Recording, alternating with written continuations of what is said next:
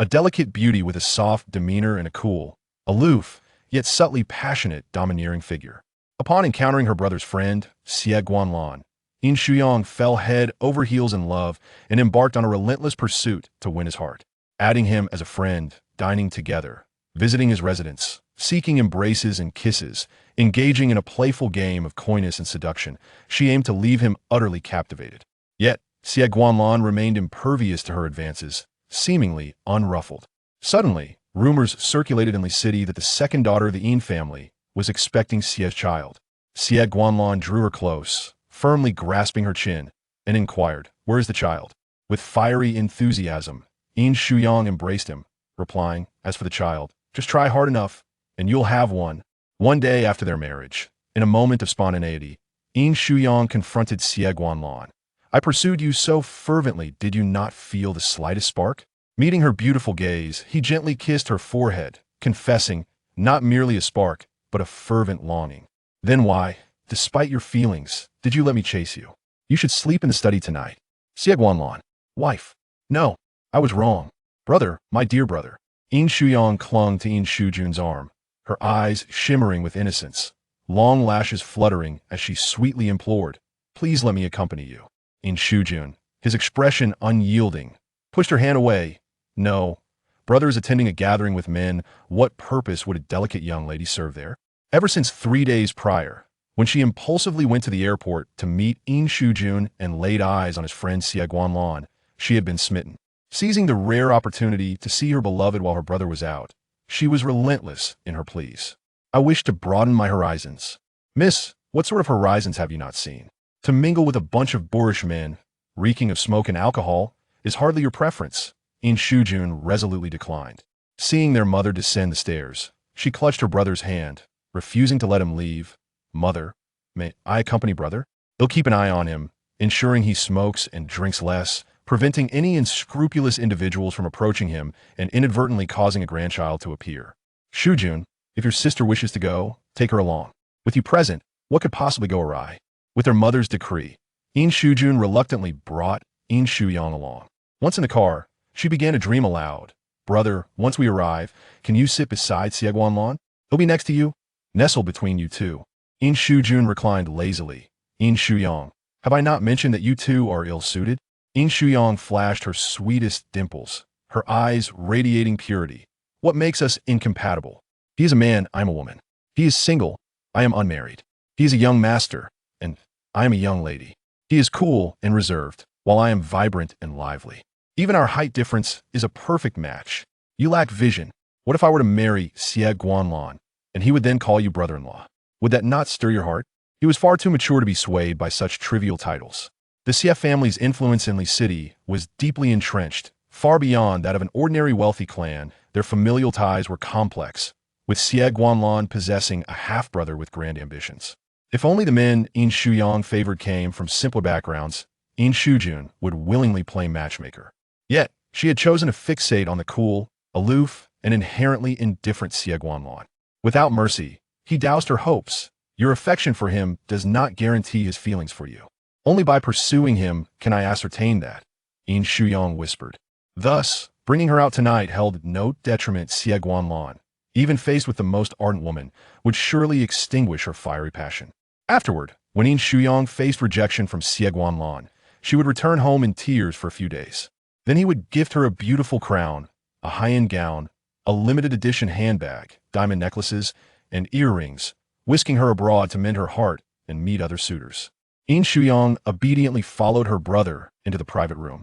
"Yin Shao has brought a female companion tonight. What a lovely girl, so fair and delicate. Yin Shao, you truly have a taste for this kind." Yin Shujun's typically gentle gaze now bore a hint of warning.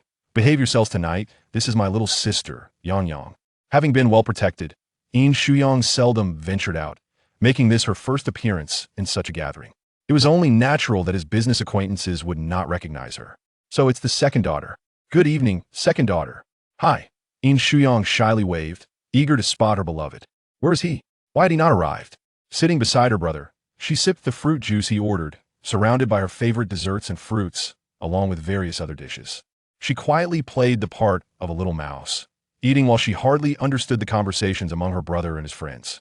After some time, Yin Shuyang poked her brother's arm, whispering, "Is he coming? He'll be here. Soon. Do you want to go greet him? Can I?"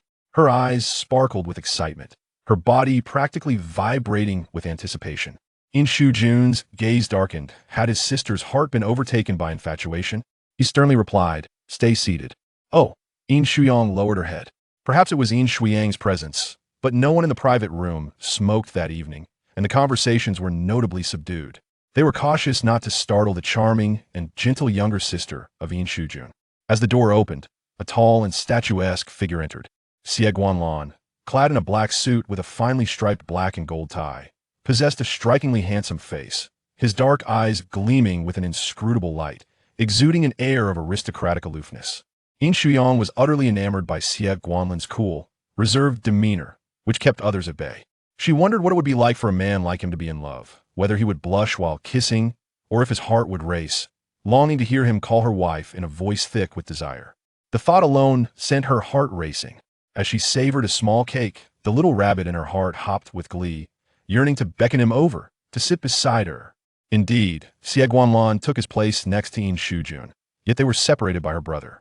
For the first time, she found her brother's prominent nose an unwelcome barrier, obstructing her view of Xie Guanlan. "Brother." She poked Yin Shujun's arm. "You've had so much to drink, shouldn't you visit the restroom?" Yin Shujun regarded her with a bemused expression, wondering if this was truly his sweet, gentle, and beautiful sister. The scheming was palpable. "I'm not going." "Please, it's not good for your kidneys to hold it in," Yin Shuyang softly urged. "My kidneys are perfectly fine. What about his?" Yin Shujun lowered his voice. "How am I to know if his kidneys are good? Can you not fixate on kidneys? What on earth are you thinking?" With her gaze downcast and her ears flushed, Yin Shujun's eyes turned icy as he glanced at her, appearing to lecture her. "What's wrong? Has my sister done something wrong? Enjoying herself outside, she's so adorable. How would you scold her? Don't sit too close to your brother. Come here. Sit over here." The other gentleman in the private room came to Yin Shuyang's defense. She had been waiting for such words. Feigning a pitiful demeanor, she stood up and stealthily maneuvered past her brother, taking a seat beside Xie Guanlan. Yin Shuyang's smile widened, her hands instinctively covering her face to conceal her joy from others. "Ah, Mom, I'm sitting next to the one I adore. You shall soon have a son-in-law." Yin Shuyang found herself at a loss for words, holding a glass of juice in her hand, her gaze softly lowered, the corner of her eye catching a glimpse of her white skirt brushing against his black trousers. She had not touched a single finger of Xie Guanlan, yet her dress had made contact first. In the hushed confines of the private room, someone suddenly spoke up. "Sister, do not be disheartened. Perhaps you should choose a boyfriend to stand up for you." Chapter 2, softly pressing against Xie Guanlan's back, Yin Shuyang decisively took out her phone and opened the QR code. In truth, she too yearned for romance. "You are all good friends of my brother, and he is so exceptional. You must be equally remarkable. May I add your contact information?" While she feigned interest in others, her true desire was to connect with Xie Guanlan. She first had others scan the code before finally presenting it to him. "Brother Xie, could you add me?" Xie Guanlan took out his phone, scanned the code, and her information appeared. A profile picture bathed in sunlight, illuminating her profile with a charming nickname, Yang Yin Yang. Just as delightful as she was, Xie Guanlan added her. Yin Shuyang was elated. Tonight was a bountiful harvest. Even if her brother did not take her out in the future, she could still flirt with Xie Guanlan online. In a flurry of excitement, she sent him an adorable bunny emoji, only to see his phone already tucked away in his pocket. The domineering types never seemed to enjoy their phones. Alas, the phone was of no use. She needed to act. However, with her brother present, it was inconvenient to feign drunkenness and lean against Xie Guanlan, as her brother would surely pull her away. "Oh, brother, you are the stumbling block on my path to love. Is this drink good?" Yin Shuyang gently inquired of Xie Guanlan. He held a beautiful glass containing Macallan whiskey. His long, elegant fingers, with neatly trimmed nails, contrasted against the cold, pale skin of his hand, where faint veins could be discerned. Yin Shuyang transformed into a hand enthusiast at that moment. "Would you like to try?" Xie Guanlan's voice rang clear. She nodded slightly, her eyes brimming with anticipation. Yes, she had expected him to offer her his glass, but he did not. Instead, he took an empty cup, poured a little, and turned to Yin Shujun. "Your sister wants to try. Should I let her?" Yin Shujun's expression hardened as he barked. "Yin Shuyang." Yin Shuyang quickly hid behind Xie Guanlan, her soft body pressed against him. I was just thinking about it. I haven't tried it yet. Please don't be fierce with me. She wished to maintain some dignity in front of the one she admired. I promise I'll repay you when we get home. Xie Guanlan had a fine physique, broad shoulders, a narrow waist, and long legs. She fantasized about swinging on his long legs. Xie Guanlan remained rigid, feeling the softness of her body against his. The private room was devoid of smoke or other women's perfume, only the fresh, crisp scent of pears emanated from Yin Shuyang. Even her hair brushed against his arm, cascading down his suit. They were too close. Xie Guanlan had never been this close to a girl before. Sandwiched between the siblings, the cold glass felt as if it were burning in his hand.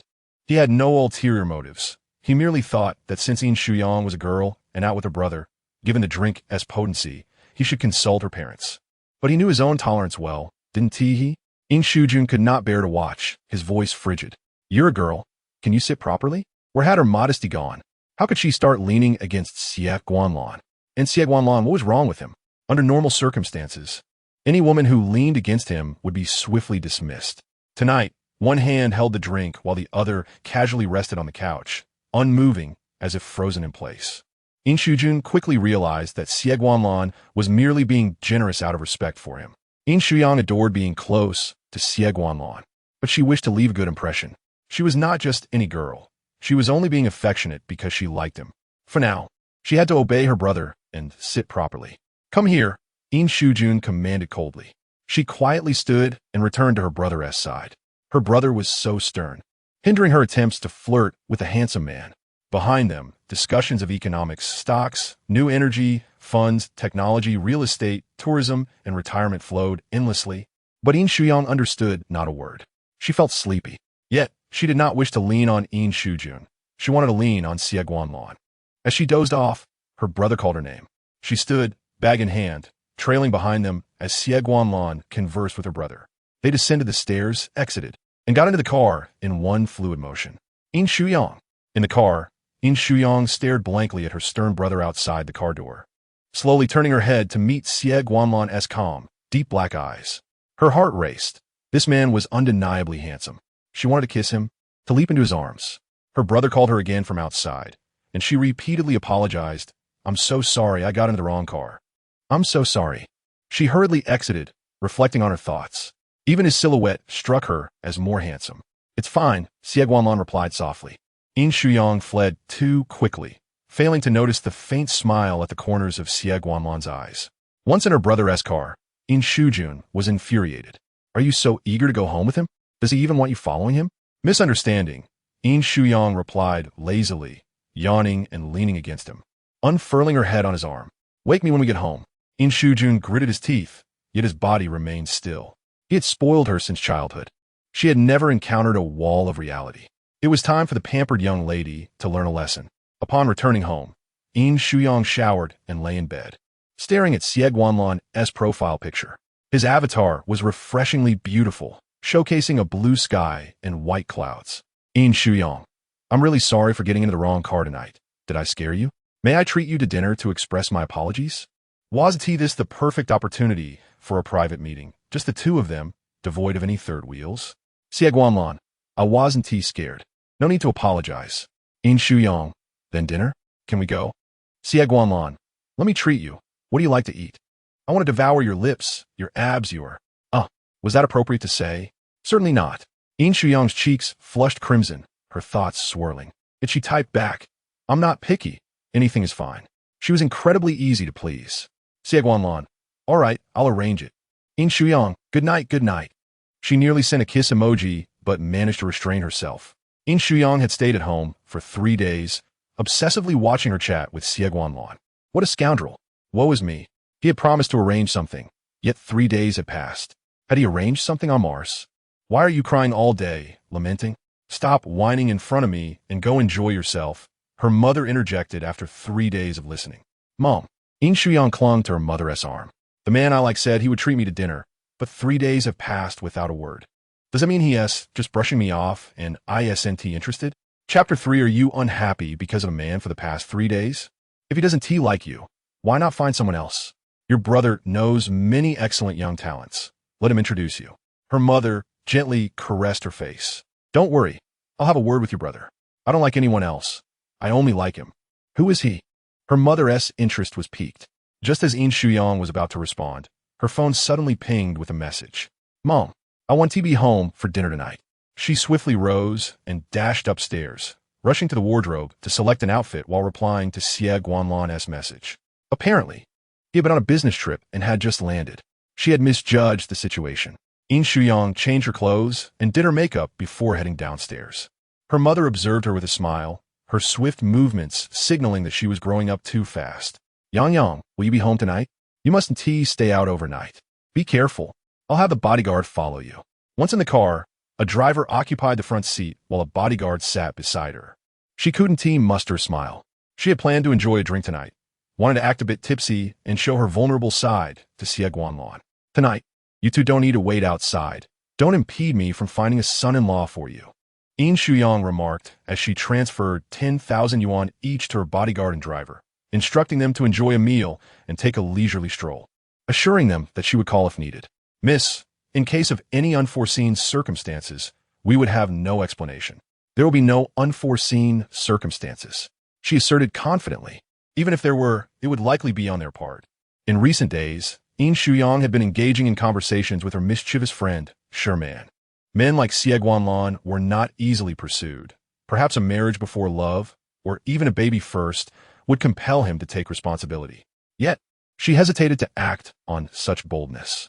Xie Guanlan had reserved a table at an exclusive restaurant in the suburbs. Such places were notoriously difficult to book, often more so than French dining establishments. Could she dare to speculate that Xie Guanlan, aware of her business trip, had made the reservation in advance? Carrying a gift of apology, Yin Shuyang followed the waiter into a private room. In the early autumn evening, the wooden glass windows framed a view of twinkling stars and a luminous moon. Inside the room, Xie Guanlan had removed his suit jacket, donning only a crisp white shirt at the table. Under the soft glow of the lights, the contours of his profile appeared exquisitely sculpted. His deep, ink-like gaze met hers, cold and detached, perfectly complementing his indifferent demeanor. The more aloof he seemed, the more she yearned to witness his unraveling. Indeed, humanity is often captivated by the fall of deities. To her, Xie Guanlan embodied an imperious, aloof, and ascetic god. Yin Shuyang obediently settled across from him, pushing the gift toward him as an apology. There is no need for an apology. With a sweet smile, she insisted, please accept it as a preemptive apology for any potential future offenses I might commit. Reluctantly, Xie Guanlan accepted. His curiosity piqued about how she might offend him in the future. The private dining experience featured Chinese cuisine, which Yin Shuyang greatly enjoyed. Aside from specialty dishes, the establishment also offered house-brewed fruit wines. Xie Guanlan ordered her plum wine and peach wine. This wine has a low alcohol content. You may sample it, he said, pouring elegantly. I have a low tolerance for alcohol. If I were to get drunk, would you take me home, Brother Xie? She asked, her anticipation growing. Going to your home would be fine as well. Xie Guanlan, ever vigilant, found himself momentarily relaxed in her presence, losing track of her subsequent words. I'll just have a sip. The ambience of the private room was serene, with delicate porcelain cups for drinking. Had he ever visited such a place with another woman? Yin Shuyang took a small sip of the peach wine. Its sweetness was delightful, with a hint of alcohol that was not intoxicating. This is delicious. How could I possibly get drunk on such a low-alcohol wine? How could I spill it on to Xie Guanlan? During their meal, Xie Guanlan remained largely silent. Yin Shuyang pondered the reason for his invitation. Was it simply because she was Yin Shijun's sister, having a poor tolerance for alcohol? Her cheeks flushed even with the fruit wine. Feeling warmth spread across her face, her gaze became languid. What kind of girl do you like? Bold and straightforward, she inquired, confident yet passionate. Xie Guanlan recalled Yin Shijun's warning. My sister has a fleeting interest in things. At her young age, she often confuses infatuation with true affection. Just because she likes you now doesn't mean she will in the future. Besides, you have never shown interest in women. I worry she will be hurt, and it's better to be clear with her. Thus, dining with Yin Shuyang tonight was also Yin Shijun's intention. Seeing him silent, she asked, is someone like me acceptable? I'm 21, a university graduate, and I stand at 1.68 meters. With heels, I'm about 1.7 meters. Our heights are perfect for a kiss. Rising, she gently placed her left hand on the wooden table, walking slowly to his side. Leaning close, revealing two charming dimples. Her eyes sparkling, she sweetly asked, Xie Guanlan, may I pursue you? Gani, I really like you. Although she adored his aloof and ascetic demeanor, her heart raced with urgency and grievance, wishing to cry when he remained silent. No, he replied coldly. Yuyang, we are not suitable. The unsuitability she heard from her brother and from Xie Guanlan felt entirely different. She could confront her brother, but found herself powerless against the man himself. With her eyes reddening, tears glistening, she leaned closer, asking, what makes us unsuitable? Yuyang, you're still young. Xie Guanlan blurted out, unable to articulate a reason for his rejection. I am not young. I'm 21, a year past the legal marriage age, and you are already 6 years beyond that. Tears brimmed at the corners of Yin Shuyang's eyes. Xie Guanlan replied, thus, we are not suitable. To you, I am too old. Her tears flowed more fiercely. 28 is not old. It's merely a 7-year age difference. I like you, I don't mind. What do you care? Or do all men prefer to seek out 18-year-olds? Not all. Xie Guanlan retrieved a handkerchief, intending to wipe her tears, but hesitated mid-motion, realizing that any intimate gesture would be inappropriate if he intended to reject her. You should wipe your own tears. Your makeup is smudged. Yin Shuyang took his handkerchief and dabbed at her tears. I understand. You don't like me as I am. But could you share what kind of girl you do prefer? I shall strive to become that. Xie Guanlan found himself charmed by her determination to improve even after rejection. With Yin Shijun having sheltered his sister so well, how could she possibly be attracted to someone as indifferent, with a perpetually stern expression, as he? May I have a hug? She asked softly, her voice barely a whisper. Just one hug, and I will obediently return home. She took a step closer to him. Xie Guanlan gently embraced her, noting that her perfume resembled soft roses blooming in May. She was soft and trembling, having been crying, clinging tightly to his waist, her head buried in his chest, her tears soaked through his white shirt, warmth penetrating the fabric and reaching his heart. Sensing the intensity of the moment, he cautioned, Yuyang, that's enough. Just one more hug, she pleaded, tightening her grip. This was the man she adored, and the sensation of being in his arms exceeded her expectations. I still haven't had dinner. Yuyang. Xie Guanlan grasped her wrist, firmly pushing her away. Yin Shuyang, heartbroken, did not register the slight rasp in his voice when he called her name, nor the rapid beating of his heart as she pulled away. Weeping, she exited, her devoted bodyguard and driver waiting outside. Upon seeing her tear-streaked face, they instinctively felt compelled to act. Yet, Yin Shuyang climbed into the car, demanding to go home. The bodyguard clenched his fists, throwing a punch at the air before begrudgingly getting into the vehicle. Beneath the dim streetlights, Xie Guanlan's tall figure stood illuminated, his shirt dampened by her tears. He raised a hand to touch the wetness, realizing it was from her. Returning home, Yin Shuyang remained silent, ascending the stairs without a word. What happened to your sister? Her brother inquired. Who has she fallen for? She left joyfully, only to return in tears. What kind of friend do you have? Bullying a girl. Yin Mu directed a barrage of questions at Yin Shujun, who promptly ascended the stairs to pacify the situation. Upon entering his room, he discovered Yin Shuyang sprawled on the bed, clutching Xie Guanlan's handkerchief, weeping softly. Rejected, perhaps? Yin Shujun crossed his arms, having previously asserted that Xie Guanlan did not harbor feelings for her. Yin Shuyang sat up, her heart already heavy with sorrow, and her brother's sarcastic remarks only deepened her anguish. Leave. I do not wish to see you. Dear sister, tomorrow I shall take you out for a delightful outing and buy you a beautiful dress. He is merely one man among many in this world. I can introduce you to others, he assured her, settling beside her on the bed. Do you wish to? Absolutely not. What then do you desire? Yin Shuyang regarded her brother with a gaze filled with resentment, scrutinizing him closely, convinced of his culpability. The two were hardly acquainted, and Xie Guanlan had gone so far as to treat her to a meal before rejecting her. Did you speak ill of me in front of Xie Guanlan? Certainly not. Yin Shujun flatly denied, maintaining his composure. My sister is gentle, beautiful, intelligent, and charming, without a single flaw. What could I possibly say against her? Are you truly innocent of such claims? Indeed, in my eyes, my sister is flawless. Then why did he reject me outright? Yin Shuyang's tears flowed more profusely. She initially thought her brother was the source of her woes, but the truth was far more painful. Yin Shujun gradually moved closer. You see, he carries an air of emotional detachment, Perhaps he is simply incapable of reciprocating feelings. My sister deserves not to pine for an unresponsive heart. Yin Shuyang, with tear-filled eyes, gazed at him for several moments. How do you know this? I was merely jesting, speaking nonsense. Oh, my dear child, cease your tears. Your eyes are swollen. To an outsider, it might appear as though I have wronged you. Yin Shujun sighed exasperatedly. Get some rest. Tomorrow I shall comfort you. A man of his caliber would undoubtedly find it challenging to secure a girlfriend in the future. As Yin Shujun exited his sister's room, he sent a message to Xie Guanlan. Thanks, brother. Xie Guanlan had just emerged from the bathroom, his expression cold as he glanced at the message, opting not to respond. Much like the rumors circulating about him, he maintained an air of emotional detachment, having experienced little desire since his teenage years. However, while showering, he found himself recalling the warmth of an embrace with Yin Shuyang, the image of her tear-streaked face stirring unexpected feelings within him. Yin Shuyang remained at home for 3 days.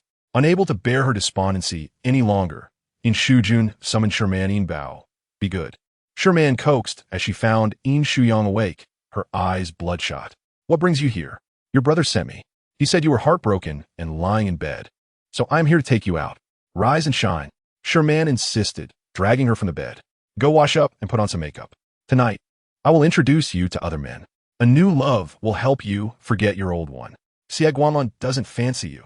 We have plenty of other options. As long as you move on quickly, there will be no sorrow, only love. Get moving, Sherman urged, pulling her towards the door. Your brother has promised to cover the expenses tonight. Then we shall treat Yin Shujun to a lavish outing. Once seated at a bar, however, Yin Shuyang felt disoriented. There were many men, and handsome ones at that, yet none appealed to her. The suitors who approached were of a similar age, appearing even more in need of companionship than she. Help! I wish to escape. I still prefer Xie Guanlan, she lamented, tracing her fingers along the rim of her glass. Finding no interest in others. But you failed to pique Xie Guanlan's interest. That was not my intention. I have a good figure. Yin Shuyang sighed, feeling deflated, lamenting that she had not yet had the chance to impress Xie Guanlan. She murmured, being rejected seems only natural. If Xie Guanlan were easily won over, he would not be the aloof heartthrob of Li City, would he? So, thus, I still wish to pursue him, but I fear causing him discomfort. What if he truly does not like me? Would I then be seen as a shameless woman clinging desperately? Yin Shuyang pondered, her beautiful amber eyes darting around. Sherman, what should I do? Sherman responded thoughtfully, you are too straightforward. A woman must master the art of subtlety, to entice while appearing aloof. You cannot let him perceive your overwhelming affection. Without some guile, even if you win Xie Guanlan's heart, he could slip away. We must devise a long-term strategy and proceed with caution. Chapter 5. Can Brother Xie hold me? I am the one who was rejected. How could I refuse him? If only Xie Guanlan were more proactive, I would rush to him without hesitation. Yin Shuyang pouted, making playful kissing sounds. Sherman sighed. I cannot bear to watch. What do you mean? Where would you kiss? Anywhere. Yin Shuyang sipped her drink, attempting to mask her inner turmoil. In the past, discussions of men, celebrities, athletes, and fictional characters had never interested her. She had grown weary of such topics. Having always been surrounded by a remarkably handsome brother. Kiss his toes? Sherman could no longer contain her disbelief. Yin Shuyang shook her head. Let us forget that. I have no such inclinations. That merely indicates you do not yet love him enough. Yin Shuyang gasped. Would you kiss your beloved's toes? He would kiss mine, she replied, leaving Yin Shuyang in stunned silence. What had she just heard? Sherman, it seemed, led a rather flamboyant life. You will understand in due time. Sherman said with a mischievous grin. The two sat quietly in their booth, sipping drinks, the notion of kissing toes feeling rather extreme. As they indulged, a woman suddenly collapsed against Yin Shuyang, drawing the attention of several men. Ignoring the stains on her clothing, Yin Shuyang instinctively embraced the fallen girl. Isn't it shameful to strike a woman? Mind your own business. That filthy witch deserves it. One particularly menacing man threatened to strike both women. Shimon swiftly intervened, hurling a bottle at the aggressor and shielding the two. With a strikingly beautiful visage framed by long, dark hair, she exuded an air of authority in her black dress. Where's the manager? Is no one here to intervene when a brawl breaks out? Can this establishment still be frequented? The venue they occupied was not a mere bar, but the most upscale club in Li City, where access to certain areas required a VIP card and personal escort by the manager. Such places valued their reputation dearly. If something were to happen to a young lady of standing, patrons would surely refrain from returning, resulting in substantial loss. Who are you to meddle? One of the men sneered, glaring at her. What are you staring at? Do you possess any sense? Sherman shot back. If you dare to lay eyes on me again, I shall remove them. I won't strike you, but you will harm my sister. How dare you? The men advanced, but security swiftly intervened. Upon the manager's arrival, he immediately began apologizing. Miss Sure, I am terribly sorry. We will address this matter. And her? Of course, of course. The manager instructed the waitstaff to remove the woman who had collapsed against Yin Shuyang. Yin Shuyang rose to leave, her dress soiled, and Sherman shared her concern about lingering and facing further trouble. What about that girl? Sweetheart, in this modern age, it is best not to concern ourselves with such matters. It is beyond our jurisdiction. The manager will handle it. Sherman linked arms with her. You are shaken. Let us go shopping for a new dress before returning home. You cannot go back like this. As they exited the bustling hall, they encountered a group descending the stairs. Yin Shuyang suddenly collapsed into Sherman's embrace, whimpering softly, ouch, it hurts. Sherman inquired, what does it hurt? How did you twist your ankle all of a sudden, and why is all this weight pressing down on you? Upon catching sight of the imposing Xie Guanlan at the forefront, Sherman instantly understood. That distinguished figure emanated an aura of chilling detachment, his gaze indifferent, exuding an overwhelming sense of coldness that made Sherman feel intimidated, yearning to retreat far away. Mr. Xie, she boldly called out, determined to fight for her sister's happiness. Xie Guanlan intended to bypass them entirely. Having already rejected Yin Shuyang, he believed maintaining distance was appropriate. Yet, he was halted by her voice, and upon noticing the dirted hem of Yin Shuyang's dress, his steps unwittingly led him closer. Xie Guanlan's gaze fixated intensely on Yin Shuyang's face. What happened? Yin Shuyang clutched his arm, her demeanor frail and delicate. There was a fight inside, and I was so scared. Sherman fervently nodded in agreement. Yes. It was quite fierce. With her glistening, tear-filled eyes, Yin Shuyang timidly asked, can you hold me, Brother Xie? Sherman's inner monologue erupted. Sister, I underestimated you. Who could possibly pursue the male deity if not you? Sherman then added, I can't carry her. Xie Guanlan effortlessly lifted Yin Shuyang into his arms. I still want to play a bit longer, Mr. Xie. I leave my yang in your care. Sherman turned and dashed away. Yin Shuyang silently applauded Sherman's audacity. Truly, she was a good sister. Buried in Xie Guanlan's chest, she mused about his attire, yearning to strip away his suit.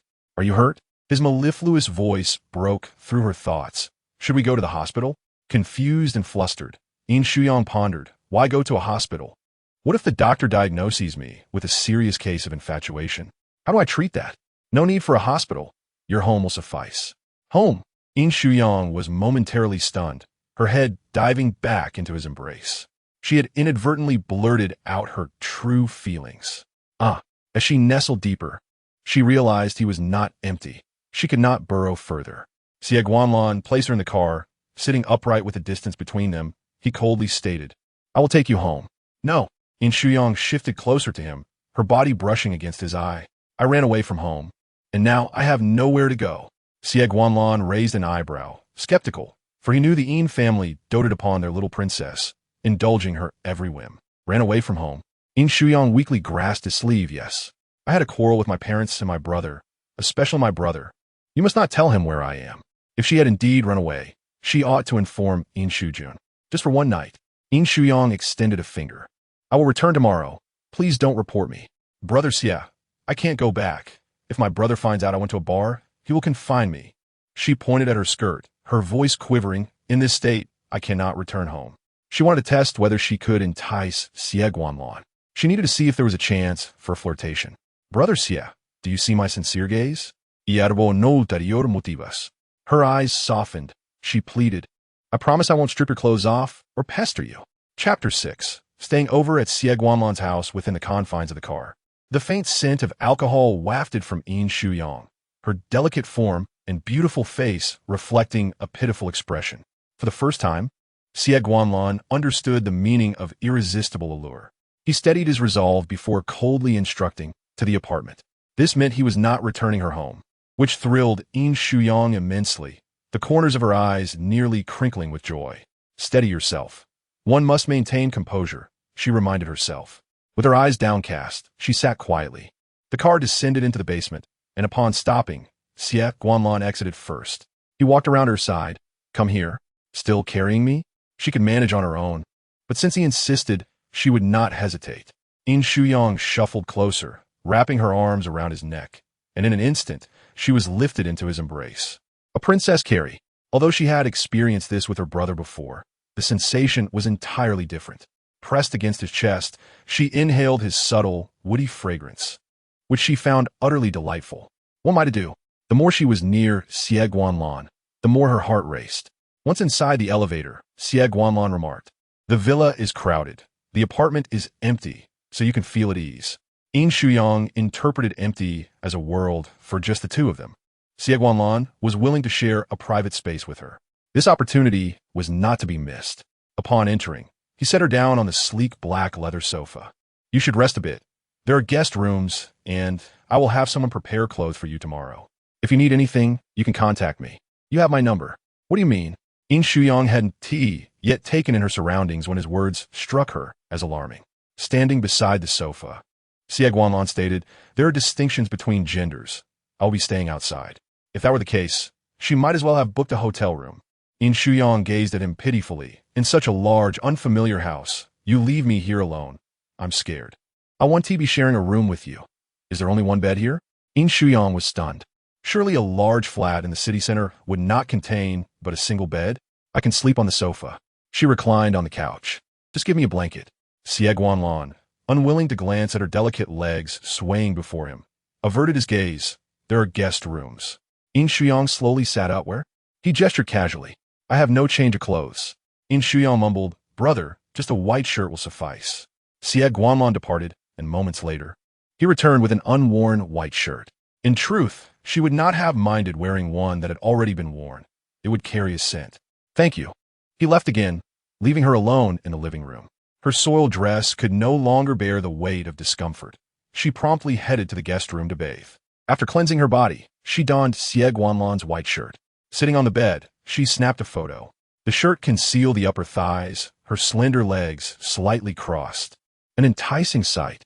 Was it too far to send this directly to Xie Guanlan? "Yin Shuyang, Brother Xie, I can't sleep." Xie Guanlan, "Would you like sleeping pills?" "What? Sleeping pills? Who keeps sleeping pills at home?" Xie Guanlan, "Do you resort to sleeping pills whenever you struggle to sleep? Have you considered other methods for inducing slumber? Exhaustion alone can lead to a deep sleep, hence the necessity of pre-sleep exercises." Yin Shuyang, "My mother says young people should avoid taking medication. It's unhealthy." Yin Shuyang, "May I come and chat with you?" She patiently waited, but received no response from Xie Guanlan. Could he have taken sleeping pills and drifted off? Meanwhile, Xie Guanlan relaxed in the bath, the steam enveloping the room as he stared at the messages.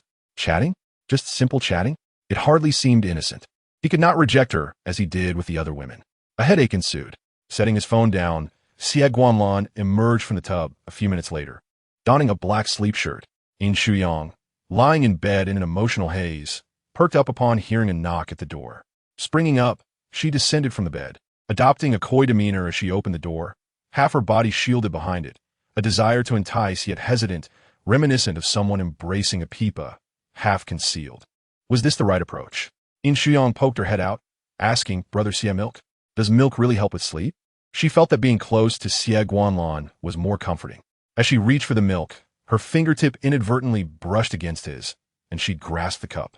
"Have you had any?" "No." "Then you should drink it." Xie Guanlan replied coldly. "There's more in the fridge. This cup is yours." Yin Shuyang held the cup and drank eagerly, gazing at him with innocence, softly expressing her gratitude. "Thank you. Good night." "Good night." She watched his indifferent silhouette and whispered good night. "My beloved, I hope you have sweet dreams tonight." Joyfully returning to her bed, she felt for Xie Guanlan's hand. That moment had felt electric, a current coursing through her body, lingering in her heart, which now raced uncontrollably. She needed to devise a plan to stay a few more days. After Xie Guanlan placed the empty cup down in the kitchen, he turned and returned to the bedroom, switching off the lights and lying down. In a daze, he sensed soft noises outside, yet his body felt as though it were trapped in the bed, unable to move or even open his eyes. The bedroom door creaked open. With light footsteps approaching, he caught a waft of a sweet, feminine fragrance. She tiptoed to his bedside and softly called, "Brother Xie, it's me. I still can't sleep. Will you keep me company?" Yin Shuyang climbed onto the bed, lying beside him, her slender arm draped over his waist, her soft body pressed against him. Xie Guanlan's breath quickened. When he spoke, his voice was husky, tinged with desire. "Yang, don't what?" Yin Shuyang's tone was sweet and gentle as she rubbed against him, suddenly straddling his waist. "Is this not allowed?" In the dimly lit room, Yin Shuyang leaned closer, her red lips brushing against his cheek. "But I want to." The atmosphere grew thick with heat, both of them breathing heavily, unable to bear the rising tension. Xie Guanlan's restrained hands refrained from encircling her waist. He had only caught a fleeting glance of her wearing nothing but a white shirt, the buttons barely fastened, revealing tantalizing hints of her collarbone and enticing curves. "Brother Xie, your heart is racing," Yin Shuyang remarked, her hand trailing across his chest through the fabric of his shirt. "You like this too, right?" Chapter 7. Xie Guanlan, I miss you. His aloof and restrained demeanor was merely a fade. Beneath it lay a passionate soul. Why else would his heart race and his breath grow erratic? Yin Shuyang deliberately exhaled softly near his ear, her warm, gentle voice penetrating his senses. Her lips barely grazed his ear, sending shivers through him. Xie Guanlan's breathing grew heavier. With her face nestled against his neck, she asked, "Can I kiss you?" Yang, don't. He was still holding back, his neck taut with tension. In the darkness, Xie Guanlan's throat moved as he pressed a warm palm against her waist, preventing her from moving. Yin Shuyang traced her tongue along his neck, whispering, "Brother Xie, I really like you. You can like me too." Xie Guanlan attempted to speak calmly. "Don't tease. Go back to sleep." Despite his words, his hand remained firmly on her waist, unwilling to let her leave. Yin Shuyang inhaled his scent, challenging if he can't let go. Suddenly, his hand released its grip. He truly could endure. The sensations coursing through him were undeniable. Frustrated, she nibbled at his neck, cautious not to bite too hard. "Xie Guanlan, are you really indifferent to intimacy?" "This one tea do." He remained composed, stating, "Even if you provoke me, we cannot." Being younger, Yin Shuyang could disregard consequences, but he could not allow her to continue like this. As he prepared to forcefully push her away, she clung to him, wrapping her arms around his neck and kissing him. Sweet, soft, ambiguous, thrilling, and exhilarating. Listening to her soft moans, Xie Guanlan's rationality began to crumble, and he pinned her beneath him, reversing their roles. Just as he was about to take the next step, the dream abruptly ended. Xie Guanlan slowly opened his eyes, only to find darkness surrounding him. The soft warmth of her body had vanished. He sighed, closing his eyes once more, and it took a long time for him to fall asleep again. When his biological clock dictated it, he awoke, rising to exercise. After his workout, a slender figure emerged slowly. She rubbed her eyes, her hair tousled, her wrinkled white shirt hinting at sleep. Groggily, she greeted him before lying on the sofa, clutching a cushion between her legs. "Brother, I'm hungry." Upon seeing her, Xie Guanlan was reminded of the lustful dream from the previous night and turned away. Feeling guilty, after showering and changing, he stepped outside, only to find Yin Shuyang still curled up on the sofa. He draped a blanket over her and was about to leave when she grasped his arm, her delicate face leaning against him. "Are you going to work?" Her series of actions made it hard for him not to recall the dream from last night. She was as obedient as a cat. If he had a cat, would it be just as affectionate and clingy? Xie Guanlan did not rush to withdraw his hand, even leaning slightly so she could be more comfortable. His voice softened. "In a moment, I'll have someone bring you breakfast and clothes. The driver is waiting in the basement. Just get in the car if you wish to leave." "What if I don't want to leave?" Yang, running away from home will worry your family." Yin Shuyang, now slightly more awake, gazed into his strikingly handsome face with her clear amber eyes. "You know I was lying last night." He was aware, having taken her home. The dream from the previous night weighed heavily on him. Yet it also confirmed one thing. He was not truly indifferent to intimacy. In her presence, he became a dangerous man. Xie Guanlan withdrew his arm. "If you don't want to leave, stay here. I want tea, come over tonight." Yin Shuyang's eyes glistened with unshed tears, resembling an abandoned child, as she curled up on the sofa, her slender form wrapped in a blanket, her head buried in her knees as she sobbed. Yet, she still heard the sound of the door closing. The spacious house was suddenly left with just her. The cold decor of the house mirrored Xie Guanlan's own icy demeanor. So cold, after a while, She heard the sound of a code being entered and with hope, turned her head, only to see the housekeeper entering, carrying a bag of clothes. Miss Yin, this is from Mr. Xie. There's breakfast too. Eat something so you won't go hungry. Breakfast was set on the dining table, and the clothes were placed beside her. She complied, eating breakfast obediently, but did not change her clothes and return to her guest room. Lying on the bed, she saw a message from Sherman, filled with excitement. Yet she realized that she had made no progress with Xie Guanlan the previous night. Should she stay here tonight? If Xie Guanlan wasn't coming, what was the point? In the afternoon, the housekeeper prepared lunch for her. Yin Shuyang ate obediently and then received a call from her mother, inquiring about her whereabouts. Baby, your mother worries when you don't return home tonight. Your brother is not in the country. Otherwise, he would have come to find you. So, her brother was on a business trip. What a stroke of luck. Mom, are you suggesting I go out to relax? I'm out here enjoying myself. I'll return in a few days and will keep you updated every day. Love you. After hanging up, she thought that if Xie Guanlan wasn't coming, she would draw him out. The housekeeper was responsible only for cleaning and cooking, never prying into the family's matters. After preparing dinner, she left. Yin Shuyang sent a photo of her dinner to Xie Guanlan, along with a picture of his floor-to-ceiling windows. Still at your place. She waited while eating, and after an hour, finally received a reply from Xie Guanlan. Xie Guanlan, got it. Just that. Yin Shuyang began to feign innocence and lament her situation. Yin Shuyang, Annie has left, and I am all alone. I feel so scared. When will you come home? Brother Xie? Xie Guanlan, I won't be returning. Yin Shuyang, sobbing, how long will you be out? Can I wait for you? It's been 10 hours since I last saw you. I miss you so much. The longing overwhelmed her. If he doesn't return tonight, she would sneak into Xie Guanlan's bed. How perverse. Yet, why was she so exhilarated? After dinner, with no response from Xie Guanlan, who had yet to come home, she took a bath and tiptoed to his room, preparing herself psychologically. She didn't intend to invade his space. She simply couldn't sleep and felt frightened. His room exuded a masculine energy, providing her with a sense of security. Yes, that was it. Yin Shuyang pushed open the door and entered. The decor mirrored that of the living room, an elegant palette of black, white, and gray, adorned with numerous green plants and modern artwork on the walls. She lay down on the bed where Xie Guanlan had slept the previous night, grateful that the sheets had not been changed, as they still held his lingering scent. Snuggling into the covers, she rolled with excitement, staring at the ceiling from the pillow he had used. Good night, Xie Guanlan. Tonight I shall dream sweetly. In the stillness of the night, a sound of the door being unlocked echoed, followed by a tall figure entering the room. Chapter 8.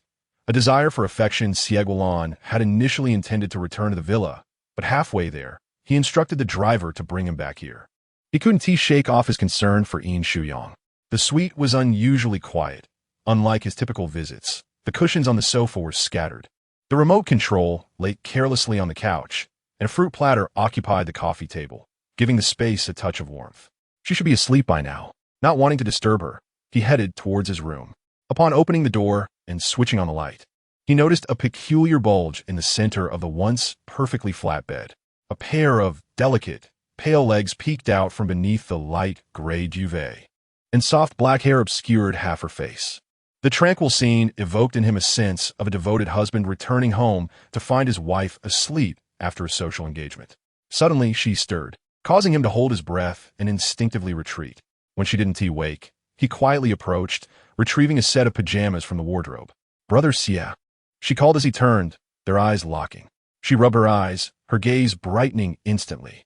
She leapt from the bed, bare feet padding swiftly to him, excitedly enveloping him in a hug. You're back.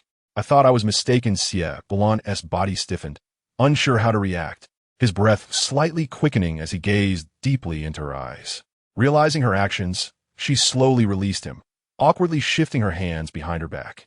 I was scared alone. I thought you wouldn't return. I just slept in your room because it smells like you, and it makes me feel safe. Xie Guanlan tightened his grip on the pajamas, his voice remaining eerily calm. If you're scared, you should go home and sleep. Yin Shuyang turned to tidy his bed, then bowed apologetically before him. I'm sorry. As she exited the room, tears threatened to spill. It was cruel to send her away at such an hour. Didn't he realize it was unsafe for a girl to be out alone at this time? Xie Guanlan stood still for a few moments, tilting his head slightly as he loosened his tie and turned toward the bathroom. After showering, He gazed at the neatly arranged bed, rubbing his temples, feeling a lingering unease.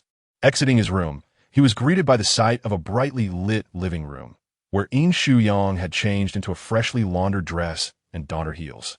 Curled up on the porch, hugging her knees, she resembled a forsaken kitten, pitiful and helpless. Yang Yang. Yin Shuyang looked up, tears shimmering in her eyes, spilling down her cheeks. She slowly rose, wiping her tears, uncertain of the dangers of hailing a cab at this hour, feeling frightened. I didn't mean for you to leave now, Xie Guanlan clarified. Yin Shuyang leaned softly against the wall. What's the difference between leaving now and tomorrow? There's a significant difference. It's the middle of the night. Xie Guanlan strode toward her, relieved he had checked on her. Had he not, would she have remained at the door until dawn? She was quite stubborn, her demeanor nothing like the delicate and perceptive Yin Shujun. Go back to sleep. We'll talk about it tomorrow. I'll be sent away tomorrow anyway. I might as well stay here, Yin Shuyang said, wiping her tears pathetically. Xie Guanlan promptly swept her into his arms, removing her heels. Yin Shuyang obediently kicked off her shoes as he carried her toward the guest room. She clung to his neck, tears staining his pajamas. I'm sorry. If you dislike it, I'll wash the sheets for you. I told my mom I was traveling, and if you send me away, I'll have to stay in a hotel. I'm a girl alone in a hotel. Who knows if it's safe? My brother's on a business trip and hasn't returned. Xie Guanlan gently placed her on the bed. Do not enter my room. You may roam freely elsewhere, but you're allowed to stay. Unbeknownst to her, she had successfully evoked Xie Guanlan's concern tonight. Would she wash the sheets? The pampered daughter had never washed her own sheets at home. Would she really wash them in another man's house? Xie Guanlan leaned forward, his dark eyes locking onto hers. Yin Shuyang, whether you harbor feelings for me or another man, washing sheets is not something you should concern yourself with. A young lady accustomed to a life of luxury should maintain that standard both before and after marriage. Do not diminish your quality of life or attempt to impress a man by doing things you do not normally do. Such trivial gestures will not move him. Yin Shuyang softly replied, I want tea like other men. I only like you. It was love at first sight. You and my brother looked so handsome when you emerged from the airport that day. You're still very handsome now. Xie Guanlan felt his ears flush, his typically aloof expression betraying a hint of desire. Was it merely her illusion? Yin Shuyang blinked, her eyes glistening with unshed tears, her gaze lingering on his alluring lips. If only she could steal a kiss, her spirits would surely lift. Xie Guanlan, aware of the unspoken meaning in her gaze, tugged at the collar of his pajamas. Standing upright, I'll wash my face and then sleep. You've turned into a little crying kitten. If you don't wash your face, you'll feel uncomfortable tomorrow. Yin Shuyang tugged at his clothing.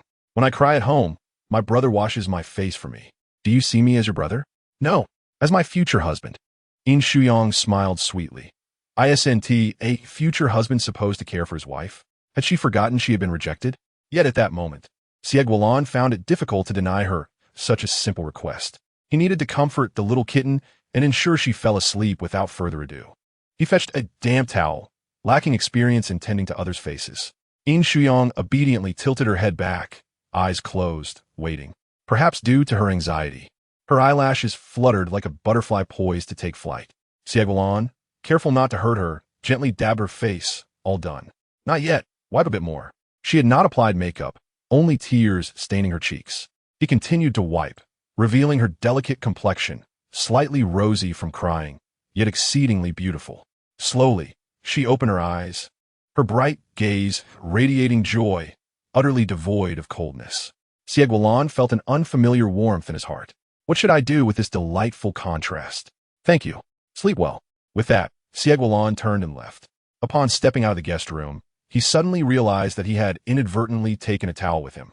It was inconvenient for him to return, so he carried the towel back to his own room and laid down on the bed that had once been graced by Yin Shuyang's presence. A delicate fragrance, reminiscent of her essence, enveloped him. Chapter 9. If you move, I will kiss you. Last night, devoid of Yin Shuyang's scent, he had dreamt vividly. Tonight, would he be able to find rest? Xie Guanlan found himself once again ensnared in a whimsical dream, where the protagonists were none other than himself and Yin Shuyang. He affectionately called her little kitten, and she playfully leaped into his embrace, nuzzling against his chest, planting kisses upon his cheek, and to his astonishment, a fluffy white tail sprouted from behind her. The tail, soft and inviting, wrapped around his wrist beckoning him to caress her. Upon awakening, Xie Guanlan lay in bed, attempting to calm his erratic breathing. Exiting the bedroom, he spotted Yin Shuyang standing by the dining table. "You're awake. Why not sleep a little longer?" He recalled that she had risen quite late the previous day, prompting him to prepare for an early departure today. "I am hungry. The auntie has prepared breakfast. Shall we eat together?" Yin Shuyang's smile was irresistibly sweet, and he felt an urge to poke her adorable dimples. He joined her for breakfast. Yet the remnants of last night's dream lingered in his mind, causing him to avoid her gaze and eat in silence. "I'm leaving." Yin Shuyang wiped her mouth and stood up. "Can I accompany you to the company? I'll be so bored at home." "Please. I promise I won't be a nuisance. I'll be very good." Xie Guanlan remained indifferent. No. Her lovely face visibly fell. "All right then. I'll wait for you at home. You must come back tonight, or I'll be scared." He responded with a nonchalant mem. Her eyes then fell upon his tie, noting that today S was not the one she had gifted him. Perhaps he had even discarded her present after rejecting her. Determined and brave, she resolved to evoke his interest through her charm. Throughout the day, Xie Guanlan received messages from her every hour. "Miss you, what are you doing? Have you eaten? Taking a nap for an hour? Are you busy?" She was not just a little kitten. She had transformed into a chatterbox. His assistant and the entire secretary room speculated that Xie Guanlan was behaving strangely, frequently checking his phone and even sporting a faint smile on his usually stoic face. Was he in love? Upon finishing work, he returned home with an unprecedented eagerness. The secretary's predictions were becoming increasingly accurate. Yin Shuyang, completely unaware of his early return, was busy painting, her hair in a bun and wearing an apron. "I haven't finished painting yet. Why are you back so soon? You told me to come back." Little did she know how obedient he was. "Since you're so obedient, may I steal a kiss?" With the cook still present, she dared not voice her thoughts. "I noticed a painting in your bedroom. Since you've taken me in, I wish to create a painting as a token of my gratitude. My skills are quite commendable." The cook had yet to finish the meal, and after speaking, Yin Shuyang returned to her tasks. When the cook finally called them for dinner, she removed her apron, washed her face, and emerged. Xie Guanlan had changed into comfortable home attire, reclining on the sofa, engrossed in a tablet filled with dense numbers and text, something she could not decipher. Yet, she found his exposed wrist alluring, wishing he would wrap that hand around her waist. The mere thought sent a thrill through her.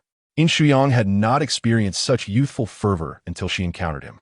She tiptoed over and embraced his neck from behind, leaning against him softly. "Can I have a drink tonight? I want to practice my alcohol tolerance." Was she truly practicing, or was she attempting to feign intoxication to entice him? Xie Guanlan gently pried her hands away.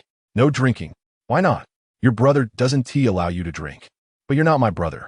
Yin Shuyang pouted, realizing that confessing while sober was futile. Intoxication would render her confessions even more useless. However, being drunk would allow her to be more daring with him, and upon waking, she could pretend nothing had transpired. Xie Guanlan was not about to grant her that opportunity. He found her too cold and detached. He refused her alcohol and kisses, so she channeled her frustration into her painting, leaving without a backward glance. Xie Guanlan mused. Why the rush? If she were to get drunk tonight and act upon her impulses, would he yield or resist? Thus, it was for the best that she not drink. Once Yin Shujun returned home, he would ensure she was taken back. Xie Guanlan remained in his study until 11, yet outside, there was no sign of movement. Yin Shuyang had transformed his once empty room into an art studio and was still inside. Yin Shuyang. She stood, blocking the door. You can't come in. Time for bed. He replied, standing at the threshold. Sleep? I have sleeping pills at home. Taking medication, isn't good for you. Yin Shuyang gradually approached him, wrapping her arms around his waist, resting her head against his chest. I'm so tired, just one hug? Xie Guanlan contemplated pushing her away, but found himself captivated by the warmth of her soft touch, even more delightful than the sensations from his dreams. Yin Shuyang. Don't move, I'm just hugging you. Her delicate face nestled against him. If you move, I'll kiss you. Could she truly threaten him this way? Xie Guanlan felt a stirring within, his every cell urging restraint, and as he spoke, his voice emerged low and husky. Is that enough? Not enough, not enough, not enough. I want to hold you forever. Yin Shuyang clung to him like a playful rogue, her mischief evident as she refused to let go. Yin Shuyang, call my name again. I want to hear you say it. She found his voice calling her name more alluring than anyone else's. Xie Guanlan ceased to call her, but did not force her away, instead savoring the softness of their physical connection. Embracing was indeed a comforting experience. In a moment of impulse, he ran his fingers through her soft hair. Go wash up and sleep. Pain can wait. Yin Shuyang emitted a soft, kitten-like hum. I love it when you touch me. It feels so good. Please, just a little more. Chapter 10. The art of subtle seduction. They had previously agreed to maintain their distance. Yet here they were, entangled in each other's embrace. If Yin Shujin were to witness this, he would surely be furious. Xie Guanlan, again, caressed her softly, wondering how such a sweet and lovely girl could exist. Oh, it feels so nice. Yin Shuyang gazed up at him, her smile radiant. Do you enjoy hugging me? Xie Guanlan, usually composed, found himself flustered and gently pushed her away. Don't say you see me as a brother. I have never thought of you as an older brother. Yin Shuyang blocked his path. You're like a doll, even more exquisite than a doll. You are a delicate and precious little princess. You're also like a little kitten. Xie Guanlan lowered his gaze slightly. Yin Shuyang, you are drawn to me solely for my exterior, as you mentioned. I do not truly know you, nor do you know me. Do you think that after I come to understand you, I might no longer fancy you? Yin Shuyang mischievously blinked her eyes, suggesting that she must first delve deeper to ascertain the truth. Why not grant her that opportunity? Allow me to understand you, and in turn, let you know me. She was brimming with excitement, playfully swaying her arm around his. Xie Guanlan remained silent, and Yin Shuyang's spirit dampened.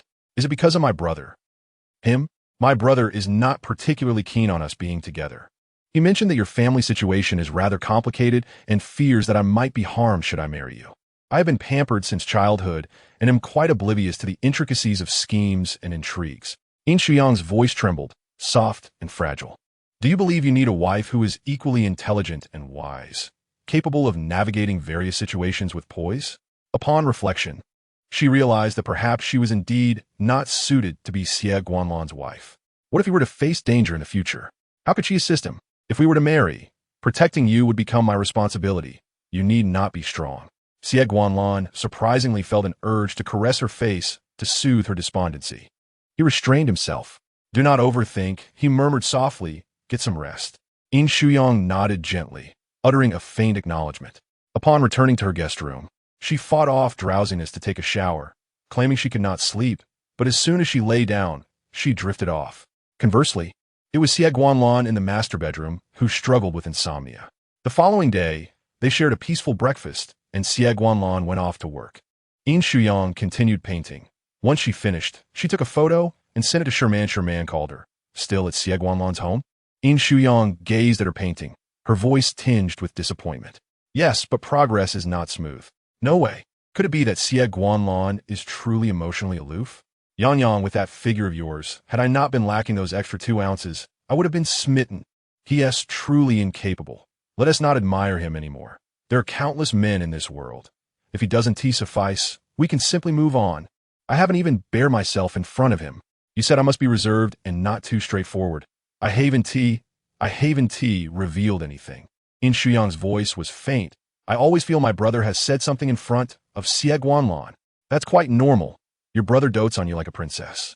If someone wishes to take you home, your brother would weep more than your father. He surely has issued stern warnings to every suitor. Especially since Xie Guanlan is the one you fancy and also his friend. He knows Xie Guanlan better than you do. Yin Shuyang recalled the sweet embrace from the previous night and thought, perhaps he does not fit the cruel reputation others have painted of him. Listen to me. Play hard to get. You should leave Xie Guanlan's house now. Is that how you won over Jiang Heng? Please, it was he who pursued me. Yin Shuyang heard Sherman's voice wailing with an unusually charming tone and promptly hung up the phone. She was also worried that her brother would return, discover her absence, and insist that she stay home, forbidding her from going elsewhere. Without informing Xie Guanlan, she returned home. This, too, was a lesson from Sherman. Upon Xie Guanlan's return after socializing, the apartment was shrouded in darkness, cold and desolate. A pang of unease gripped his heart as he turned on the lights. As the living room illuminated, he noticed a vibrant watercolor painting positioned before the floor-to-ceiling window.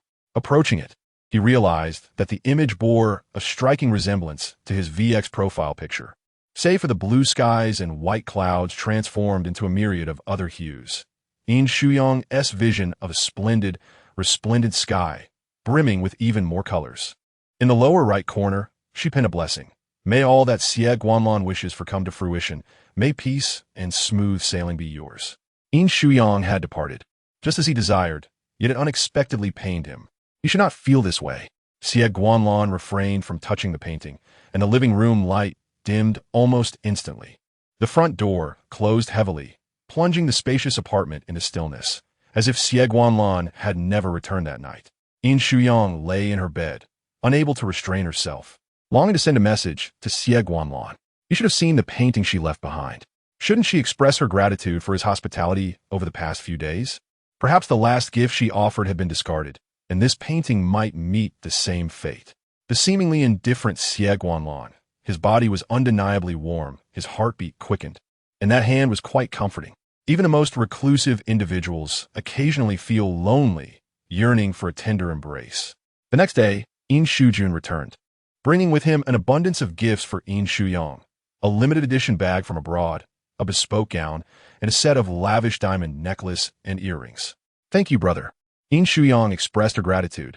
You are the best. Yin Shuyang patted her head, inquiring whether she had emerged from the shadows of heartbreak. Not yet, she admitted, not even a little. It was her first experience of infatuation. How could she simply let go? Help me pursue him. Help you pursue him? Yin Shuyang touched her forehead. Are you feverish? Autumn has arrived. You should dress warmly. Hurry, lay down the carpet, turn on the air conditioning, and don't let our delicate little princess catch a chill. I'm not that fragile. The housekeeper hurriedly attended to her tasks. Yin Shuyang set down her gifts. Please help me find out what kind of woman Xie Guanlan likes. Certainly not someone like you. What is wrong with someone like me? Yin Shuyang protested, pinching her waist. I have a pretty good figure. Yin Shuyang retorted.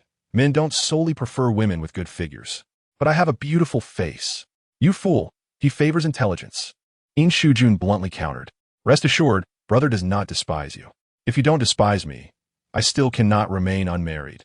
I cannot live my entire life with you. Yin Shuyang playfully punched him. Look, you've even resorted to violence. He wouldn't tea like a girl who resorts to such behavior. Yin Shuyang promptly withdrew her hand. Blinking innocently, I would never resort to violence. I am exceedingly gentle, particularly ladylike. I would never hit anyone. A faint smile danced on Yin Shuyang's face as he teased. You really are putting on an act.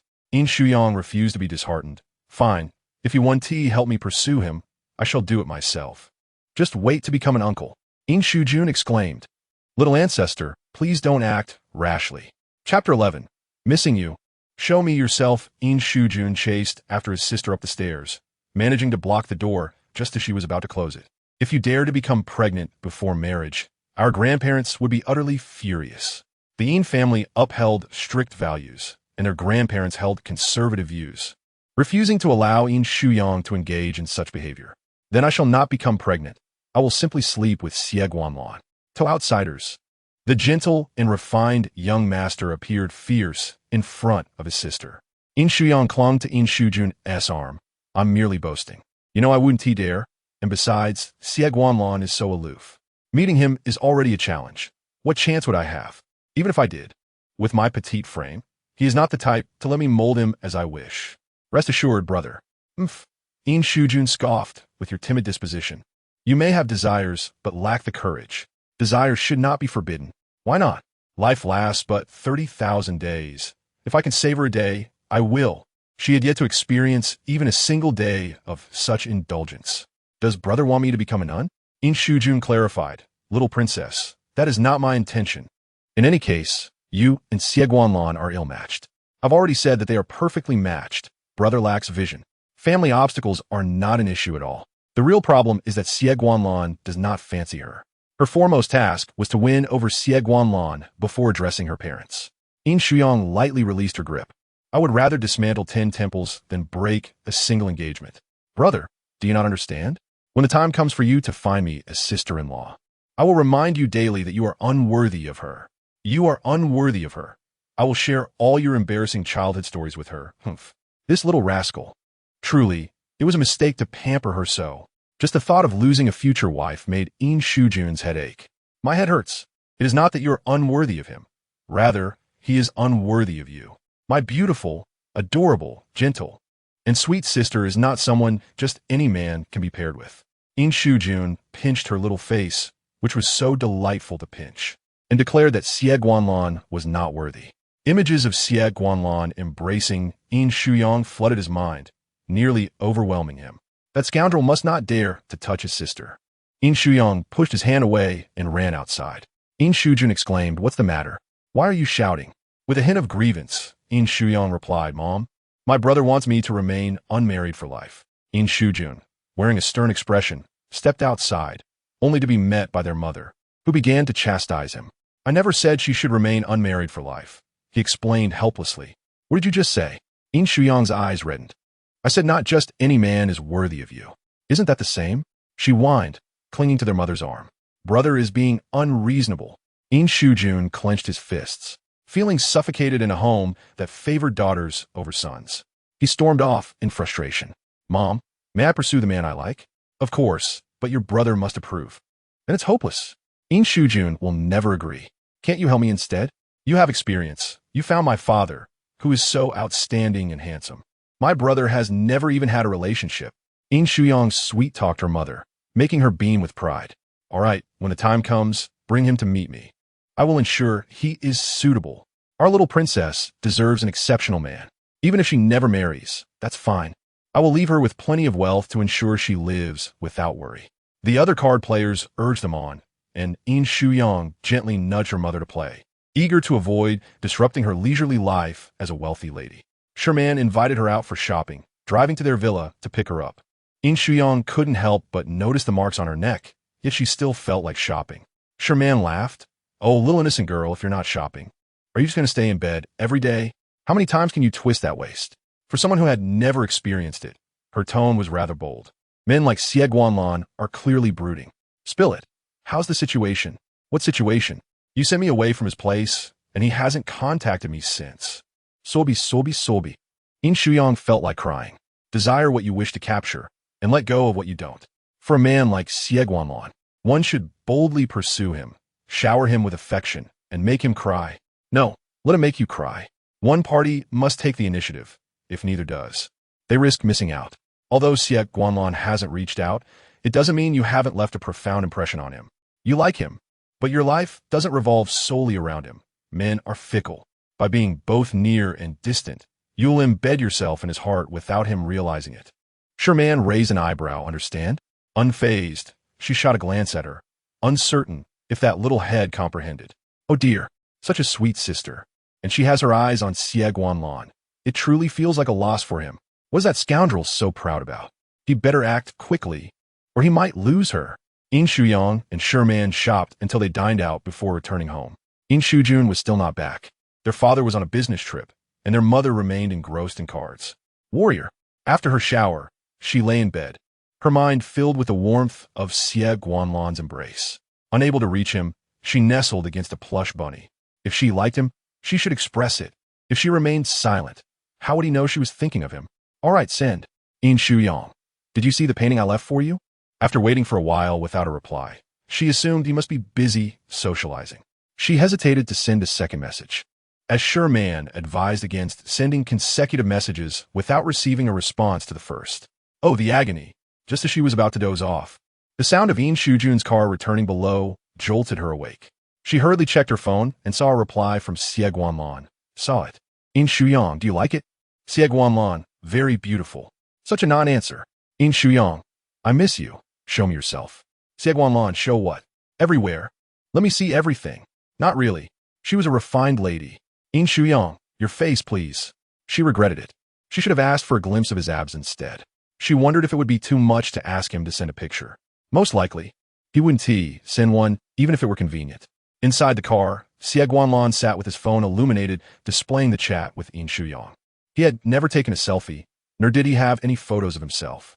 This request was one he could not fulfill for her at the moment. Yin Shuyang, not waiting idly, was called out by her brother. Yin Shuyang held her favorite dessert, attempting to win her over. "Listen here, little sister. Never utter again that I am unworthy of my future wife." Chapter 12. Xie Guanlan is so cold, as if he has never known happiness. "Do you think a small cake can bribe me?" Yin Shuyang remarked, holding the cake. "You have ulterior motives, tempting me with sweets at midnight to make me gain weight. So I can't find a partner." Yin Shuyang said earnestly, Someone who loves you won't abandon you for being overweight. Indeed, Xie Guanlan won't. Is there any hope for this love-struck brain? Yin Shuyang felt exasperated, closing the door behind him in silence. He couldn't bear to be harsh with his sister. But Xie Guanlan was a different story. What sort of enchantment had Xie Guanlan cast upon his precious sister? Yin Shuyang returned to her bedside with the small cake, unwrapped it, and snapped a photo to share on social media. After posting, she gazed longingly at the chat with Xie Guanlan, still awaiting a reply. She took a bite of the cake, which was sweet yet not overwhelming and delicious. The aloof so doesn't like taking pictures, does he? She might have put him in a tough spot. Yin Shuyang, no need to send it. I know what you look like. I really miss you. Good night. Sure, man. I'm sorry for disregarding your advice. Truly hopeless. Boo-hoo. Xie Guanlan. Yin Shuyang found the cake suddenly unappetizing, whining, Xie Guanlan, you are so cold. It feels like we were never happy together during those days. Didn't that embrace stir your heart, even a little? You touched my hair, and my heart raced. What a brooding man. Such a pretender.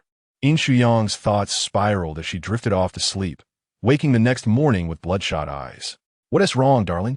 Did you not sleep well last night? Their mother asked with concern. It's all my brother's fault for bringing me cake at midnight.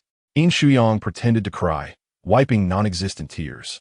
Yin Shuyang, unperturbed, continued his breakfast. I didn't make you eat at night. You delivered it to my room. Why didn't you put it in the fridge for me to have in the morning? Yayang is right. As a young lady, I shouldn't indulge in sweets late at night. Their mother reprimanded Yin Shuyang. He sighed in defeat. Fine, it's all my fault. I shouldn't have let her come and pick me up. Before meeting Xie Guanlan, his precious sister was sweet and obedient, constantly calling him brother. Now, her mind was consumed by thoughts of Xie Guanlan. He had become the villain in her story. The more he pondered, the angrier he became. You're not entirely at fault. Yin Shuyang whispered softly. If I hadn't gone to pick you up, how would I have met the charming and refined Xie Guanlan? Thank you. Yin Shuyang scoffed. I truly wish there were a procedure to rid you of this love-struck brain. I would take you right away to have it removed. Just a little. Though she liked Xie Guanlan, it didn't mean he consumed her every thought. Yin Shuyang smiled brightly. Just envy me. I have someone I like, while you haven't met anyone. Yin Shuyang wiped his mouth, declaring he could no longer eat. As Yin Shuyang departed, it was Yin Mama's turn to indulge in gossip, insisting on questioning her about which wealthy young man had caught her eye, to the extent that it left Yin Shuyang feeling discontent. Mama, I'm heading to the studio. I'm leaving too. Yin Mama watched her daughter's retreating figure, lamenting that these two children were becoming increasingly worrisome. When will you return, dear husband? Come back and discipline them. Before graduating, Yin Shuyang had used the funds given by her brother to open an art studio, which was managed by a manager, allowing her, as the owner, to be somewhat lax in her responsibilities. Perhaps due to her recent infatuation with Xie Guanlan, she found herself engulfed in a whirlwind of sweet romantic thoughts, igniting a fervent desire for passionate creativity. Previously, when an editor suggested she create some sweet romance comics, she had no interest whatsoever. Now, however, she was bursting with inspiration. Yin Shuyang retreated into her office, closing the door as she passionately began to sketch the character design of the male lead. After a day filled with revisions, she finally unveiled what she deemed her most flawless creation. He resembled Xie Guanlan strikingly. That man was even more handsome than any comic character. Yin Shuyang was thoroughly pleased with her work. Glancing at the clock, she realized it was already 4 in the afternoon. When her mother called, she quickly answered, the charity gala. I completely forgot. All right, I'll be right back. Yin Shuyang shut down her computer and stepped outside. Don't work late. Finish what you can at home. Why come to the office when you can enjoy free air conditioning at home? The office has drinks and desserts. It's more economical than staying at home. After a few days apart, her colleagues remarked on how much more beautiful the boss had become. Take care, boss. Her entrepreneurial spirit revolved around her brother earning money while she spent it. After all, the boss, having been pampered, longed for freedom and a break even more than her employees did.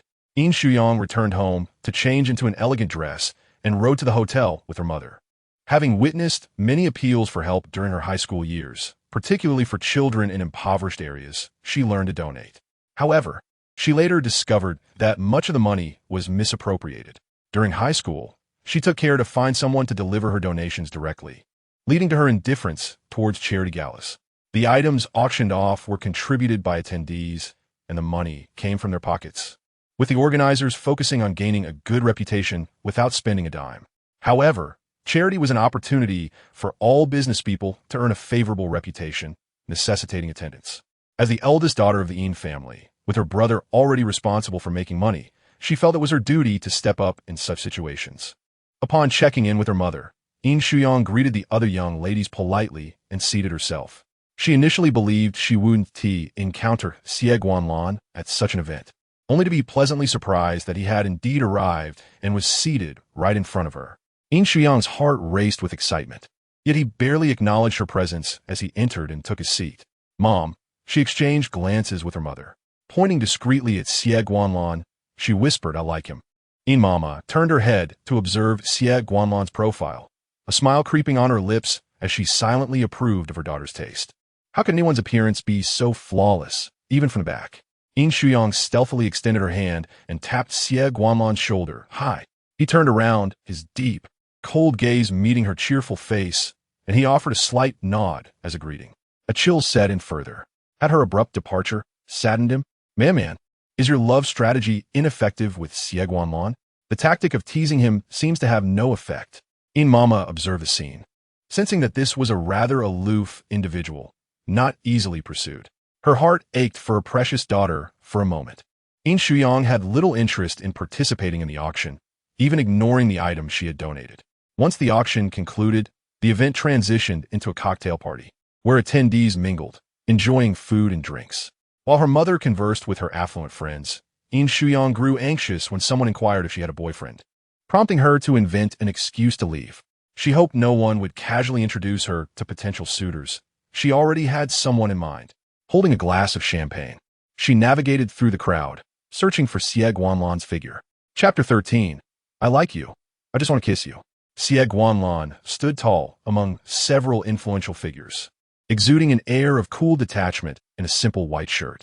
His every gesture radiated elegance, resembling a high-quality drama's leading man captured in a meticulously crafted photo shoot. Yet, his dark, piercing gaze held an icy demeanor that made him seem unapproachable, a vision to admire from a distance. Yin Shuyang, however, was different. She was a woman who had been held in his arms before. With determination, she approached him, exclaiming, "Cheers."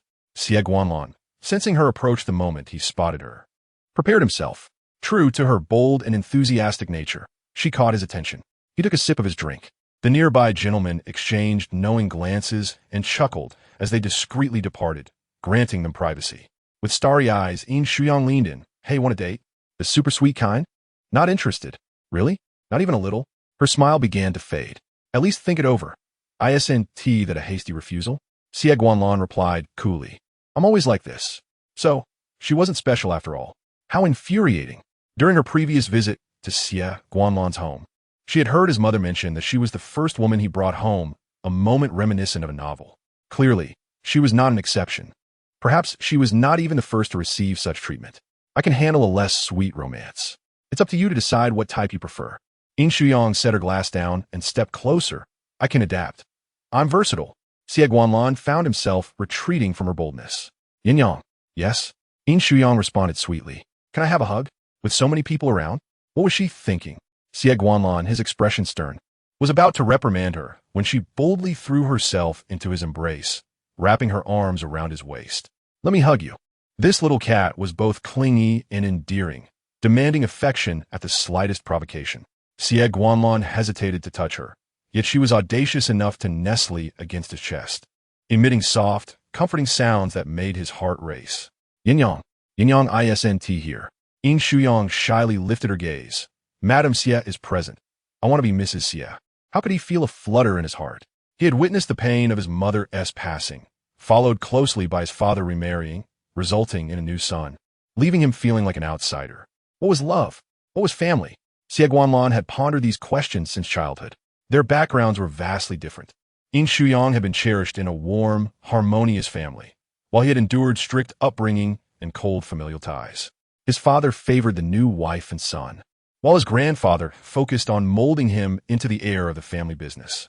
How could someone who knew nothing of love feel his heart race and find her adorable? Wishing to hold her tighter, Xie Guanlan raised his hand, wanting to stroke her soft hair as he had done before, but restrained himself, coldly saying, "Let us head back."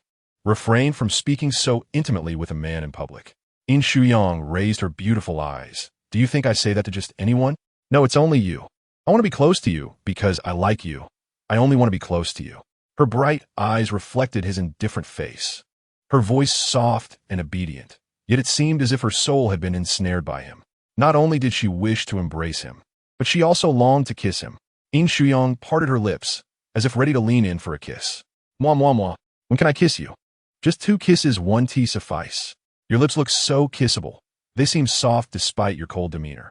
"Is it true?" Yin Shuyang daringly teased Xie Guanlan, and she could feel him leaning in, lost in a moment of temptation. Under the warm glow of the lights, the atmosphere grew intimate, and Yin Shuyang felt her heart racing. Thump, thump, thump. Xie Guanlan quickly regained his composure and gently pushed her away, his lips soft. This explanation was utterly feeble. Yin Shuyang, who had not yet kissed him, lowered her head in a pitiful manner, fixating on her fingers. Man said that no one in this world could refuse a sweet girl, which was a fallacy. Xie Guanlan could refuse. It was still the sweet girl's initiative to lean in. "I am not a casual girl. I have never kissed a man before, and I only wish to share a kiss with you." Yin Shuyang softly murmured, "If you don't kiss me, I'll become a nun. I'll be sleepless tonight," tossing and turning. The little kitten looked pitifully at him, her small head drooping in despair. Xie Guanlan lowered his gaze. Could a mere kiss grant her peaceful slumber? It could. Yin Shuyang suddenly smiled, excited and thrilled as she tilted her head. A kiss would grant her an opportunity. Xie Guanlan's breath deepened, yet his eyes grew cold. "Is this how you pursue someone? Asking for kisses and hugs from others?" He was so intimidating. Yin Shuyang was momentarily taken aback, shaking her head slightly. "No, it's not like that. I have desires for you, and I am merely expressing them." His eyes, shrouded in shadows, revealed an unfathomable light. It seemed that in an instant, the aloof and restrained Xie Guanlan had erected an impenetrable barrier before her. "I should not harbor such desires for you. I am vulgar, I am lustful, Yin Shuyang lowered her head. "You prefer demure girls. I want to be like this next time." "No," Xie Guanlan denied hastily, his words quicker than his thoughts. Yin Shuyang's eyes were misty, her lips curving downward in distress. "You need not explain. Indeed, it is my fault for being too impulsive. I cannot bear to see this anymore. As a girl, how can I utter such ambiguous words to a man? We aren't even in a relationship." The room fell silent, her heavy breathing faintly audible. Xie Guanlan patiently awaited her to regain her composure. She softly added, "What about later? After I win your heart, can I say such things?" Xie Guanlan found himself utterly bewildered by Yin Shuyang's thought process. Her eyes, glistening with moisture, radiated warmth. A girl like Yin Shuyang would likely warm the hearts of everyone around her, including him. "If we were together, you could do whatever you wished." Xie Guanlan, hands in his pockets, refrained from wiping her tears. "As we are not together now, that means I cannot do anything for you." Yin Shuyang bit her crimson lip. She understood now. As long as she captured Xie Guanlan's heart, she could do as she pleased. First, she would bind his legs to prevent him from escaping. Those legs were indeed long, taller than her brother by at least 2 centimeters. "What must I do to win you over?" Yin Shuyang blinked her misty eyes, holding back her tears. Chapter 14, Xie Guanlan held her gently. "Tomorrow, I will bring you lunch. Though I cannot cook, I am skilled in plating." Xie Guanlan questioned his hearing. "Plating? Such a remarkable skill." "No need," he declined. "The tie I gave you last time, I have yet to see you wear it." "Did you throw it away?" Yin Shuyang asked softly. "No. If you dislike it, I can give you something else. How about a watch? I recall my brother likes them." She thought about how her brother could afford to buy one, which held a different significance compared to what she would gift him. To prevent Xie Guanlan from uttering any more rejections, Yin Shuyang turned to leave. Xie Guanlan had the words "do not pursue me" on the tip of his tongue, but could only watch her depart. On the way home, Mama Yin smiled and asked, "Where did you go?" "To pursue my boyfriend." "Did you succeed?" "No, no, no." Yin Shuyang cradled her face in her hands. "Mama made me so beautiful. Yet I cannot win over my crush. How disappointing. My dear, you are so pitiful." Mama Yin embraced her. "Do not rush. You are only 21. Take your time." Yet, she felt rather anxious. Although Xie Guanlan possessed a cold demeanor, his face was exquisitely handsome, as the heir of a prominent family in the city. He attracted both genuine admirers and those with ulterior motives. She needed to act quickly. What if one day, old Master Xie suddenly betrothed Xie Guanlan to someone? She would have no one to turn to for comfort. She could not afford a dawdle. Yin Shuyang yearned to kiss Xie Guanlan right now. My baby is grown up. I am 21, already past the legal age for marriage. Mama Yin chuckled, noting that the young man did indeed appear to be a strikingly handsome heir. Though she sensed he was not an easy match, being deep and reserved, disinterested in matters of the heart. Her daughter favored such men, but she feared it would only lead to her being manipulated. My little princess. Mama Yin gently stroked her hair, wishing for her and her brother's happiness. If you like him, pursue him. Despite her mother's support, Yin Shuyang remained uncertain about how to win Xie Guanlan's heart. Kisses and hugs were off the table, and gifts were hardly cherished. Upon returning home, she dashed into her brother's room. What are you doing? Yin Shujun emerged in a black bathrobe, his hair still damp, startled to find her fidgeting in his room. What is going on? Brother, can you help me pick out a watch? I wish to present it to Xie Guanlan. I want tea. Yin Shuyang stepped closer, smiling sweetly. Please do. Mama encourages me to pursue him. Why would you stop me? I know Xie Guanlan better than you do. You only admire his looks. Do you truly know what kind of person he is? Do you understand how ruthless he can be? He doesn't blink when dealing with others. Would he be equally ruthless with a girlfriend? How ruthless? Only in bed, perhaps. Xie Guanlan is ever so gentle when he holds me. Her brother had only witnessed one side of Xie Guanlan. Could a mere watch win Xie Guanlan's heart? He had been divided among countless admirers long before, leaving her no chance. Yin Shujun felt as though his heart might explode. Why was his sister so disobedient? Yin Shuyang was aware that many girls admired Xie Guanlan. Would 1,000 admirers be excessive? She clung to her brother's arm. Dear brother, you are the best. You're the most handsome brother in the world. Please assist your cute, beautiful, gentle, and obedient sister. Yin Shujun only needed to pose one question to unveil her true intentions. Am I handsome? Or is Xie Guanlan handsome? Why must you ask such a difficult question? She was stunning. Of course her brother was extremely handsome. It was merely that he had seen him grow up, so he was already desensitized to his looks, while Xie Guanlan was a fresh allure, something he was currently infatuated with. Brother, I swear, even if I have a son in the future, you will remain the second most handsome in my eyes, just after Xie Guanlan. But, Yin Shuyang tightened her grip on him. In my future sister-in-law's eyes, you will undoubtedly be first. After speaking, she blinked her eyes, her gaze sparkling, clearly untruthful. Just from a moment of hesitation from earlier, her brother felt a sense of satisfaction. He had not immediately placed her in second place and had put thought into it. Yin Shujun's eyes sparkled with amusement. Yet his stance remained firm. Other brothers may assist you, but I cannot support you in pursuing Xie Guanlan. I do not agree. I will introduce you to other eligible young men later. No. Yin Shuyang released his arm. Relying on others is less dependable. You are unreliable. With that, she turned and slammed the door shut.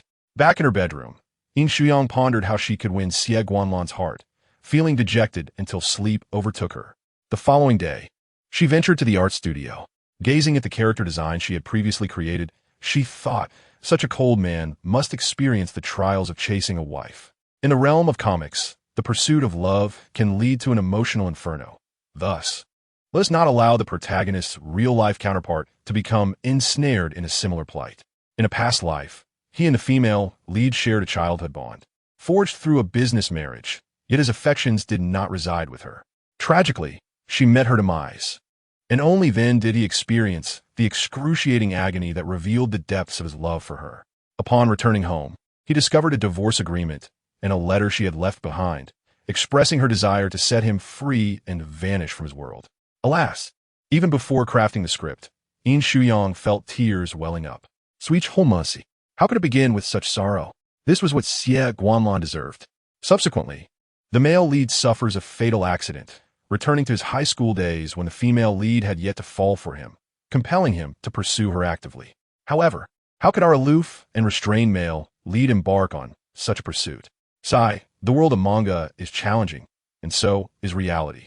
Yin Shuyang rested her head on the desk, questioning why she was making things so difficult for herself. She finally mustered the courage to message Xie Guanlan at 4 in the afternoon. Yin Shuyang, would you like to have dinner together tonight? What do you feel like eating? Yin Shuyang, hot pot, Chinese cuisine, French delicacies, Japanese dishes. Yin Shuyang. I'm open to anything, even me. How utterly unreserved. Whatever happened to her composure? Retract that last message. Yin Shuyang hoped Xie Guanlan hadn't noticed. He wasn't one to frequently check his phone, so perhaps he hadn't seen it. Meanwhile, Xie Guanlan's finger hovered over the notification that had popped up. Although Yin Shuyang retracted her message swiftly, he still caught a glimpse of it. He had recently managed to avoid those troubling dreams, only to have the flirtatious girl tempt him again. Yin Shuyang, do you have any engagements tonight? If so, I won't disturb you. Xie Guanlan replied with a simple yes. By declining her invitations repeatedly, he hoped she would grasp his intentions. Upon seeing his response, Yin Shuyang slumped her head onto the desk, feeling utterly deflated. She languidly gazed at the handsome male lead on her computer screen, pondering the long and arduous road she had ahead in pursuing him, just as the character in the comic would face a similarly challenging journey in seeking his beloved. Chapter 15. Yang Yang receives a confession for several consecutive days. Yin Shuyang messaged Xie Guanlan, only to receive cold, delayed responses. Then, he went on a business trip, leaving her uncertain about his return. She occupied herself with creating a new comic in her studio until Sherman called her. Yang Bao, have you finished your work? Come out and play. Staying in the studio all day will dull your wits. Who's dull? I'm not a simpleton. Come out and get ready. I'll be at your studio shortly. Sherman didn't even give Yin Shuyang a chance to reply before hanging up. Barely 3 minutes had passed when she heard Sherman honking outside. Yin Shuyang rushed out. Shoo, don't honk. You'll disturb the neighbors. Yes, Miss Yin. Sherman adjusted her sunglasses. You've been working a bit too hard lately. Is my brother the reason you're taking me out? Not exactly.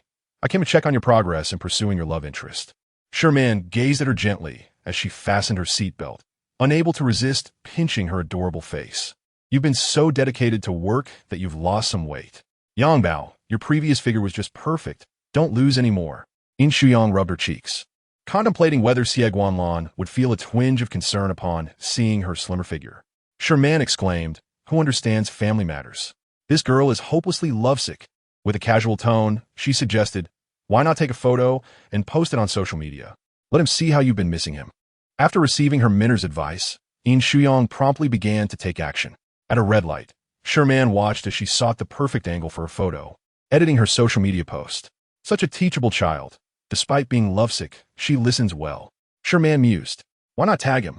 She added casually. Yin Shuyang, a bit perplexed, wondered if that would be too forward or contrived. Besides, if her brother found out, he would surely come looking for her. She felt that part of the reason she struggled to win over Xie Guanlan was due to Yin Shujun's interference. They had known each other for years, and Yin Shujun had convinced himself that they were incompatible, thwarting her romantic prospects with both Xie Guanlan and others.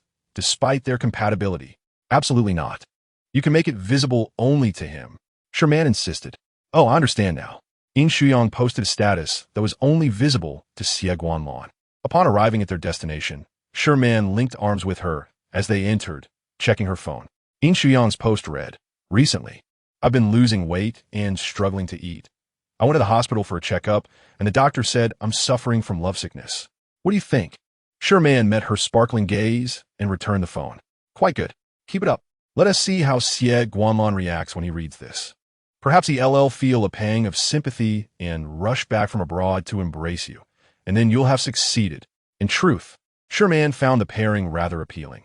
The aloof, restrained tycoon and the gentle, lovely, and obedient sweet girl. People are drawn to tales of divine beings descending from their lofty heights, captivated by the contrast of those seemingly untouchable falling into the depths of desire. Naturally, she wished for her precious Yang Bao to experience sweet love, a beautiful marriage, and a blissful family.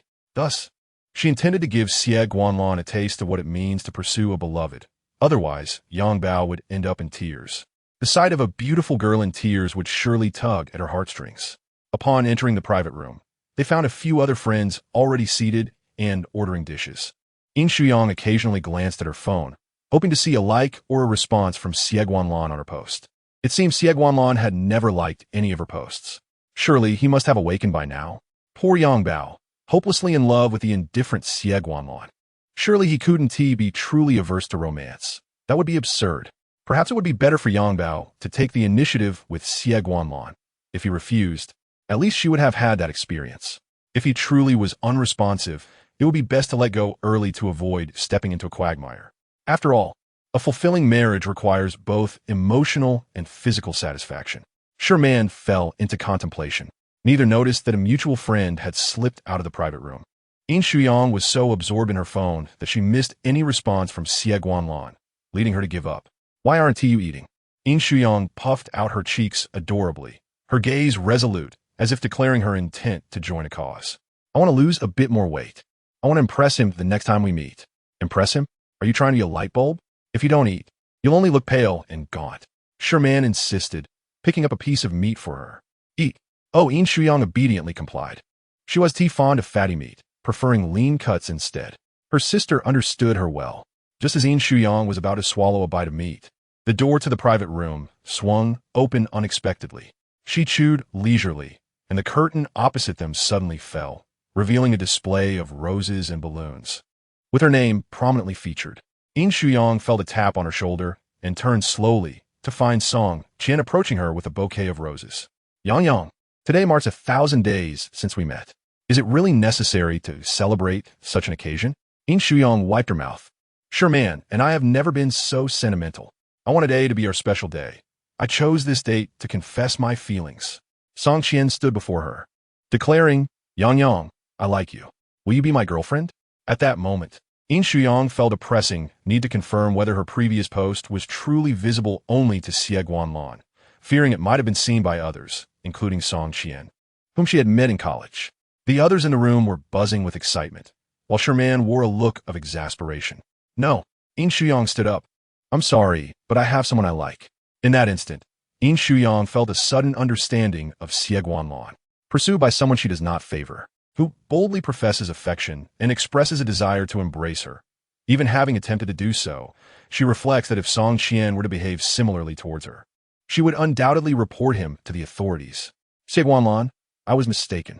Grant me another chance. I assure you that prior to winning your affection, I shall harbor only innocent thoughts, without any inappropriate actions. The other friends in the private room, preparing for celebration, silently set down their confetti cannons, uncertain if the fireworks outside should continue. Song Qian's gaze dimmed. They had known each other for 1,000 days without ever hearing Yin Shuyang mention any romantic interest.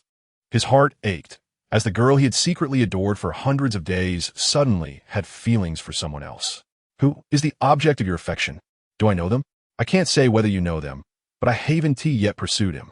Once I do, I will certainly share my joy on social media and invite you to my wedding. Yin Shuyang politely declined, expressing gratitude for his affection and wishing him success in finding someone who reciprocates his feelings. Chapter 16. Do you feel nothing for me? Rejected in front of mutual friends.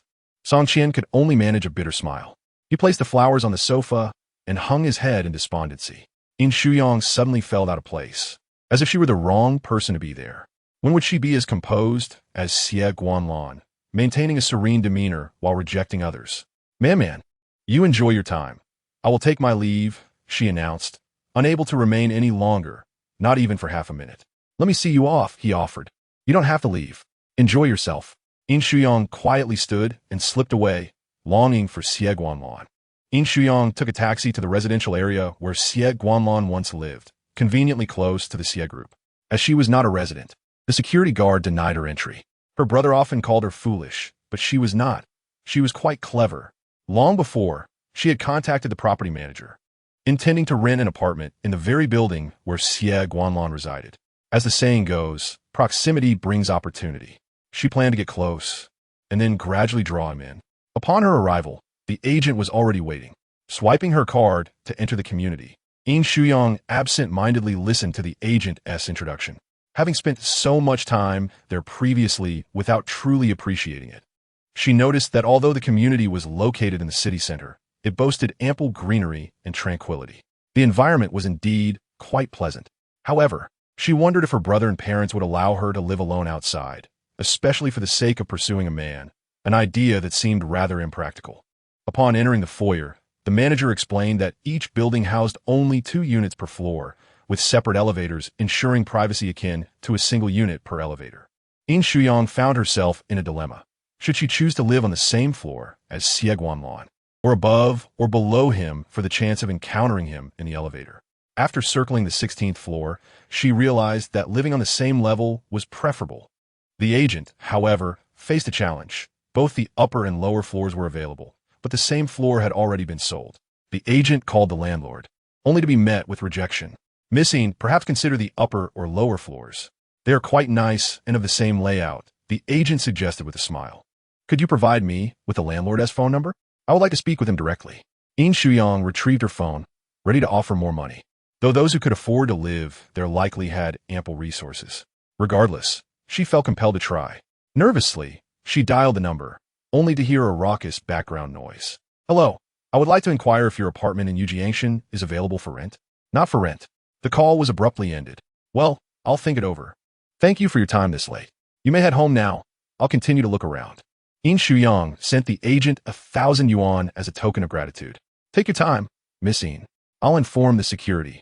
You can leave whenever you wish. The agent replied with a smile. Standing before Xie Guanlan's door, she pondered the passcode. Should she enter and surprise him? No, that would make her seem rather peculiar. He might even report her to the police. Yin Shuyang stood at his door, her fingers tapping lightly against the black surface, as if facing a wall. Suddenly, she heard the elevator doors open behind her. Assuming it was the agent returning, she did not turn around, but the steady footsteps were unmistakably not in high heels. Slowly, she turned her head, and there stood Xie Guanlan before her. Oh no, caught red-handed in her odd behavior. She needed to think quickly on how to justify her suspicious presence. When had he returned from his business trip, Yin Shuyang quietly stepped back, allowing him to pass. Mr. Xie?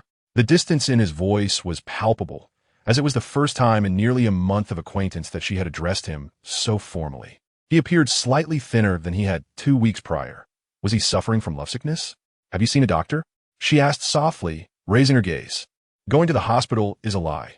Missing you is the truth. You needn't feel burdened. I miss you without expecting any reciprocation. I was just confessed to tonight. And suddenly, I realized how despicable my previous actions were from your perspective. You have no feelings for me, yet I clung to you, even embraced you, taking advantage of you like female rogue. She lowered her head meekly. Please don't report me. Did her actions constitute harassment? She trembled at the thought. If she were taken to the police station, her grandparents would be furious. Xie Guanlan, however, focused on another detail. She had been confessed to by another man. It seemed quite normal for someone as charming as Yan Yang to attract attention. He opened the door and stepped inside. Yin Shuyang feigned modesty. May I come in? Aren't you worried I might do something to you? Can you overpower me? He retorted coolly. Yin Shuyang shook her head slightly. She couldn't possibly defeat him. As she bowed her head to change her shoes, she heard his distant, clear voice. You should be concerned about yourself. I actually hope you would do something to me, she murmured softly. Yet Xie Guanlan had already walked away, leaving her uncertain if he had heard her. If adhering to the narrative conventions, a domineering character like Xie Guanlan would undoubtedly be attentive and perceptive, catching every word. He might have heard, but would likely not act upon it. Xie Guanlan entered the kitchen and soon returned with a glass of milk for her. Yin Shuyang took a sip, surprised to find it sweetened with strawberry flavor. You like strawberry milk? How delightful, she exclaimed. But wait, Xie Guanlan was drinking plain water. Only she had the strawberry milk. Did you prepare this for me? She asked, her eyes sparkling as she gazed at him. This was the quintessential image of a formidable man who harbored a tender heart. This was prepared by my aunt, he replied. There must be a gift from her to me as well. It's been ages since I last visited. I wonder if she remembers me. I quite enjoy her home-cooked meals. Yin Shuyang obediently finished the milk, holding the empty cup and sitting quietly. The air felt awkward without any activity. She regretted not having a drink at dinner. She could have pretended to be tipsy and lingered longer. Oh dear, why is my mind so consumed with frivolous thoughts of pursuing a man? She lamented. She had promised herself to pursue him earnestly, without succumbing to the allure of his charm, nor indulging in inappropriate thoughts of embracing or kissing him. After all, Xie Guanlan was not one to be easily swayed by feminine wiles.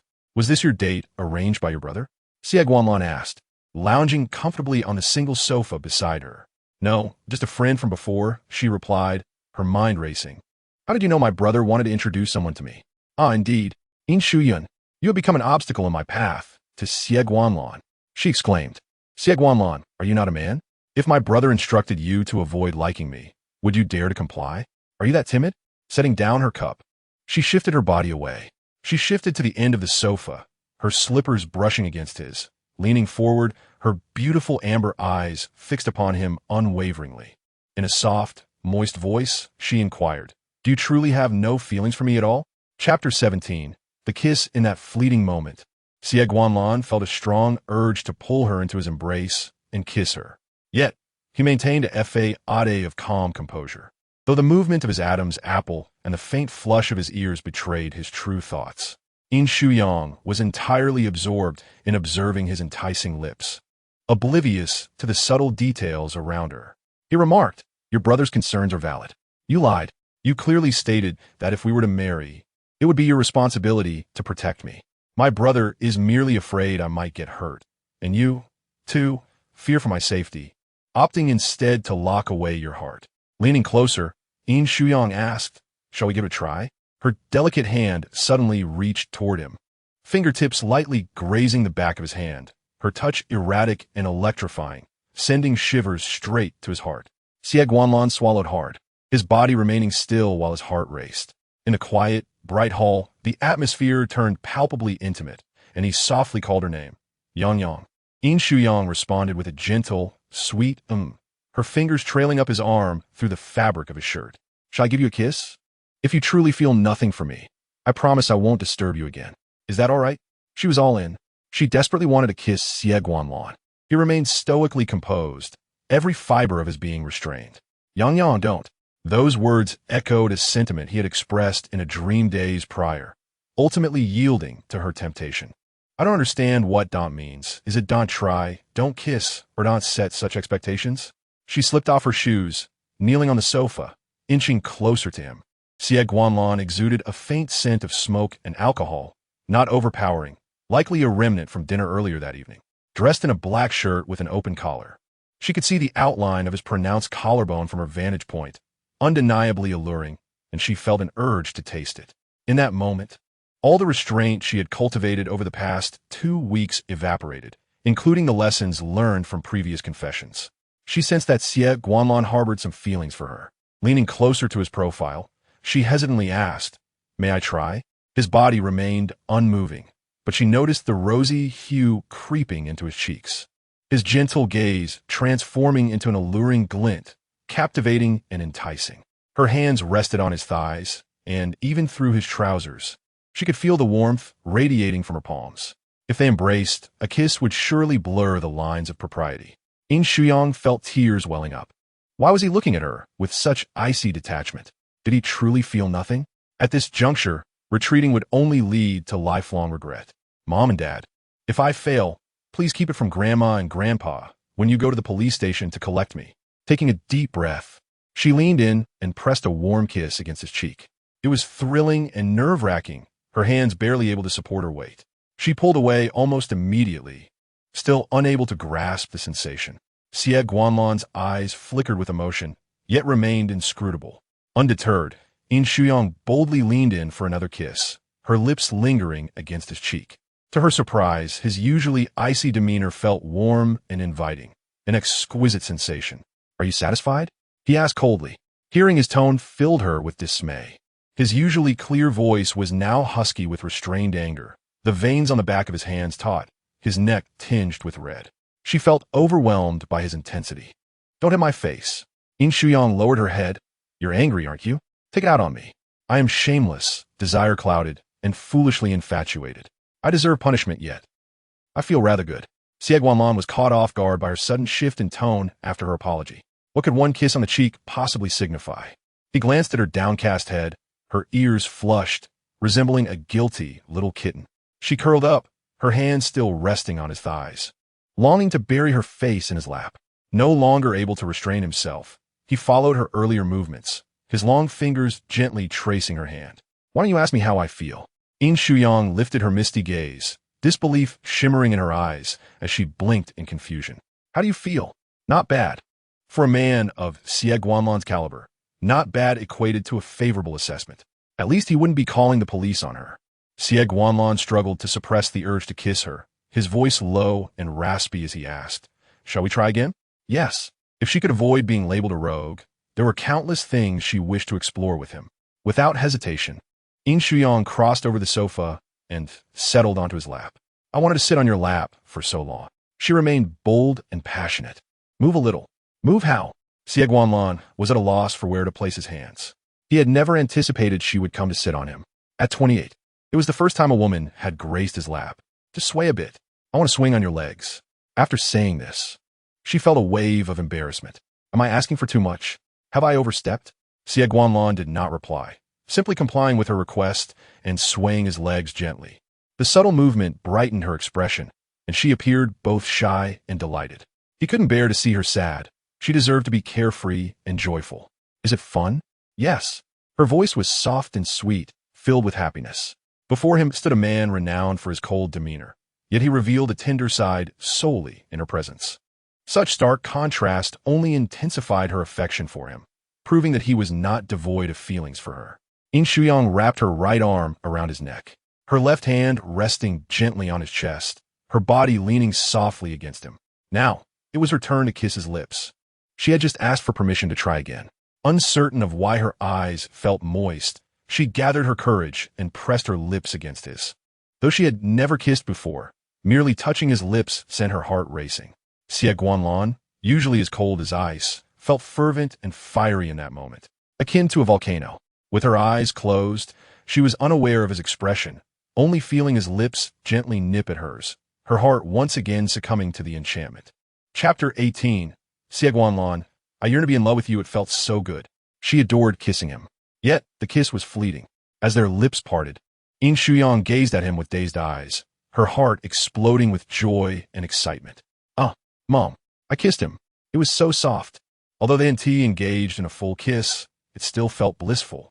Her ears flushed crimson as she felt bashful, wishing for another kiss, but decided to call a night. Any more, and her heart would surely burst from excitement. In a flurry, she hopped off his lap, slipped on her slippers, and dashed away, feeling exhilarated. Good night. I'm heading to the guest room. Xie Guanlan sat in bewilderment. What was that? She kissed him and then vanished? It felt more like a pure, innocent peck rather than a kiss. In the guest room, sounds of movement reached his ears as he closed his eyes, pretending to doze off. In his daze, he thought he could still feel her soft warmth against him, the faint scent of her lingering in the air, her lovely face drawing nearer.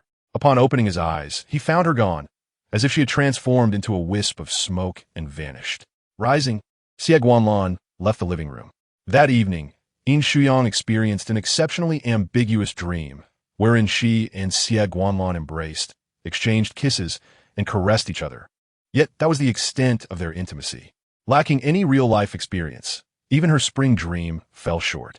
As she lay in bed, feeling forlorn, a phone call abruptly interrupted her reverie. Yin Shuyang, where are you? Why are you not returning home at night? Only her brother would address her with such sternness. I'm at a friend's house. I'll be back tonight. I'm still half asleep, she hastily replied, fearing that excessive conversation might reveal too much to her brother. She hung up, only for him to call back immediately. Listening obediently as her brother admonished her for staying out late, she conceded, Yes, you're right, brother. It's better to be compliant at this moment. I should have informed you last night.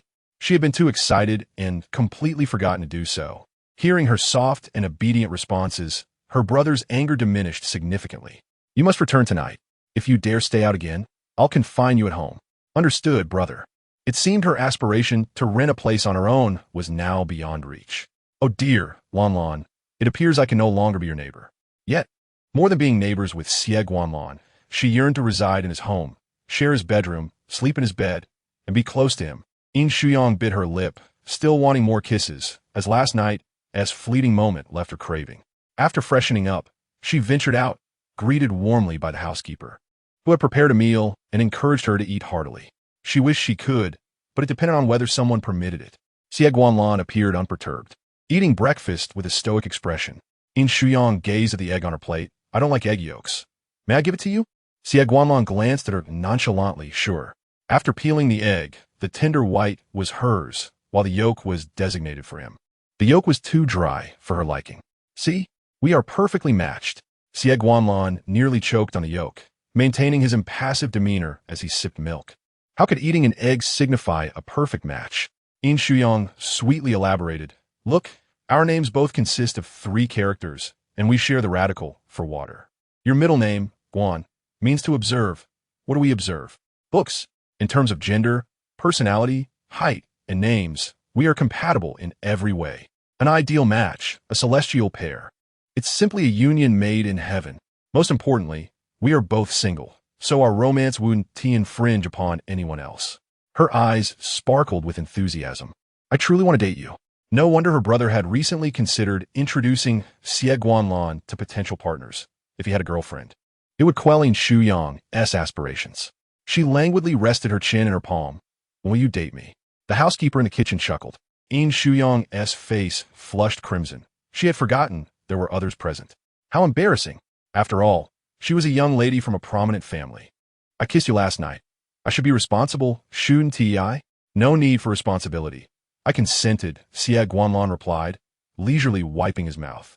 Yin Shuyang almost blurted that he should be responsible for her, but upon reflection, she realized she had initiated the kiss. It was quite commendable that he hadn't reported her for harassment. She couldn't push her luck further. Pursuing a boyfriend, particularly someone as aloof and indifferent to romance as Xie Guanlan, who was notoriously hard to impress, was a challenge. After their breakfast, Yin Shuyang accompanied Xie Guanlan as they left together. In the elevator, she stood by his side. Could you drop me off at my studio? Where is it? She provided the address. Sure. Thank you. Yin Shuyang tilted her head to look at him. She truly wished to visit Xie Guanlan's company, to see his office and witness him at work. A man dedicated to his tasks was undeniably attractive.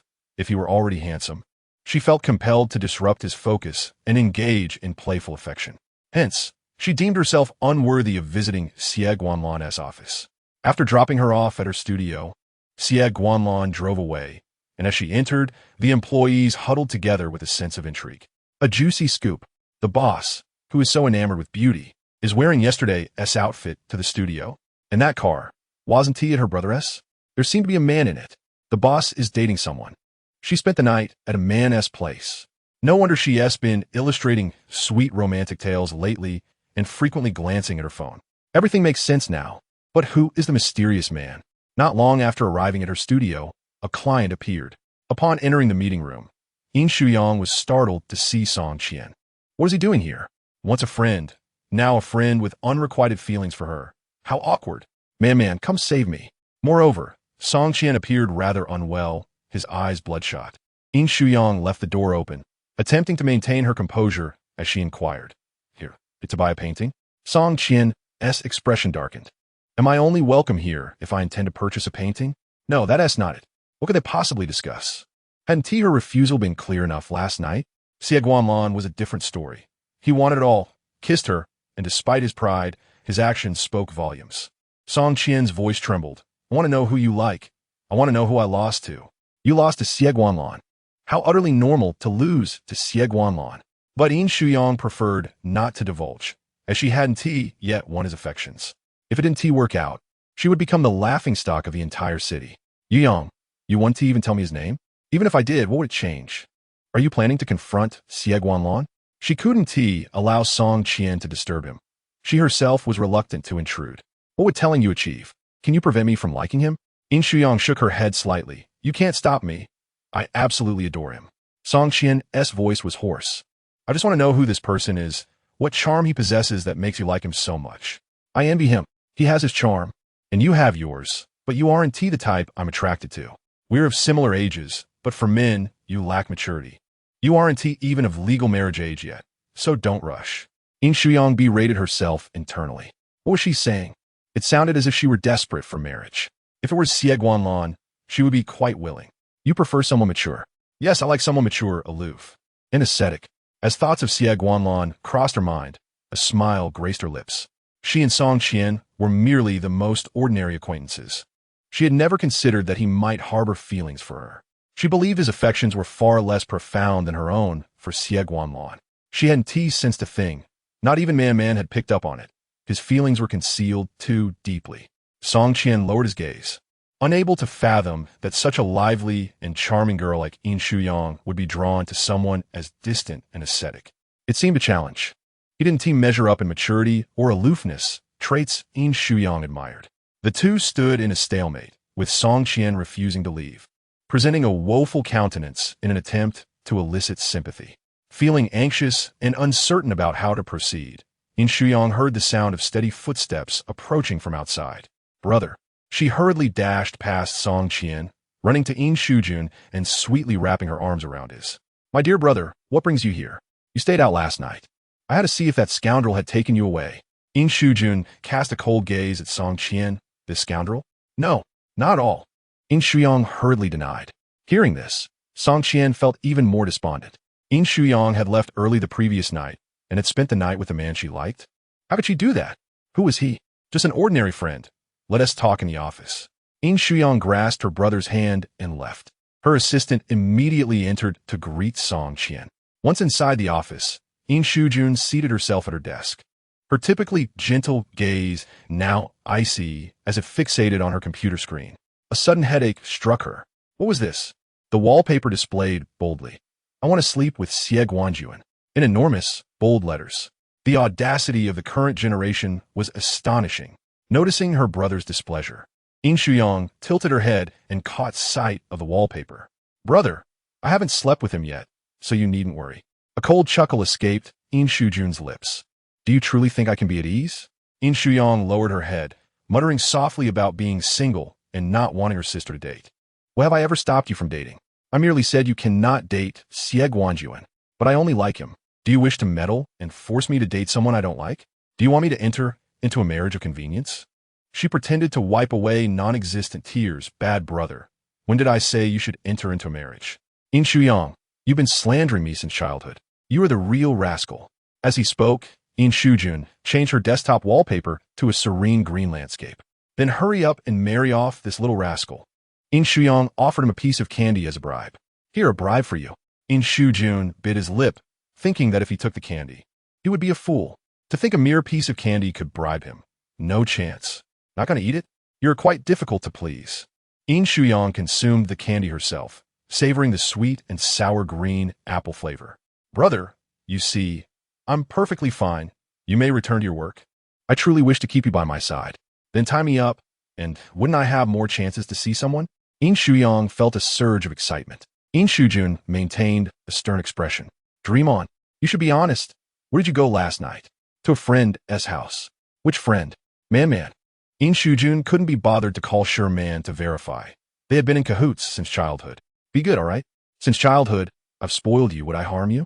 Then you're not really looking out for my best interests." Yin Shuyang's eyes glistened with unshed tears, her expression a portrait of sorrow. "Brother, why can't I be with the person I like, just because you think I might face danger? Xie Guanlan would protect me. Does he like you?" Yin Shujun handed her a few tissues, exasperated. "I haven't asked yet. Then how can you claim I'm hindering your love? He doesn't like you. It's all in your head." "Oh, poor baby." Yin Shujun imitated her whiny tone. Yin Shuyang felt as though she heard the devil's voice and found it repulsive. "All right, I'm leaving. You are not allowed to stay out overnight again. What if I rent a place to stay outside? Is that permissible?" Yin Shuyang inquired hopefully. Yin Shujun pressed her head down gently, ruffling her hair. "In your dreams. You, a delicate young lady, renting a place alone? I would prefer to have bodyguards trailing you 24/7. If you didn't mind, I would have assigned someone to follow you." Yin Shujun withdrew his hand and left with a stern face. At that moment, Yin Shuyang felt little of the tension. She returned to her desk and changed the wallpaper back. Yin Shujun sought out Xie Guanlan. After a meeting, Xie Guanlan exited the conference room, but instead of leaving, he entered the reception room. Yin Shujun stood by the floor-to-ceiling window, his back turned to Xie Guanlan. "Did my sister come to see you last night?" "Yes." Yin Shujun's fists tightened. He turned to face Xie Guanlan. "You promised me you wouldn't let her stay at your place, yet you allowed it. What did you do with her?" "She kissed me." Yin Shujun's clenched fists gradually relaxed, recalling the words he had seen on the computer an hour earlier. It was indeed challenging to be angry with Xie Guanlan. His sister was the one being forward. She was the one who wanted to sleep with Xie Guanlan. He should be grateful he hadn't treated her like a rogue and had her apprehended. "You promised to refuse her." "I attempted to refuse, but sometimes it's not that easy." Xie Guanlan settled comfortably into a chair. She came close to me with her glistening eyes and asked if she could kiss me. Yin Shujun's face flushed with frustration. "You let her kiss you. Isn't that against your principles?" Why don't you refuse when others want to kiss you? What kind of brother do you think I am? You know how my brother is. If my sister were with you and your brother laid a hand on her, our family would never forgive you. You're infuriating. Why do I have such a lustful and careless sister? She shamelessly asked a man if she could kiss him. And the wallpaper even brazenly states she wants to sleep with Xie Guanlan. My sister is very charming. It's hard for anyone to refuse her. Are you just an ordinary person? Yin Shuyang still felt that Xie Guanlan bore significant responsibility. I am. You are not. You are not. Yin Shuyang was beyond exasperated. His brows knitted tightly. She asked me today if she could rent a place outside. Did you know about this? I didn't. Xie Guanlan was genuinely unaware. If you're concerned about that, I can talk to her. Don't tell her anything. Just block her.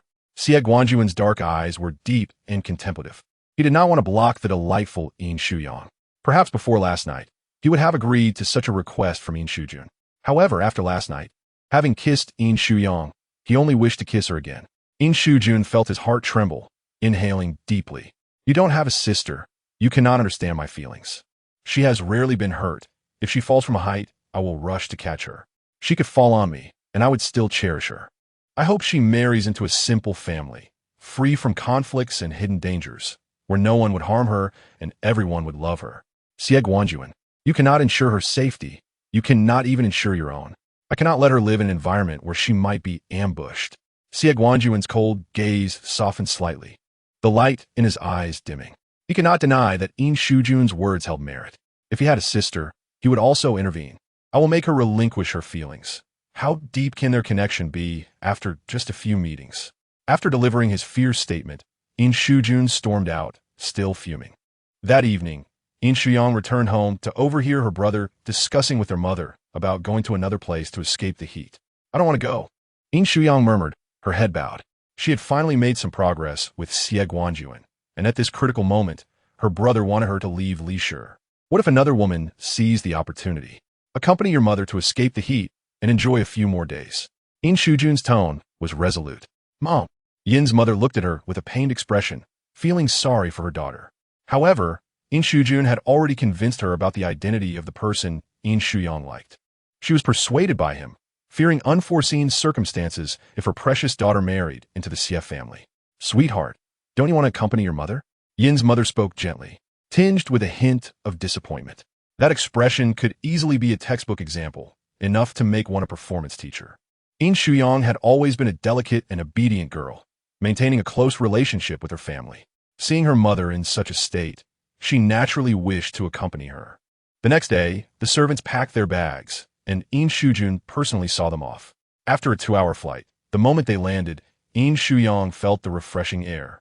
She shared a vehicle with her mother, while Yin Shuyang took a separate one.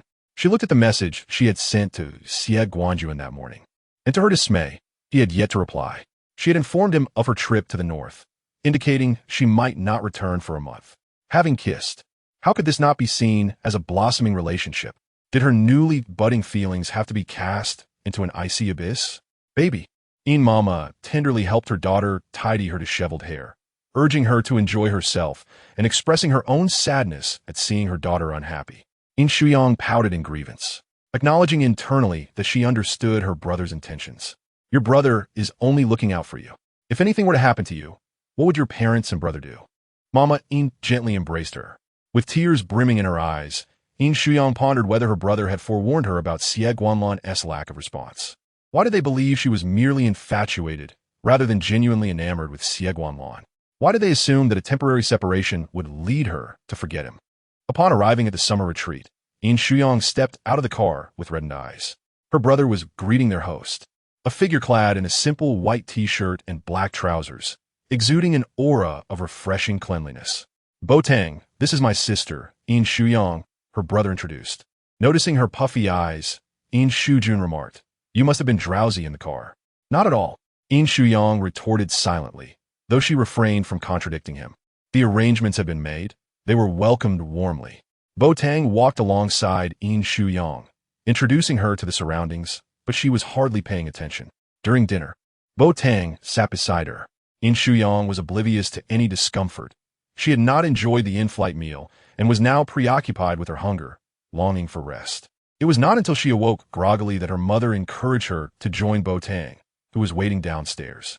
Yin Shuyang, still dazed and with a heavy head, had just dreamt of Xie Guanlan, only to awaken and find him absent, as if she had been exiled. Mama Yin selected 2 dresses, asking, "Which one should you wear?" "Sweetheart, my darling, with such fair skin and beauty, you would look lovely in either." Yin Shuyang realized her brother was attempting to matchmake her with Botang. Frustrated, she tugged at her hair. How would he do this? If he wished for her to forget Xie Guanlan, why not introduce her to someone who possessed a similar temperament and charm? She could not simply transition from an affinity for the aloof and restrained to an attraction for the fresh and breezy. She flopped on her bed, declaring her unwillingness to go, claiming she was still asleep. Mama Yin, sitting by the bed, responded, "If you truly do not wish to go, I will help you decline."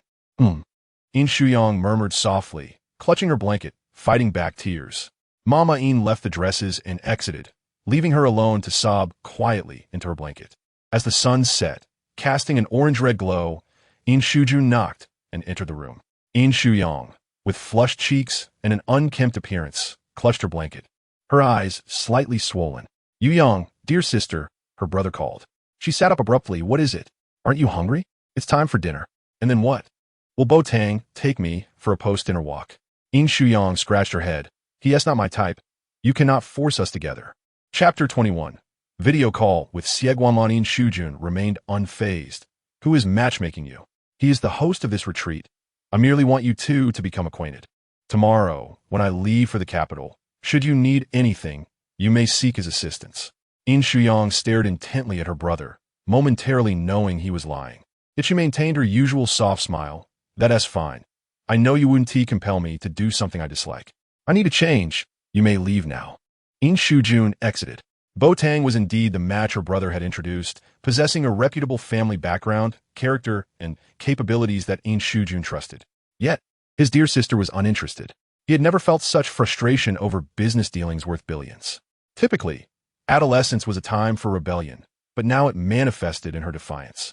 Marriage was a significant matter, and he could not bear to witness his sister enter the complex and predatory world of the Xie family. The following day, Yin Shujun departed for the capital. Yin Shuyang accompanied her mother as Botang guided them around the retreat, engaging in various activities such as grass skiing, horseback riding, barbecuing, camping, and dancing. Her mother was enjoying herself, and Yin Shuyang's spirits were lifted. However, as night fell and she found herself alone in her room, melancholy engulfed her. How she longed for Xie Guanlan. After her shower, she tentatively messaged him. "Yin Shuyang, I miss you, and I want to hug and cuddle with you." "Yin Shuyang, my brother thinks I'll stop liking you if we're apart, but that is not true. I like you immensely." "Yin Shuyang, it's been ages since you replied. I think I'm falling ill from longing, sob, sob, sob." "Yin Shuyang, my brother's thoughts do not reflect mine. Please don't listen to him. Listen to me instead. You're not going to spend your life with him." Yin Shuyang could not contain her emotions, sending multiple messages in quick succession, concluding with an adorable emoji. Alas, it seemed another day would pass with no response. "Xie Guanlan, you underestimate me. This is hardly a test worth noting. Ignoring messages is such a juvenile act." Upon returning to Li City, she would visit the Xie group building immediately to find him. Yin Shuyang regretted not taking a photo of Xie Guanlan. It would have been nice to look at it whenever she missed him. Oh! She felt utterly despondent, like a puddle of mud sprawled on her bed, when suddenly, her phone rang with a video call. Lazily, she assumed it was her brother and sluggishly sat up to check, only to find it was Xie Guanlan. Instantly, she perked up and answered the call. The lighting on the other side was dim, and Xie Guanlan lounged on the sofa, his pale complexion tinged with a rosy hue. His elongated eyes glancing hazily at the screen. He slightly tilted his head, loosening his tie with his long fingers, unfastening 3 buttons in a fluid motion. Watching him, Yin Shuyang felt a thrill rush through her. So handsome and flirtatious. She wanted to leap through the screen and envelop him in her embrace. Suddenly, the camera panned away from his face, briefly revealing his body before focusing on the ceiling. Yin Shuyang was bewildered. Had Xie Guanlan inadvertently activated the video while reading her messages? Nevertheless, she did not end the call. Footsteps could be heard, followed by the sound of running water. Drunk and returning home to shower, was he not worried about fainting in the bathroom? How concerning. Perhaps she should go in to keep him company.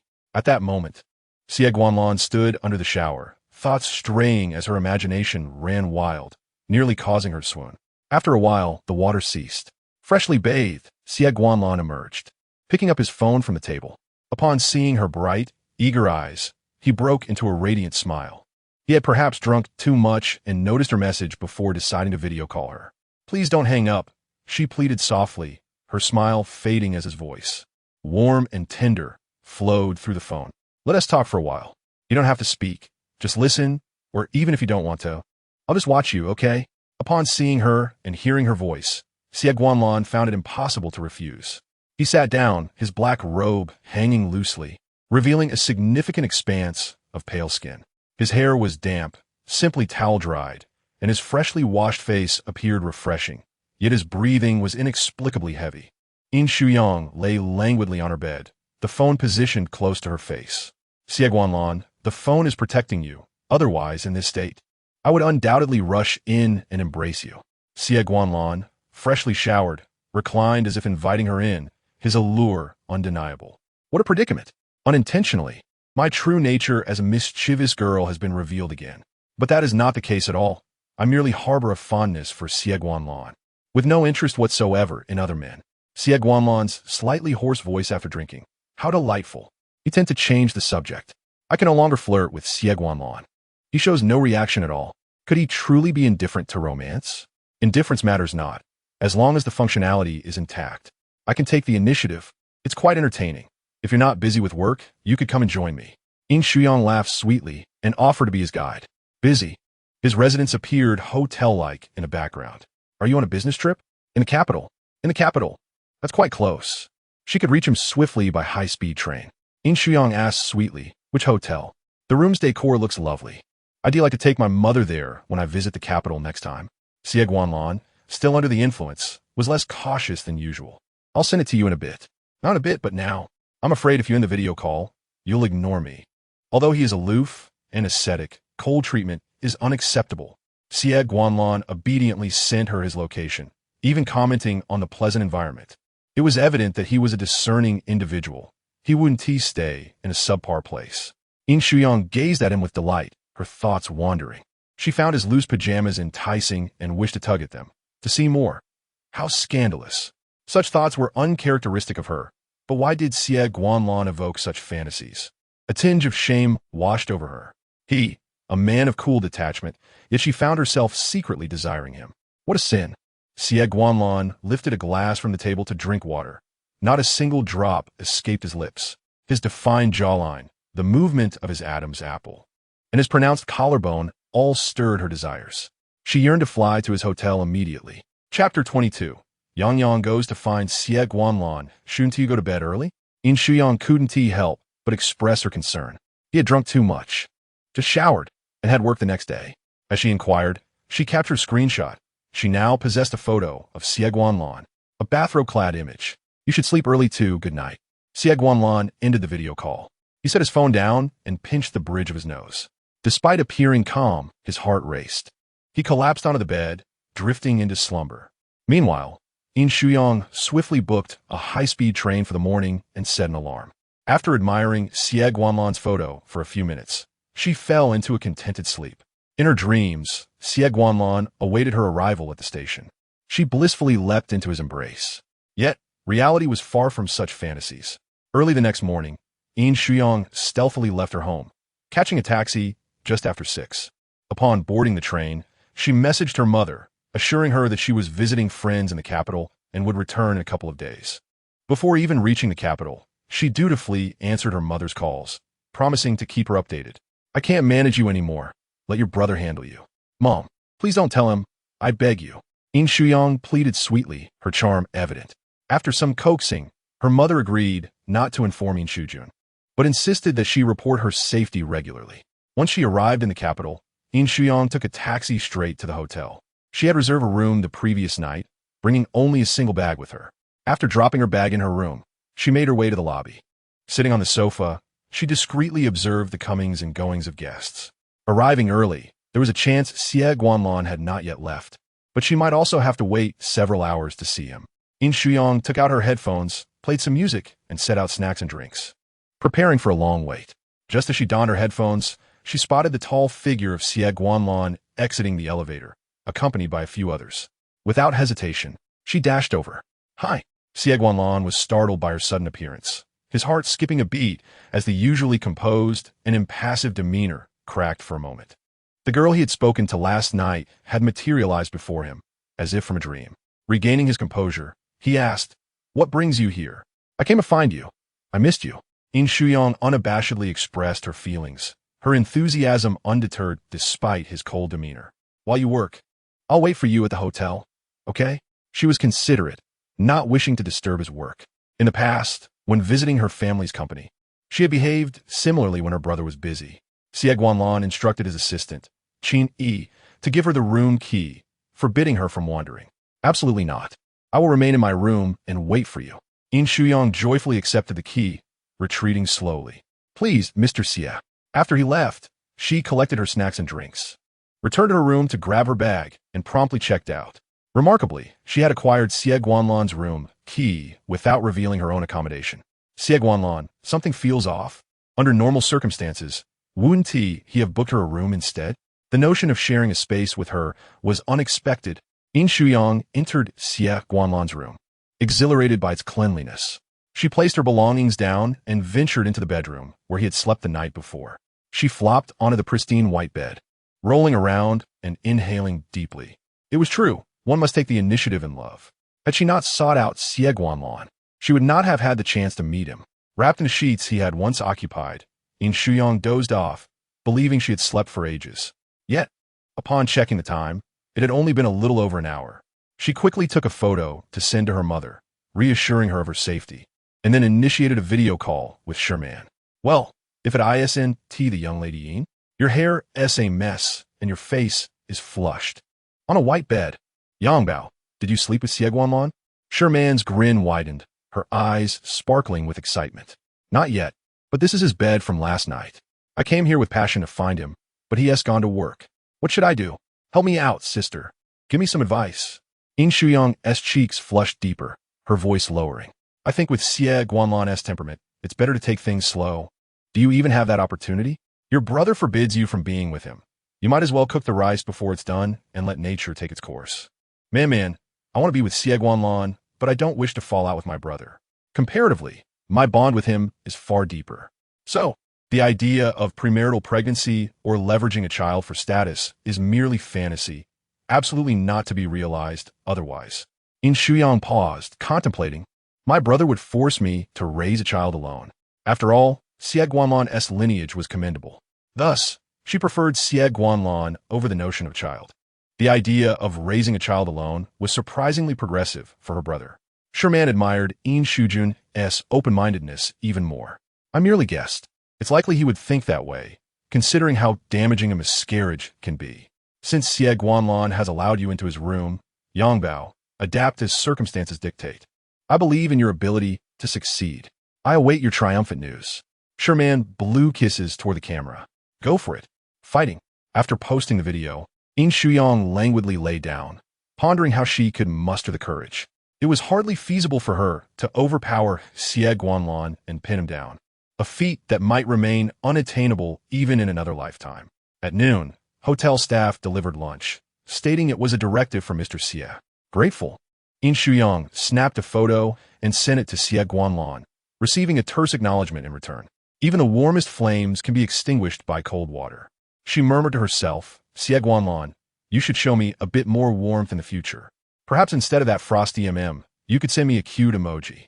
Yet, she mused, that might be rather difficult. She adored Xie Guanlan just as he was, rather than any altered version of himself. By the time dinner rolled around, he still hadn't returned, leaving her to dine alone in the room. Had he gone out again for socializing and drinking? Yin Shuyang slowly approached the door, opening it just as someone from the presidential suite emerged. A pair of elongated, phoenix-like eyes fell upon her face, twinkling with a narrow smile, accompanied by a soft snort. Who is he? Yin Shuyang thought, bewildered by the expression. Chapter 23. A kiss again. Yin Shuyang decisively retreated, closing the door behind her. She resolved to wait patiently for Xie Guanlan, having promised herself to behave. With a peculiar individual nearby, she wished for his swift return. Feeling anxious, she turned on the television, selecting a variety show and increasing the volume, wrapping herself in a thin blanket for comfort. In such a splendid six-star hotel, safety should not be a concern, especially since it was Xie Guanlan's room. Gradually, she felt herself drifting into slumber. When Xie Guanlan returned to the hotel, it was already past 10. Upon entering, he found a small figure curled up uncomfortably on the sofa, a thin, air-conditioned blanket draped over her. He approached slowly, his dark eyes softening with a tender gaze as they settled on her delicate, fair face. Leaning down, he gently brushed his fingers against her cheek, unable to resist the urge to caress her soft skin. How could she be so obedient even in her sleep, unbothered by the loud television? What had she been up to all day in the hotel? Xie Guanlan turned off the television, plunging the room into silence. He watched Yin Shuyang for a few minutes before bending down, preparing to lift her. Her sleeping position made it challenging, and he was unsure where to place his hands, unable to discern where her waist ended and her legs began beneath the blanket. Just as he was contemplating, Yin Shuyang's long eyelashes fluttered, and she gradually opened her eyes. Was she dreaming? Xie Guanlan was so close, and his hand was resting on her. Surely, she must be dreaming. The aloof and reserved Xie Guanlan would never be this gentle with her in reality. Realizing she was awake, Xie Guanlan's dark gaze locked onto hers, and though he should retract his hand, it felt as if it were glued to her. Forget it, I'll just steal a kiss. Yin Shuyang tugged on his tie, pulling his head toward her, tilting her chin slightly to meet his lips. In dreams, there was no need for restraint. She boldly nibbled on his lip, tasting a hint of alcohol that she found delightful, driving her to kiss him deeper, almost as if she wished to consume him entirely. As she clung to his tie with one hand and wrapped the other around his neck, her breath quickened, her eyes glimmering with a rosy hue, exuding an enchanting allure. "You're so good," she murmured softly. "Let me kiss you again." With a playful pop, she continued to kiss him, relishing the sensation. The lips she had seen on the video just yesterday were now the object of her affection, and she felt an overwhelming love for him. Xie Guanlan would only allow such indulgence in dreams, lacking any resistance. In reality, he would have likely pushed her away long ago. Her kisses reddened his lips and warmed his ears, his gaze fixated intently on her, harboring an inscrutable light within. "Is that enough?" he asked, his voice a low rasp. "Not nearly. I wish to do this and that with you," Yin Shuyang replied, her fingers teasingly tracing along his neck. With a playful demeanor, she expressed a desire to touch him more, igniting a fire within Xie Guanlan. "Yang, you mustn't," he cautioned, pulling her wrist down. "Why not? You just let me kiss you, so why not now?" she retorted, breaking free to untie his tie. She was adept at knotting ties and equally skilled at untying them. In mere moments, she had freed the black tie from his shirt, teasing, "If you behave, I'll one-tie your hands." "By my hand with my tie?" Xie Guanlan mused, a smirk tugging at the corner of his mouth. "You think me so obedient? I've allowed you to do as you please. Is that not enough?" They were close, their noses nearly touching, breaths intertwining. Yet he felt it was becoming too much. "What is too much? It must be done," she insisted. A man must never admit to being incapable. She leaned in, planting a kiss on his cheek, their intimacy palpable as she nestled her face into the crook of his neck, inhaling deeply. Xie Guanlan's scent was intoxicating. Having known him for just over a month, she had never experienced such a vivid dream. She could even feel the pulse at the base of his neck. With her soft lips grazing his skin, she murmured, "Please don't leave me here alone tomorrow." "All right," he replied, his voice trembling slightly. In that moment, as she kissed him, his rationality had long since unraveled. He allowed her to draw closer, content to embrace her as she nestled against him like a small kitten, her fair legs attempting to entwine around his waist. "Let us just keep this between us, a secret romance. You understand?" she proposed, envisioning a relationship like those of celebrities, discreetly dating while keeping it hidden from the world. Chapter 24. I am about to fall. Please hold me tightly. Most importantly, her brother must not know. Let us wait until their feelings stabilize before discussing it. Xie Guanlan remained her usual icy self, replying no. She did not want to be a secret lover. The little princess should not have to endure such humiliation. Yin Shuyang's reasoning resonated with her. He should tend to his family matters rather than put her at risk.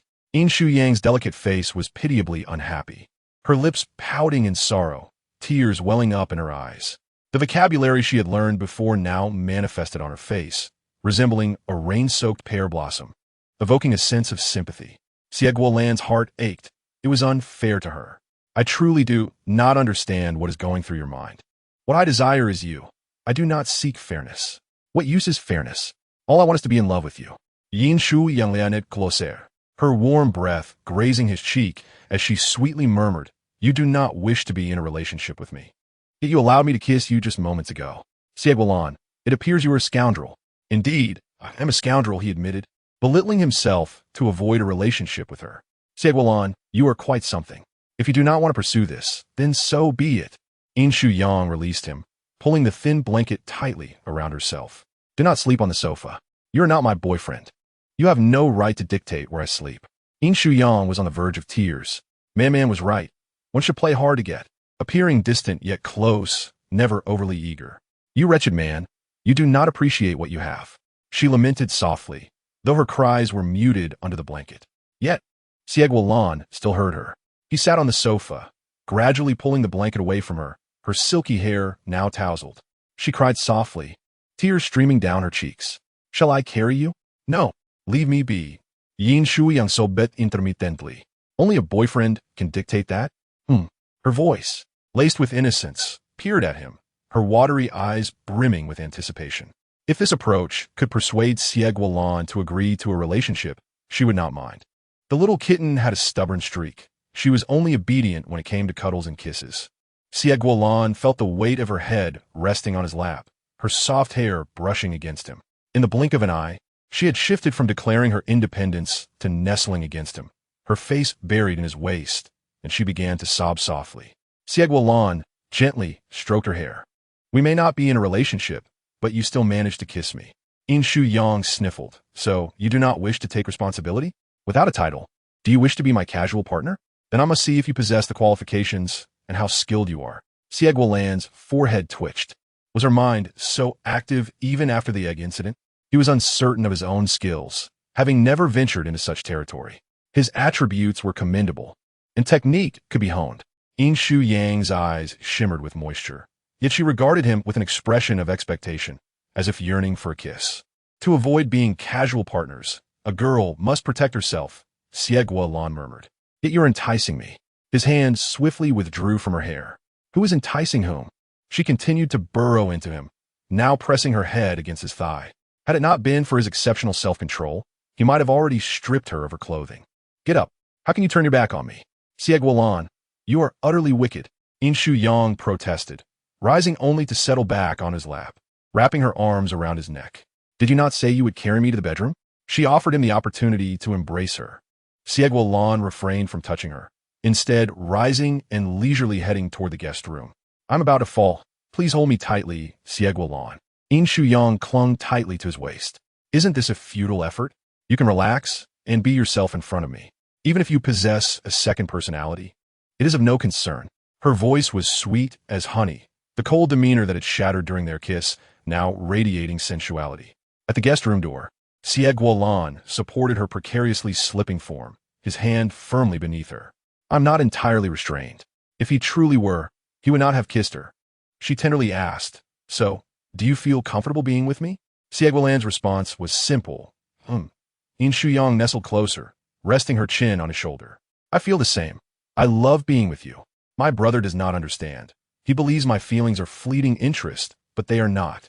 I genuinely like you, wishing to share my life with you." Her heart had never been so sincere, almost as if she wished to lay it bare for him to see. Suddenly, Xie Guanlan felt the weight of the little kitten on him increase. It had been ages since he had been this intimate with anyone. He had always been tense, afraid to let his guard down. His life was perpetually under pressure, while she was different. She could bask in the adoration of her family, cherished and doted upon, free to pursue her desires, while he felt as though he had ensnared her. He gently caressed her back. "I understand. You do not know. What do you truly understand? You merely reject me, subjecting me to your coldness. I have never experienced such treatment before. Do you realize how special you are?" "Perhaps I have an inkling," he replied. Xie Guanlan attempted to set her down, but Yin Shuyang clung to his waist, refusing to let go. "Do you wish for me to hold you while you sleep?" "That is not out of the question," she murmured. "Why are you raising your voice? What are you being fierce about?" She feigned a cry, pretending to be frightened. Xie Guanlan hesitated to sleep beside her, fearful of what might transpire. How could he claim he had no intentions toward her? "I have not scolded you," he sighed. sitting at the edge of the bed while Yin Shuyang pressed him down, forcing him onto the bed. It felt akin to a forceful act of seizing a man. Xie Guanlan held her waist firmly. Do not act recklessly. What constitutes recklessness? Yin Shuyang inquired, gently caressing his face. She was indeed being reckless. Yet Xie Guanlan tolerated her, allowing her to indulge. Why do you possess such beauty? Even from my angle, you appear flawless. Yin Shuyang leaned in closer. It is your fault for being so handsome. That is why I fell for you at first sight. Do you only admire my appearance? Surely not. You would not consider disfiguring yourself to deter me from liking you. That is utterly unnecessary. Do not harm yourself. Xie Guanlan genuinely struggled to comprehend Yin Shuyang's logic. He had no such intentions, nor did he wish to disfigure himself. What I mean is, if you encounter someone more attractive in the future, will you simply fall for them instead? Chapter 25. Xie Guanlan. My possessiveness is quite strong. Yin Shuyang smiled even more sweetly, her dimples appearing. Are you jealous? Jealous of someone who has yet to appear, yet not jealous of those who declare their feelings or seek to court me. In all seriousness, she informed Xie Guanlan, I am not only fond of your exterior. I am captivated by your essence. I will not be drawn to anyone else unless. She paused, sensing a tension in the air, and Xie Guanlan held his breath, waiting for her to continue. Unless you marry someone else, at which point I would likely have to let you go. Once she finished speaking, she relaxed against him, her body feeling soft and pliable. After a brief silence, she murmured, let's get married. Though her family may not possess the wealth of his, her brother would work hard for their future together. Xie Guanlan's lips curled into a smile. Yin Shuyang was simply adorable. Indeed, Yin Shujun would strive to keep them apart. Currently, there are no plans for marriage. You better not. Yin Shuyang planted a kiss on his cheek. Another kiss. One more. Xie Guanlan lay there like a mere tool, allowing Yin Shuyang to plant several kisses on his face. As her gaze drifted downward, Xie Guanlan gently pushed her away by supporting her waist, indicating that further intimacy was unwarranted. Yin Shuyang slightly tilted her head, her eyes shimmering with innocent bewilderment. What was wrong below? She had merely glanced at his collarbone. Surely Xie Guanlan was misinterpreting her intentions? After all, she was seated. Oh! It seemed something was indeed amiss.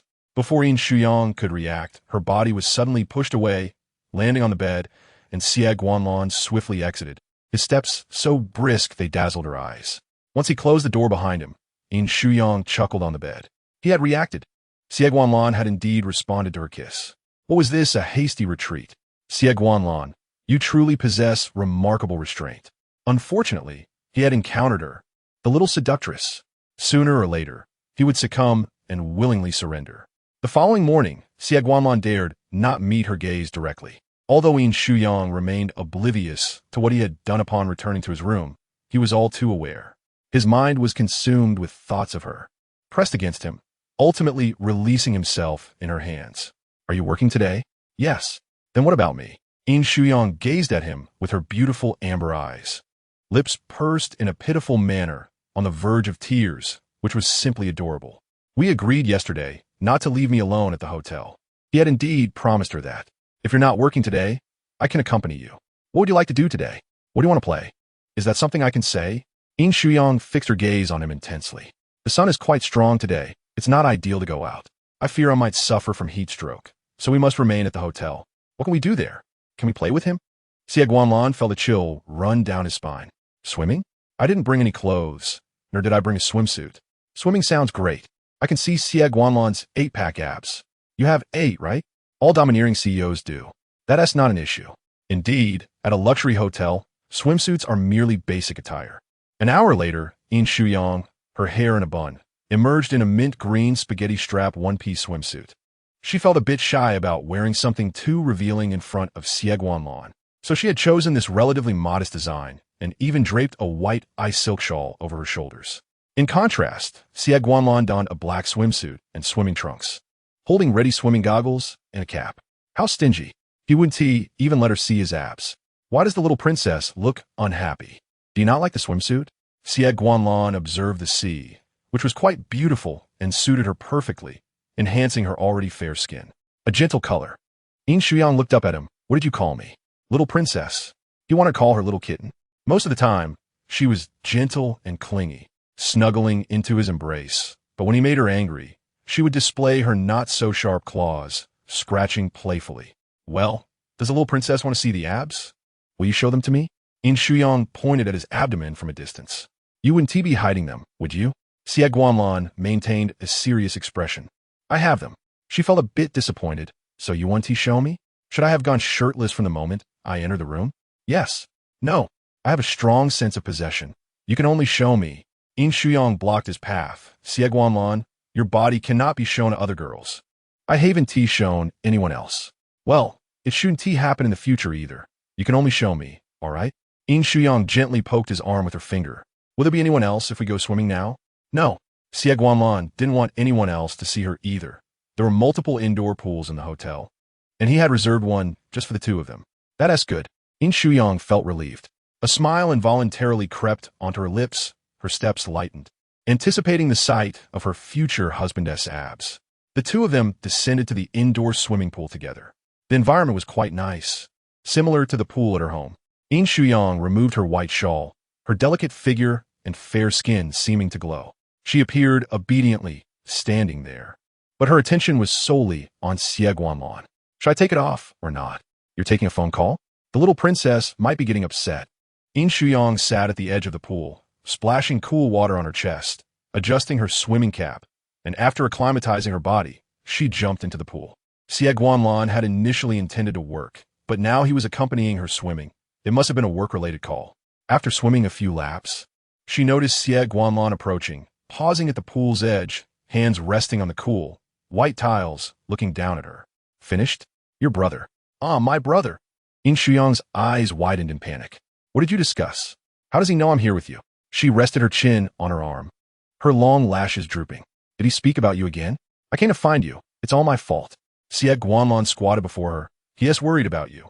When you suddenly left the villa, he guessed. Will Mom expose me? Most likely not. It should be that person named Bo Tang. Yin Shuyang whispered. I will call him back shortly. Okay. The swimming pool fell silent. Seeing that he had no intention of joining her in the water, Yin Shuyang exited the pool. Wrapped in a towel, she slowly approached him. Why aren't you swimming? Just moments ago, on the phone, Yin Shuyang had yelled at him. Xie Guanlan, don't seduce my sister like a male fox spirit. He was too intimidated to enter the water or undress. Watch me swim. I'm tired of swimming. It's your turn. Yin Shuyang leaned in to meet his gaze. Xie Guanlan, just because my brother called, are you going to give me the cold shoulder now? Chapter 26. Touching the abs, Yin Shuyang was likely far away, high in the mountains. Could Xie Guanlan not be so timid? He couldn't see everything. Can you not be so honest? Just answer my brother truthfully. Yin Shuyang poked his arm lightly. Don't businessmen know how to maneuver and speak nonsense? Can't you deceive him a little? If it were anyone else, Xie Guanlan could adeptly navigate conversations, even with Yin Shuyang. However, since she was present, he felt that speaking the truth was preferable. I need to let your brother know you are safe now. Xie Guanlan's cold gaze fell upon her pitiful little face. He is very worried about you. I know. Yin Shuyang understood her brother's concern and care, fearing she might encounter any mishap. My whole family treats me like a weed, Yin Shuyang murmured softly, and you do too, though she appeared to be a fragile girl in need of protection. Her delicate exterior did not reflect a frail heart. Xie Guanlan rose and leaned closer, gently coaxing, Little princess, don't be upset. I will swim for you. Yin Shuyang continued to lower her gaze, seemingly unconvinced. Xie Guanlan decisively removed his black swimsuit. This male fox spirit couldn't afford to fail at cheering up the little princess. As soon as his well-defined 8-pack abs were revealed, Yin Shuyang could no longer maintain her composure and burst into laughter. Wow, Lanlan's muscles are so beautifully sculpted, not like those exaggerated muscle-bound fitness enthusiasts, but perfectly lean and toned. The trapezius, deltoids, pectorals, biceps, wow, they're all amazing. I want to touch them. I really want to touch them. Isn't it right for a husband to let his future wife touch him? Just a little touch would make her exceedingly happy. Yin Shuyang's breathing grew heavier, cautiously glancing up at him, timidly pointing at his beautiful abs. Can I touch them just to feel? Xie Guanlan's ears turned slightly red. You can. Touch away. As long as it brings you a bit of joy. Do not tell your brother. Yin Shuyang's motion abruptly halted. Xie Guanlan, you are finally learning to lie to my brother. What else can he do? The little kitten, feeling wronged, kept its head lowered, looking utterly unhappy, which pained her heart. Rest assured, I will certainly not say anything. Silently, Yin Shuyang lightly touched with a fingertip, as if a current coursed through her, and she suddenly withdrew her hand. Xie Guanlan's ears turned even redder, his heartbeat quickening. How could he be so stirred by merely a touch from Yang Yang? Yin Shuyang's previous action was merely a test. And then, with excitement, both hands pressed down. Wow, the sensation was exquisite. Amazing. Xie Guanlan, your physique is truly commendable. No wonder the male protagonists in novels have abs. Who could resist such a physique? It was simply overflowing with hormones. Her ovulation period seemed to have advanced. Yin Shuyang was so thrilled she could barely contain herself. With such a delicate and perfect face, coupled with an enviable figure, Xie Guanlan, you have enchanted me further. What shall I do? Xie Guanlan gently pushed her hand away, urging her to calm down. He too needed to regain his composure. He leaped into the cold swimming pool. Yin Shuyang still felt the lingering touch on her palm. Shyly caressing her face, her eyes glued to Xie Guanlan swimming.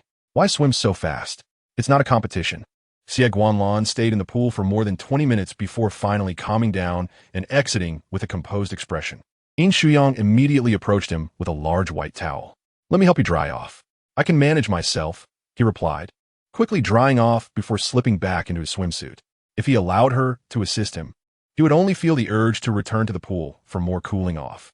Not long after they returned to the suite, staff members wheeled in a clothing rack adorned with numerous beautiful dresses for her to choose from. Xie Guanlan was quite considerate. Yin Shuyang changed into a French dark green pearl-strap dress, applied light makeup, and let her hair fall in soft curls. She looked charming and graceful, exuding an air of elegance with a gentle smile that revealed her adorable dimples. She appeared absolutely stunning. Xie Guanlan, having already changed into his attire, sat on the sofa waiting for her. The abs she had touched earlier were now concealed beneath his white shirt, but he was the very type she had initially found appealing, cool and aloof. Xie Guanlan's expression was icy, his ears flushed, his heart warm. I'm ready. Xie Guanlan rose, his cold gaze glancing at her briefly before shifting away. Your brother has arrived. What? He's still in the capital? Yin Shuyang panicked, pacing left and right. You must protect me. All right, Xie Guanlan replied, stepping in front of her. Let us go. Yin Shuyang obediently followed at his side. A few minutes later, she found herself in the private room with her brother, Yin Shujun, who was busy ordering food. He didn't even glance at her, radiating displeasure. Yin Shuyang approached and sat beside him, gently poking his arm. Brother, you look so cool and handsome today. Yin Shujun exhaled heavily, indifferent to his sister's flattery. Even when angry, you look so handsome. I wonder who will be lucky enough to marry you and see that handsome face every day. Xie Guanlan sat across from them, observing Yin Shuyang. She was the sweetest-tongued person he had ever encountered, showering compliments that could make anyone beam with joy. Even Yin Shujun couldn't resist, putting down the menu, raising his fist but not bringing it down. Yin Shuyang knew it was merely a scare tactic. She didn't even flinch. How can I possibly describe you? You just love sticking to him. Is it amusing to press your warm face against a cold shoulder? Yin Shujun was exasperated. It's not like that. I touched Xie Guanlan's abs today. The tactile experience was delightful. You're still smiling? Yin Shujun was astounded. What exactly had Xie Guanlan done to his precious little sister? That male fox. Yin Shuyang smiled sweetly and softly said, Brother, I smile because you are here. I haven't seen you for several days, and I missed you dearly. Huh, you're so engrossed in your newfound happiness that you forget about me? Do you even remember my name? Yin Shujun asked sarcastically. Without hesitation, Yin Shuyang responded, You are Yin, the super handsome, unbeatable, best brother in the world, Jun. Yin Shujun smiled indulgently. All right, enough flattery. Let's eat first. Afterward, come home with me. But, Yin Shuyang glanced at Xie Guanlan. No, you don't wish to. Yin Shujun's smile faded. Don't force me to discipline you in front of outsiders. Wait, does our family have rules? Chapter 27. Wanting to crash against Xie Guanlan's chest. Yin Shuyang muttered, Right now, they are outsiders, but soon they won't be. Had Xie Guanlan bewitched her?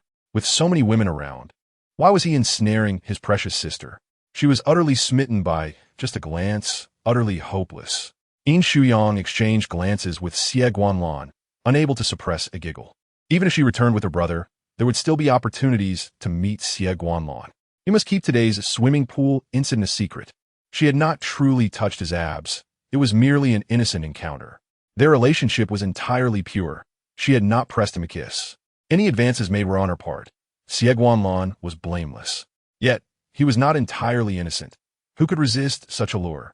The meal was consumed in silence, and afterward, Yin Shuyang was ushered into a car by Yin Shuyang, who took her home. They flew back to the Yin family that same day. Upon their arrival, their parents were already home. Yin Shuyang excitedly approached them, sweetly greeting, "Daddy, Mommy, your precious daughter has returned. I miss you so much." Father Yin and Mother Yin each took one of her hands, scrutinizing her from head to toe to ensure she bore no injuries. Yin Shujun sauntered in leisurely. "Honestly, Yin Shuyang, you are far too insincere. You were with Xie Guanlan, and do you even remember us three? If I hadn't brought you back, you'd soon be carrying his child." "What? Brother, do you think so little of Xie Guanlan's self-control? Does the domineering CEO lack such restraint? Clearly, he let go of me the moment he felt anything." "Mom, I wouldn't." Yin Shuyang waved her hands vehemently. "I'm very well behaved. I'm the refined daughter you raised. How could I ever do something as scandalous as being pregnant before marriage?" In truth, she didn't want to be with Xie Guanlan. Being with him did not necessarily mean she would become pregnant. "Daddy, I'm your little princess. Without your permission, I won't get pregnant." Yin Shujun scoffed. Yin Shuyang shot him a glare, wishing to maintain her connection with their parents. "Yin Yang, you're still young. There's no rush from matters of the heart. Take your time. You must be tired from the flight, so rest early." Father Yin's expression was filled with affection. "All right." Yin Shuyang obediently agreed and ascended the stairs to rest. Once sprawled on her bed, she messaged Xie Guanlan. "Yin Shuyang, what are you doing?" Xie Guanlan surprisingly replied instantly. "On the way, preparing to return to the hotel." "Yin Shuyang, when will you return to Li City? My previous proposal for a secret romance still stands." "Yin Shuyang, I touched your abs. Are you sure you don't want me to take responsibility?" 3. She genuinely wished to take responsibility.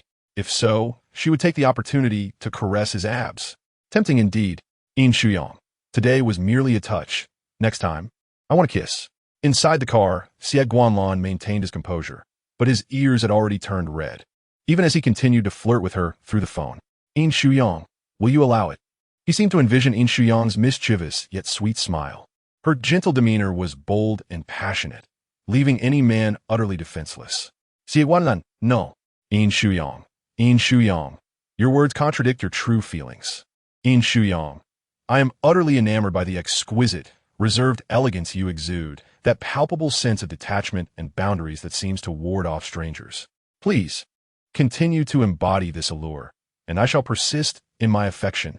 The way you are indifferent to everyone, yet exhibit warmth exclusively towards her, is simply irresistible." Xie Guanlan gazed at Yin Shuyang's candid declaration, astonished that anyone could genuinely appreciate such an aloof demeanor. What is there to love in coldness? Her vivacious and lively personality is what truly captivates. Xie Guanlan, indeed, he found himself incapable of changing, yet in Yin Shuyang's presence, he relaxed considerably. The following day, Yin Shuyang prepared to venture out. Where to? As she descended the stairs, she heard her brother's voice. Turning her head slowly, she was taken aback to find Yin Shujun lounging on the sofa. "Aren't you going to the office?" "No." "And you're not meeting any partners? Is it your fervent desire for me to be out and about?" Yin Shujun beckoned her over. "You still wish to seek out Xie Guanlan?" "Not a chance." Yin Shuyang timidly approached. "I'm heading to the studio. I haven't been in ages. Your studio would thrive just the same in your absence." Standing before him, she resembled a child who had erred. "Are you bored today and in need of my company? I purposely stayed home to keep an eye on you. You little one, reflect on your actions while at home." "Reflect on what? Why can't I write a self-critique?" That essay, splendid idea. Write a reflection of 10,000 words. It should be a breeze for you as a liberal arts student. Once I review it and approve, you may go out." Yin Shujun leisurely raised his coffee cup. "You may start brainstorming." "Ah." Yin Shuyang immediately sat beside him. "Brother, I won't write it. I can't write a single word. No need for tears or pouting. I am an unyielding brother." Yin Shuyang playfully pounded his arm. "Bad brother. You will come to realize just how good I am to you." In a huff, Yin Shuyang stormed upstairs and poured her heart out to her best friend, Sherman. At that moment, her friend could only offer a few seconds of sympathetic concern. After 3 days of confinement at home, Yin Shuyang had penned not a single word of her critique. Her mind held no reflections whatsoever, She simply found herself enamored with Xie Guanlan, unaware of what warranted any self-reflection. Born into the Xie family, he was not responsible for his familial circumstances. If given the choice, Xie Guanlan would surely prefer a harmonious and blissful family life, rather than the chaos following his mother's passing and his father's swift remarriage, which brought forth a half-brother. Had Xie Guanlan enjoyed a happy upbringing, his aloof demeanor might not have developed. Instead, she felt a surge of pity for him. Oh, poor Guanlan. Yin Shuyang took a blank sheet of paper to Yin Shujun's study, slapping it onto the desk. Submitted. A blank sheet? Yin Shujun picked up the light paper. Yin Shuyang, after 3 days, you haven't even managed to produce a single word? Brother, I am a lady. I could never unleash such flatulence in your presence. She replied with a sweet smile. So you have reflected on nothing? I maintain that I still like him. I am not in the wrong. I suspect you 1T realize your folly until you hit a wall. I 1T hit any wall. I merely wish to collide with Xie Guanlan's chest. Yin Shuyang murmured softly. Chapter 28. Recently, the elder of the Xie family has been searching for a suitable match for Xie Guanlan. I am my prime, with keen hearing. Do you think I cannot hear your whispers? He scoffed. You wish to collide with Xie Guanlan's chest? It seems your mind has been addled. He was indeed envious, desiring what she had, someone to cherish while he did not. Yin Shujun tossed the blank paper into the trash. Fine. If you choose not to write, go to bed. Can I truly avoid writing? My dear miss, did you write even a single word? Yin Shujun retorted. No. Yin Shuyang left the room with a skip in her step. Yin Shujun watched her retreating figure, contemplating a few more days of restraint. Rumor had it that the elder of the Xie family was actively seeking matches for Xie Guanlan, likely having met several candidates already. Once Xie Guanlan was engaged, Yin Shuyang would be free to venture out. Stuck at home, she resorted to painting. Yet each day, she yearned for Xie Guanlan. The internet connection at home had faltered, leaving her puzzled. She suspected her brother was to blame, though she had no proof. Unable to see her beloved, her hormones seemed in disarray, and she could no longer conjure sweet narratives. Her comic lacked a title, and as she sat in her studio, staring blankly at a half-finished traditional ink wash painting, inspiration eluded her. Just then, her phone rang. Man, something terrible has happened. A major crisis. Yin Shuyang, where are you? At home. My brother 1T let me out. What era are we in? Feudalism is dead. Yin Shuyang felt tears threatening to spill. I heard that Xie Guanlan's grandfather is searching for marriage prospects for him. Why haven't you secured Xie Guanlan yet? Yin Shuyang sprang to her feet, panic-stricken. No, it can't be. Xie Guanlan, if it's an arranged marriage, a union with the Yin family wouldn't be amiss. I can't go out. I'll come pick you up. Hurry and get dressed up nicely. Shiman spolka rapidly. Yin Shuyang set down her brush and headed out, encountering her mother who was delivering afternoon tea. Mom, I'm not eating. Man is here to pick me up. Can I go play with her? She gazed at her mother with wide, sparkling eyes and fluttering lashes. Go play, my dear. Your brother is not home. Huh? When did Yin Shujun leave? She realized she hadn't even noticed. Yin Shuyang dressed beautifully, and as she descended, her parents encouraged her to enjoy herself. Yet, she felt anything but happy. She was disheartened. When she texted Xie Guanlan while changing, he hadn't replied. Once in the car, Sherman noticed her tearful expression and helped her buckle her seatbelt. Crying 1T help. Is Xie Guanlan really going on blind dates? I have no clue, Sherman replied, tilting her head to study her friend. If Xie Guanlan is indeed meeting other women, perhaps we should find someone else to admire. Yin Shuyang fought back tears, her eyes misty. What if he is being forced into it? This love-struck brain. Shiman jested. Perhaps you should learn to forage for wild vegetables like Wang Baochuan. It was true. After all, the elder of the Xie family wielded absolute authority at home. To inherit the Xie family legacy, one must secure the elder's favor, and it was possible Xie Guanlan would flatter him for that reason. I suggest, dear Yin Shuyang, that you approach your grandfather and have him speak to the elder of the Xie family. Perhaps it could lead to a union. The alliance between the Yin and Xie families would benefit both, though it might not bode well for the ambitious young master of the Xie family. Yin Shuyang had considered this idea, but refrained from acting due to her brother's insistence against seeking out their grandparents. Moreover, if Xie Guanlan didn't harbor feelings for her, a union would be far from joyous. Where now? Shiman teased it. To places where Xie Guanlan is likely to appear. We'll catch him, then I'll drug him, and you can have your way with him, making it an irreversible situation. Such audacity, wouldn't that cause trouble? At that moment, rush hour traffic ensued, and the roads were congested. Car horns blared incessantly, and metal vehicles surrounded them. The orange-red glow of the sunset cast a warm hue, intensifying Yin Shuyang's anxious heart. By the time they arrived, darkness had completely enveloped the sky. She wondered whether Xie Guanlan had arrived yet. Even if we arrive, with so many private rooms, how do we find him? Should we go directly to the monitoring room or threaten the manager? However, Sherman pulled her into the elevator. Ah, my beloved Yang Bao is always so gentle and beautiful. If Xie Guanlan does not choose you, his taste is certainly questionable. Yin Shuyang blinked innocently. But what if? Then I can only cry for a few days. Unrequited love. In youth, one must not encounter someone too stunning. If unattainable, Yang Bao would forever feel regret in her later years. She did not wish for Yin Shuyang to harbor such regrets. Although she feared Xie Guanlan, for Yin Shuyang's sake, she reluctantly accepted that brother-in-law. Yet, she dare not truly refer to Xie Guanlan as such. Yin Shuyang grasped Sherman's wrist. But I am not in a relationship yet. Xie Guanlan hasn't agreed to be my boyfriend. Sherman felt a pang of sympathy for her. Thinking of it made her even more pitiful.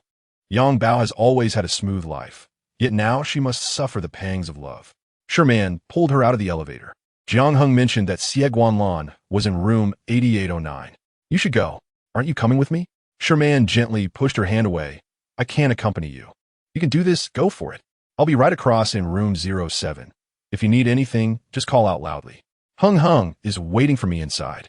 I will always be your strongest support. Yin Shuyang felt no strength at all. To go in alone left her uncertain of the situation inside. What if the old Master Xie was there too? At the doorway, Yin Shuyang prepared herself mentally before pushing the door open. She felt dizzy. The resplendent private room was filled with several middle-aged men around a round, rotating dining table beneath a crystal chandelier. In the center of them sat Xie Guanlan, his delicate and aloof face holding a glass of wine, his gaze sweeping towards her. This little beauty is looking for someone? Do any of you know her? I'm looking for him, Yin Shuyang replied. Xie Guanlan set down his glass and stood up, leaving the others stunned. Looking for President Xie? No way. The rumored aloof President Xie actually has a girl seeking him out? Moreover, he was so aware of her presence. Xie Guanlan gently supported Yin Shuyang's arm and walked out with her. The corridor was quiet, bathed in soft, warm yellow light.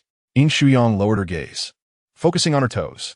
She had not seen any girls beside him in the private room, yet it seemed she had interrupted Xie Guanlan's socializing. Unable to contain herself, she whispered, I heard your grandfather is recently looking for a marriage partner for you. Is that true? Yes. Indeed, I've been on blind dates recently, although not tonight. Yin Shuyang finally understood why her brother had been preventing her from going out lately. He must have known all along. Stopping, she gazed earnestly into his watery eyes. So, did you refuse? I did. Xie Guanlan hadn't even met any of them. Yin Shuyang's heart leaped with joy. He had rejected them. Well done. She felt an urge to reward Xie Guanlan with a kiss. Pouting her red lips, the gloomy and pessimistic mood of her earlier journey evaporated. She tugged at Xie Guanlan's shirt sleeve. Then I won't disturb your socializing. However, it's been a while since we last met. A kiss before I leave isn't too much to ask, is it? Yin Shuyang nervously fixed her gaze on his cool, indifferent eyes. Was a kiss really too much? Just a peck. It wasn't tea like they had never kissed before. The thought of a kiss could provide her with so much reassurance. She could take the initiative. Xie Guanlan, can you lean down a bit? If he wouldn't kiss her, she did not want to kiss him with his alcohol-laden breath. Yin Shuyang sulked quietly, her small figure appearing both proud and aggrieved. So pitiful. The little kitten, on the verge of bursting with indignation, looked so adorable. Then I'll take my leave, Xie Guanlan said with a smile in his eyes. No, wait. Yin Shuyang hugged his waist, burying her small face in his chest. If you won't kiss me, at least let me hold you. Xie Guanlan still carried that familiar scent and aura. She liked it. Even after several days apart, she still felt the same.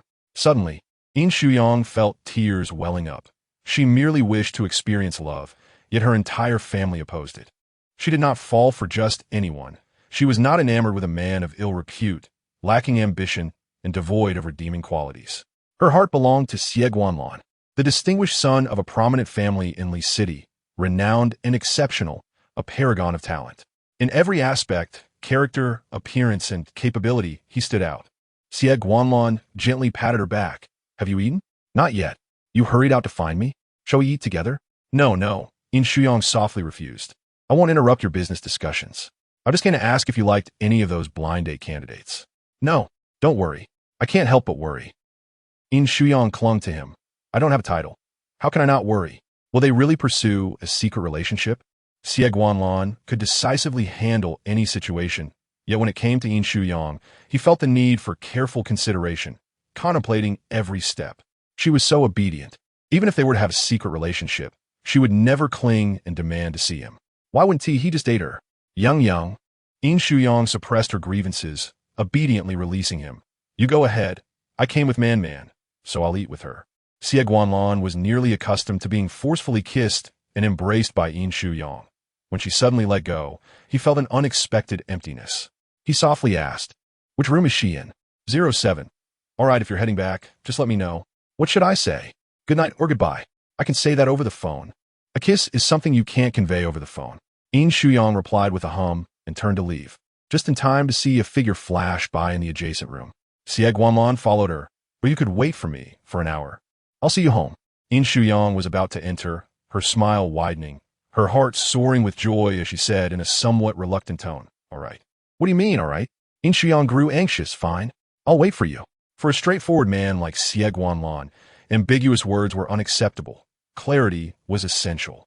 The two entered their respective private rooms. Upon entering, Yin Shuyang was startled to see Sherman and Jiang Heng sharing a toast. Were they rehearsing for a wedding ceremony? How enviable. Lovers finally united. She found it particularly difficult to even steal a kiss from Xie Guanlan. She reminisced about the times in the capital when she could pin him down on the bed and kiss him passionately, and he wouldn't resist. He obediently let her kiss him. How adorable. Sherman, with a rare expression of shyness, asked, how have you been? You don't seem as angry. What can I do? Xie Guanlan is a workaholic. All he cares about is work. He hasn't even met any of the marriage candidates. Yin Shuyang leisurely sat down and sighed. So, it's only natural that I can't catch Xie Guanlan for a while. You must think carefully. If he is a workaholic before marriage, he likely will be after. Can you endure a husband who is often busy with work and rarely by your side? Sherman said, offering her some meat with chopsticks. Yin Shuyang smiled lightly. I can accompany him on business trips. Just because he is busy doesn't mean he won't come home. Busy is just an excuse. A truly devoted person will always find time for his wife. After a few bites, Yin Shuyang's phone rang with a video call. It was her brother. Man, it's my brother. Yin Shuyang answered the video call. Her half of the face beside Sherman S. in the frame. Hi, Brother Shujun, good evening. Have you eaten? Would you like to come over for dinner? Sherman greeted enthusiastically. We haven't finished yet. Yin Shujun was clearly checking in on her. Yin Shuyang felt a surge of anxiety. Thankfully, she and entered the adjacent room with Xie Guanlan. She smiled sweetly. Brother, don't worry. I'll behave and come home tonight. Yin Shujun scoffed. Show me the scene. Let me see. Brother, you do not believe me. Sobi. Yin Shuyang exaggeratedly whimpered. Am I truly so untrustworthy in your heart? Enough with the nonsense. Hurry up, or you'll let Xie Guanlan hide away. No. Yin Shuyang obediently turned the camera around. Who is that man? That is Man's boyfriend. Yin Shuyang explained. Brother, are you really interrupting a couple's date? Don't you feel ashamed to be a third wheel? Yin Shujun chuckled. I haven't been out for so long. I was feeling restless, and Man just took me out for a meal. I'll be back soon. Bye, brother. Yin Shuyang quickly ended the video call. That was close, very close. Brother Shujun truly disapproves of you. Why is that? Sherman was somewhat puzzled. It's probably due to the inheritance dispute in the CF family, Yin Shuyang whispered. Jiang Heng, sitting beside Sherman, paused momentarily, subtly curling his lips. What does that mean? Does Brother Shujun think Xie Guanlan cannot compete with Xie Yongzhou? That spoiled second-generation heir. I've heard he is quite ruthless. Xie Guanlan may not necessarily lose, but she will undoubtedly pay a price. Brother Shujun does not want you to become that price. After analyzing, Sherman felt that Yin Shuyang was currently in a precarious situation. Suddenly, she grasped Yin Shuyang's wrist. Yango, why not wait a bit longer? You're only 21 years old. After the inheritance battle in the CF family concludes, you can marry in and directly become the head matron. Chapter 30. The must-have partition in the domineering CEO's car rises. When will that be? Yin Shuyang slightly shook her head. Man, you used to teach me otherwise. You said to seize the moment. Every situation must be assessed individually. Your circumstances are different now. Sure Man tilted her head towards Jiang Hung. Right, Hung? Man is correct. Miss Yin can afford to wait. This was Jiang Hung's first statement since she entered, but Yin Shuyang did not want to hear it. Love does not wait for anyone. To wait indeed.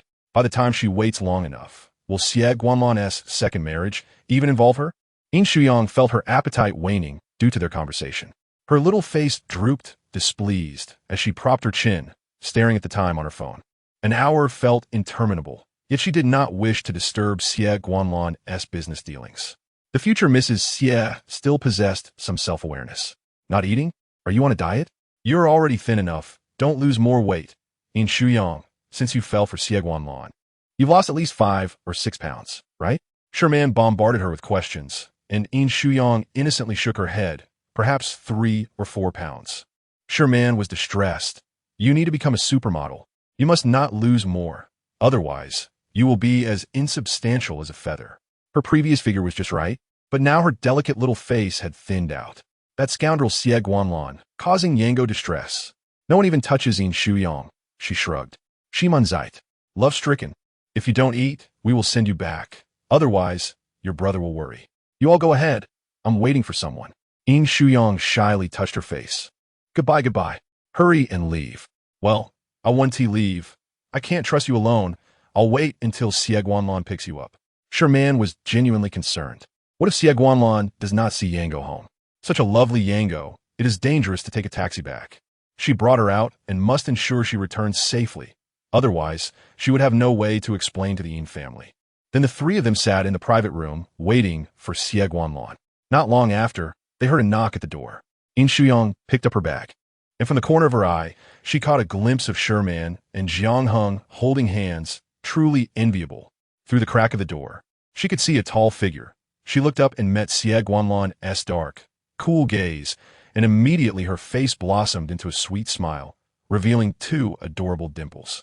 You're here. Yin Shuyang quickly waved goodbye to the couple in the private room and shut the door. Let us go. Aren't you going to greet me? If you want to greet me as your boyfriend, then I'll take you inside now. Yin Shuyang restrained the impulse to cling to his arm. Shall we go? Not for now. For now. So there will be opportunities in the future. She was already on the verge of victory and wouldn't hesitate. True love should be present now, instead of waiting to marry into the family after everything settles down. Xie Guanlan had never finished socializing this quickly. He should have sent her home sooner, or else Yin Shujun would cause a scene again. Once in the car, Xie Guanlan draped a blanket over her legs. Yin Shuyang promptly tossed it aside, boldly leaning against him. Xie Guanlan, let us enjoy the moment. You're sending me home on such a short journey. Give me a hug. Before he could respond, she sat directly on his lap. Driver, please drive safely tonight. Go slowly. The driver grinned. Understood, Miss Yin. Xie Guanlan. Yin Shuyang smiled sweetly, leaning in to cradle his face. You must be overjoyed inside while pretending to be nonchalant on the outside. My face is just like this. I like it this way. Yin Shuyang leaned closer. Did you not drink much tonight? Just 2 glasses.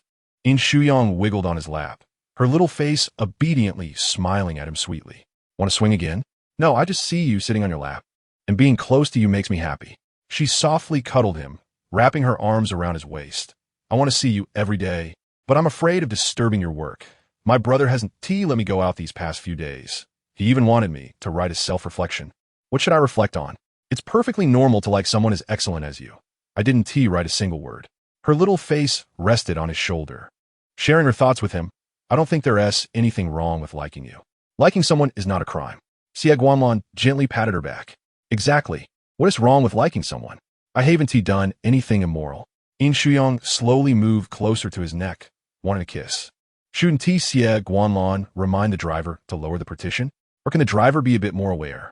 Otherwise, should she remind him herself? It felt a little awkward. She had already urged the driver to go slow. But never mind.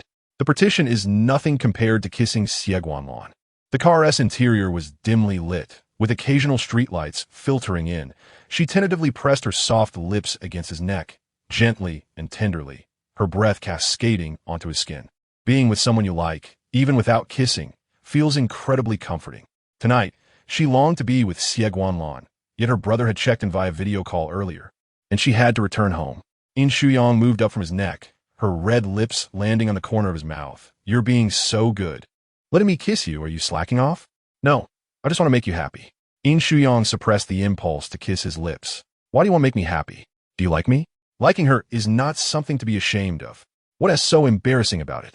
Xie Guanlan, you love to play mysterious and reserved. Just tell me, whisper it to me, and if I'm satisfied with your answer, I'll let you kiss me. Okay? Yin Shuyang gently coaxed him. Xie Guanlan did not respond. Instead, he grasped her chin and kissed her. Yin Shuyang was taken aback. What is happening? Xie Guanlan only had 2 drinks tonight. He actually initiated the kiss. This kiss was gentle and lingering, leaving her almost breathless before Xie Guanlan finally released her. Their noses were pressed together, their breaths mingling. The atmosphere in the car instantly turned intimate.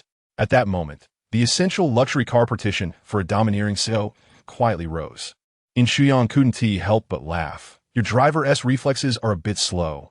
I've never done this in a car before. Xie Guanlan's breath deepened. Do you want more? Yin Shuyang wanted to appear composed, but upon meeting Xie Guanlan's alluring gaze, his enchanting eyes, and his reddened lips, she could no longer contain herself. Modesty be damned. She yearned to steal kisses with Xie Guanlan, from now until they alighted from the vehicle. Yin Shuyang oscillated between being assertive and passive, feeling utterly pliable in his embrace, tugging at his shirt, aware that they must cease their affectionate exchanges lest something untoward occur. Chapter 31. When would she be able to marry Xie Guanlan? Nestled against his broad chest, she felt his breath quicken, a testament to the intensity of their recent encounters. Even the most ascetic of men would find it challenging to remain unaffected, let alone a young and vigorous Xie Guanlan, who was in the prime of his passion. Yin Shuyang refrained from making any sudden movements, choosing instead to remain quietly nestled in his arms. Upon arriving at the Yin residence, she hesitated to disembark. Come now. We're home, he coaxed. She was far too well-behaved. Otherwise, she would have lunged at Xie Guanlan by now. Reluctantly, Yin Shuyang slid off his lap, bidding him good night. When will we cohabitate? With her brother's temperament, premarital cohabitation was out of the question. When would she finally be wed to Xie Guanlan? As she stepped into the villa, she heard her brother's teasing voice. Ah, our little light bulb is back. Yin Shuyang huffed in indignation. She was not merely a light bulb, but had just been on a date, even if it was only during the journey home with Xie Guanlan. What else with that mouth of yours? Yin Shujun's gaze turned piercing. I had a spicy meal tonight. Yin Shuyang dashed upstairs, feeling a lingering sensation on her lips, as if she had bitten them too hard while kissing Xie Guanlan, who had left them slightly swollen. Despite appearing composed, he was fervent when a moment called for it. How delightful! Back in her room, she lay on her bed, messaging Xie Guanlan to maintain her presence. Yin Shuyang. Xie Guanlan understood. Indeed, his response conveyed his awareness of her ardent affection and overwhelming possessiveness.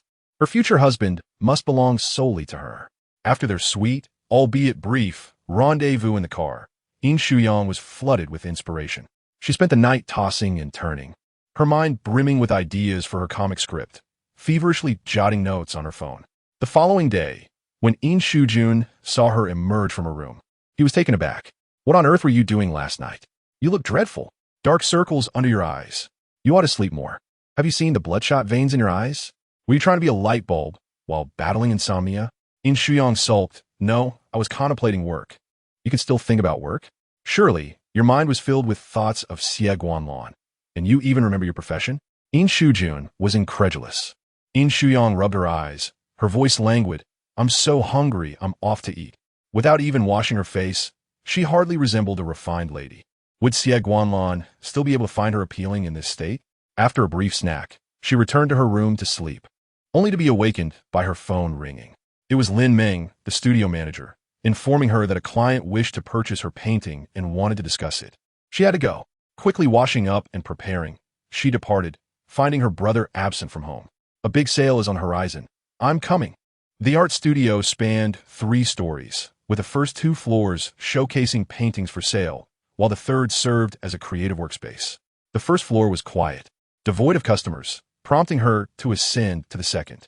In the expansive white space, she spotted Lin Meng in a red dress, accompanied by a man wearing sunglasses. Upon seeing Yin Shuyang, Lin Meng introduced her. This is our owner, Yin Shuyang, the artist of this painting. And this is Mr. Zhou Yang. Yin Shuyang offered a cordial smile. Hello. Zhou Yong assessed her through his sunglasses, acknowledging her beauty, which could easily stir feelings in the usually indifferent Xie Guanlan, who had dared to embrace her in the hallway during a social gathering. Hello, he replied nonchalantly. Yin Shuyang proceeded to explain her artwork. While Zhou Yong remained disinterested in the pieces, his attention fixated on her profile, captivated by the spark in her eyes as she spoke about her creations, confident and graceful. A true heiress under the Yin family's protection. Once she concluded, Zhou Yong stated, Miss Yin, I'm quite fond of this painting. May I have it delivered today? Of course, but it will need to be packaged, which requires time. Mr. Zhou, could you provide an address? Can it be delivered 3 hours later? I have an engagement in 3 hours. I will be home after 8. It would be appreciated if Miss Yin could personally deliver it then. Her? Was it customary for the owner to deliver? Yin Shuyang felt conflicted. Mr. Zhou, our studio has dedicated personnel for deliveries. Miss Yin's creations are best understood by Miss Yin herself. Although I admire it greatly, I lack the artistic sensibility to determine where it should be placed in my home. Therefore, I require your assistance in choosing the most suitable location. Zhou Yong spoke as he signed the purchase agreement and placed his bank card on the table. Lin Ming proceeded with the formalities, leaving just the two of them in the vast space. He was so decisive, she only needed to take a quick glance before returning home. Surely, her brother wouldn't punish her for selling art. With a gentle smile, Yin Shuyang replied, All right, Mr. Zhou, I shall see you tonight. After Zhou Yong departed, Yin Shuyang returned to her office, stunned by the address he had left behind. It was none other than Yuejiang Mountain, Xie Guanlan's neighbor, the landlord who had previously denied her request to rent. Is there an issue with the address? Lin Ming inquired curiously. None. Yuejiang Mountain was indeed a residence for the affluent. Perhaps it was merely a coincidence. At 8 that evening, Yin Shuyang, accompanied by the studio staff, arrived punctually to deliver the painting. She rang the doorbell and heard steady footsteps approaching. When the door opened, she beheld a man clad in a black bathrobe, his damp hair tousled, having just emerged from the shower. Yin Shuyang promptly shut her eyes. She held no interest in any man besides Xie Guanlan. Had it been Xie Guanlan appearing before her in such attire, she might have lunged at him. I'm dressed. What are you afraid of, Miss Yin? Zhou Yong inquired teasingly. Yin Shuyang opened her eyes. My apologies. We are here to deliver the painting. Is it convenient for us to enter? Of course. Zhou Yong turned and walked inside, gesturing for her to follow. It's no trouble at all. His residence was sparsely decorated, even more minimalistic than Xie Guanlan's, with large swathes of pure white walls. She discerned that the painting's dimensions were not suitable for a vast wall. Mr. Zhou, how about we hang it at the end of this hallway? Zhou Yong, casually swirling a glass of red wine, ambled over to her, handing her a glass in return. It fits perfectly. Yin Shuyang accepted the glass, taking a delicate sip. The wine was exquisite. Chapter 32. Feel free to stay and savor it. Drink as much as you like. The flavor was pleasant, but Yin Shuyang was not particularly fond of alcohol. She was merely being courteous. The two stepped back, observing the staff as they installed the painting. Miss Yin, next month is my grandfather's birthday. Since his retirement, he has taken up few hobbies, preferring to collect antiques and renowned paintings. However, finding exceptional artworks is a challenge, and others often present him with gifts. I quite admire your style. Would you consider taking on a commission? For what? The theme is longevity of the pine and crane. Zhou Yong's gaze met hers, and he continued, Miss Yin can take her time to consider. I will await your response tomorrow. The commission is set at 1 million, with half paid upfront upon signing the contract, and the remaining balance upon receipt of the painting. 1 million. The painting she had created that day was worth only 190,000. This was her first significant commission. When is it due? What size? What style? Miss Yin is interested? Yin Shuyang smiled. Of course, there's great appeal in earning money. Let us retreat to the sofa and engage in a leisurely conversation, shall we? Very well. The staff will finalize the painting, and after have concluded their discussion, she can prepare for the contract signing and deposit payment tomorrow. Accompany them to the door, saying, Miss Yin, see you tomorrow. See you tomorrow, she replied. As soon as the staff entered the elevator, she promptly messaged, inquiring if he happened to be in the vicinity of. To her surprise, he had returned to the villa. Shall I send a driver to pick you up? No need. I drove here. If you're not around, I'll head back. Let me know you're home safe. The concern in S words touched, prompting her to send him several adorable cat emoji stickers. Fresh from a shower, saw her messages, and felt a pang of worry knowing she was alone. Her array of stickers only highlighted the cuteness of her expressions. Never before had fixated on his phone this way, anxiously checking the time and waiting for his message of assurance. How was driving skill? Could she manage driving alone at night without incident? He chastised himself for such thoughts, reminding himself that she simply drove slowly, which was safer at night. After an hour with no message from, he decided to call. You know, you're quite the charming fox keeping people awake at night. S impatient voice came through. You're sleeping so early? Mr. Xie, you're no longer in your 20s. You should be mindful of your health. Unlike my sister, who is still blossoming at just over 20. Felt like giving a piece of his mind for pursuing his precious younger sister. After years of friendship, understood the sarcasm in his words, implying he was a few years older than and that they were mismatched. I'm still young. Do you feel your body aging? You know exactly what I mean. Was frustrated but felt powerless. How is your search for a bride going? Still undecided? Bride? Is that the correct term? S tone was icy. That's the old man's idea, not mine. Remarked, do you know what your biggest flaw is? You're clearly not someone who simply goes with the flow. You dislike many things, yet when they don't confront you directly, you pretend they don't exist, as if ignoring them will make them vanish. Meanwhile, the dark vines grow into towering trees. Brother, I'm back. Entered, greeting him with a sweet smile, though she noticed his displeased expression. Who are you on the phone with? You seem upset. Could it be that the one angering him is? Curiously, she mouthed the name to him. On the other end, heard her voice and felt relieved she was home safe. I was just chatting with him. Eagerly leaned in, only to hear the tone signaling the call had ended. He hung up right after hearing her voice. What does that mean? Casually set down his phone and pinched her cheek, congratulating her on selling a painting today. Yes, in high spirits. Chose to overlook her brother's playful gesture. Once I receive the payment, I'll buy you all gifts. Is it for us or for someone special? Continued to tease, pinching her cheek again. Pushed his hand away, asserting she would certainly buy a gift as well, ensuring fairness in her gestures. Scoffed. Do you expect me to believe that? Believe it or not. Once I purchase it, you'll know. Hummed a cheerful tune as she left. Upon returning to her room, she messaged to confirm her safety. Good. Just good. You hung up right after hearing my voice. What does that mean?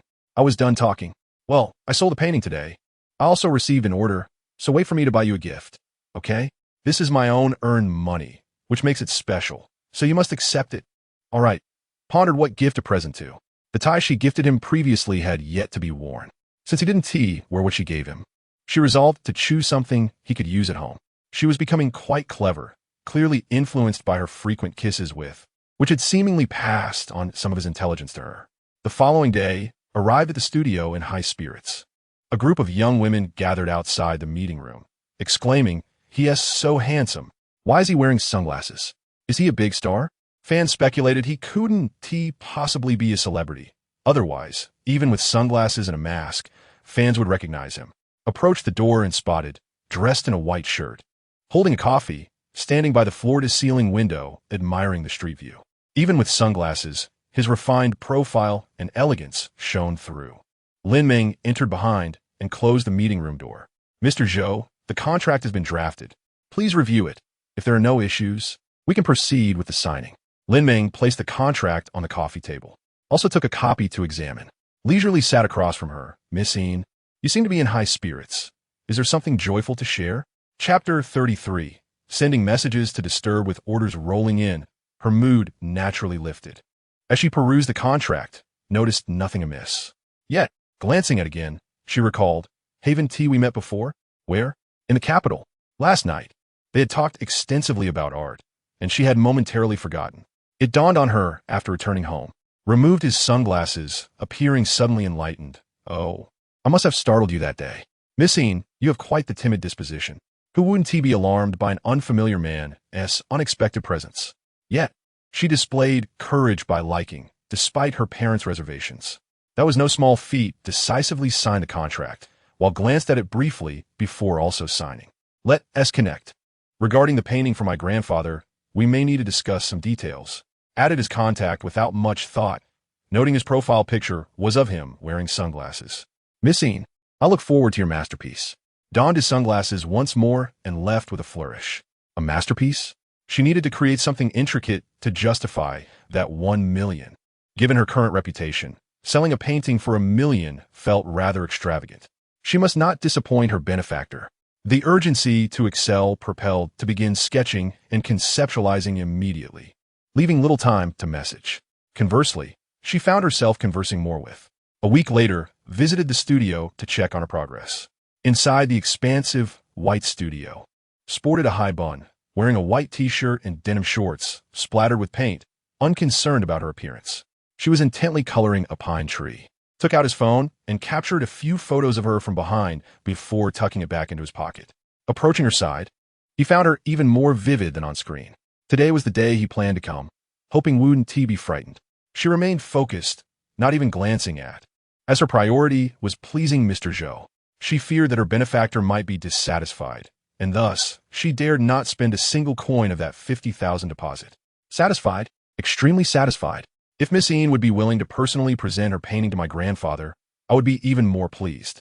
Xie Guanlan toyed with his sunglasses, his narrow, phoenix-like eyes fixated on the half-finished piece before him. Yin Shuyang painted calmly, but there was no mention of this clause when the contract was signed. Miss Yin, I can offer more. Yet, she was not lacking in funds. After all, she was unfamiliar with his grandfather. What need had she to attend the birthday banquet? No. Xie Guanlan remained unhurried, patiently reasoning. My grandfather has some connections in Li City, and on the day of his birthday banquet, there will undoubtedly be many art enthusiasts present. Wouldn't Miss Yin want to elevate her own prominence and that of Anyang's studio? This proposition sounded rather enticing. When? August 17th. Let me think it over. Yin Shuyang did not immediately agree, as her artwork was still incomplete. If this piece turned out exceptionally well and she delivered it personally, attracting buyers would be quite splendid. All right, I'll wait for you in the reception room. I'll treat you to lunch. No need, I want to be going out for lunch. I'll just have something light. Yin Shuyang did not even glance at him as she declined. Xie Guanlan's gaze dimmed slightly. She had been so warm towards Xie Guanlan. Why was it that she could not spare him even a glance? The disparity in her treatment was quite evident. Mr. Zhou, we can have lunch after you're satisfied with the completed work. Yin Shuyang was not in the mood for socializing at all, utterly swamped with work. She had not seen Xie Guanlan for an entire week. Fine.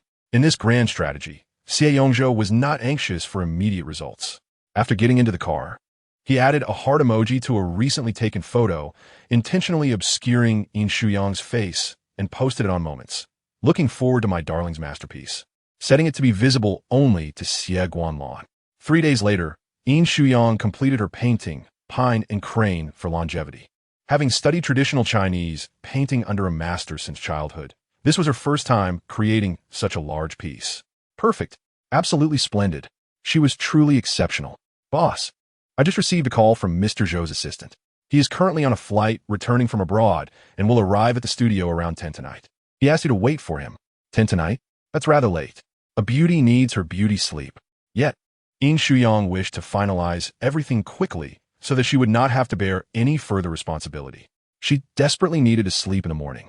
Ugh. All right, I will wait for him.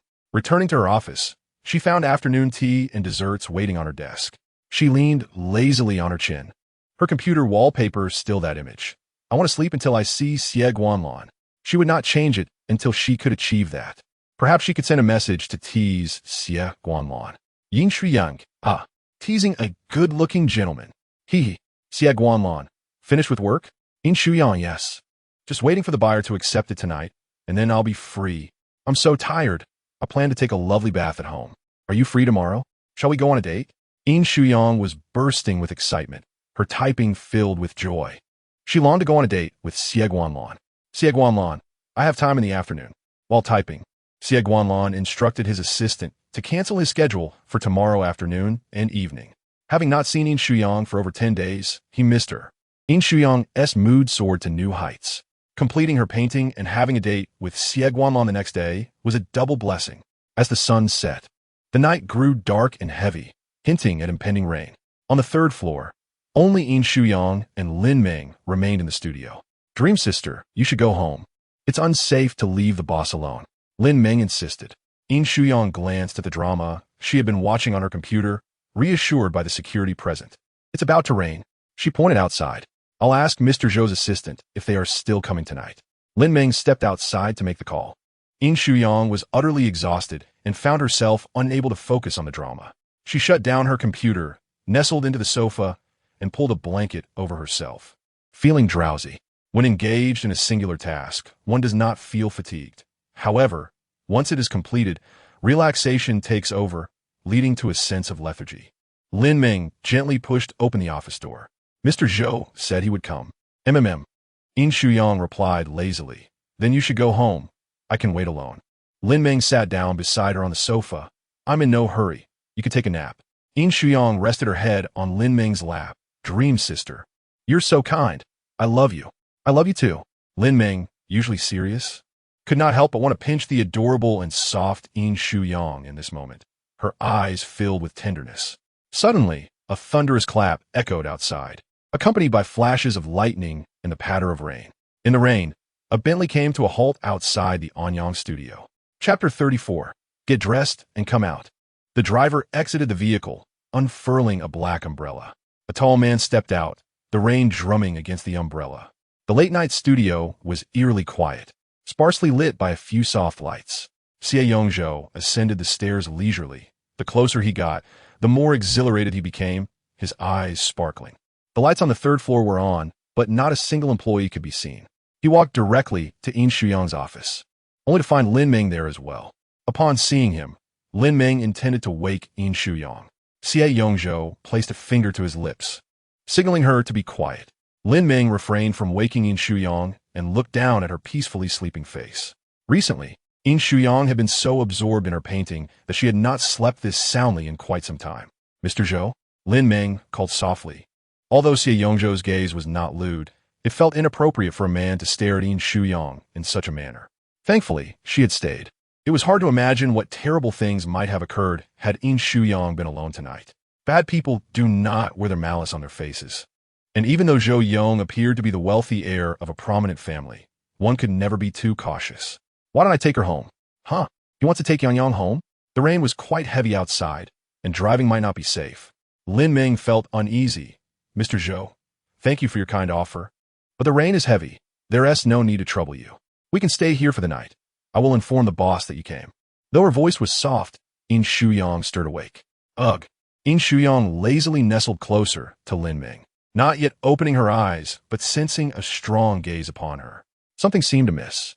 Suddenly, she sat up, bewildered, and met a pair of dark, piercing eyes. You're awake? Ah, yes. Yin Shuyang yawned and stood up. Did my brother call me? She turned to Lin Ming, who shook her head. In a flash, Yin Shuyang dashed to her computer, grabbed her phone, and realized it had been on silent. Her brother had not only called, but also sent messages, urging her to send her location immediately. Their parents, too. She quickly returned the call to Yin Shujun. On the other end, Yin Shujun's furious voice boomed. Yin Shuyang, where are you? Do you dare to spend the night at Xie Guanlan's house? I'll skin you alive. I'm heading to his house right now. Get dressed and come out. Get dressed? What on earth? Brother, don't be impulsive. I'm at the studio. Yin Shuyang urgently explained. Please don't act rashly. Just head home. Oh no, you can come to the studio to pick me up. I'm really at the studio. I'm not lying. Lin Ming is here. She can vouch for me. Please don't do something so embarrassing. With great fervor, he rushed to Xie Guanlan's residence, only to find that she was not at home. Is that so? Brother, I'm sharing my location with you. I truly am not there. Yin Shuyang quickly took action. Yin Shujun's car was parked by the roadside, indeed at the studio. He had been so busy lately that he almost forgot his sister had mentioned securing a significant deal, sometimes even staying at the studio. It was all his fault for being plagued by nightmares, dreaming of Yin Shuyang meeting with Xie Guanlan and encountering misfortune after their marriage. The anxiety had transformed him from a gentle and refined young master into someone almost irritable. Wait for me. I will come to pick you up right away. Brother, it's raining outside. The roads are slippery. Drive carefully, Yin Shuyang replied sweetly. After hanging up, she felt a pang of embarrassment facing Xie Guanlan. I apologize. There was a minor hiccup. Let us proceed. They hurried to work. No worries. The three of them descended together. Upon seeing the artwork titled Songyanian, which had taken Yin Shuyang 10 days of dedication, Xie Guanlan noticed the rain outside. The dim light might render the colors somewhat muted, but appeared extraordinarily beautiful in daylight. Yin Shuyang should have anticipated this. She never expected it to rain tonight. The weather forecast had been utterly unreliable. Xie Yongzhou stood with his hands clasped behind his back, scrutinizing the painting with keen interest. Indeed, Miss Yin, you have not disappointed me. That is a given. Yin Shuyang felt anxious. The rain was heavy. Surely her brother Wu-Ti arrived too quickly? Could you take a photo for me? As a memento? Oh, certainly. Yin Shuyang took out her phone and snapped a few pictures of his silhouette. What about a frontal shot? No need for that. Xie Yongzhou, turn around. Remember to send it to me. I'll send it to you right away. If there are no issues, shall we have the staff frame it tomorrow? If you have any requests, feel free to discuss them with Lin Ming. I will be on leave tomorrow. Em utterly exhausted. She was indeed drained. She still had a date with Xie Guanlan the following afternoon. All right. Yin Shuyang quickly sent the photos to him and then accompanied Lin Ming downstairs to see him off. 10 minutes after Xie Yongzhou left, Yin Shujun's car arrived. Yin Shuyang got into the car with Lin Ming. I'll sit in the passenger seat. You can drop off Sister Ming. Lin Ming settled in the back, saying, Thank you, Mr. Yin. Yin Shujun pinched Yin Shuyang's cheek, ignoring so many calls. Do you know how worried we were? I'm sorry, brother. I fell asleep. Her voice was soft and sweet. Yin Shujun released her. Your phone must not be on silent mode from now on. Oh, Yin Shuyang replied, taking out her phone to turn it to ringtone mode. But brother, you know I have to silence it when I sleep. You can silence it at home, but not outside. Oh, don't act so morose. What if something were to happen to you? How will we cope? You're not a child anymore. Be sensible and don't give us cause for worry. Brother, you just love to fret over me. Yin Shuyang lowered her head. Why don't you focus on your love life? Find a sister-in-law to worry about instead. Yin Shujun didn't respond. After asking Lin Ming for the address, he concentrated on driving. Yin Shuyang, sitting beside him, turned on the car's music, playing her favorite songs, reminding Yin Shujun to drive slowly, as the heavy rain posed dangers. Am I teaching you how to drive? Brother, you're in a bad mood today, and your tone is rather sarcastic. Did I do something wrong? Sorta. Yin Shuyang said, feeling aggrieved. After dropping Lin Ming off, only the siblings remained in the car. Yin Shujun was driving cautiously this time. I nearly dashed into Xie Guanlan's villa. Were you prepared to catch her in the act? Oh, perhaps that is not the right term. Brother, your thoughts are quite inappropriate. You actually fantasized about me lying on Xie Guanlan's bed without clothes. He had imagined even more scandalous scenarios. What of it? Yin Shujun glanced at her. It's all because of your computer wallpaper that left me with psychological scars. Chapter 35. Of course, I must gift Xie Guanlan pink shorts. Oh, the computer wallpaper? Brother, you might not know, but she has switched it back again. She is determined to sleep with Xie Guanlan. Where there is a will, there is a way. Why are you so late today? Yin Shujun's tone softened considerably. I finished the painting today and waited for the buyer to return from abroad to see it, which delayed me a bit. I was so tired that I accidentally dozed off. Yin Shuyang's voice was weak. She understood that her brother was merely worried about her, which made her want to act more spoiled. She was utterly exhausted these past few days. Brother, I'm so sleepy. Look at my red eyes. You can't drive while distracted. Yin Shujun felt a pang of concern. He worked hard to earn money so that his precious sister Wu-Ti have to struggle. The money she earned from selling her paintings hardly compared to what her studio's land was worth before. It didn't matter. The company was established not for her to make money, but so she could pursue her passions. Their family's treasured gem should be happy. Once home, the siblings ascended the stairs together. Yin Shujun remarked, I call Mom and Dad. They know you're fine and are already asleep. The bathtub is filled with water for you. Take a nice bath and sleep well. Thank you, brother. Yin Shuyang smiled brightly. Good night. Good night, good night. After a relaxing bath, Yin Shuyang fell into a deep sleep. The next day, she awoke at 10, prettily prepared herself, and got ready for her date. Today, she donned a charming little dress that had been carefully selected for her by a sure man as a strategic dating outfit. After grabbing the gift for Xie Guanlan, she felt perfect. Although today's makeup class allowed her to see Xie Guanlan, a hug would suffice. A kiss would be even better. Surely he would appreciate it. He was a seemingly aloof, yet secretly passionate man. She just needed to take the initiative. Xie Guanlan would certainly lie back and accept her affection. Yin Shuyang hesitated to leave. She discreetly messaged the maid to confirm that Yin Shujun was not home before heading downstairs. You look stunning today. Not working is the best beauty treatment for a girl. Are you going out shopping today? Do you need me to accompany you? Yin Shuyang gently shook her head, Mom. I have an appointment. I might be late. Make sure your phone is on, sweetheart, her mother said gently. I promise it won't be off. How could she dare? Her brother would have her hide if she did. After lunch, Yin Shuyang set out with the gift. She drove straight to the rendezvous point, Yujiangshan, Xie Guanlan's residence. As soon as Xie Guanlan opened the door, Yin Shuyang joyfully leaped into his arms, exclaiming Lan Lan. Like a small kitten, she clung to him. After closing the door, Yin Shuyang jumped onto him, and he supported her with both hands. Such enthusiasm. It's almost overwhelming. He gently patted her back. Is this what a home date is for? To throw yourself at me? Not just that. I also want to kiss you. Yin Shuyang gazed at his lips. You say we're not dating, yet here we are on a date. What do you call this? Xie Guanlan, what is this behavior? A scoundrel's behavior. The person she liked was certainly not a scoundrel. Yin Shuyang rested on his shoulder. Would you consider being my boyfriend? How about we keep it a secret? Let's wait a bit. Wait for what? The dishes or the soup? You're not seriously waiting until the heir of the Xie family is decided, are you? Or until the elder Xie picks a suitable match for you? Yin Shuyang bit his shoulder in frustration. You rascal. Xie Guanlan sat down with her on the sofa. Still want to bite? I'll bite your lips. Come here. Yin Shuyang poked his lips with her finger. I don't want to bite your lips anymore. I want to bite somewhere else. Where? He was willing to make her happy anywhere. Yin Shuyang's gaze turned mischievous as she slyly glanced downward. That's off limits. What do you mean it's off limits? I haven't even said anything yet. Yin Shuyang chuckled. Xie Guanlan's throat bobbed awkwardly. Not now. What does that mean? Not now. But later? You're so naughty. She giggled sweetly, poking his chest with her finger. I'm not interested. Ah, that is best, Xie Guanlan said, her expression calm. This person really is something. Teasing him now, but after the wedding, she would take matters into her own hands. She would not let Xie Guanlan off easily. After the wedding, they would stay home for a few days before heading off on their honeymoon. Yin Shuyang's mind was filled with chaotic thoughts. Suddenly, Xie Guanlan leaned closer, bringing her back to reality. She forced herself to appear composed. I bought you a gift. The gifts were rather inexpensive. After all, he had never worn the expensive tie she had given him before. That tie was like a thorn in Yin Shuyang's heart. It made her feel as though he had never accepted her. She pulled out the first gift, a white t-shirt, couples wear. The second gift was a set of couples pajamas. And they were pink. Xie Guanlan touched the thin, cool fabric and the cartoonish shorts. Would he really wear this? Had she truly chosen the right gift? Well, I was watching videos about what gifts to give a boyfriend, and it suggested pink shorts. Yin Shuyang explained softly.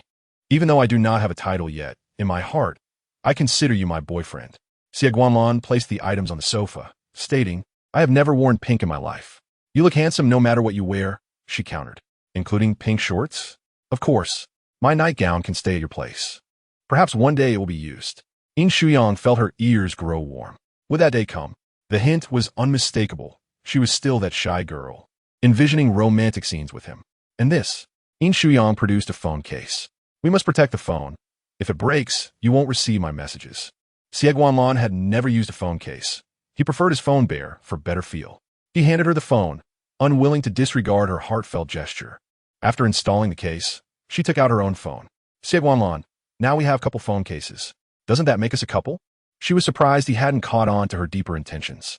Xie Guanlan's phone case was black with a simple carrot design, while Yin Shuyang's was white with a cute rabbit. The carrot is firmly in the rabbit's grasp, with their phones resting on the sofa. Yin Shuyang slowly leaned closer to Xie Guanlan's exquisite face, teasing, our secret relationship won't hinder your grand plans, right? Unless, she paused, unless you genuinely wish to enter a marriage with someone else. That would make me cry. Do you want to see me cry? She insisted. Don't marry anyone else. Her family was quite affluent as well. Xie Guanlan couldn't help but stroke her hair, reassuring, don't cry. I won't marry anyone else. Then what about me? Am I an option? If the marriage prospect were her, would he be willing? Xie Guanlan replied softly, your brother wouldn't he agree? But I'm the one marrying you, not my brother. Yin Shuyang pouted, why wouldn't he agree? My happiness depends on you, not my brother. Their happiness post-marriage would largely depend on their mutual feelings. He is your family and very important to you. I know. Yin Shuyang nestled against him. She was 6 years younger than Yin Shujun. It sounded like a small age gap. Yet when Yin Shujun was in college, she had just graduated elementary school. Pampered since childhood, Yin Shuyang could have anything she desired. Yet Xie Guanlan was the first thing she wanted that she couldn't immediately have. But soon enough, right? Xie Guanlan had already allowed her to kiss him. How boring. How about a kiss instead? Yin Shuyang leaned in to peck his neck. Don't you want someone to warm your bed when you return home tonight? Winter is approaching. I'm not a bed warmer. Then what am I? You are Yang. Wrong. I am Mrs. Xie Guanlan, Yin Shuyang corrected him. Xie Guanlan turned her face towards his, looking serious as he said, no matter who you marry, you must first be yourself before taking on other identities. I'm not listening. I came here to date you, not to hear your lectures. Yin Shuyang replied before kissing him. Kiss him until he is speechless. Why does he always say things she doesn't want to hear? She playfully bit his lip and released it. From now on, whenever you say something I dislike, I will kiss you to silence you. Like this? Afraid now? Xie Guanlan smirked slightly, not afraid. What if I kissed him? He suspected Yin Shuyang merely sought an excuse to kiss him. I'm not afraid. How about touching her abs? After that experience in the capital, I can't stop thinking about it. I've been so busy and tired lately. I need a kiss and a touch to lift my spirits. More dopamine, please. Yin Shuyang excitedly reached for his abs when suddenly her phone rang. Her heart skipped a beat as she exchanged glances with Xie Guanlan. Please don't let it be my brother. She didn't want to answer. Why disturb her date at such a crucial moment? Xie Guanlan picked up her phone, and the screen displayed the name Lin Meng. Phew, it's not my brother. Yin Shuyang was seated on his lap as she answered, saying she wanted to swing before taking the call. Xie Guanlan swung his legs lightly, wrapping an arm around her waist, coaxing her like a child. After the call, Yin Shuyang's sweet, beautiful face fell. Oh, work has come up. I have to go. Xie Guanlan, I can't go on our date. I'm not happy. She whimpered, wrapping her arms around his neck. I don't want to part from you. The little clingy girl nestled against him. Xie Guanlan gently kissed her forehead. I'll take you. Really? Really? Great. Yin Shuyang's mood brightened immediately. As they headed out, she linked her arm through his. I'm easy to please. If you date a girl like me, you'll have nothing to complain about. I want to be unreasonable. I want to date someone like you. What? Why not? Xie Guanlan. She was about to throw a tantrum. Someone like you does not equal you. Xie Guanlan grasped her wrist, easily restraining her. Next time, wait until I finish before you throw a fit. Xie Guanlan, you've revealed your true self. Yin Shuyang said sweetly. You mean you only want to date me? Xie Guanlan lowered his gaze, their eyes meeting, and the meaning was clear. She had guessed correctly. Xie Guanlan, your ears are red. Why are you so innocent? He innocent? Not at all. The first night she stayed at his house, he had such dreams. He even relished the memory, as if subconsciously wishing Yin Shuyang would do those things to him. How sinful. Yin Shuyang's eyes sparkled like stars as she gently touched his ear. I adore it. So cute. Xie Guanlan, with red ears, walked out of the elevator with her. He drove her home, naturally. Today, she had gifted him pink shorts, and her car was also pink. Upon entering, he noticed her car's interior was equally adorable and pink. Xie Guanlan adjusted the seat and drove off, maintaining his composure. Are you coming inside? Let's postpone our date. I'm not sure how late I'll be busy. How about after you drop me off, you drive away? No need to call a driver. No, my brother is a weirdo. He might track the car's location. You can't drive away. Sitting beside him, Yin Shuyang continued to chatter while Xie Guanlan focused on driving. You do your work. My assistant will pick me up at the studio. Compared to that, she much preferred to be on a date with Xie Guanlan. After dropping her off at the studio, Xie Yongzhou stood on the second floor, watching as Xie Guanlan got into the driver's car and left. Date? Not on my watch. Yin Shuyang hurriedly ascended the stairs. Mr. Zhou, I apologize for keeping you waiting. It wasn't a long wait, Xie Yongzhou replied leisurely as he approached. The painting is quite exquisite, but upon reflection, since it is a birthday celebration, an inscription is certainly necessary. Of course, I can inscribe it, Yin Shuyang responded with a smile. You could also seek out a specialist for this task, or even inscribe it yourself. If your grandfather sees a piece adorned with your words from his beloved grandson, it would surely bring him immense joy. Yet, Yin Shuyang was aware that old Master Xie had little interest in what he received from her and her mother, preferring instead his cherished grandson, Xie Guanlan. Xie Yongzhou displayed no hint of dissatisfaction. Rather, he chuckled, my calligraphy is rather poor. Miss Yin, perhaps you could write something like pine and cypress evergreen, crane longevity, fortune like the eastern sea, or longevity like the southern mountain. Very well. Yin Shuyang tidied her hair and instructed her assistant to prepare. After sipping some water, she practiced on a piece of white paper for Xie Yongzhou to see. As a young lady of privilege, Yin Shuyang had naturally dabbled in various arts since childhood. Coincidentally, her skills in both calligraphy and painting were commendable. Missy not only paints well, but her calligraphy is also impressive, Xie Guanlan observed. He noted that she was not only graceful in appearance, but also possessed a fine figure. The kind of woman who could captivate Xie Guanlan was certainly not an ordinary one. He had previously sought to entice Xie Guanlan with various types of women: sensual, authoritative, alluring, gentle, but had never considered the innocent and sweet-hearted Yin Shuyang, for true naivety cannot serve as a disguise. Chapter 37. The red evening gown. Yin Shuyang took a deep breath and calmly inscribed pine and cypress evergreen, crane longevity, fortune like the eastern sea, and longevity like the southern mountain. Pausing at the signature, she inquired, "Should I write your name?" "No need," he replied. "I am currently using a pseudonym, so I cannot sign." After the ink dried, they decided on the framing and were busy until 6 in the evening. Upon returning home, Yin Shuyang felt utterly drained. "Why do you look like this after a day out?" her mother asked. "I want to work this afternoon," Yin Shuyang replied lazily, leaning against her mother. "Now I understand how hard it is for Dad and my brother. They work so tirelessly." Her mother patted her gently. "Silly child, your brother and father have much easier jobs than you." Yin Shuyang exclaimed, "It's only me who toils for a living. They are the capitalists." The capitalists had gone out for drinks that day, and she suspected Xie Guanlan was also busy. Let's rest." After a few days of respite at home, Yin Shuyang overheard her brother and father discussing attending a birthday banquet and what gifts to bring. She pushed open the study door. "The Xie family? When? Can I go?" Her brother, Yin Shujun, approached her directly. Yin Shuyang retreated slightly as she popped a grape in her mouth. The door to the study closed behind him as she obediently offered him some grapes. "Brother, you should eat too." "Eavesdropping? What do you mean by eavesdropping?" "This is my home. Can't I stand outside the study?" Yin Shuyang smiled sweetly, revealing her adorable dimples. "You don't have a partner, do you? How about I accompany you? Your sister may not excel in many ways, but I am presentable. Having me as your companion will surely enhance your appearance." "Dream on." Yin Shujun flatly rejected her. "Not a chance." "Then I'll ask Dad." Yin Shujun continued eating her grapes. "You can go, but if I take Mom, you want to be included.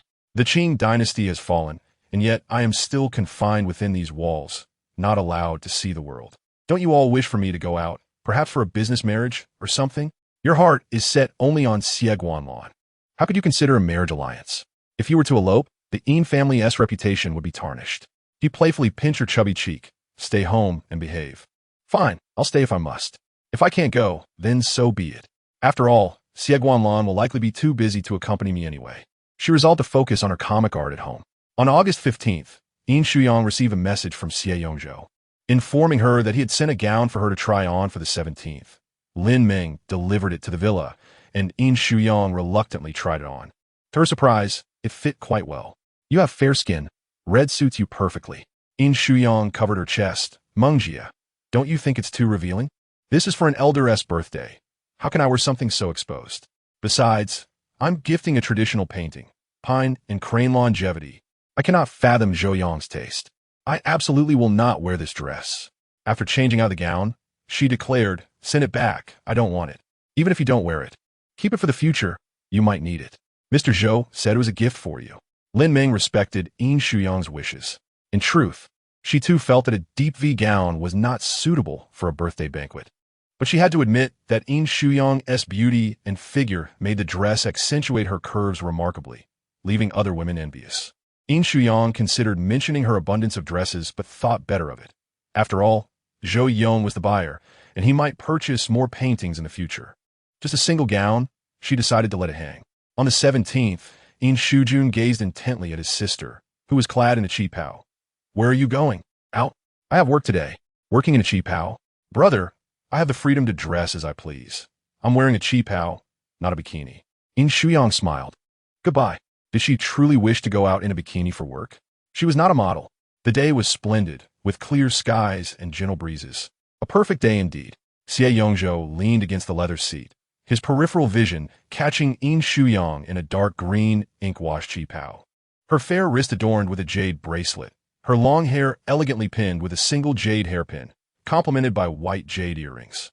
She resembled a refined lady emerging from the picturesque waters of Jiangnan.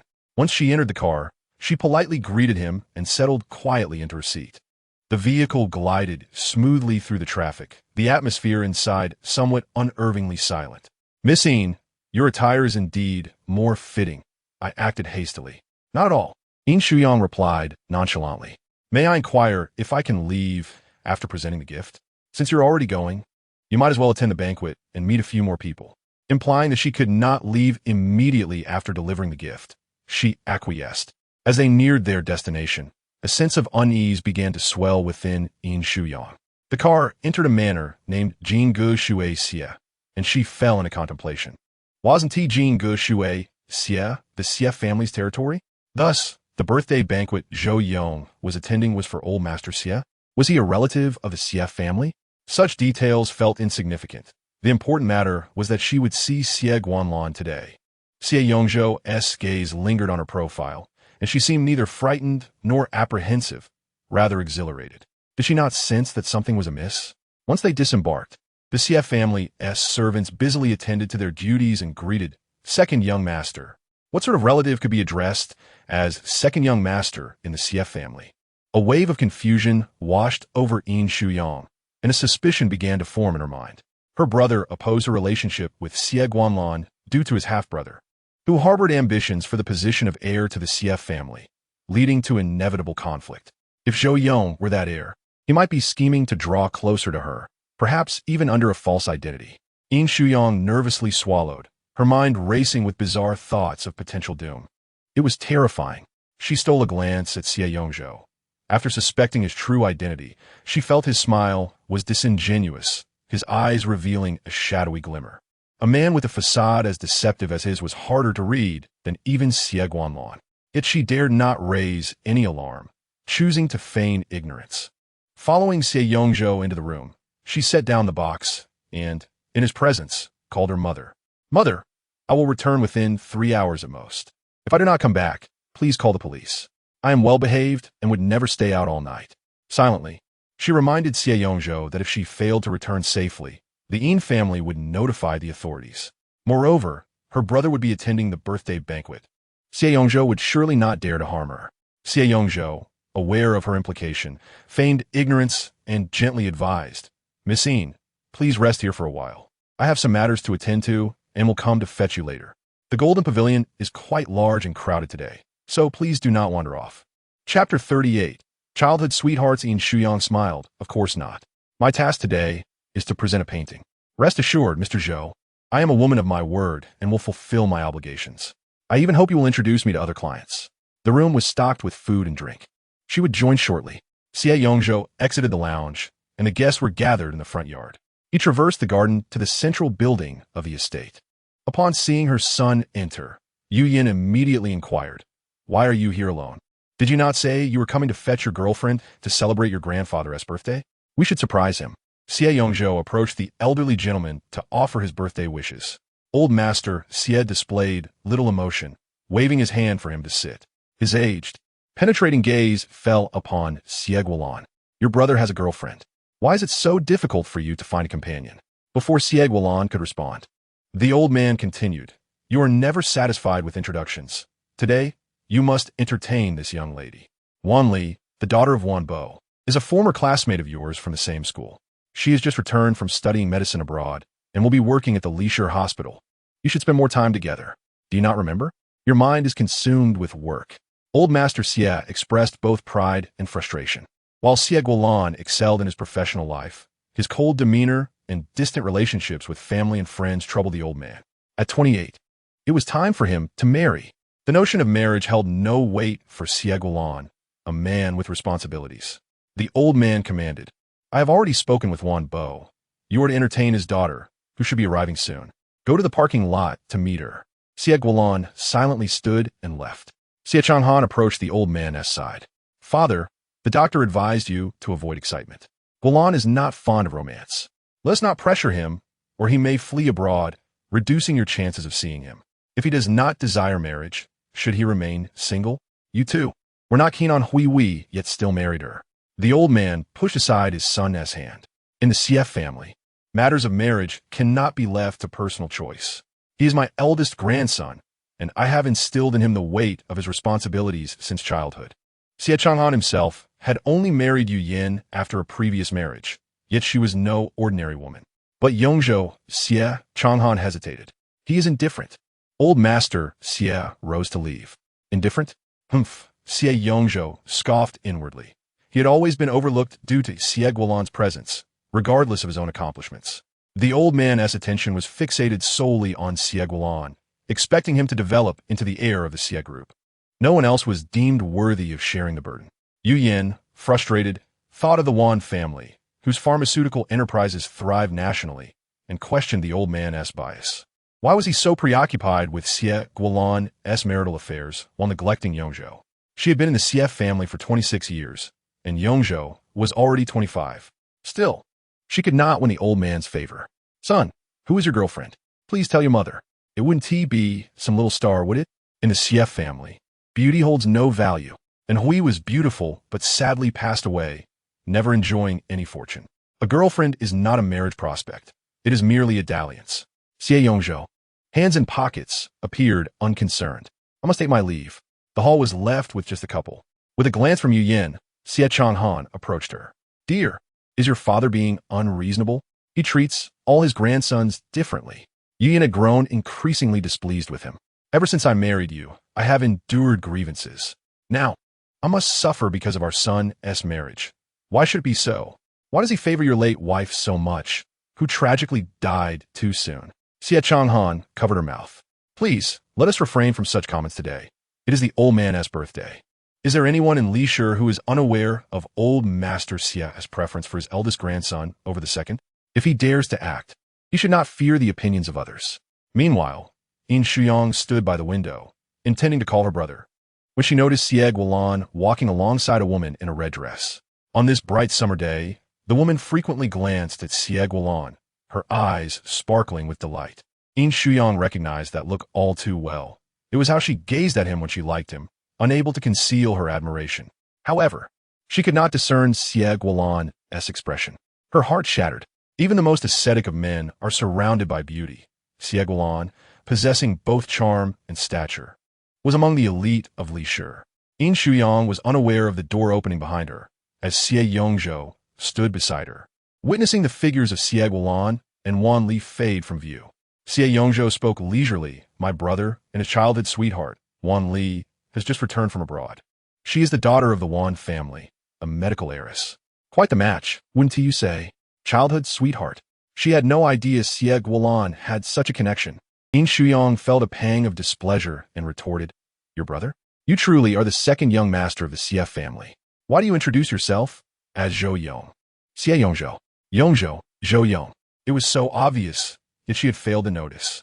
She had been so fixated on Xie Guanlan that she had not even learned the name of his brother. What was Xie Yongzhou's true intention in approaching her? Was it to provoke Xie Guanlan, who was indifferent towards her? It seemed futile to draw near her when he had a childhood sweetheart. Regardless of his name, her focus remained on fulfilling her task. Yin Shuyang turned and sat down, regretting she had looked. She had even seen Xie Guanlan with another woman. Her possessiveness surged. There should be no other woman near him. Yet, without a claim, she felt no right to be jealous. She longed for her brother. Yin Shuyang crossed her arms on the sofa, her discontent evident. Xie Yongzhou leaned down to meet her gaze, his amber eyes glistening, the corners tinged with a delicate rosy hue. His naturally sweet and gentle features appeared even more vulnerable and endearing, akin to a fawn. Did she truly like Xie Guanlan so much that seeing him with Wan Li caused her such distress? Was a girl's heart so fragile? This young lady was indeed spoiled, unable to endure such minor grievances. Do not cry. Your makeup will smudge, and you will look less beautiful. Chapter 39. She understands Xie Guanlan, and her heart aches for him. Yin Shuyang stifled her tears, determined to ignore the words of others. Unless she heard it from Xie Guanlan himself, she would not acknowledge it as fact. When does the birthday banquet begin? Soon. Then let us go. Yin Shuyang was eager to see the situation between Xie Guanlan and this Wan Li. I truly fear you may cry later. Crying is none of your concern. Yin Shuyang clutched the exquisite box, composed herself, and led the way out. They arrived at the opulent banquet hall, adorned in gold and splendor. Yet none of it captivated Yin Shuyang's attention. All she saw was Xie Guanlan. Then she saw Xie Guanlan and Wan Li, surrounded by others, holding their wine glasses, engaged in lively conversation, the scene radiating harmony. Yin Shuyang felt no courage to approach. Among those people, She recognized only Xie Guanlan. Xie Yongzhou's voice drifted over, expressing a hint of envy for his brother, as their father meticulously charted every step of his life, leaving him free from worry. Was that truly a blessing? Yin Shuyang pondered, feeling as though one were a marionette, compelled to act without choice, and no one inquired whether Xie Guanlan was content. Hence, Xie Guanlan developed such a cold, indifferent demeanor, with a deceased mother, a father who remarried, and a grandfather who regarded him solely as an heir. Not one member of the Xie family comprehended or sympathized with his plight. Yin Shuyang frowned, suggesting that his life ought to be one of indulgence and ease, to enjoy the privileges of a carefree young master without excessive contemplation, ensuring a life free from hardship. Missing, our situations differ, he replied. She was the cherished jewel of the Yin family, yet their patriarch had never regarded her with the same esteem. Frustration boiled within Yin Shuyang. She wished to hurl the painting in her hands. You should not compare yourself to me, but to Xie Guanlan, at least in the Xie family. The affection and care you receive surpasses. Xie Yongzhou desired not merely familial affection, but sought power and status. Such duality was rare in this world. What use was love? He scoffed. Yin Shuyang fixed him with a frosty glare, unable to muster a smile. What he dismissed as trivial was precisely what Xie Guanlan lacked. While what he yearned for, Xie Guanlan was already the designated heir, was something Xie Guanlan had never received: love. As Yin Shuyang sank into despondency, the elderly Mr. Xie emerged. At 80, he appeared remarkably robust, despite a slight stoop, his youthful, kingly aura still evident. His piercing gaze could slay. The contrast between people was stark. Yin Shuyang's grandfather exuded warmth and kindness. It was truly difficult to fathom the life Xie Guanlan had endured. While Xie Yongzhou spoke, Yin Shuyang paid him no heed. Her peripheral vision caught Xie Guanlan approaching, unexpectedly accompanied by Wanli. Wanli greeted Mr. Xie with a cheerful smile, and he reciprocated with warmth, leaving Xie Yongzhou momentarily sidelined. How unfortunate for him. Indeed, for the elder truly overlooked him. Grandfather, Yang has painted apine and crane for longevity for you, Xie Yongzhou announced. Yang? Yin Shuyang scoffed internally. Who permitted him to call her that? This man was insufferable. How dare he use such familiarity in front of Xie Guanlan? A glance at Xie Guanlan revealed his unexpressive face, his dark eyes betraying no emotion. Yin Shuyang and Xie Yongzhou unfurled the painting from Mr. Xie, who, upon seeing it, stood up in excitement, approaching it with keen interest. His sharp gaze scanned the painting thoroughly before settling on Yin Shuyang. She offered a sweet smile, wishing him a happy birthday, filled with longevity and blessings. Excellent, excellent. Mr. Xie chuckled, gesturing at Xie Yongzhou. This is my favorite birthday gift in over 20 years. Yin Shuyang felt a peculiar unease, but could not articulate its source. After presenting the gift, she felt her duty for the evening was fulfilled. Next, she aimed to find Xie Guanlan. Silently, she inched away, shifting again. Suddenly, Yin Shujun grasped her wrist and pulled her outside. Brother, She glanced towards Xie Guanlan, their eyes briefly meeting. Xie Guanlan, brother. Yin Shuyang was led into the garden. You finally arrived. Where have you been? I was so frightened. She clung to his arm, feigning fear. So terrifying. That's Xie Yongzhou. He said his name was Zhou Yong. Came to my studio to commission a painting. I came tonight to deliver it, not to pursue Xie Guanlan. I had no idea who he was before arriving. Preemptively, she explained to remove any reason for her brother's fury. Yin Shujun, initially set to scold her, frowned instead. There was a last-minute issue at work which delayed my arrival. Upon arriving, I saw you sneaking towards Xie Guanlan. How wasn't he looking for him? Did you not see the woman in the red dress beside him? I heard she is a childhood friend, Wanli. Do you know her? Is the little princess feeling jealous? I know her. We're classmates. Your classmate. Yin Shuyang smiled. Do you like her? Do you want me to pursue her? Yin Shuyang, are you still half asleep? Are you dreaming? Yin Shujun couldn't help but laugh in exasperation. What if? Yin Shuyang pouted. I'm glad you're here. I was genuinely afraid Xie Yongzhou would lock me away or something, but he did nothing. Yet, the more this happens, the more I sense something amiss. However, she couldn't pinpoint the nature of the anomaly. Xie Yongzhou was no fool. Tonight was Mr. Xie's 80th birthday, and any trouble at the Xie family gathering wouldn't go unpunished by his father. Yin Shujun pinched her cheek. Stay by my side tonight. Okay. Yin Shuyang nodded obediently. I'll stick with you, brother. I'm so obedient. Before meeting Xie Guanlan, she truly was obedient. Now, she oscillated between being very good and occasionally rebellious. The siblings returned to the banquet hall, where many recognized Yin Shuyang, though few knew Yin Shuyang. The beautiful woman in a cheap how, who had just been beside Xie Yongzhou, now dutifully carried juice, following Yin Shuyang. Yin observed them, stepping to Xie Yongzhou's side. Son, why is your girlfriend so intimate with another man? Is there something green atop your head? That is her brother, the second miss of the Yin family? Yin chuckled. Son, your taste in girlfriends is commendable. Treat her well. She is truly beautiful, so adorable. Xie Guanlan, while listening to Mr. Xie's ramblings, overheard their conversation clearly. When did Yin Shuyang become Xie Yongzhou's girlfriend? Chapter 40. Yang buries herself in Guanlan's embrace, weeping. Xie Guanlan, for the first time in a long while, felt impatience before Mr. Xie, responding perfunctorily before departing. Not far into his exit, he found himself surrounded by others. Amid the throng, he fixated on Yin Shuyang, who was closely trailing her brother. He found it hard to believe Xie Yongzhou's words. If they were indeed a couple, why wasn't she alongside him? If they were truly lovers, what significance did her pursuit of him hold? Her intentions to approach him would be laid bare tonight. Yin Shuyang had yet to act, which would render her efforts futile. Yin Shuyang's spirits were low, primarily due to Xie Yongzhou's presence, which revolved around Xie Guanlan. Thus, she clung to her brother, feeling safest by his side. Yin Shuyang didn't linger long before escorting her home. In the car, Yin Shuyang's eyes glistened with unshed tears as she lowered her head, softly sobbing. What is the matter? There are still plenty of men in the world. Is that supposed to be comforting? There are countless men, yet I desire only one. With your nose held so high, you could hang a bucket of water on it. Brother has long claimed you two are incompatible. Do you believe it now?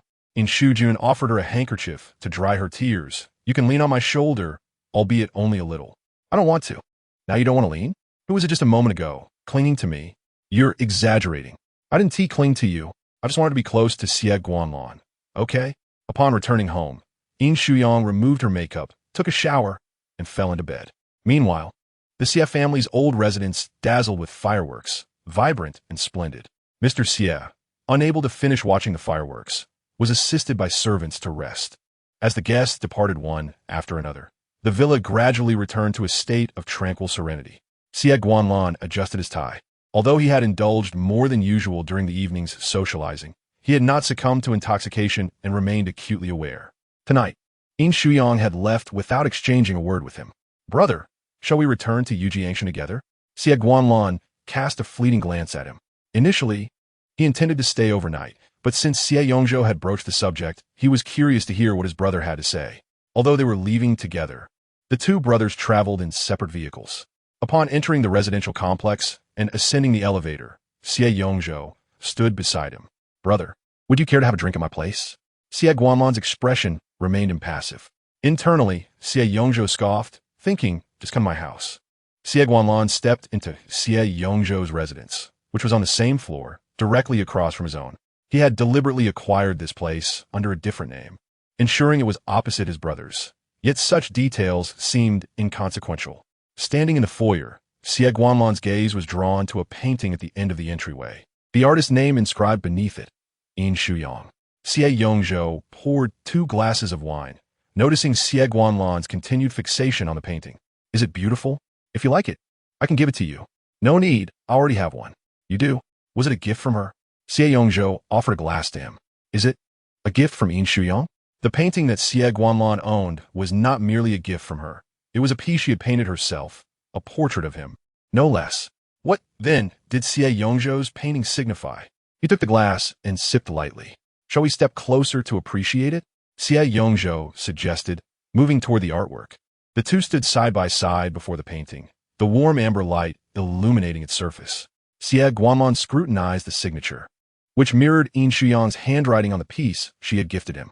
This was indeed her creation. Upon closer inspection, faint black lines formed the word love within the artwork.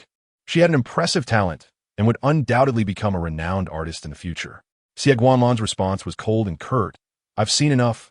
I shall take my leave. Xie Yongzhou watched his brother's retreating figure, tall and solitary, exuding an aura of melancholy. Xie Guanlan was cherished by their grandfather, and Xie Yongzhou found amusement in witnessing his brother's aloof demeanor, which betrayed an underlying loneliness. It was quite satisfying to observe. However, that Yin Shuyang seemed rather naive, genuinely fond of Xie Guanlan. Quite troublesome. The following day, Xie Guanlan awoke late, having overslept until 11 o'clock. He picked up his phone, inundated with messages, and opened the pinned chat. Yin Shuyang had sent only 4 words. Can we meet? He could almost envision her cautious and pitiful expression as she typed those words, reminiscent of a little kitten on the verge of tears. The previous day had been bright and sunny, yet today was shrouded in gloom, clouds drifting alongside the vehicle. Xie Guanlan parked outside the Anyang art studio and spotted Yin Shuyang ambling toward him. The little princess appeared despondent, having previously dashed toward him with enthusiasm. Today, her gaze was downcast, lips pouting, ready to cry even before he had a chance to tease her. As she entered the car, she cast him a sidelong glance and huffed with a hint of indignation. "Yang, don't call me that." The little princess was evidently upset. In the past, she would nearly sit on his lap in the car, yet now there was a noticeable distance between them. "You wretched man, why won't you explain yourself?" She was frustrated that he had not yet articulated the nature of his relationship with Wanli. Did this mean today's lunch was a farewell meal? Had she known, she would have avoided meeting Xie Guanlan altogether. Yin Shuyang could no longer contain her feelings. "If you're to be engaged to someone else, couldn't you have informed me sooner? Must I witness it with my own eyes? Men truly possess wicked hearts." Xie Guanlan, ever the businessman, knew how to wield words with precision. He shifted closer to her, gently using a handkerchief to wipe her tears. "I have not agreed." Yet she continued to weep. "Just because you disagree today doesn't mean you'll disagree tomorrow. If not Wanli, then there's Zhang Li, Zhao Li, Sun Li." He pulled her onto his lap, and she whimpered against his shoulder, her small hand resting on him. Her sobs were heart-wrenching, tears staining his shirt. "I arrived quite early yesterday afternoon. I stood upstairs and saw you greeting her. You two were walking and chatting, looking quite happy. You were with her last night too, and you didn't speak a word to me. You know that your brother used a false name to invite me to paint. When he took me there yesterday, you were absent, and I was terrified. He left me alone in the room, and I saw you with Wanli." Her sobs grew louder, the anguish spilling over. Yin Shuyang had held back her tears the previous night, saving them all for today. As her sorrow intensified, her body trembled. If she had remained silent, Xie Guanlan would have been oblivious to her turmoil. He embraced her gently, his cheek brushing against hers. "Yang, I'm sorry for scaring you. What frightened me was not you, but your brother. What was he doing? You haven't even made him your boyfriend, yet he approaches me. It was indeed frightening. What sort of people were the Xie family?" Chapter 41. "Xie Guanlan, you are my boyfriend." She lamented, "It's my fault for not noticing he sought you out." Xie Guanlan believed that the less attention he paid to her, the less Xie Yongzhou would notice her. Thus, he made an effort to avoid initiating contact. Yin Shuyang was a picture of sorrow, her eyelashes damp, her cheeks flushed, and her large eyes brimming with tears as she cast a glance at him before burying her face in his shoulder. Xie Guanlan had never comforted a girl before.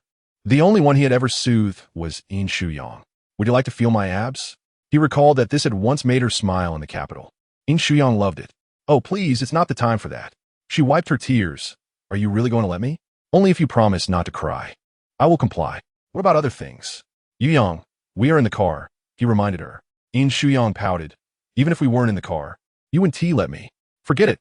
I'm not in a good mood right now." Xie Guanlan pressed his forehead against hers. "Have I lost my favor with you?" "Not at all. As long as you wish to be favored, you will always be so in my eyes. But you're not giving me a clear title." Yin Shuyang poked his chest playfully. "You wish to be with your childhood sweetheart." Xie Guanlan clarified. "She is not my childhood sweetheart. That's what everyone says. They claim you two are childhood friends, and Wanli has returned to arrange a marriage with you. Purely rumors." Yin Shuyang gazed at him, her eyes glistening. "If your grandfather is seeking an alliance with a wealthy young lady, I could fulfill that role. Had I known, I wouldn't have pursued you. I should have approached your grandfather. It was all the brother's fault for hindering her. How could you, young, so adorable, not be favored by the grandfather? That would only heighten the danger, placing her directly in Xie Yongzhou's line of sight." Gently, Xie Guanlan pressed a kiss to her forehead. "Wipe your tears first. Then you must call me baby." Yin Shuyang instructed him. "You must say it tenderly. Baby, don't cry. Will that make you happy?" "Yes." Her tearful, childlike voice was irresistibly charming. At 28 years of age, Xie Guanlan had never called anyone baby, nor should he. He leaned in closer, softly murmuring, "Baby, don't cry." Yin Shuyang felt her heart flutter. It sounds beautiful, so enchanting. How can Xie Guanlan be so obedient? Her lips curled into a smile, as if she were somewhat cheered. "Baby," he called her once more. "If you call me baby, then I shall be your only baby." Yin Shuyang gleefully wrapped her arms around his neck. "You mustn't call other women that. You can only call me that." Xie Guanlan tenderly wiped the tears from her face. "All right, so, what is our relationship now?" Yin Shuyang pressed forward. "Does this mean we are officially a couple?" If Xie Guanlan continues to withhold a title from her, she will undoubtedly keep crying, drowning him in her tears. "Please, do not concern yourself with others. Just tell me whether you like me and if you are willing to be with me." Yin Shuyang cradled her chin in her hands, her delicate face resembling a blossom. Although this flower had recently shed tears, it remained beautiful. Even a fairy's tears are enchanting. Xie Guanlan hesitated, and, as Yin Shuyang rubbed her cheeks, she slowly lowered her head.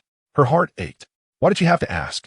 If Xie Guanlan truly wanted to be with her, he would naturally express it. "Xie Guanlan, could you please give me a hint? Can I continue to love you? Am I still allowed to choose to love you?" Tears glistened in Yin Shuyang's eyes. She adored Xie Guanlan, and although her feelings were recent, she could not bear the thought of an unfulfilled outcome. She could not bring herself to genuinely bless him with another woman. Xie Guanlan's fingers brushed the corners of her eyes, and her tears flowed freely, dampening his fingers. Loving him was not easy. He seemed to effortlessly win her affection without any apparent effort. As for the painting in Xie Yongzhou's home, it must have been purchased. He was quite cunning, yet Shuyang was different from other women. The car came to a halt. Xie Guanlan had reserved a private room on the way, and the dishes would soon be served. The little princess in his arms was still crying, waiting for an answer. Xie Guanlan had indeed contemplated many people and matters before, hesitating. But now, he wished to include Yin Shuyang in his future plans. It was possible. Yin Shuyang, her petite body trembling, could barely see Xie Guanlan's exquisite, handsome face through her misty eyes. "Can you continue to love me?" she asked uncertainly. "Please clarify. I can't hear you clearly. Shall we discuss it in the private room?" "No, just say it here." Yin Shuyang grasped his shirt, insisting, "Say it. After you finish, I will decide whether to walk alone or join you for dinner." She had no appetite. She had only consumed a glass of milk that morning. Xie Guanlan wiped her tears away and asked, "Would you like to be my girlfriend?" I'm willing to see. I am willing." Yin Shuyang was overwhelmed with excitement. "Xie Guanlan, sobi. Why are you still crying?" Xie Guanlan decided to carry her out of the car. The little princess buried her tear-streaked face in his shoulder. Fortunately, the private restaurant was not crowded at this time, remaining tranquil. Once inside the private room, Yin Shuyang clung to him, reluctant to let go. After the waiter served the dishes and left, Yin Shuyang finally lifted her head. "You didn't ask me because you were worried about my tears, did you?" "No. Then you can't go on blind dates anymore." "I've never been on one. Yesterday, my grandfather asked me to pick up Wanli, which you saw." Xie Guanlan held her wrist and said, "Can you please smile? I'm feeling quite good now. Xie Guanlan is my boyfriend. I've successfully pursued my husband." Yin Shuyang's eyes sparkled with excitement, and she exclaimed, "Lan, kiss, kiss." Just as Xie Guanlan was about to take the initiative, Yin Shuyang leaned in, planting kisses on both cheeks and showering him with several pecks on the lips, exclaiming, "Mine, all mine. Xie Guanlan, from top to bottom, you belong to me now. No other woman is allowed to touch you, understand? Yes, I'm all yours." Xie Guanlan finally witnessed her smile. Her happiness uplifted his spirits as well. Although he declared he was hers, in reality, he wouldn't allow anyone else to touch her. Yin Shuyang playfully poked his metallic belt buckle. Even though they were no longer in the car, the private room still felt a bit inappropriate. "You can touch me, just not now." Xie Guanlan gently grasped her delicate wrist. "Let us eat first." Yin Shuyang, feeling weak, leaned against him. "I don't want to eat. I want you." Chapter 42. A visit to Xie Guanlan's villa. The room fell silent for a few seconds. Xie Guanlan's dark eyes gazed intently at her. Had he just heard some provocative words? Yin Shuyang jumped off his lap. "You didn't hear anything. I said nothing. Let's eat." She quickly took a seat opposite him. Her mood lifted, appetite restored. Xie Guanlan's shirt was crumpled and stained with tears. This was probably the first time he appeared so disheveled. Yet, he remained handsome. She found her boyfriend to be undeniably attractive. Xie Guanlan tidied his shirt and slowly dined with her.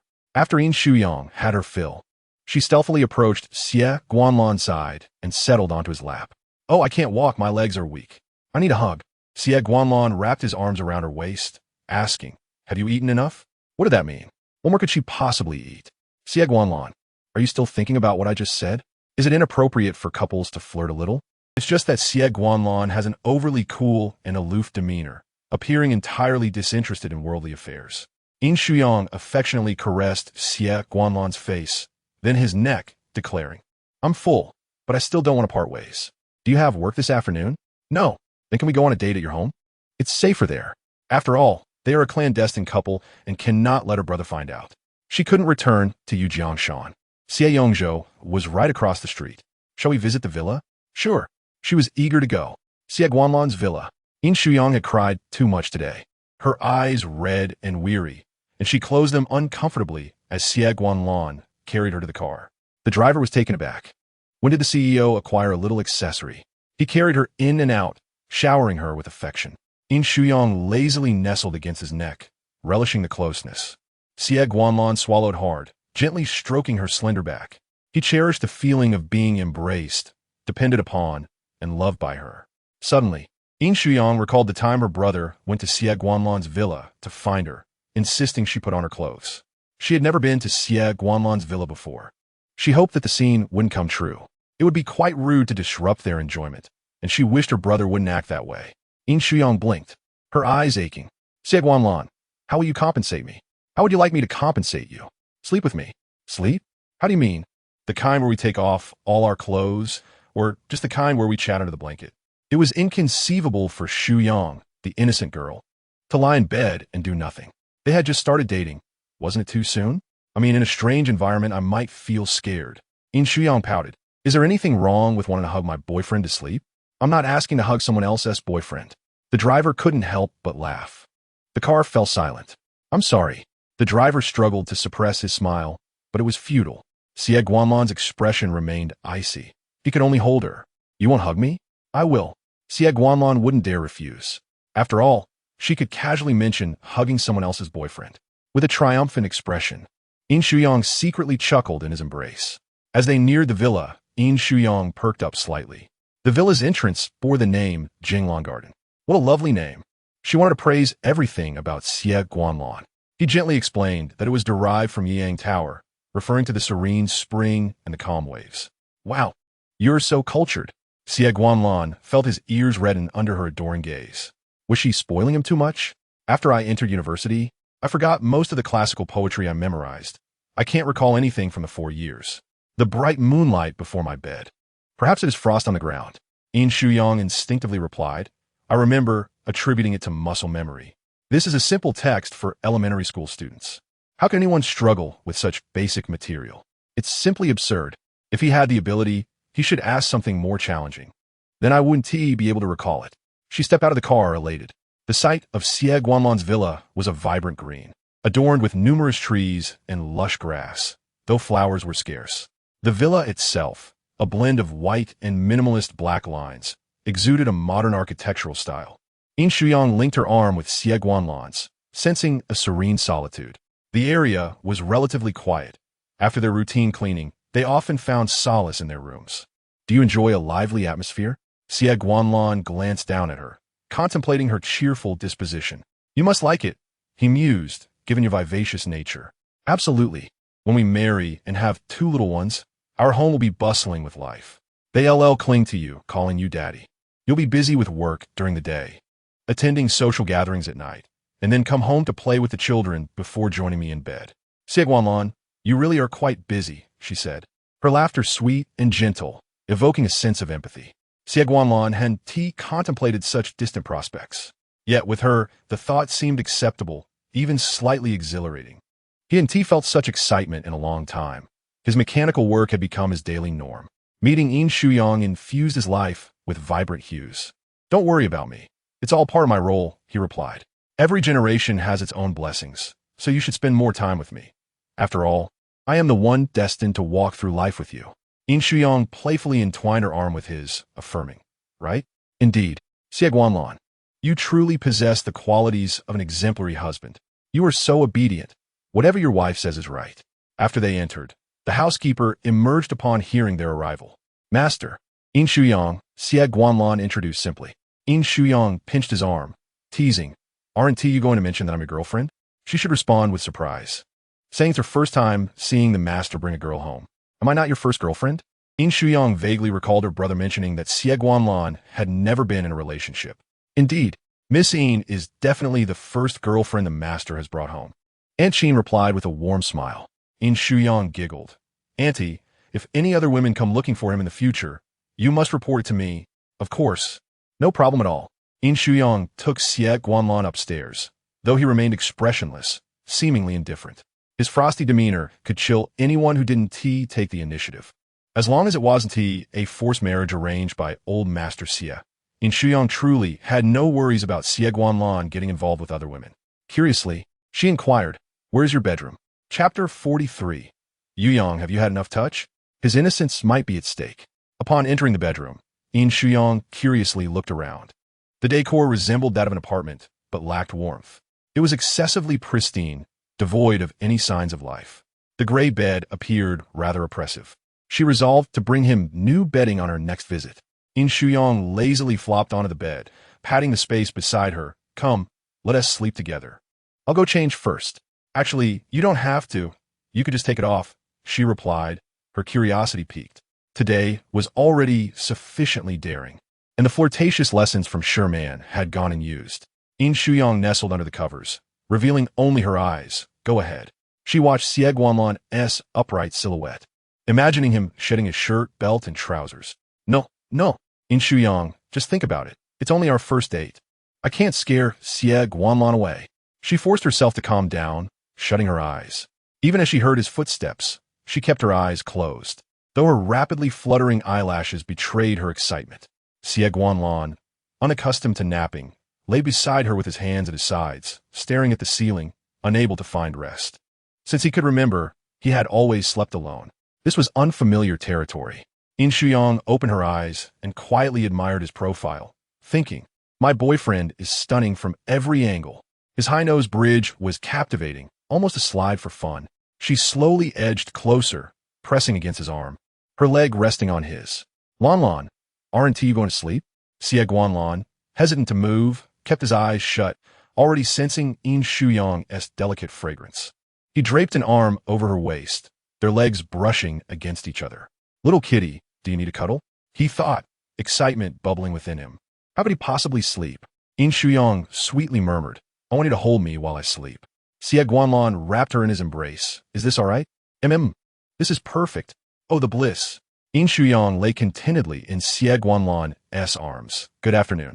Though she had lain in bed since returning home the previous night, she had been in a daze, unable to fall asleep, even envisioning a scene of Xie Guanlan marrying another woman. Thus, she quickly drifted into slumber in his embrace. Xie Guanlan gazed at the ceiling, wide awake, unable to sleep at all. The presence of a soft, sweet girlfriend stirred excitement within him, igniting a fervor that left him restless. He had been abstinent for too long.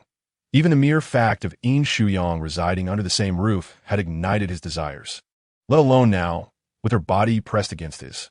A delightful dilemma. Xie Guanlan's breathing grew heavier while Yin Shuyang's remained steady and deep as she fell into a profound slumber. Unable to resist, he leaned in and softly kissed her forehead, then planted another gentle kiss. "Little Yang, you are simply adorable." After an hour of slumber, Yin Shuyang suddenly awoke. She stared at Xie Guanlan beside her, realizing that it was not a dream. She had truly become his girlfriend. Not wanting to disturb his sleep, she decided to plant a soft kiss on him. As her fingers grazed Xie Guanlan's face, she pondered how beautiful his mother must be to have given birth to such an extraordinary son. She pressed her lips against his, feeling the softness. Mwah. As she continued, Xie Guanlan opened his eyes. Oh no. Caught in the act. Yin Shuyang buried her face in his chest, having been discovered stealing kisses from her boyfriend. How embarrassing. Xie Guanlan embraced her back. "Aren't you going to continue? Do you want me to?" "Anything goes." "What do you mean anything goes?" "Wanting something is different from not wanting it." Yin Shuyang slowly lifted her head. "Aren't you asleep?" "No, couldn't he sleep at all?" He had only just calmed down moments ago. Yin Shuyang perched on his waist. "Since you can't sleep, Does my previous request to touch your abs still stand? Of course. My boyfriend is so generous, she said with delight. Yin Shuyang leisurely lifted his black sleep shirt, exploring his well-defined abs. The alluring lines of his physique captivating her. Wow, this feels amazing. Xie Guanlan, struggling to suppress his urges, gently wrapped his arms around her waist. Yuyang, have you had enough touching? How could I possibly have enough? I want to touch for a lifetime. Yin Shuyang had previously wished not just to touch, but also to kiss. As she leaned down, preparing to plant a kiss on Xie Guanlan's abs, her phone rang. Oh, that annoying ringtone. Xie Guanlan picked up the phone and handed it to her. As her fingers continued to caress his abs, she answered Sherman's call. Yang Bao, where are you? Junga mentioned you were feeling down, so I'm here to cheer you up. Do you want to go sing, drink, dance? Or perhaps shop, listen to music, and surf? Xie Guanlan is indeed handsome and somewhat affluent. Such men are plentiful. We are blessed with beauty, excellent figures, and delightful personalities.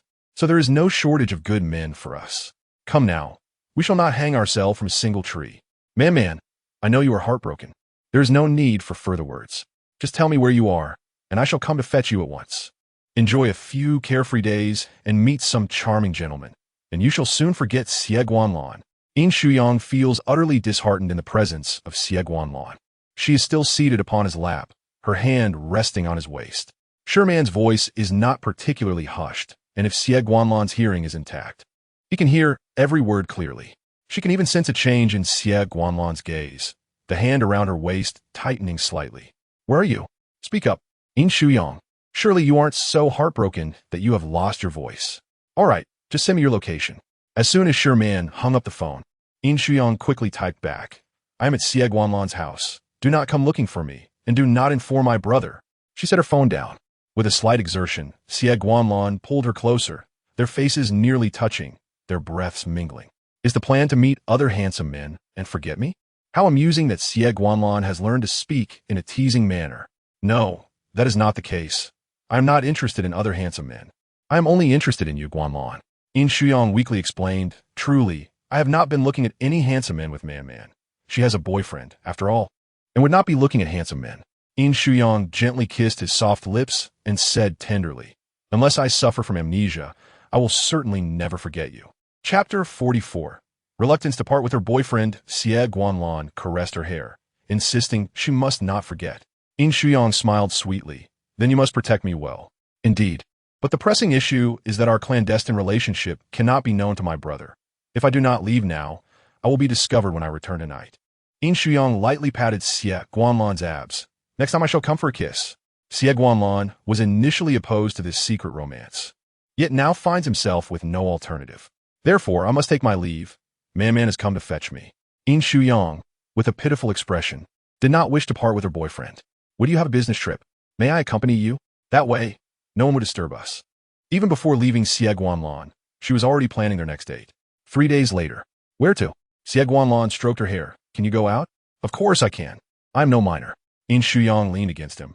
My current persona is that of a heartbroken individual whose beloved seems to be marrying someone else. It is quite reasonable for me to seek solace on a trip. My brother will not suspect a thing. At most, he might make a video call to check on my safety. And what is my persona? Your persona remains as it has always been. After all, a marriage is out of the question. If there is to be one, it must be with me. Refusal, absolute refusal. Yin Shuyang planted a kiss on him. A well-behaved boyfriend earns rewards, you know.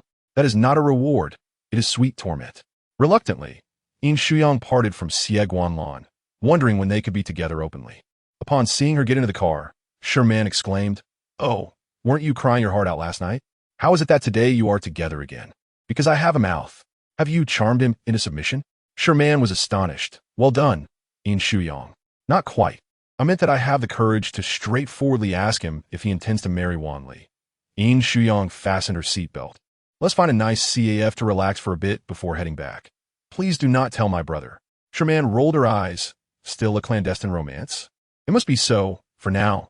At least I have a title, hee. Your infatuation has intensified. That foolish child. Does Xie Guanlan not possess even this small sense of responsibility? You are not a celebrity. You're also a lady from a wealthy family. Missing.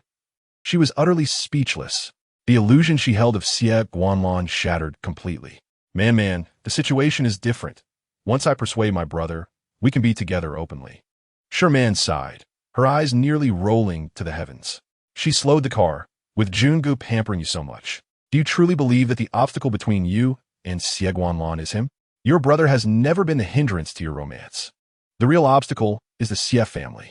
If the Xie family were harmonious and free from those troubles, your marriage to Xie Guanlan would not face his disapproval. Sister, think it through. Yin Shuyang had initially only heard her brother's words without experiencing the reality. It was only last night that she understood. Xie Yongzhou does not seem to be an easy man to deal with. Old Master Xie indeed favors Xie Guanlan, while Xie Changhan and his wife show preference for Xie Yongzhou. The two factions within the Xie family are subtly at odds, creating a sense of rivalry among family members. I understand. I comprehend all you say. However, I do not seek a title right now. If Xie Guanlan cannot withstand the pressure and ends up in a marriage, I shall truly have no chance. Yin Shuyang still felt justified in her actions. Very well, if you are happy, let us celebrate tonight the fact that Miss Yin is no longer single. She'll keep it low-key. If this were not a clandestine romance, Yin Shuyang would surely book a large screen in a mall for continuous play. That evening, Sherman drove her home, and Yin Shuyang had to feign a sorrowful demeanor. Yin Shujun gazed at her. Oh dear, the little darling will be fine after a few days of sadness. It shall pass quickly. Better a short pain than a long one. Yin Shuyang remained at home for 3 days, spending that time in her study drawing comics. She had completed 5 chapters already. Releasing 1 chapter per week would allow her to publish for 5 weeks. Tomorrow, she was to go on a date with Xie Guanlan and intended to upload her comic before their outing. Recently, her spirits were high, and she even titled her comic with a sweet name, Little Sweet Orange, as the female protagonist adored oranges and orange-flavored candies. However, her parents and brother believed she was merely heartbroken and hiding away at home. When she mentioned her desire to travel to ease her mind, they thought little of it. At the dining table, Yin Shujun asked, "Is Sherman accompanying you?" "She wishes to accompany her boyfriend. I prefer to wander alone. I will return in 3 or 4 days, and I promise to update my parents and brother every day." Yin Shuyang wore a charmingly innocent expression. "Dear parents and brother, do not worry. I have not made my identity as the Yin family's daughter known. I shall not be abducted. Such words should not be spoken lightly." Suddenly, Mrs. Yin grew concerned, insisting a bodyguard accompany her. "No, if I have a bodyguard following me, how shall I find my next spring?" Yin Shujun sat quietly beside her, not fully convinced that Yin Shuyang had truly moved on from Xie Guanlan. After all, news of whether Xie Guanlan would marry Wanli had yet to surface. It seemed his sister remained the same, easily distracted. Her interest in Xie Guanlan was likely fleeting. Upon returning from this trip, she would probably forget him entirely. Luckily, he had intervened at just the right moment. "Be careful outside. Do not trust strangers. Do not trust anyone claiming to be a fellow villager or a schoolmate. There are many traffickers out there," Mrs. Yin incessantly warned. "You are so beautiful. It is easy for bad people to take notice of you. Let me accompany you. Mother, you are beautiful too. Both of us could easily attract attention, so do not worry. I promise to return safely and in good health." Yin Shuyang discreetly tugged at Yin Shujun's sleeve. "Brother, if she does not heed Mother's words, surely she will listen to you." However, he could not guarantee her absolute safety, having never allowed Yin Shuyang to venture out alone since childhood. "Brother, let me go. I shall keep you updated. The phone's location must remain on, and I must answer any call immediately. If I miss a call, you must call the police right away." Yin Shujun raised an eyebrow. "Your phone must not be turned off either. What if the power suddenly goes out?" "There is no what if. Just bring a power bank." "Oh," Yin Shuyang responded weakly. "There shouldn't be any danger." She was going to find Xie Guanlan, who was out for work engagements, while she remained in the hotel, just like her previous trip to the capital. Hopefully, this time she wouldn't be staying across from Xie Yongzhou. That man seemed to follow Xie Guanlan like a curse. Terrifying. Yin Shuyang happily dragged her suitcase to the airport. Upon entering the airport, she made a beeline for the VIP lounge. "Dear Lanlan, I'm here. Moi." As she stepped in, aside from Xie Guanlan, there were others present, including women. In Chapter 45, Yin Shuyang clung to him, pretending not to recognize him as she sat beside him, her head lowered, playing on her phone. The other two in the lounge had left, and Xie Guanlan approached her side, asking why she hadn't called him. "There were people," she replied. Yin Shuyang lifted her head, realizing it had only been 3 days since they last met, and she missed him terribly. With no one around, she opened her arms for a hug. Xie Guanlan sat down, and she nestled closer. My brother often asks about my whereabouts, so I'll book a room just in case. What I mean is, even though I'll have my own room, we'll actually be staying in a suite together, right? Don't misunderstand. I don't have any inappropriate thoughts about you. Since you're going out on dates, of course, we'll be together. Yin Shuyang wrapped her arms around his neck, right? Xie Guanlan's expression turned frosty, revealing that he didn't have any improper intentions. What do you mean? Of course there are. It's supposed to be reserved. Xie Guanlan, you should take the initiative. Before their tender moments could unfold, Yin Shuyang's phone rang. It was Yin Shujun, inquiring if she had arrived at the airport. She lazily leaned against Xie Guanlan, sending a photo of the VIP lounge to her brother, along with her location. He always treats me like a child. I want to get lost. Xie Guanlan restrained himself as he held her waist. He just wasn't at ease with you. You actually spoke up for him, she teased. If you were to go out alone, I wouldn't feel at ease either. Yin Shuyang smiled slyly. Xie Guanlan, you're starting to care about me. It's good to be concerned. A girlfriend as beautiful as I am must be kept safe. Kept safe? That sounds rather nice. Where should I hide you? She was different from him. She had family and friends who cared for her, and her life couldn't revolve solely around him. All right, hide me in your embrace. Xie Guanlan pulled her into his arms. Yin Shuyang shyly glanced at him, burying her face in his chest. Yes, hide me in Lanlan's arms. Xie Guanlan emitted a refreshing scent that was indescribably pleasant. I love it. I especially like it. The little kitten nuzzled against him, unabashedly expressing her affection. How adorable. After several days of work, Xie Guanlan finally relaxed at this moment. Yin Shuyang seemed to have a magical ability to recharge him, as if she were his source of energy.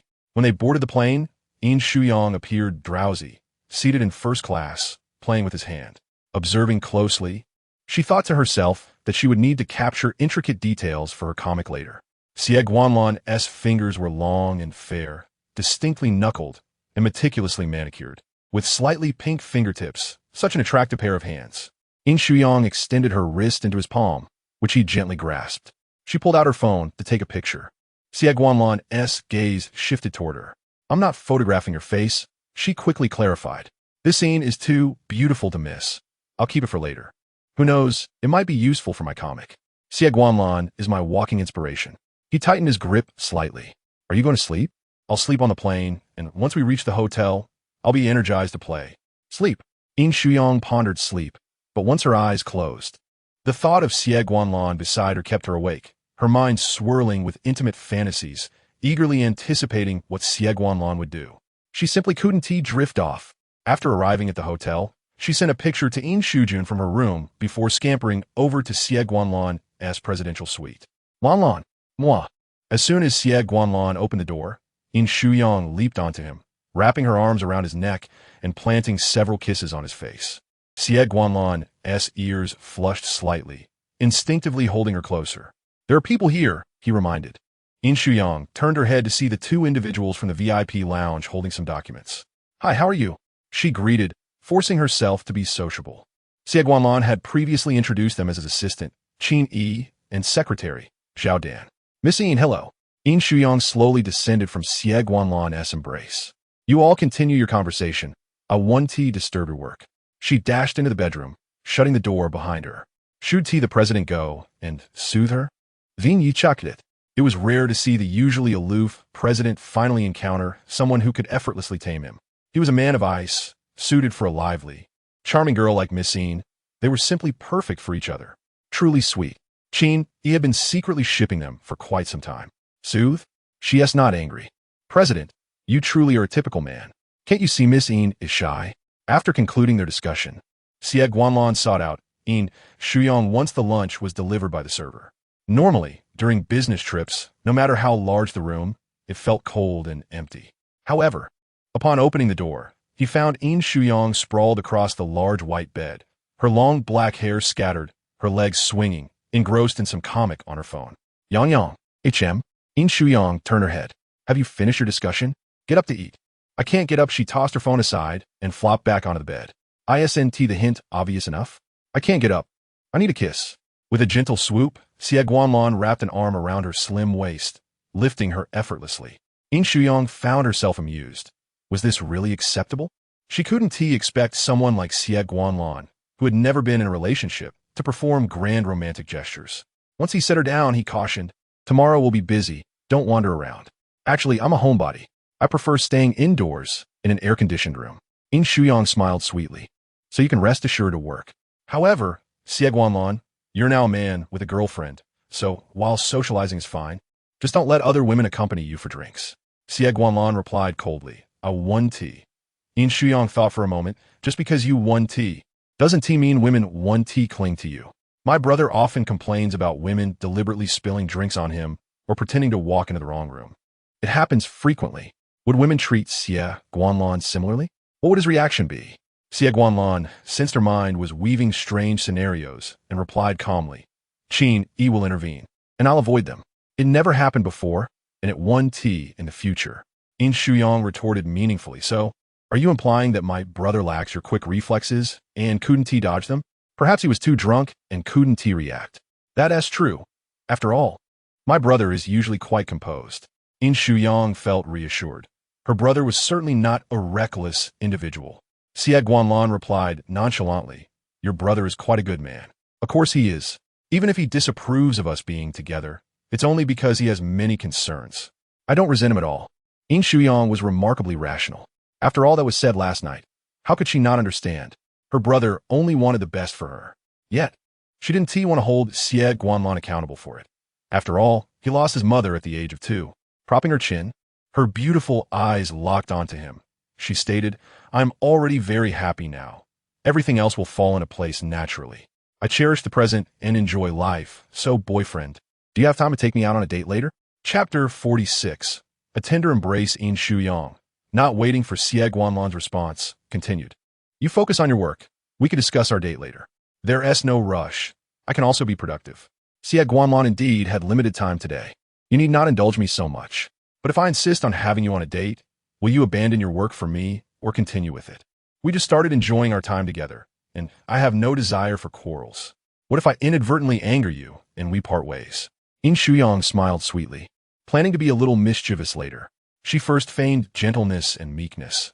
It was still too soon to be capricious with Xie Guanlan, for his feelings for her had not yet deepened. Xie Guanlan remained composed. The moment was still opportune. Yin Shuyang tilted her head slightly. "Oh dear, you should go help out. You can't possibly leave me all alone in the room at night, can you? Surely, Xie Guanlan wouldn't be so cruel as to stay out all night." She found him utterly adorable, her eyes sparkling with mischief. "Of course not." After dinner, Xie Guanlan stepped out, leaving Yin Shuyang alone in the hotel. She took a nap, awoke to binge-watch a series, had a meal, sent a message to her parents and brother to assure them of her well-being, and then prepared to welcome someone back. After a refreshing shower, she donned a sultry nightgown. Though it was unlikely she would share the bed with Xie Guanlan tonight, that did not preclude her from showcasing her figure. With such beauty and a stunning physique, she couldn't believe Xie Guanlan would remain unaffected. Slowly, she aimed to let him grow accustomed to her presence and ultimately accept her. Sitting on the sofa, she heard a sound by the door, quickly slipping into her slippers and racing over. As soon as Xie Guanlan opened the door, she leapt into his arms, exclaiming, "You're back." She planted a couple of kisses on his face. Xie Guanlan shut the door casually, wrapping his arms around her waist. "I'm dirty." Having already bathed, she wore the nightgown, its neckline low enough for him to catch a glimpse of her alluring curves. Yin Shuyang purposely leaned closer, inhaling his scent, which carried a hint of smoke and alcohol. "I'll go shower first."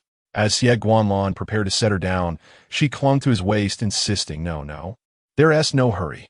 After his shower, Xie Guanlan laid down to rest, leaving her longing for more kisses. It wouldn't he do?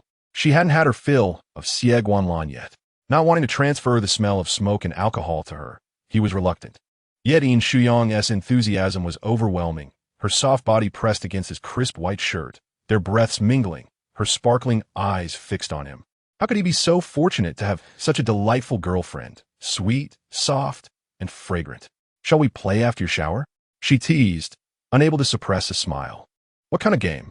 A mischievous thought crossed her mind. She was an adult, ready to engage in adult games. As she gently caressed the skin of his neck, she asked, "Would you like to join?" "Only after your shower," he replied. "Games can wait until then." "You seem a bit off today, Xie Guanlan.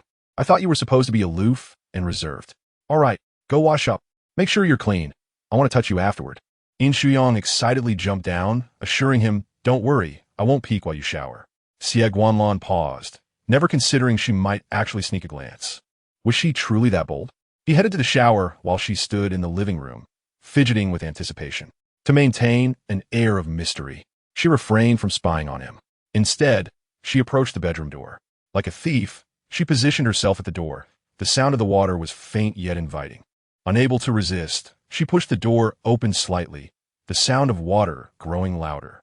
Though the bathroom door was frosted glass, it provided no clear view inside. She sat at the edge of the bed, scrolling through videos, but her focus was lost, her heart racing. When the water ceased, an inexplicable wave of anxiety washed over her, contemplating whether to step out, but her feet were frozen in place. Suddenly, she felt a tingle in her legs. Collapsing onto the bed, just as the sensation faded, a pair of long legs entered her line of sight. As she looked up, she was greeted by a lean waist, defined abs glistening with droplets of water, and dark hair dripping with moisture. Her heart raced. What a delightful surprise. Clearly, Xie Guanlan had not expected her presence in the bedroom, emerging clad only in shorts. Pushing herself up, any explanation felt futile. Her mere presence there, sitting on the bed, had an underlying intention. Her earlobes flushed crimson. As Xie Guanlan leisurely dried his hair, he pondered how to respond to her eagerness. Perhaps she was simply curious about the opposite sex. He must not take advantage of her innocence. With an air of calm, he stated, if you're sleeping here, I'll take the room opposite. Yin Shuyang, shedding her shoes, sat cross-legged on the bed, defiantly tilting her chin. Are you trying to chase me away? She instantly shifted to a pitiful demeanor, her eyes shimmering, voice soft and pleading. My boyfriend is being unreasonable. You just said I could play after your shower. Xie Guanlan found her gaze irresistible, standing at the edge of the bed like a mere tool. Fine, just don't cry. I desire you because I adore you. If I didn't take care, I wouldn't be so tempted. Do you not harbor similar feelings for me? Yin Shuyang sought to flaunt her feminine allure, pulling down the neckline of her nightgown, showcasing her exquisite curves. You cannot possibly be blind, Xie Guanlan. I do, but I mustn't. I understand. You're rather aloof. And we haven't been together long. You wish to maintain your image. As she discreetly pulled her nightgown back up, she inquired, can we fulfill what we agreed upon last time? Xie Guanlan nodded slightly, and Yin Shuyang eagerly knelt on the bed, aligning perfectly with his abs. Can I really kiss them? She gasped, marveling at his freshly washed, delectable physique. If you keep indulging me, next time, it won't just be kisses on your abs. Yin Shuyang leaned closer, her red lips pressing against his taut stomach. Oh, what a sensation! The thrill was indescribable. Xie Guanlan's breath quickened, his relaxed hands tightening slightly, the veins on his hands prominent. Yin Shuyang. The first kiss was tentative, exploratory, yet Xie Guanlan offered no resistance, allowing her to grow bolder, showering him with kisses. 2 on the left, 2 on the right, and 2 in the center. She embraced him tightly, resting her chin on his abs, exclaiming, I love you. My boyfriend has such an incredible physique. Xie Guanlan's gaze deepened, his blood racing, the heat from his recent shower mixing with his rising desire. He swallowed hard, darling. Perhaps you should loosen your grip for a moment. Chapter 47. No man can resist adorable Yang Yang, huh? Why? Yin Shuyang's eyes sparkled mischievously. It's perfectly normal to have a reaction. If you didn't that would be unusual. This indicated her allure remained intact. And though Xie Guanlan appeared cold on the outside, he was actually quite passionate within, an intriguing contradiction. With a soft, playful tone, Yin Shuyang suggested, why don't you sit down and let me help you? Xie Guanlan's heart raced at her provocative words. No need. Then you should sit and calm down. She adamantly pulled him down to sit. Once seated, she boldly straddled his lap, facing him directly. Her audacity was striking, akin to a bold thief claiming her prize. Xie Guanlan, without a shirt, felt her playful pokes and teasing hums. Are you trying to entice me, darling? Baby, don't. Yin Shuyang poked his protruding clavicle with her finger. You say no, but you still call me baby. Actually, I'm quite reserved. I am gentle, and I don't act this way with others, only with you.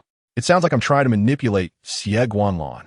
She paused, then added just one more kiss, and I'll go back to sleep. Xie Guanlan held her waist. I won't have time for you tomorrow. You can sleep in. What about the day after? I'll be with you then. Even if you're busy, make time for me. Come, let's kiss. Yin Shuyang leaned in, but before their lips touched, a sudden video call rang.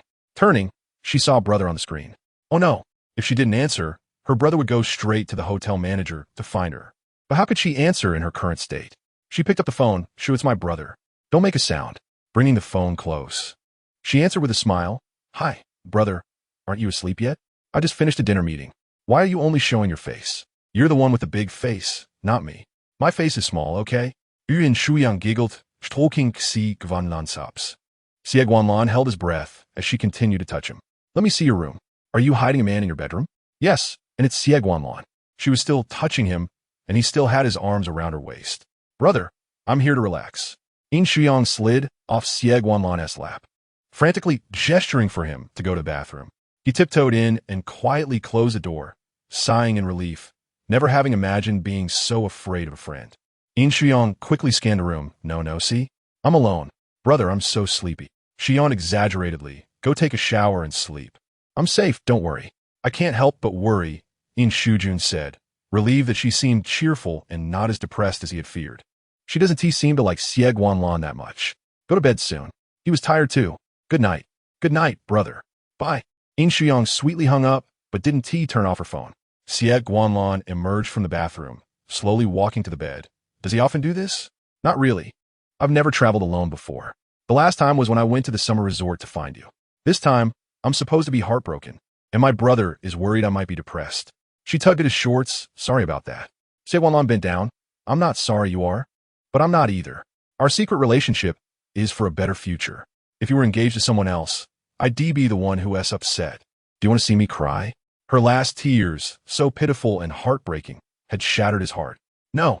Yin Shuyang stood up, giving him a quick peck. I'm going to sleep. Good night, my boyfriend. She hopped off the bed and left with her phone. The next morning, as Xie Guanlan prepared to leave, Yin Shuyang, rubbing her eyes, walked out of the opposite room. Lan, her voice soft and tender, she lazily approached him, hugging his waist and nuzzling his chest like a kitten. Good morning. If you're tired, go back to sleep.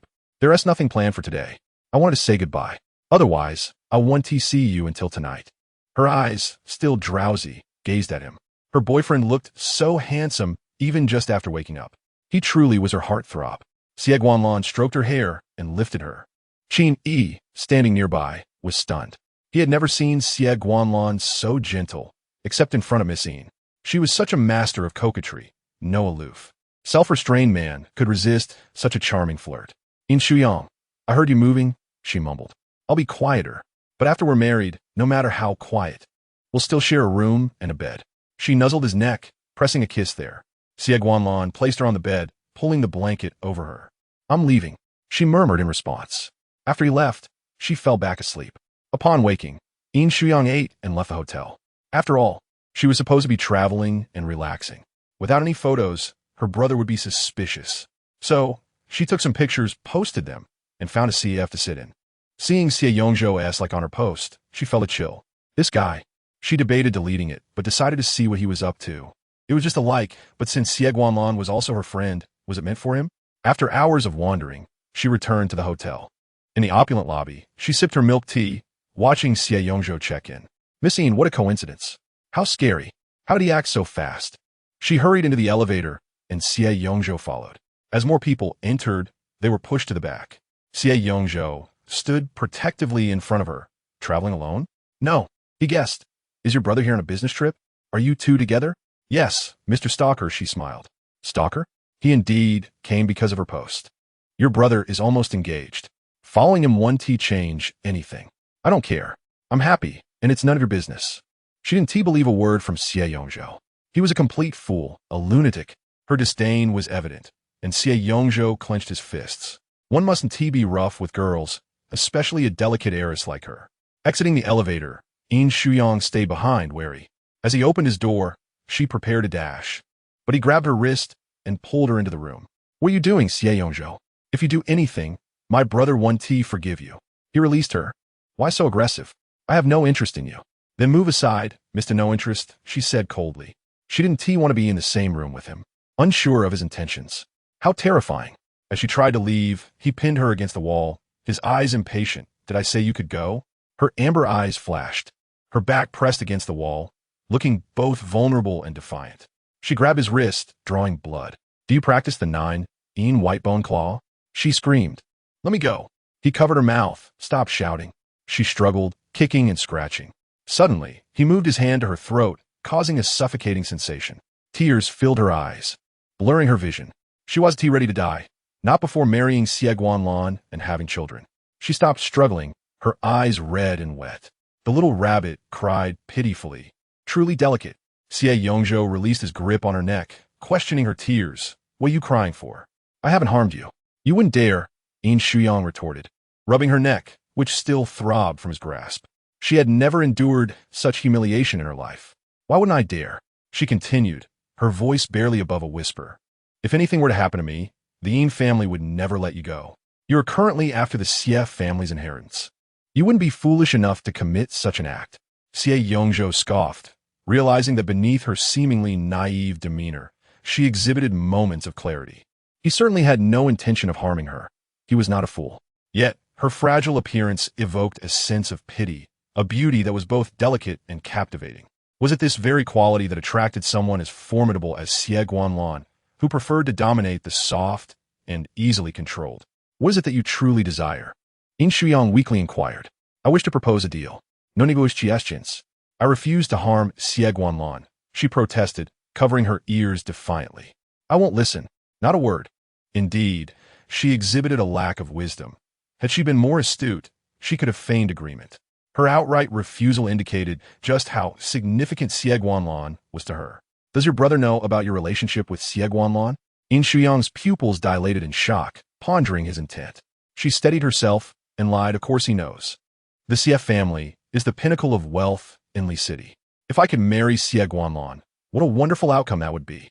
So your brother permits you to pursue a relationship with him despite his engagement? A man who has already promised to someone else, does he truly deserve you? In my opinion, he is unworthy. Yes, you are correct. That is why I plan to take my revenge on him. Are you familiar with the tale of Go Jian? I am currently biding my time. Xie Yongzhou chuckled coldly, bemused by her contradictory statements, seemingly oblivious to her own inconsistencies. One moment she professed deep affection. The next she spoke of revenge. Was she attempting to toy with him? What kind of look is that? You don't believe me? If he were to release her, would she truly consider marrying Xie Guanlan and bearing him children, while he toiled tirelessly by day and night? Such revenge seemed utterly deranged. Xie Yongzhou leaned closer, I have always had a contentious relationship with my brother. Everything he desires, I aim to seize for myself. Is that so? Then why not pursue Wanli? She is the future bride, chosen by the old man Xie. I believe with your charm, you could easily win her over. Yin Shuyang feigned admiration. Me in a pomegranate skirt? No, I would prefer trousers. She could not help but laugh at the thought of Xie Yongzhou in a dress. It was simply too absurd. Do you think Wanli has any affection for my brother? If they were to marry, it would merely be a relationship marked by mutual respect. Unlike you, who genuinely likes Xie Guanlan. I do like Xie Guanlan. Yin Shuyang murmured softly. She found it impossible to deny her feelings for him. She adored him deeply. You intend to kidnap me to threaten Xie Guanlan? But have you considered that while I may have feelings for him, he does not reciprocate them as strongly? My persistence is what keeps me close, and it is only out of consideration for my brother, Yin Shujun, that he has not turned me away. Yin Shuyang wished the truth were not as she had articulated. She hoped Xie Guanlan genuinely cared for her. Yin Shuyang, you truly do not understand him. What do you mean? She inquired, shifting slightly. Xie Yongzhou's gaze flickered. I will not harm you. What do you wish to achieve? I appreciate Miss Yin's artistry, so I would like you to create a piece for me before you leave. Is that all? Was Xie Yongzhou not in his right mind? The door was mere steps away, yet he restrained her, insisting she create art? She had no tools. Xie Yongzhou pressed his hand against her shoulder, restraining her as he entered. I will fetch them immediately. Moments later, Yin Shuyang found herself seated before an easel, skeptical of Xie Yongzhou's claims of admiration for her work. Consequently, she hastily painted, and the evening sky turned dark outside. She noticed a message from Xie Guanlan on her phone and glanced at Xie Yongzhou, declaring, I must leave. Go ahead. He truly permitted her to leave? Without a moment's hesitation, she stood and departed. This was utterly peculiar. What was Xie Yongzhou's true intent? Upon returning to her room, she changed outfits, her neck still slightly red, though it would fade quickly. Upon entering, Xie Guanlan found her lounging on the sofa, seemingly lost in thought. Guilt washed over him as he realized he had left his girlfriend alone in the hotel. Yin Shuyang, do you wish to sleep with me tonight? She asked, tilting her head and flashing a sweet smile. You're back. She lazily sat up, playfully requesting a hug. Xie Guanlan approached, enveloping her in his embrace. Inhaling her familiar, sweet scent, feeling the warmth of her soft body against him. He nestled in her neck, mimicking her affectionate gesture. Tonight's social engagement had left him distracted. His thoughts were consumed by her. How lonely she must feel confined to a room. If not for him, she could have enjoyed a more carefree life. Are you recharging with me? Yin Shuyang mused, feeling a sense of purpose for the first time in Xie Guanlan's presence. He inhaled deeply, his nose brushing against her cheek. Where would you like to go tomorrow? I will accompany you. Call me baby. All right, baby, he replied, his voice low and husky, resonating with a delightful timbre. Yin Shuyang felt herself falling for him all over again. Let us just wander around. If you're tired, rest early. She gently patted the back of his hand. Was she not clinging to him tonight? Had she lost interest in his well-defined abs? Did she not wish to kiss him? Xie Guanlan felt a pang of disappointment as he continued to snuggle closer, attempting to rekindle her interest. Have you had too much to drink? Yin Shuyang inquired, touching his face, noting the flush. Not too much, he replied, leaning closer. Does my breath smell strongly of alcohol? Not at all. It's just your behavior tonight is unusual. You're so eager to be close. Her demeanor was indeed atypical. She did not launch herself at him with the same fiery enthusiasm as before. Clearly, his absence had irked her. Xie Guanlan lacked experience in comforting women. All he knew came from her. He understood that being close made her happy, that a hug would bring her joy. If she remained unsatisfied, a kiss and a chance to feel his abs would surely cheer her up. While he maintained a cool and aloof exterior in public, at home he was affectionate and clingy with his wife, a contrast that Yin Shuyang found utterly delightful. She nestled against him, affectionately rubbing her cheek against his, wrapping her arms around his waist. With such enthusiasm, are you trying to seduce me? No, you are. She teased, you little fox spirit. Yin Shuyang playfully nibbled at his neck. You must be tired from work. Go wash up and get some rest. Tonight, she was certainly acting strangely. Yet, with his girlfriend urging him to rest, if he lingered, he would truly become the fox spirit she accused him of being. Yin Shuyang watched Xie Guanlan's retreating figure. Sensing an air of reluctance about him, his silhouette appeared solitary and proud, evoking her sympathy. But, could they sleep together? She would undoubtedly tease him, and he would react. Yet his restraint would only lead to mutual torment for both of them. Yin Shuyang could only hold back. The following day, she cheerfully linked arms with Xie Guanlan as they set out on their date. They enjoyed a full day of activities, culminating in a candlelit dinner, revealing a surprisingly romantic side to Xie Guanlan. She received a bouquet of red roses, adorned with a delicate bracelet featuring a tiny, simplistic cat design. Why a cat? She inquired. Because it resembles you. How do I resemble a cat? Put on me. Xie Guanlan rose from across the table, gently and delicately fastening the exquisite bracelet onto her wrist, his fingertips brushing against her fair skin, sending a tingling sensation coursing through their bodies. Yin Shuyang gave it a little shake, exclaiming how beautiful it was and expressing her fondness for the gift from her boyfriend. Let me give you a gift as well, she said, beckoning Xie Guanlan to lean down. With his strikingly handsome and composed face lowered, Yin Shuyang swiftly planted several sweet kisses on his cheek, announcing, my fragrant kisses. Xie Guanlan's lips curled slightly, his deep, dark gaze fixated on her smiling face, finding her laughter captivating. It was no wonder that Yin Shujun had kept his precious younger sister hidden away from friends for so long. Few had ever laid eyes on Yin Shuyang. In the elite circles of Li City, those who had seen her were scarce, for her family had meticulously shielded her from social gatherings and events. What's wrong? Don't you like it? Xie Guanlan inquired. I do, she affirmed, picking up a rose before suggesting they head back. When we return, I want to soak my feet in rose petals. Casually mentioning this, upon their return to the hotel, Xie Guanlan, without even changing his clothes, began to pluck the delicate petals from the roses, his long, fair fingers meticulously removing them. The scene was so enchanting that Yin Shuyang felt a rush of excitement, her heart racing with the thrill of it all. Calm down, Yin Shuyang. Remain composed and reserved. A girl cannot be too forward, she admonished herself. Yet, Having already kissed Xie Guanlan's abs, what was left to refrain from? Oh, it seemed there were indeed many boundaries yet to consider. Xie Guanlan returned with a basin of water, placing it before her, inviting her to soak. "Thank you," she said, looking at his earnest expression. "No need for thanks. It is what I ought to do." His solemn demeanor only heightened her sense of guilt, as if she were taking advantage of him, treating him like a fool. Yet, Xie Guanlan was far from foolish. His intellect surpassed hers by leaps and bounds. Yin Shuyang took a snapshot for keepsake, but refrained from posting it online, fearing her family's scrutiny, especially her brother's. When Xie Guanlan emerged from the shower, she remained on the couch, wondering if her feet would wrinkle from soaking. Her fair skin, complemented by the rose petals, appeared even more delicate. Xie Guanlan approached her, lifting her feet from the basin, resting her legs on his, and gently drying them with a towel. "Don't soak for too long." "Not for long. It's just that you took too quick a shower," she retorted, putting her phone down and leaning closer to him. "Tomorrow we return, and I don't know when we'll meet again. Xie Guanlan, just contact me whenever you wish to see me. No, let us discuss future matters later." "What I meant was, do you want to sleep with me tonight?" Yin Shuyang asked, clutching his arm and gazing at him with sparkling eyes.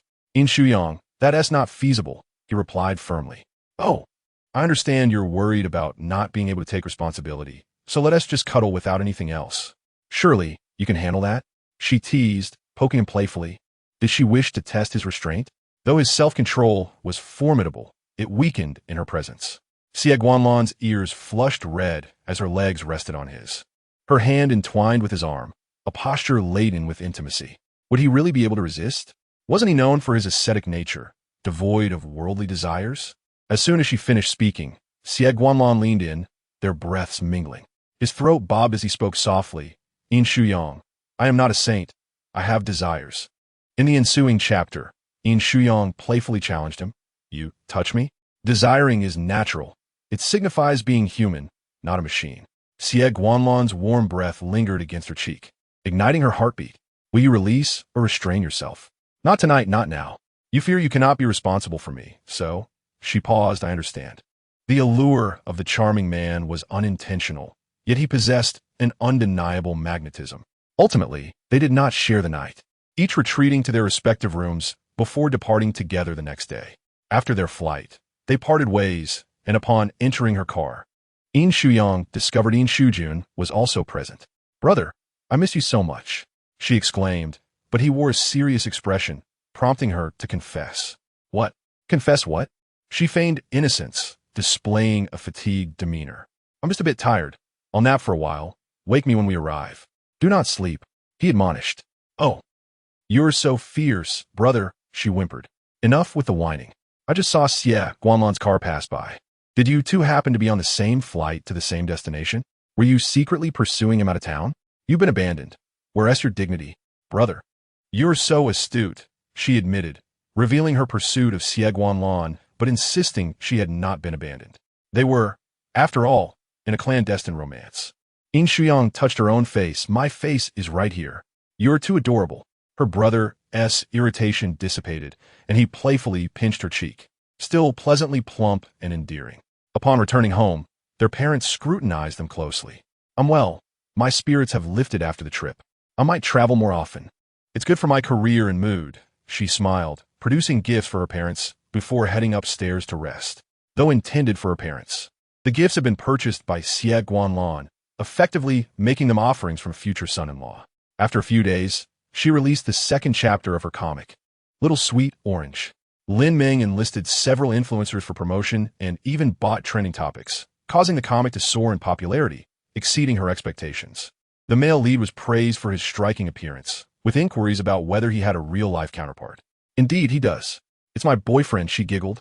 Though she chose to keep this information discreet, Xie Guanlan remained unaware. A month later, the demand for updates had surged to an overwhelming extent. Xie Guanlan was busy with work, while she immersed herself in her comic, occasionally sneaking out to meet him for meals. Their clandestine relationship bore a resemblance to that of celebrities. Alone in her office one day, she rested her chin on her hand, longing for Xie Guanlan. As it had been a week since their last meeting, it was time for a date. Yet, Xie Guanlan was far from proactive. His aloof demeanor was not meant to be maintained in front of his girlfriend. Yin Bao, Sherman entered the office, clad in a denim skirt and high heels, suggesting they go out. Where to? Just to unwind. You've been too absorbed in work lately, losing your touch as a young lady. Sherman stood beside her, urging her to shut down her computer. Yin Shuyang complied, following her outside. The early autumn air was crisp, the sunset casting a warm glow, and the maple leaves were ablaze with color, perfect for a date. You're right, Sherman chuckled. However, Yin Shuyang failed to recognize the significance of Sherman's smile until they entered the private room and found Jiang Heng also present. That's why, she pondered. But why was Xie Yongzhou there as well? Were they acquaintances? The room was filled with others, so Yin Shuyang felt less anxious. Ziatat Bezita Shiman. She noted that Xie Yongzhou was Xie Guanlan's younger brother.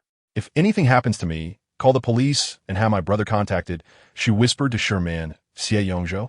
Sherman glanced at him, her hand subconsciously pinching Jiang Heng's thigh beneath the table. Ouch. Others turned to look at her. Nothing, I just accidentally bumped into the table, she replied hastily. Jiang Heng grasped her wrist, teasingly asking, Did I offend you? Absolutely, she retorted. Who has she been hanging out with when you're not around? Yin Shuyang thought, feeling torn. If she didn't harbor feelings for Xie Guanlan, it would be one thing, but now she found herself caught between two worlds. Jiang Heng, noticing Xie Yongzhou, seemed to grasp the source of Sherman's irritation. They had known each other for many years. Xie Guanlan and Yin Shuyang's potential relationship is a separate matter. There's no need to be upset over a friend at this moment. Shiman, who was previously ignoring Xie Guanlan, turned her attention to Yin Shuyang. Ying Bao, you should eat more. You've been looking quite worn out lately. Has she lost weight again? Shiman pondered. No, not really. She's been in good spirits and eating well. The presence of Xie Yongzhou made her reluctant to meet his gaze, forcing her to focus on her meal. Suddenly, she received a message from Xie Guanlan, Lan's friend. Have you had dinner yet? The contact name was a recent change, while baby was the result of Yin Shuyang's playful guidance. Yin Shuyang, eating now, how about you? Lan's friend, just finished heading home. Yin Shuyang, don't go home yet. Come pick me up. Yin Shuyang sent him her location and a room number, mentioning that Xie Yongzhou was also present. Lan's friend, on my way. Yin Shuyang's anxiety dissipated, and she took a sip of her drink. Oh, what is this? It's awful. So sour. Lemon juice? She felt a wave of nausea. Miss Yin, are you all right? What's wrong? Sherman asked, concerned, handing her a glass of plain water. Iem fine. Who switched my drink to lemon juice? She was utterly exasperated, glaring at Xie Yongzhou across the table. Was this some sort of childish prank? Someone is here to pick me up, so I'm leaving and one tea be staying for the rest of the party, she declared, grabbing her bag and heading out. As she exited, Xie Yongzhou followed closely behind. Neither spoke in the corridor or in the elevator. Yin Shuyang stood by the entrance, waiting for Xie Guanlan. While Xie Yongzhou loomed beside her, she shifted away, creating distance. Xie Yongzhou cast a fleeting glance her way. I haven't done anything to you. Why are you avoiding me? One should be cautious of others' intentions, Yin Shuyang thought to herself, continuing to move away. The more she distanced herself, the more intrigued he became by her apparent fear. In the soft glow of the lights, Xie Yongzhou approached her. What does this jerk think he's doing in public? Yin Shuyang pushed him back, hands on his chest. Go back, don't come any closer. Despite her slender frame, she surprisingly held her ground against him. With a mischievous grin, Xie Yongzhou teased, Yin Shuyang, are you touching me? Chapter 51. Miss Yin is expecting Xie's child. Yin Shuyang recoiled in shock. What? Touching you? How shameless. Who would want to touch him? Stop being so dramatic, she thought, feeling as if her hands were soiled. Just then, a car pulled up smoothly beside them. Recognizing it as her brother's, Xie Yongzhou smirked. Didn't you just touch me first? I didn't even lay a finger on you. I did not. Yin Shuyang turned her head weakly, only to find a cold figure standing beside her, gently taking her hand. I'm late, Xie Guanlan said, first apologizing to Yin Shuyang before directing a fierce gaze at Xie Yongzhou. What did you just say? Nothing, just a little push from Ying.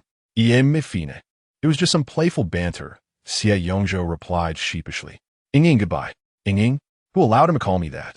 Yin Shuyang shook her head slightly, meeting Xie Guanlan's gaze. No, it's not like that. He is doing it on purpose. We aren't that close. Do you trust me? I only love you. I believe you, he replied, pulling her into the car. Once inside, Yin Shuyang playfully placed her hands before him. I'm dirty. Can you clean me up? Xie Guanlan took his time, pulling out a wet tissue and meticulously wiping her palms. even cleansing each finger with care. Yin Shuyang watched intently, admiring his serious demeanor. Now that her hands were clean, she felt emboldened to flirt with her boyfriend. What a strange thought. Just then, as Xie Guanlan settled in, she climbed onto his lap, resting her head on his shoulder. What was she planning? A kiss? He gently wrapped his arms around her waist. Did he bully you? No, he is just being eccentric. I don't know what he wants. Yin Shuyang was baffled by Xie Yongzhou's intentions and had no desire to understand them. I simply pushed him away, and he claimed I touched him. With her boyfriend beside her, her romantic thoughts surged, and she just wanted to cuddle with Xie Guanlan. Feeling down, she whispered, "Can I have a kiss?" As he predicted, she delighted in sharing kisses with him. Leaning in, she pressed her lips against his, feeling his mouth part in response. Excited, she wrapped her arms around his neck, their lips entwining in an intimate embrace.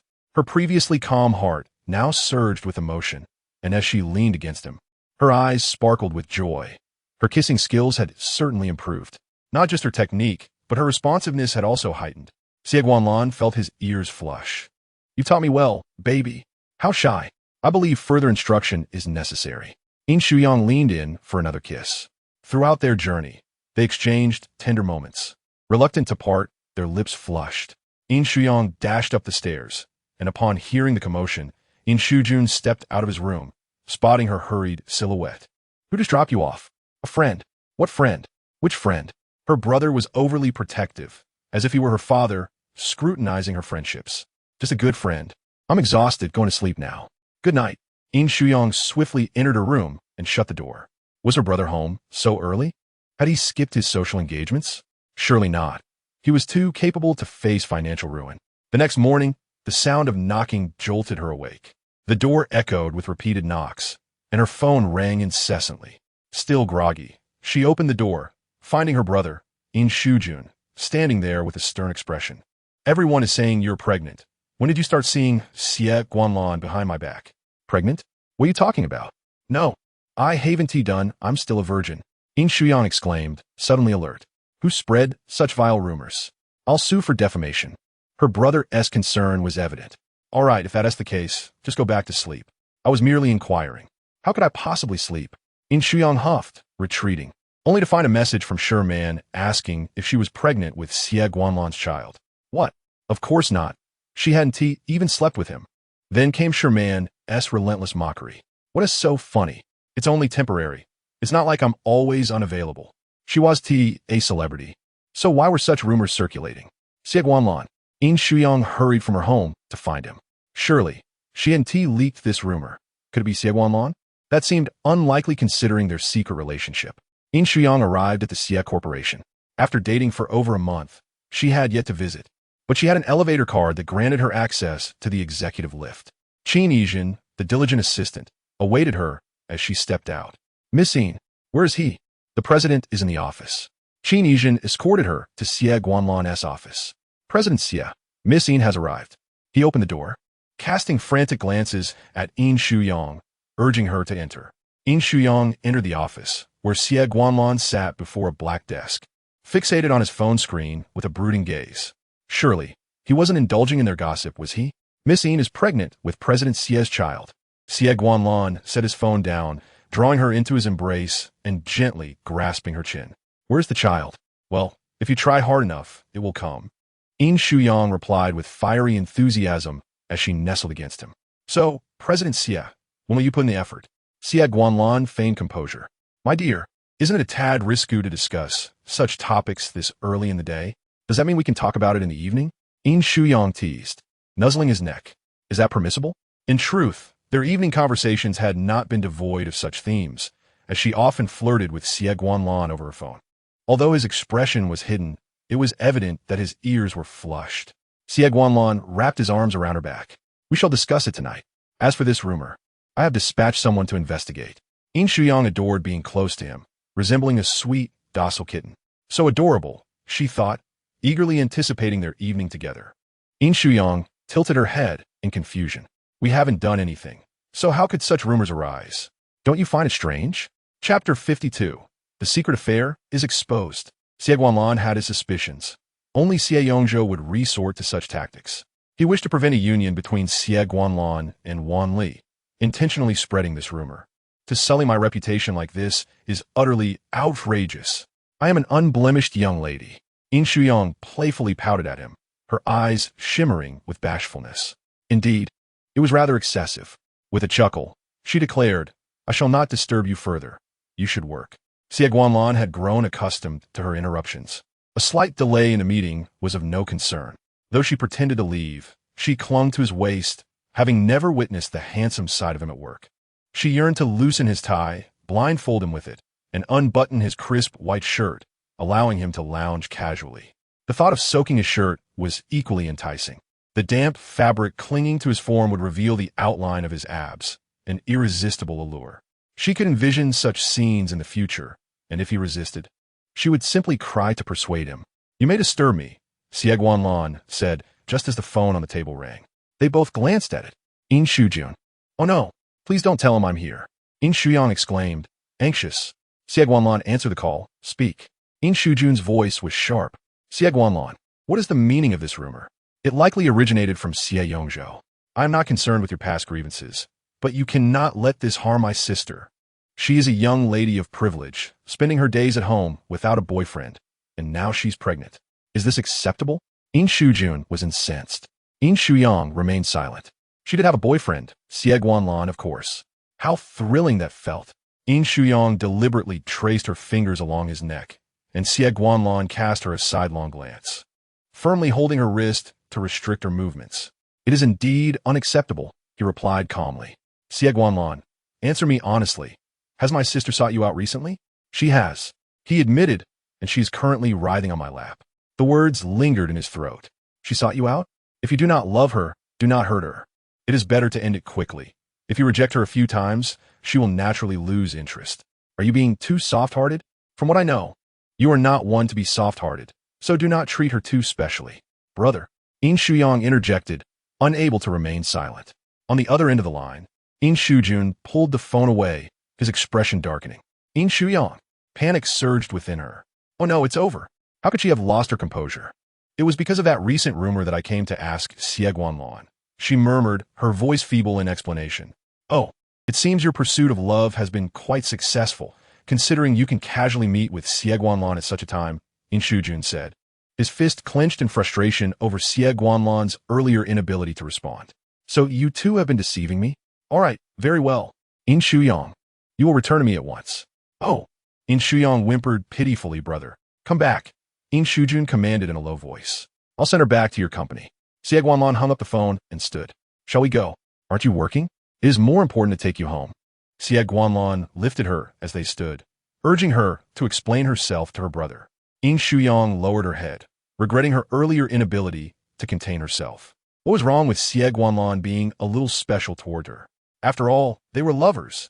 Together, they exited the office, while Qin Yi quietly postponed the meeting. It was his first time witnessing the president leave the company during work hours, particularly when a meeting was scheduled. Their president had indeed fallen into the throes of love, showing tenderness towards a girl, becoming akin to the domineering leads in other novels. How delightful! Yin Shuyang was so furious that he waited for them right outside the company. Yin Shuyang clutched Xie Guanlan's arm, her voice trembling. What are we going to say? Look at my brother. He usually appears so gentle, yet right now he seems ready to explode. Lan, you must protect me. All right. No, wait. That is my brother. He has always cared for me the most. So I should be the one to protect you. He cannot overpower me. Xie Guanlan took her hand. We have practiced. He may not be able to overpower you, but are you sure you want to confront your future brother-in-law? Yin Shuyang's expression was one of barely contained rage, especially as he witnessed them holding hands. What began as mild irritation had swiftly escalated to full-blown fury. His gaze towards Xie Guanlan was filled with a desire to tear him apart. You two are doing splendidly. Absolutely wonderful. Yin Shuyang had never felt such fear from her brother before. She broke free from Xie Guanlan's hold and hurried to his side, clutching his arm and pouting. Brother, I can explain. Do you think I want to hear it? Even if you don't want to, you must. Do I owe you something? Yin Shuyang shoved her behind him. You can return home. I will discuss this matter with her later. I need to educate her first. This is my fault, Xie Guanlan interjected, his voice steady. It is I who lost control. Yin Shuyang nodded vigorously. Yes, that's right. She is so adorable, gentle, and beautiful. It is only natural you lost control. Why could you not maintain control? Yin Shuyang was beside himself with anger. My sister is naive. She is only 21 years old, while you are 28. When you were in college, she had not even finished elementary school. Xie Guanlan, you are utterly shameless. Xie Guanlan replied seriously. That assessment is unfair. I did not begin my relationship with her when she was in elementary school. When I met her, she was already 21, an adult, and well past the legal marriage age. There is no issue. Yin Shuyang continued to murmur her agreement. No, that is correct. Yin Shuyang turned to glare at her. Yin Shuyang, you are right. Discussing this in the lobby of the building is inappropriate. Indeed, Yin Shuyang agreed. President Xie, please return to work. This matter ends here. Yin Shuyang grasped her hand and led her back into the company. Yin Shuyang turned to wave goodbye to Xie Guanlan. Once inside the office, Yin Shuyang sank onto the sofa in frustration, taking a sip of coffee from the table. Yin Shuyang leisurely approached him, her demeanor sweet and compliant. Brother. Yin Shuyang set down his cup. Speak. I like him, she confessed. So now I am the villain ruining your relationship? Not all. I know you're looking out for me, but I cannot control my feelings for Xie Guanlan. I have given him my heart, so I hope you can support us. I am unworthy of fulfilling your desires. How impressive you are, secretly entwined with him in a clandestine romance, even stirring rumors of pregnancy. Yin Shuyang, are you truly a celebrity? Yin Shuyang, in a fit of anger, pinched her ear. Chapter 53. Xie Guanlan, brother has agreed to our union. His grip was not forceful. Yet Yin Shuyang feigned pain, whimpering softly. Yin Shuyang released her, her ear merely flushed. When it rains, the maiden must wed. Nothing can obstruct that. Brother. The current predicament is akin to foreign nations vying for heirs, and we're to send a princess for a marriage alliance. Whom I marry, you, the foreign prince, must support. You and Xie Guanlan were friends, after all, so. Yin Shuyang's voice was faint as she tugged at his tie. Yin Shuyang yanked the tie back, questioning the absurd metaphor. A princess married to the palace may face peril at any moment. Do you suppose her brother can rejoice in such circumstances? Can he happily send her off? Yin Shuyang smiled lightly. Of course not. After marrying him, I shall reside in Jinglan Garden. I shan't dwell in the Golden Pavilion. Jinglan Garden? You've even visited his villa? Yin Shuyang, are you deceiving me? No, absolutely not. She waved her hands frantically. I truly have not been intimate with Xie Guanlan, although I yearn to. But you know, Xie Guanlan is a man of pure heart and desires. We have just begun our relationship. It hasn't reached that stage. He wouldn't dare to touch me. But what if you still have feelings for him? And after marriage, he becomes indifferent? What if he cannot satisfy you? Little innocent girl, would you not hastily seek a divorce, tarnishing your reputation? It would be wiser to sever ties entirely. Brother, what are you saying? Why would Xie Guanlan be incapable? Yin Shuyang pouted. Such matters can only be judged through experience. Yin Shuyang scoffed in silence, wondering if his sister could ever be a bit more ambitious. Fine, I shall not interfere. Pursue your desires as you wish. If you feel restless at the thought of him, and even set your computer wallpaper to sleep with Xie Guanlan, then go ahead. He pushed his hands away. I shall not concern myself. Really? Yin Shuyang chuckled softly. Then I shall invite him to a hotel tonight? Yin Shuyang's expression darkened. Could you not exhibit a modicum of restraint? Do you not understand the folly of men? Once attained, they seldom cherish what they have. If you wish for Xie Guanlan to hold affection for you, guard your heart, and do not let him possess you too soon. Also, should you dare to become pregnant before marriage, you shall receive not a dime in dowry. Brother, you make valid points, Yin Shuyang soothed him. I shall heed your advice. This evening, she could not discuss her intentions with Xie Guanlan. Yin Shuyang was deeply disheartened, losing the will to work. Did you travel with Xie Guanlan last time? Yin Shuyang lowered her head, confessing. You are truly something. I underestimated you. Yin Shuyang felt a headache coming on, pressing his forehead against the sofa in a sigh. Out of the corner of his eye, he caught sight of his sister's delicate face, silently shutting his eyes. Had he known, he would not have made that call. This sudden truth struck him harder than the rumors swirling outside. Gossip may be false, but their relationship was undeniably real. The thought that such a charming sister had deceived him caused his heart great pain. Brother, I did not intend to hide this from you. It was primarily because I feared you would forcibly separate us. Yin Shuyang feigned tears, her expression pitiful. How could I? If the little princess wishes to be with someone, she shall. If you, with your high and aloof demeanor, can capture Xie Guanlan's heart, what am I in comparison? You are my brother. Xie Guanlan will have to call you big brother in the future. I cannot care less. He was indifferent, only concerned about his sister's happiness. If her joy lay with Xie Guanlan, he would strive for their future happiness. Would he toil for his sister's wedding? Yin Shuyang pinched her cheek. Oh, you. I cannot argue with you. If you truly love him, I cannot stand in your way. So you bless us then?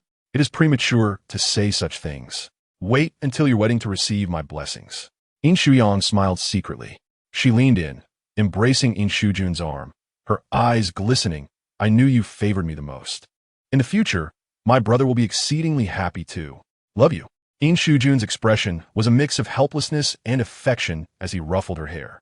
Xie Guanlan's character was acceptable, barely suitable as your future husband. Not barely. Xie Guanlan is wonderful. Yin Shuyang departed for a meeting. Excitedly, Yin Shuyang messaged Xie Guanlan. My brother has agreed to our relationship. In the spacious, brightly lit conference room, the executives sat upright. Today marked the first time they had heard rumors about their superior. It was quite astonishing. Stealing glances at Xie Guanlan, he maintained his usual cold demeanor. Suddenly, his phone lit up. Upon checking, his expression softened slightly. A message from his rumored girlfriend? Xie Guanlan replied to Yin Shuyang. Understood. I am in a meeting. We will talk later. His girlfriend had mentioned that a simple would seem dismissive. Xie Guanlan remembered this well. After receiving his reply, Yin Shuyang refrained from bothering him further. Once the meeting concluded, Qin Yi followed him into the office. The old man called. He wants you to return for lunch. I suspect it's about the recent rumors. Understood. Qin Yi promptly notified the driver. Upon returning to the Golden Pavilion, Xie Guanlan found grandfather Xie Changhan, and Yu Yin present, yet the instigator, Xie Yongzhou, was conspicuously absent. As soon as Yu Yin saw him, she spoke sarcastically. Our young master truly possesses scheming abilities. Grandfather Xie handpicked a fiancée, yet you bypass her to steal your brother's girlfriend. Is that it? Where do you derive such nonsense, Aunt Yu? Xie Guanlan had never referred to her as mother, his tone icy. He took a seat across from her, casually crossing his legs. Yin Shuyang is my girlfriend. Yu Yin retorted, your girlfriend? How could that be? Last month, during grandfather's 80th birthday, so many witnessed Yin Shuyang presenting a painting alongside Yongzhou. Xie Guanlan's expression turned cold. They presented the painting because it was painted by Yang at Yongzhou's request. It does not imply any relationship between them. On that day, Xie Yongzhou explicitly stated that she was his girlfriend. Yu Yin shot him a glare. Dad, Guanlan's actions are truly unscrupulous. Stealing his brother's girlfriend and getting her pregnant. Such disgraceful behavior for the eldest son of the Xie family. Disgraceful? Xie Guanlan's gaze darkened, his tone devoid of emotion. Is the one spreading these rumors who should feel ashamed. Yang, a pure girl, is subjected to such slander. How does he plan to apologize to her? Who needs to apologize? You stole Yongzhou's girlfriend and expect him to apologize? Xie Guanlan, you have gone too far. Yu Yan's voice rose in agitation. Silence. Grandfather Xie commanded sternly. Immediately summoned Xie Yongzhou for a confrontation. Dad, I believe we should invite Miss Yin to confront this matter directly, Xie Changhan suggested. Chapter 54. Conversations between lovers. At this moment, Yang should be dining with her brother. A phone call would suffice. No need to summon her. Xie Guanlan understood well that Yin Shuyang despised such situations. He wished to spare her the heartache and turmoil. Yu Yin countered, are you afraid to call her in? Lest your vile actions be exposed. Having finally caught Xie Guanlan in her wrongdoing, Shi Wunti let him escape easily. Grandfather Xie's gaze darkened, regardless of the truth. The intent was clear, to tarnish Xie Guanlan's reputation and cause the Wan family to reconsider their union with him. However, last month during his birthday, Miss Yin indeed arrived with Xie Yongzhou. If Xie Guanlan truly rejected the marriage with Wan Li for a fickle woman, the hall fell into a sudden silence. As everyone could perceive the elder's fury, Yu Yin felt a mix of schadenfreude and frustration. The Yin family is a prestigious household in Li City, particularly with Elder Yin being a literary luminary. An alliance with the Yin family would be undeniably beneficial for Xie Yongzhou. Yet, it was spoiled by Xie Guanlan. Since childhood, he had always competed with Xie Yongzhou for everything, showing no semblance of an elder brother. It wasn't a matter of courage, but rather a lack of necessity. Xie Guanlan's icy gaze swept over them, questioning whether Xie Yongzhou had indeed acknowledged Yang as his girlfriend. Surely, you should know his temperament better than I do. What do you mean, Xie Guanlan? Yu Yin bristled at the mention of her son by Xie Guanlan. To her, Xie Yongzhou was quite admirable. Can that be misinterpreted? If you can't comprehend, perhaps you should start with elementary textbooks, Xie Guanlan retorted coldly. How can you speak to your aunt like that? Xie Changhan finally managed to interject. This son surpassed him in both capability and intellect. He had never held the position of president, while Xie Guanlan had directly taken over the management of the group from the elder. Their already tenuous father-son relationship was further highlighted by Xie Guanlan's presence, making Xie Changhan feel inadequate in front of others. Xie Guanlan maintained an unflappable demeanor, meeting his gaze with calmness, simply stating that Yang had never been his girlfriend. Others naturally found it difficult to believe his words. At that moment, Xie Chang'an's phone rang. Seeing it was Xie Yongzhou calling, he immediately answered, "Where are you? I asked you to come home. Are you on a business trip?" Xie Changhan cautiously glanced at the elder sitting upright. "Put on speaker," the elder commanded. Xie Changhan complied, then inquired, "You must have seen the recent rumors. Everyone is waiting for your response. What is your relationship with Miss Yi now?" "Just ordinary friends." Xie Changhan could hear other voices on the line, but Xie Yongzhou's voice remained clear. "You must have misheard. It's Yin Shuyang, not someone else. You came together at Grandpa's birthday banquet, and she was your girlfriend then, wasn't she?" "Dad, you might have misunderstood. I meant a female friend." Xie Yongzhou raised his voice slightly. "I've heard the latest rumors too. I wish my brother and Yang all the best." Xie Changhan and Yu Yin turned pale. A female friend. Had they lost their memories, or were they hearing things? She was clearly his girlfriend. They were bewildered by Xie Yongzhou's ambiguous stance, especially since he wished them well. Was this to be brushed aside? "Dad, I'm quite busy here. I'll hang up now." Xie Yongzhou ended the call. Xie Changhan subtly glanced at the elder's expression. Though his aged face bore no visible emotion, there was a depth in his gaze that was anything but simple. Years of navigating the business world had honed his ability to conceal his thoughts, leaving Xie Changhan perplexed. In the silence, Yin spoke first. "A misunderstanding, it seems. But how did the news of the pregnancy arise? Both our families are reputable. An unwed pregnancy could tarnish our names. Guanlan, you must be cautious about the implications. And it wouldn't bode well if the Wan family hears of this." "What does the Wan family have to do with it?" "I already stated that Yin Shuyang is my girlfriend, not Wan Li," Xie Guanlan replied expressionlessly as he stood to leave. "Where are you rushing off to?" "Stay for dinner," the elder insisted sternly. "Grandpa, I'm not feeling well." Xie Guanlan nodded, slightly in acknowledgement before departing. After he left, Xie Changhan approached the elder. "Dad, since Xie Guanlan has a girlfriend, the union with the Wan family should not be annulled.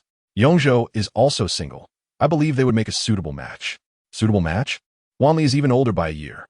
A sibling romance is perfectly normal, especially with just a year difference. It hardly constitutes a significant age gap."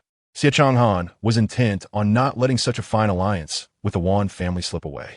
If not the Wan family, then the Yin family. Xie Guanlan's marital prospects were truly advantageous. Fortunately, it was not ancient times. Otherwise, Xie Guanlan would undoubtedly be coerced into marrying two young ladies. This decision is not mine to make. If he has the capability, let him pursue her himself, the elder exclaimed, rising in anger. The elder had clearly heard that the best gift he had offered was not the painting, but the belief that Xie Yongzhou was genuinely with Yin Shuyang, having found a commendable girlfriend. Yet, it turned out she was not his girlfriend after all. It seems Xie Yongzhou had deliberately approached Yin Shuyang. One could only wonder how he had been raised, producing someone like Xie Yongzhou with such dubious intentions. Fuming, the elder left, and the couple began to quarrel, their tempers flaring, leading Xie Changhan to storm off, leaving Yu Yin behind. That evening, after bathing, Yin Shuyang leaned against her bed, messaging Xie Guanlan. "Yang Bao, brother is a big bad guy. He tells me to sleep with you, but won't let me stay out late at night. TT. Yang Bao, Lan friend, that matter is not urgent. Yang Bao, oh, you're not tempted by my body? Did brother speak the truth? And you're incapable?" Xie Guanlan had just emerged from the bath when he saw Yin Shuyang's provocative messages. Was this appropriate to say? When they first met, she would send him messages about seeing chickens, but now her words seemed rather restrained. He was not immune to temptation. However, he must exercise restraint now. He could not easily hurt her.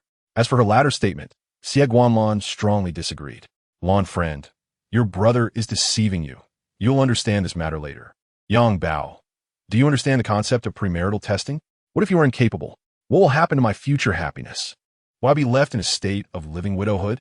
Though I love you immensely, if you are incapable, I will accompany you to the urologist. Chapter 55. A glimpse of muscles. Xie Guanlan stood by the bedside, deeply contemplating the chat records on his screen. Tet Little Fixin, Yang seemed to have a mind filled with all sorts of risky thoughts. What led her to conclude that he was incapable and to suggest seeing a urologist? He had always maintained a pure and disciplined lifestyle, and there was no way he could have any such issues. Xie Guanlan typed a reply. Rest assured, my dear, I have no functional impairments. Yang Bao. Practice is the only standard for testing truth. I haven't tried it, so I have no say in the matter. But I believe you. He could easily imagine the adorable expression on Yin Shuyang's face as she sent that message, all coy and playful. Any practice would have to wait until after marriage. He should meet her tomorrow to discuss the rumors and matters regarding Xie Yongzhou. Lan friend, let us have dinner together tomorrow evening. I'll make a reservation. Sleep early, my dear. Yang Bao, I can't sleep. Send a photo to help me doze off. Xie Guanlan had never been fond of taking photos. His phone was devoid of any. Lan friend, what do you want to see? I'll take a picture for you. Upon reading this response, Yin Shuyang's mind immediately conjured up an inappropriate image. Was that something he could photograph? To prove his prowess, given that he was a tall, cold, and aloof CEO with 8-pack abs. That seemed inappropriate. Xie Guanlan might think of her as a little pervert. Yang Bao, show me your muscles. After sending, she lay down on her bed, a smile gracing her lips as she eagerly awaited her boyfriend's photo. Would she be excited to the point of insomnia or happy enough to dream sweetly tonight? Xie Guanlan was certainly watching her performance. A few minutes later, Yin Shuyang received a photo. Xie Guanlan had deliberately taken it in the bathroom, the bright light illuminating his sculpted abs. He was shirtless, clad only in black shorts, his abdominal muscles well-defined, glistening with a few droplets of water. Though his face was not visible, Yin Shuyang could envision the helpless yet indulgent look in his eyes as he snapped the picture. Adorable. The boyfriend is so well-behaved. I adore him. I can have sweet dreams tonight. Ying Bao, why is there water on your abs? Lick. Lan Pingyu. I wiped off. I'm not happy. So what if she licked? My boyfriend's abs aren't anyone else's. Ying Bao, remember, your phone is protecting you, otherwise your pants would be gone. Lan Pingyu, you can do what you want later, but for now, go to sleep, be good. Xing Bao, Anzai, Guding, Ba, Lan Pengao, Guding, Daling. Yin Shuyang saved the photo sent by Xie Guanlan to her phone and admired it for a few minutes before putting her phone down to sleep. The next day, her mother woke her up. Having dreamt many bizarre dreams last night, she was still half asleep, lazily leaning against her mother's arm, sweetly whining, Mom, can I sleep a bit longer? No. The rumors about you and Xie Guanlan have reached your grandparents. Old Master Yin is highly esteemed, possessing a noble character, and he holds strict standards for his descendants, maintaining a stern family discipline. Aside from the scandal of premarital pregnancy that could tarnish the Yin family's reputation, today, the lovely Yang might face reprimand. Since childhood, Yin Shuyang has been the cherished jewel of the Yin family, raised with utmost affection. If she would be scolded for this matter, would she cry? Her mother gently stroked her hair, washed her face, put on some makeup, and wear a beautiful dress. Today is an exceptionally important day for our little princess. Yin Shuyang, do I really need to dress up for scolding? Isn't that unnecessary? With a pouting face, she wondered if Grandpa was especially angry. But I didn't do anything. I only remember someone serving me a glass of lemonade at dinner that day, and I took a sip. As a result, there are rumors that I am pregnant with Xie's child. It was incomprehensible.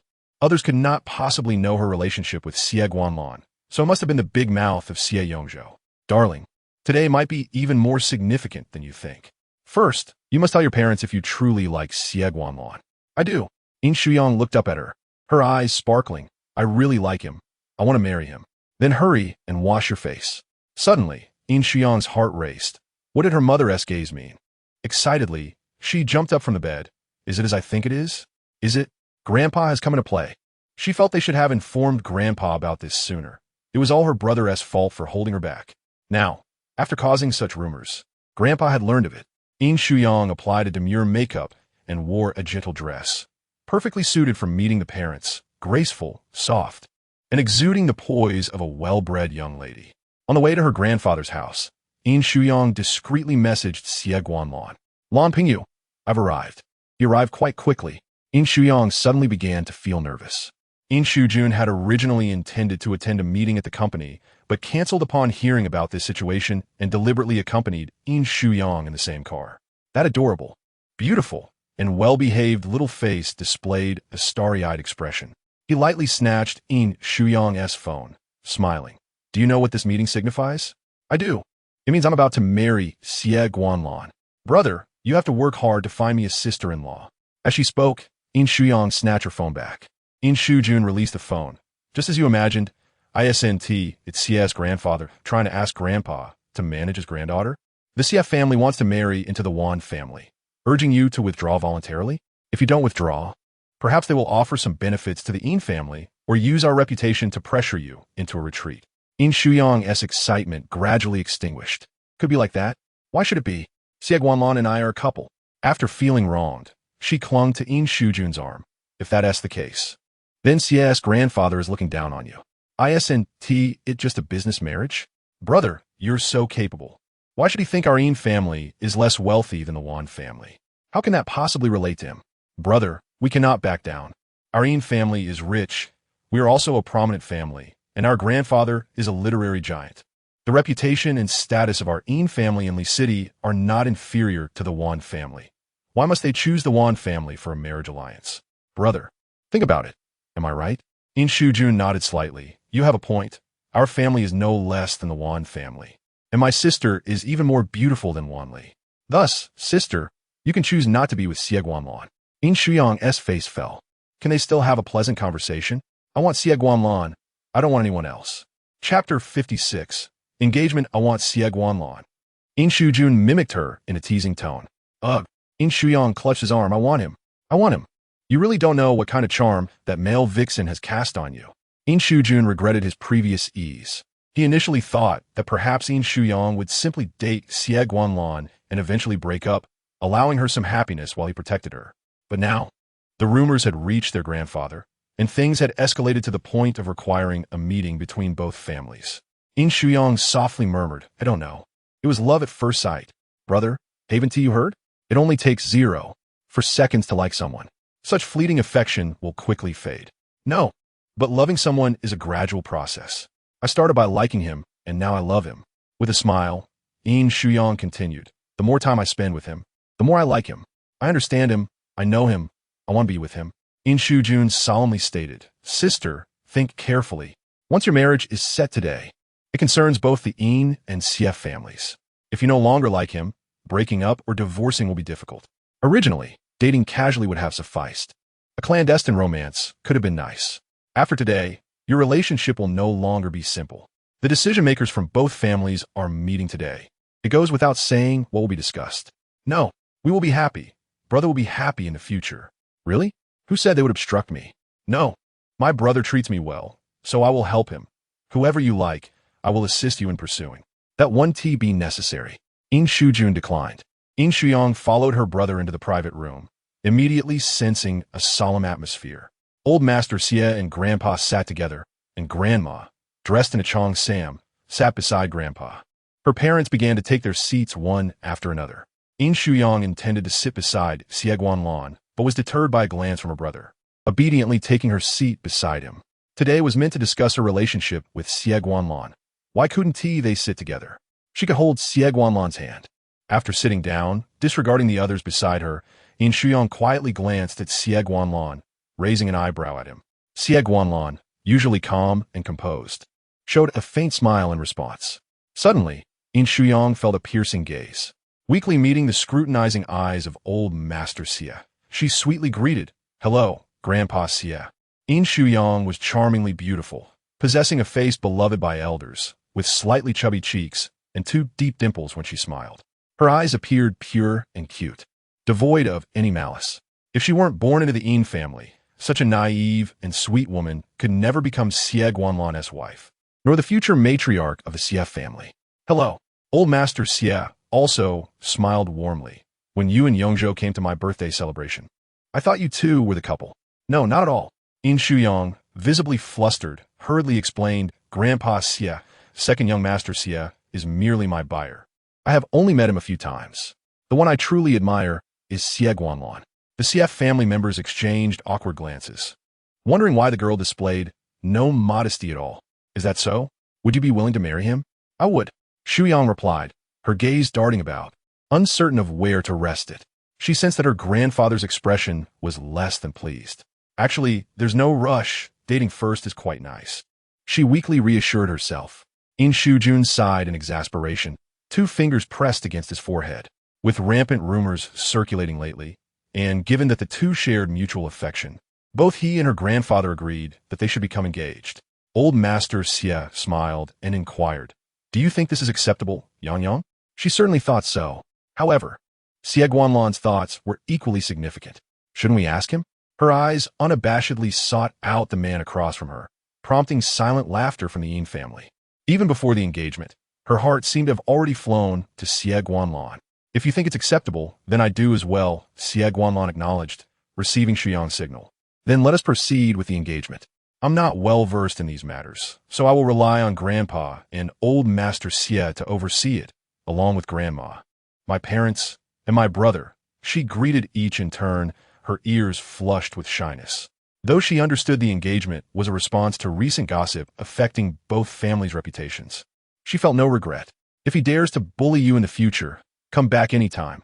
Grandpa will stand up for you. Old Master Yin was known to dote on his precious granddaughter. All right, Shuyang beamed sweetly.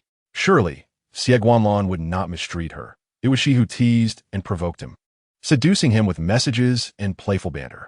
Compared to the aloof and composed Xie Guanlan, she was the mischievous one, always stirring trouble. Despite the early hour, now that they had arrived at the restaurant, they might as well enjoy lunch.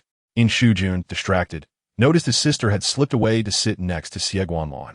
She can't even be contained before the engagement. It's simply unbearable. Shuyang nestled close to Xie Guanlan, playfully poking his waist. He tilted his head closer, the sharp contours of his face hovering near her cheek. Xie Guanlan, you look particularly refined today. Refined? Xie Guanlan, typically calm and decisive, was momentarily perplexed. What do you mean by refined? Where am I refined? I'm not delicate. Shuyang's light voice chimed in. You are wearing the tie I gifted you. Xie Guanlan inwardly sighed in relief. He had preserved it well, having been previously misunderstood as having discarded it. He had not thrown away anything from her, including the pink shorts she had left at the apartment, though they were now moved to the villa. Xie Yongzhou's home was across the way, and he wouldn't be taking her back to that apartment again. Shuyang tugged at his tie. Now that you're wearing the tie, how far can those pink shorts be? With the engagement, cohabitation can't be far off, and neither can sleeping next to Xie Guanlan. You cannot escape now.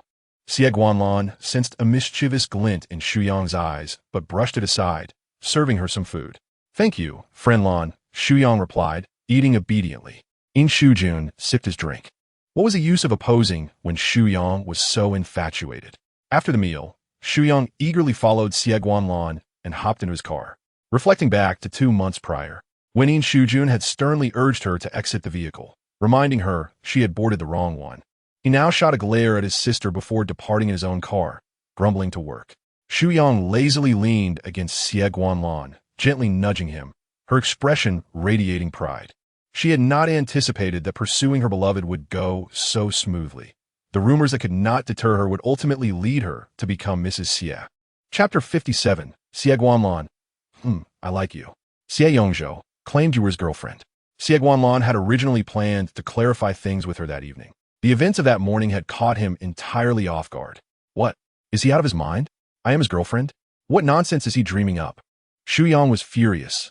I am his sister-in-law. What does he mean? Good food can't compare to dumplings, and good fun can't compare to a sister-in-law. How outrageous. Xie Guanlan wrapped his arm around her waist. Calm down. Shuyang's little face was flushed with anger. It was impossible not to be upset. What is he thinking? Last time, he accused me of touching him. I was merely brushing against him. She was fuming. In a fit of rage, Shuyang pulled out her phone and blocked Xie Yongzhou. Xie Guanlan refrained from mentioning the photos that Xie Yongzhou had posted on social media. Shuyang was unaware that those posts were likely only visible to him. Xie Yongzhou had evidently schemed to create misunderstandings between them. The adorable Yang Yang was utterly unfooled. He tenderly squeezed her waist. Baby, if I let you kiss me, will you not be angry anymore? Xie Guanlan, you know how to placate me. Shuyang's gaze turned coy as she leaned in and pressed her lips against his. With a beaming smile, she met his dark eyes. Wearing my tie means you belong to me now. Indeed, how delightful those words sounded. The aloof and untouchable persona he had maintained had crumbled, plunging into the depths of desire. Xie Guanlan's lips, naturally pink and possessing an alluring shape, seemed utterly kissable. His demeanor remained cold, yet it irresistibly drew Shuyang closer. She adored Xie Guanlan's externally composed, internally tempestuous nature. As he restrained himself while holding her, his breaths noticeably heavier. Shuyang peppered kisses upon him, snuggling softly into his embrace. Last night you seduced me. Do you intend to take responsibility today? I did not seduce you. I merely fulfilled your desires. No, the needs of the baby are many. Shuyang's head rested on his shoulder, her voice soft and meek. But as a well-raised young woman, she understood that now they were engaged, marriage was not far off. She could afford to be patient and temporarily let him off the hook. Her quiet words resonated in Xie Guanlan's ears, echoing the question of who was truly letting whom off the hook. After a few moments of silence, Shuyang continued. I once read a tragic story where the female lead was engaged to the male lead for 5 or 6 years before running away with another man, announcing the cancellation of the engagement at the banquet. You don't have any past indiscretions, do you? None. No secret affairs? None. Xie Guanlan's broad palm rested gently on her slender back, patting her softly. There's nothing to worry about. Don't overthink it. You must understand. Girls tend to have wild imaginations, Shuyang murmured, burying her face into his neck. It was his actions that had left her feeling insecure, prompting her to overthink. Having become engaged, he would not allow her to suffer grievances. Shuyang felt a twinge of sadness. Today was meant to discuss their engagement. Yet Xie Guanlan's father and stepmother were absent. Their relationship was perhaps worse than she had imagined. Having grown up in a different environment, she struggled to comprehend why a father would harbor dislike for his own son, especially one as exceptional as Xie Guanlan. It simply did not make sense. Your grandfather likely approved of our engagement due to my family's influence. Shuyang suddenly felt melancholic. Though she had not met Wan Li, she felt insignificant compared to someone with a medical doctorate. The reason is unimportant. I agreed to the engagement because I want to be with you. If I don't wish for it, no amount of pressure will lead me to marry. Xie Guanlan slightly turned his head, his lips brushing gently against her cheek. So you do have feelings for me? I do. Shuyang exclaimed joyfully, wrapping her arms around his waist, nuzzling against him. Aw. Xie Guanlan's crisp, white shirt became crumpled under her affectionate gestures. He had never experienced such intimacy with anyone else, only with her. For the first 28 years, Xie Guanlan had grown accustomed to leading a solitary existence, resolutely keeping others at bay. He believed he harbored an aversion to companionship. Yet he found himself surprisingly unrepulsed by Yin Shuyang's affectionate demeanor, which imbued him with a sense of genuine vitality. I like you too. I adore Lanlan, Yin Shuyang confessed, her heart racing uncontrollably, the corners of her mouth lifting towards the heavens, almost as if they were in league with the sun itself. Xie Yongzhou would never anticipate that this so-called nonsense would not only fail to drive us apart, but would instead culminate in our engagement. How infuriating! Yin Shuyang huffed with a hint of pride. Indeed, it would vex him, Xie Guanlan concurred. Such unconditional adoration was undeniably indulgent. After their vehicle pulled into the Yin family villa, Yin Shuyang reluctantly exited, pondering the upcoming Qixi festival and whether they could go on a date that evening. Of course, he affirmed. Really? Then I'll be waiting for you, she exclaimed, brimming with joy. As soon as the car departed, Xie Guanlan instructed Qin Yi to clear their schedule for the festival. Singing merrily, Yin Shuyang returned home to find her grandparents and parents present, greeting them with utmost decorum. Well, never mind. Go enjoy yourself, her grandfather began, but upon seeing her demeanor, he refrained and waved her off. Without a second thought, she ascended the stairs. While painting, she eagerly anticipated her date with Xie Guanlan on Qixi, contemplating the gift she ought to present him. She strolled into Yin Shujun's room, where he lounged on the sofa, long legs stretched out, engrossed in his phone. Noticing her stealthy approach, he beckoned her closer. What are you doing? She chimed sweetly. Tomorrow is the Qixi festival. So, he replied nonchalantly, are you planning to take your brother along on your date? He had no objections, though he wondered how they would perceive it. As her older brother, He was more than willing to act as a buffer against any potential mistreatment from Xie Guanlan. You can go on your date, but if you dare not return home tomorrow night, you'll regret it, he teased. I will return, I promise. But brother is a man. What kind of gift would you wish to receive on Qixi? Yin Shuyang, you do realize that tomorrow is Qixi and you're only thinking of preparing a gift now. At 9:30 in the evening? Yin Shujun chuckled. You don't seem that concerned about Xie Guanlan. That's not true.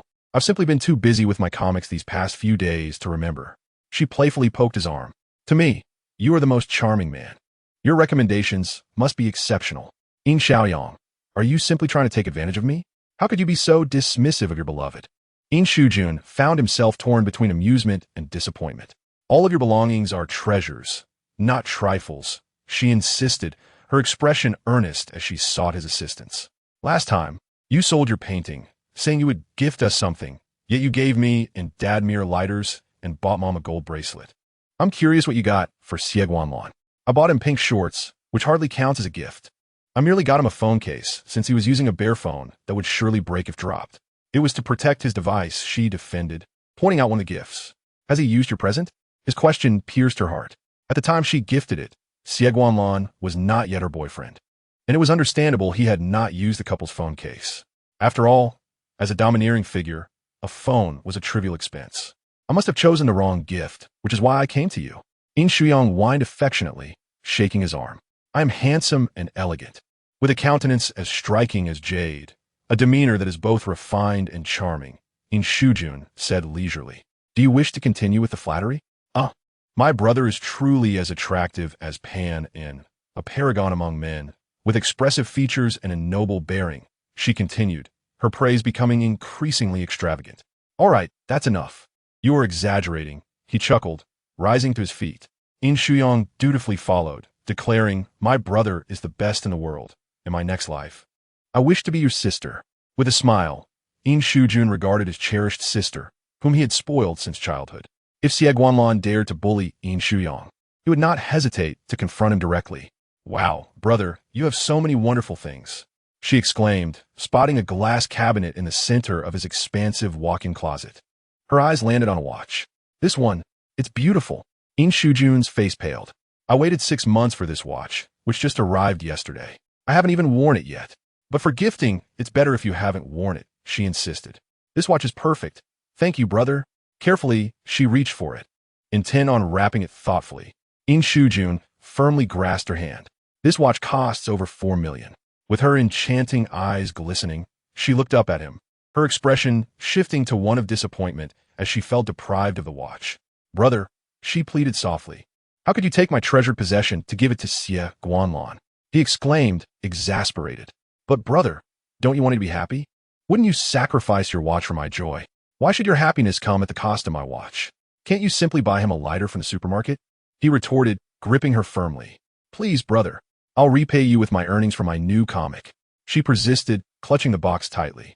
Is this merely about money? Yin Shujun seethed. Does Xie Guanlan lack funds? Ugh. Yin Shuyang whimpered, one hand pressing down while the other poked at his wrist. Let go, please. Unbelievable. He muttered. If Xie Guanlan truly loves you, he would cherish anything you give him, even if it's a mere stick you picked up off the street. You could splash ink on a canvas and present it as an artwork, and he would be delighted. Yet you insist on sacrificing my happiness. Yin Shujun was reluctant to part with the watch he had eagerly awaited for 6 months. But my sister is so adorable. She pouted, her eyes brimming with tears. A plea in her voice. Brother, she called sweetly once more. With a resigned sigh, he released his grip, saying, I hope you find everlasting happiness with him. And if you ever face discord, I will not hesitate to intervene on your behalf. He braced himself, prepared to defend her at a moment's notice. Yin Shuyang gleefully embraced him. We will be happy, and you will be happy too. Good night. Thank you, brother, love you. She dashed away, fearing he might reconsider. Yin Shujun stood there for a moment, a mixture of resignation and disbelief washing over him. 4 million for a watch is a small price if it means my sister's happiness, he mused. He dotes on his sister. It does not imply he will indulge Xie Guanlan. You best be ready, Xie Guanlan. You will repay your debts in due course. The following day, Yin Shuyang donned a stunning dress, cheerfully bidding farewell to her parents as they celebrated the festival. Brother, You are so pitiful, spending Qixi alone. Yin Shujun cast her a sidelong glance, warning, speak another word, and I'll reclaim my gift. Not pitiful at all. At least you still have work. She quipped. Yin Shuyang immediately changed her tune, proclaiming her belief that her brother would surely have a partner by this time next year. Yin Shujun, however, paid little heed to her words, chiding her instead to worry about herself, noting that Xie Guanlan had yet to arrive to fetch her.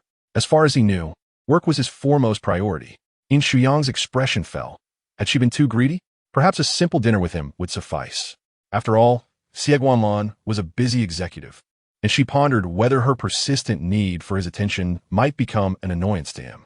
Yin Shujun felt an overwhelming urge to shake her out of this foolishness, but he couldn't bring himself to do so. He could chastise Xie Guanlan, who would undoubtedly respond with full force, but he could never bring himself to reprimand his little sister. He had always felt a pang of sympathy for her whenever she had fallen or bumped into things during their childhood. Yin Shujun advised her that one need not overly consider others. It was acceptable for a girl to be a bit self-centered and to prioritize her own feelings. If she wished to spend the entire day with him, and he had agreed, any failure on his part to fulfill that promise was his own fault, and she had every right to express her displeasure. Brother, do you want us to break up? She retorted, horrified at the thought of showing anger towards Xie Guanlan, the boyfriend she had worked so hard to win over. What do you think? Yin Shuyang asked. No way. Grandfather and grandmother have given their approval. They're already counting the days until our engagement. You should be supportive of me. What have I done to make you unhappy? Return my watch, he countered.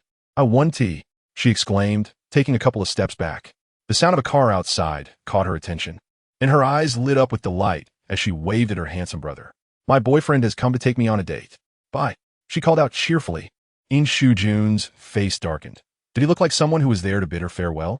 Chapter 59. Xie Guanlan's lips were red and swollen. Without a moment's pause, Yin Shuyang gleefully stepped outside. As Xie Guanlan emerged from the car, holding a bouquet of roses, he walked towards her with his long strides. Today, he wore a black shirt, unbuttoned at the collar, the fabric taut against his well-defined chest, an impressive sight that made her salivate with admiration. Alas, her brother forbade her from staying out all night. Lanlan, she called out, joyfully linking her arm with his. Let us go. My brother is all alone today, and we shouldn't linger here and spoil his mood. Though Xie Guanlan had intended to greet Yin Shujun, he was swiftly pulled into the car. Once inside, Yin Shuyang sat demurely, dressed elegantly for the Qixi festival, and felt it necessary to maintain her composure. Out of the corner of her eye, she caught sight of the flowers in his hand. Wait a moment, she said, taking the flowers as she exited the vehicle. Upon entering the lobby, she encountered Yin Shujun coming out of the dining area.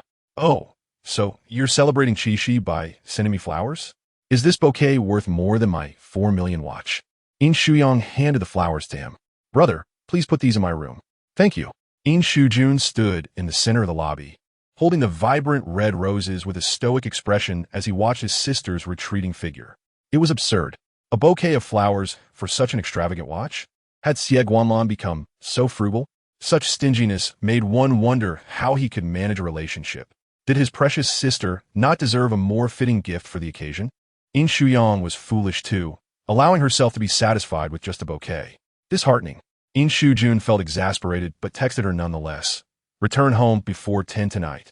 Yin Shuyang, engrossed in Xie Guanlan, failed to notice her phone. Do you have work today? She inquired. No, he replied, having intentionally postponed his task for the day. It was unlikely he had no work at all, given the size of the Xie Corporation. Clearly, he valued their date highly. Yin Shuyang felt a thrill of joy at this realization. Then I shall accompany you for the day. The plans for their outing had been arranged by her. Though Xie Guanlan had little experience in dating himself, with his mother having passed away in his childhood and strained relations with his stepmother, his grandfather had focused solely on teaching him how to manage the company. Thus, he had no guidance on matters of romance. His plans for their date were derived from inquiries made with other secretaries at the company, whose lives differed vastly from that of a pampered young lady like Yin Shuyang. Consequently, Xie Guanlan felt rather anxious, uncertain if he could meet her expectations for the day. Their morning began with a trip to an art exhibition. What was Xie Guanlan thinking, bringing her to see an exhibition from another gallery, as if he were teaching her? Surely, he didn't harbor any strange ideas. He must have simply assumed she would appreciate art. They shared lunch together, followed by a visit to the cinema. The theater featured couple seats, accommodating only 8 patrons in total. Despite it being a weekday afternoon, the cinema was bustling with couples. They settled in the back row against the wall, and not long into the film, a couple in front of them began to engage in affectionate displays, with a man's hand resting on the woman's thigh. "Did your secretary book these tickets for us?" Xie Guanlan inquired, to which he received a slight nod of affirmation. "Well, that makes sense." Holding her milk tea, he observed the couple before them, leaning in to whisper in her ear, "Shall we share a kiss as well?" Yin Shuyang was taken aback. She had never expected to hear such words from Xie Guanlan. Sipping her drink, she replied, "Do you think it's dark in here? The staff can see everything from the back." "Ah, I see," he said, realizing the implications. "I didn't know that. You've never been to a cinema before?" "I have, but only at home." "You have a home theater?"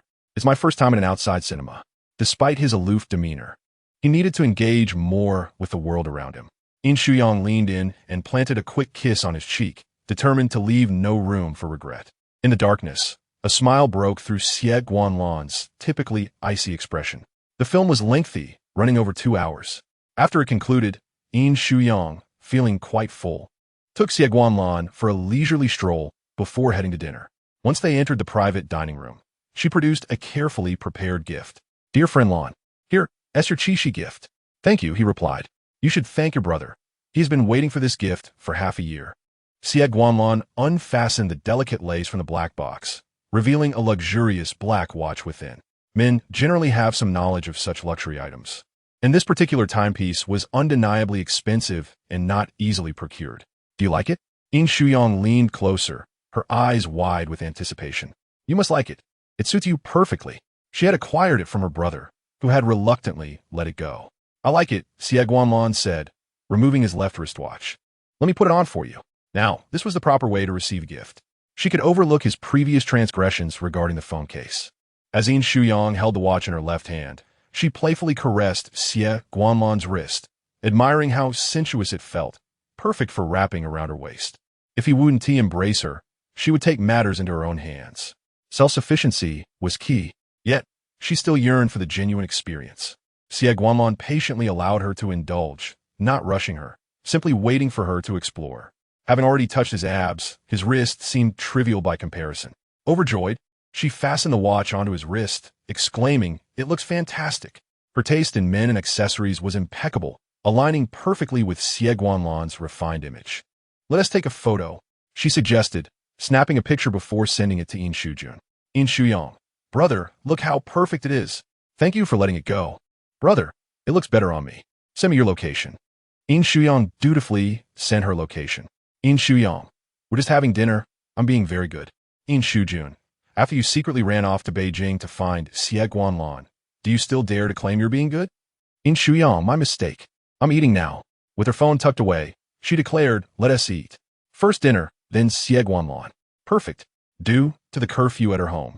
Yin Shuyang had specifically informed Xie Guanlan to have dinner early. It was still early, merely 6:30. A meal at 7:30 left them with 2.5 hours to spare. While there was ample time, Xie Guanlan's self-discipline, cool, an ascetic nature would likely lead him to gently admonish her with a yang-yang, no. However, when it came to playful kisses, Xie Guanlan would not refuse her. Tonight, she intended to leave his lips flushed and swollen. Chapter 60. The boyfriend's overwhelming charm. Yin Shuyang dined leisurely. During the movie, popcorn and milk tea had filled her belly. The dinner was delightful, though she had hardly eaten enough to feel satiated. She soon noticed that Xie Guanlan, too, seemed to eat little. The hour was still young, and through the window, she could see the vibrant nightlife outside, bustling with traffic and people, the night alive with splendor. Yet, nothing captivated her more than Xie Guanlan's profile. It was the Qixi festival. Did he intend to send her home now, as per his plan? That seemed rather premature. Yin Shuyang timidly inquired if there were any more plans. "There are," he replied, her eyes sparkling with anticipation. "Let's go continue. What hidden surprises could the unromantic Xie Guanlan have in store for her tonight?" He stepped back slightly, speaking slowly. "There's no rush. It's still early." Was he suggesting she sit on his lap? Yin Shuyang sauntered over, settling herself atop him, playfully shifting her weight to press against his waist. "Is this what you want?" "No." Such pretense from this reserved and seemingly aloof man. His words did not align with his desires. "I want to sit on your lap on your abs, on your shoulders, on your face. Suddenly, Yin Shuyang covered her mouth, her eyes wide in realization. Had she really just said that? Surely Xie Guanlan wouldn't comprehend her implication. She forced a giggle, playfully claiming she merely wished to be close to him. That is not enough. Yin Shuyang leaned closer, her fingers lightly tracing his neck. Lan, if we get engaged, can I come find you and stay out all night? That is not allowed. Oh, Yin Shuyang pouted, displeased.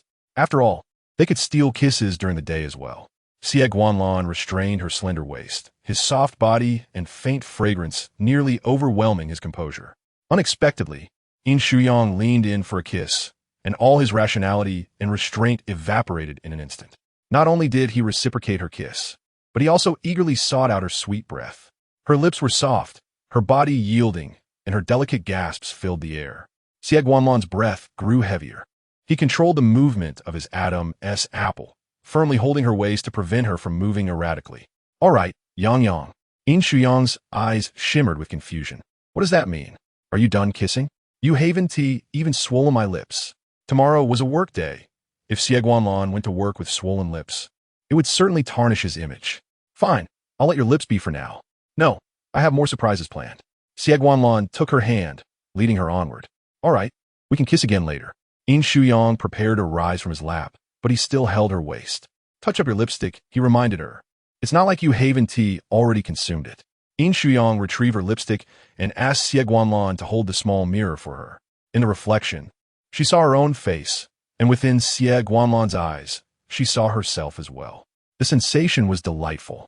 After retouching her makeup, she leaned closer to his lips. Should I add a little color to your lips too? She teased, pouting slightly. He should have declined. Men didn't need rosy lips. Yet Xie Guanlan could not resist his girlfriend's request for a kiss. Sure, Yin Shuyang leaned in, placing a gentle kiss on his lips. Just a little touch, since they would be going out soon. Thank you, darling. It was undeniable that Xie Guanlan's lips appeared even more enticing now. This man possessed an irresistible charm. After leaving the restaurant, Yin Shuyang obediently followed Xie Guanlan's lead. He took her hand and led her into a nearby park, where a small hill featured a 7-story tower. This tower was a landmark of the city, offering a view of the bustling nightlife below. Yin Shuyang gazed around, noting nothing particularly special. Are you bringing me up here for the view? Yes. The night view is quite nice, but I believe the night view at Jinglan Garden should be equally beautiful. Did Xie Guanlan understand her hint? No sooner had she finished speaking than fireworks erupted in the night sky, blossoming into magnificent red bursts. Fireworks, though fleeting, the beauty of the fireworks remained etched in her heart. Xie Guanlan unexpectedly produced a pair of glasses for her, allowing her to immerse herself in the beauty of the fireworks. This is my first time appreciating fireworks from this angle. It's so beautiful. After the red fireworks, orange and yellow followed, culminating in a rainbow of colors. After the dazzling display, the sky revealed a drone forming a cute little cat. The cat lazily raised its paw before scampering away, only to reassemble into the words Happy Qixi Festival. Xie Guanlan observed her profile, seemingly pleased. Yang is easy to please. Did you arrange this? I did. Previously, when Xie Guanlan gifted her a bracelet, he had remarked that she resembled a cat. Cats are such adorable creatures, indicating that in his eyes, she was likewise charming. I really like this Qixi gift. Yin Shuyang wrapped her arms around his waist, feeling guilty for taking up his entire day and forcing this typically aloof and reserved man into such whimsical romance. It's no trouble. I should enjoy life with my girlfriend. After spending 28 years in a rigid existence, it was time for him to relax. Moreover, this was merely a segment of their date, not her Qixi gift. As time passed, Yin Shuyang's brother messaged her, inquiring when she would return home. That annoying brother, not only enforcing a curfew of 10, but also constantly demanding her location to ensure she hadn't gone to a hotel or his place with Xie Guanlan. How cruel! Descending the hill, Yin Shuyang halted after a few steps. These high heels are painful to walk down in. Her dress was unsuitable for carrying, so she would have to be held. Xie Guanlan sidestepped to her side and effortlessly lifted her in his arms. Yin Shuyang wrapped an arm around his neck. My boyfriend's strength is impressive. Naturally, quite well indeed, it could be quite explosive. Yin Shuyang murmured shyly into his chest, whispering a spell under her breath. You can't hear me. You can't hear me. Xie Guanlan walked steadily, not glancing down at her. though he sensed that her words seemed to carry a meaning beyond mere cooking. At just 21, how did she know so much? Perhaps she understood more than him. In this fast-paced digital age, where past indiscretions are vividly documented, it seemed only natural for her to be well-informed. His previous life had been too stifling. Yang Yang's life was vibrant and colorful. He wouldn't allow her to become dull merely because she was with him. He was willing to indulge her in these youthful pastimes. Yang, have you lost a bit of weight? What do you mean? You feel very light. Yin Shuyang chuckled softly. Of course, I'm easy to kiss. You've experienced that. Chapter 61. Love by coercion. Clearly, they were not speaking of the same kiss. Yin Shuyang quickly realized. Did I provoke you? Xie Guanlan, do you understand appreciation? My figure is flawless. Ample bosom, curvaceous hips, a slender waist, a lovely face. Everything is in place. What could you possibly find fault with? I find nothing lacking. You just expressed disdain moments ago. It wasn't disdain, it was merely an observation, Xie Guanlan explained. His reasoning weak, but his desire to defend himself strong. It's not your issue, it's my strength. I find you quite light. I forgive you. Yin Shuyang leaned against his chest, murmuring softly, strong and energetic, though I wonder how well you fare in other physical pursuits. Xie Guanlan listened intently. Yet his expression remained tense. Such matters were not to be discussed lightly. Through the phone, she could tease him without witnessing his reactions, but the circumstances had now changed. Ignoring her incessant murmurs, Xie Guanlan helped her into the car, as it was time to escort her home. Yin Shuyang playfully toyed with Xie Guanlan's long, fair fingers, contemplating the irrationality of their situation. It was a date, the Qixi festival, while other couples were indulging in romantic escapades. Though she could not partake in such activities, she was still expected to return home by 10 o'clock. Brother is jealous that I have a partner, she mused. He is merely concerned for your well-being. But you wouldn't bully me, would you? Their acquaintance had lasted longer, and Yin Shujun should have been well aware of Xie Guanlan's character. He was not that sort of person. Yin Shuyang suddenly realized, even if she harbored ulterior motives, he was a man capable of easily restraining her. Xie Guanlan intertwined his fingers with hers, squeezing gently. What if my self-control is not as strong as you think? I might not wish to restrain you. Is that so? Yin Shuyang chuckled, envisioning a more assertive approach for their next date. She would take the initiative next time, perhaps even prepare a small umbrella for the occasion. Her voice brimmed with both skepticism and excitement. You truly won't resist me? The driver chuckled softly in the front. Yin Shuyang's face flushed, burying it in Xie Guanlan's shoulder. I apologize. She had become quite audacious. Xie Guanlan's face darkened. I beg your pardon, but I suddenly need to use the restroom. In recent years, Li City had developed rapidly. Even public restrooms resembled quaint little parks, charmingly designed from the outside. The driver parked nearby and hurried to relieve himself. Though it was evident he was merely suppressing laughter, leaving space for the couple in the vehicle. Despite this, Yin Shuyang felt she had not yet mustered the courage to confess her feelings in the confined space of the car. Xie Guanlan sat upright, but Yin Shuyang pressed him back against the seat, sitting sideways on his lap, tugging at his tie. Mr. Xie, please do not resist my will. One must respect a woman's desires, understand? Xie Guanlan supported her waist. Yang, this isn't appropriate in the car. Would a different location suffice? I am comfortable anywhere. It is not a matter of location. Xie Guanlan felt flustered. Today, Yin Shuyang was particularly bold, determined to seize the moment. It was the Qixi festival, approaching 10 o'clock, and the streets outside remained lively, with a steady flow of traffic. Even if the driver parked here, he would not dare to take advantage of Yang. I know. I'm just teasing you, she said, playing with his tie. I am a refined lady. I maintain my composure. Indeed, Yang is quite composed, whereas I seem to lack such restraint. Xie Guanlan shifted her slightly. Mr. Xie, you seem rather unusual today. You are indeed not composed. The driver returned after having a smoke, deliberately avoiding the view behind the partition. In the back seat, Xie Guanlan's stern face was nestled against Yin Shuyang's shoulder, his arms encircling her waist, his breathing slightly heavy. Yin Shuyang decided to refrain from teasing him further, allowing him to bury his face in her shoulder. As they approached their destination, Xie Guanlan appeared to regain his composure. Yin Shuyang shifted to sit beside him as the car entered the villa. Xie Guanlan exited first, and before he could assist her, she stepped out and noticed him at the trunk. Come here, I have a gift for you. Yin Shuyang happily approached. At the entrance of the villa, Yin Shujun casually swirled a glass of red wine, observing them with a languid demeanor. These two had spent an entire day together, flaunting their connection before him. Xie Guanlan retrieved a large box, adorned with a delicate white lace bow. Yin Shuyang hesitated to take it. "Isn't this box quite heavy? Could you please carry it inside for me?" A stern voice called from behind. "Yin Shuyang, is your hand broken?" "Oh no, I'm just holding my bag." She waved her purse playfully. "Are the servants merely for decoration? Why should Xie Guanlan carry it inside?" In her brother's eyes, Yin Shuyang was clearly scheming. Xie Guanlan passed by Yin Shujun with the gift intended for Yin Shuyang, heading into the foyer. "Are Mom and Dad not home?" Yin Shuyang inquired curiously. "No, it's just you here. Haven't you two had the chance to catch up? Why not stay the night in the guest room?" Yin Shuyang stepped closer to her brother. "Brother, it's quite late. Driving at night is unsafe. Yet you never worried about my safety when I returned late from socializing." "I do worry every time you come home late." Yin Shuyang grasped her brother's arm.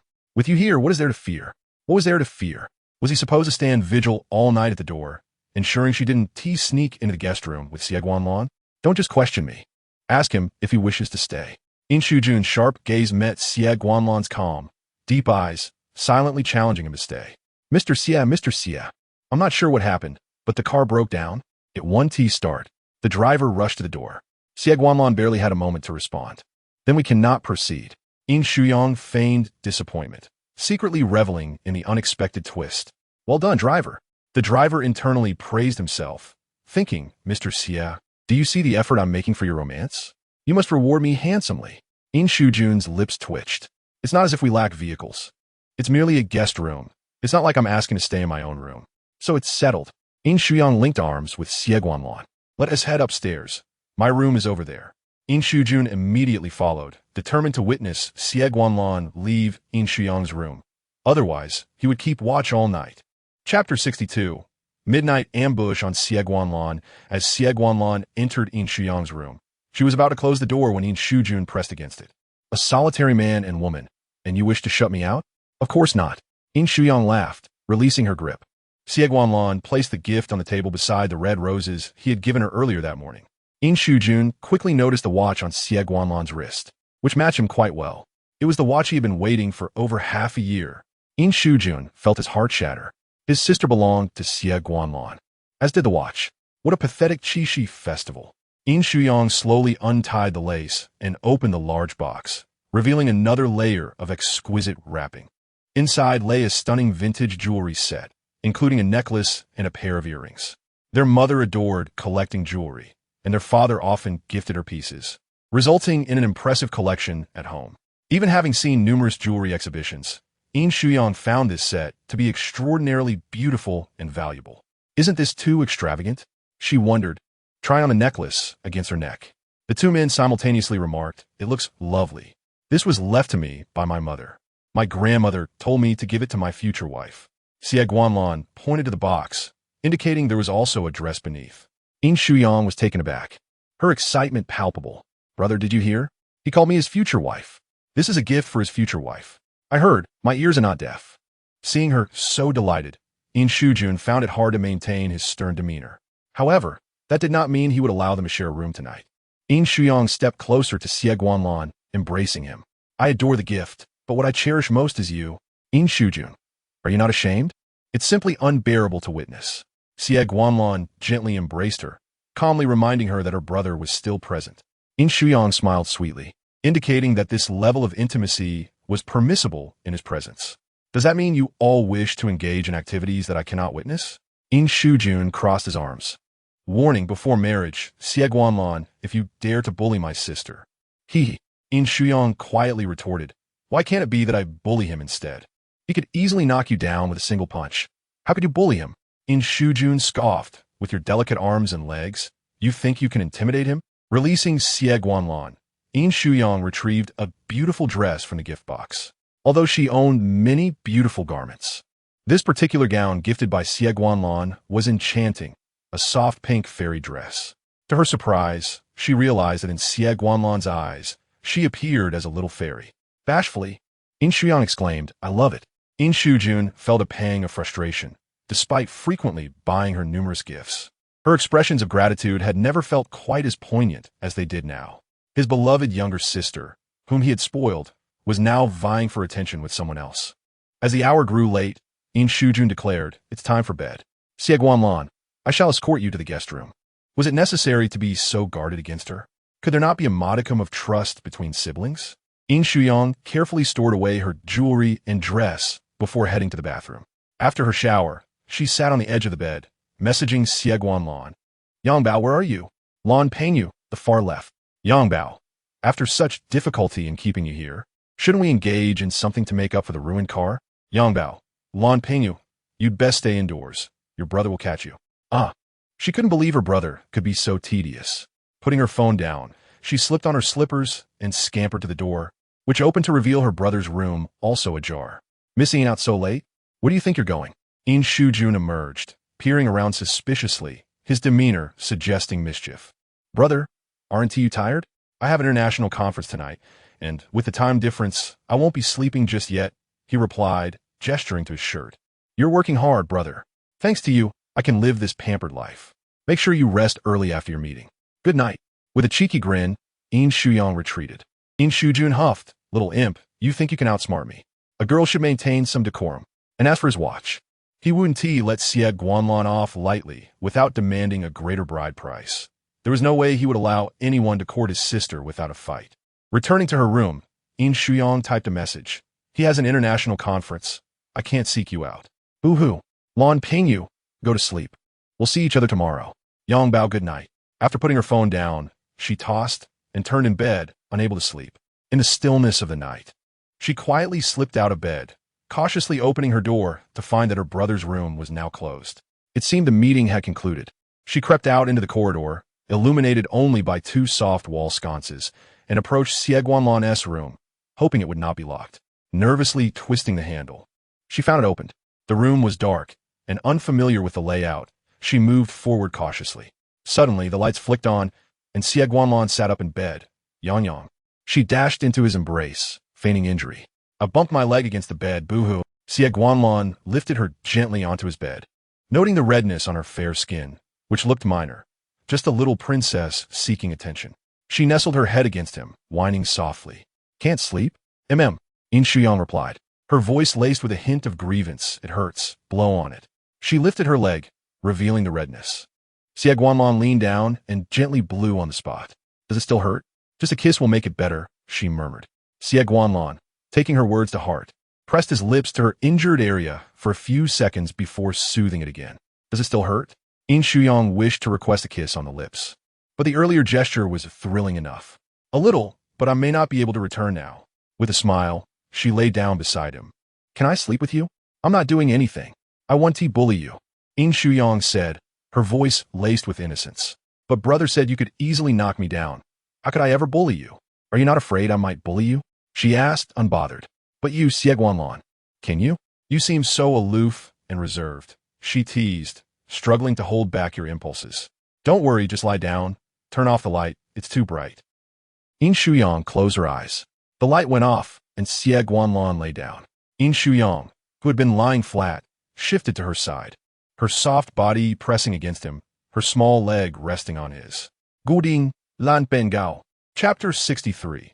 The ribbon blindfolds Xie Guanlan's eyes. Yin Shuyang had been unable to sleep half the night and was now genuinely tired. Initially, she had planned to play with Xie Guanlan, perhaps using the white lace he employed for wrapping boxes to blindfold him for a kiss. Yet, the rush had left her without the energy to indulge in such antics. Exhausted, she murmured good night. Xie Guanlan had been sleeping soundly until now. He found himself unable to rest, knowing he must return the little princess to her room in the morning. Yin Shuyang awoke feeling refreshed, staring at the ceiling in confusion. "Wait, I distinctly remember going to find Xie Guanlan last night and injuring my leg. Why am I in my own room now? Was it all a dream?" She quickly threw off her light blanket, discovering a faint bruise on her leg, confirming that last night was indeed real. But how had she returned? Had she sleepwalked back, or had Xie Guanlan carried her? After changing, she went downstairs and found Xie Guanlan and Yin Shuyang entering from outside.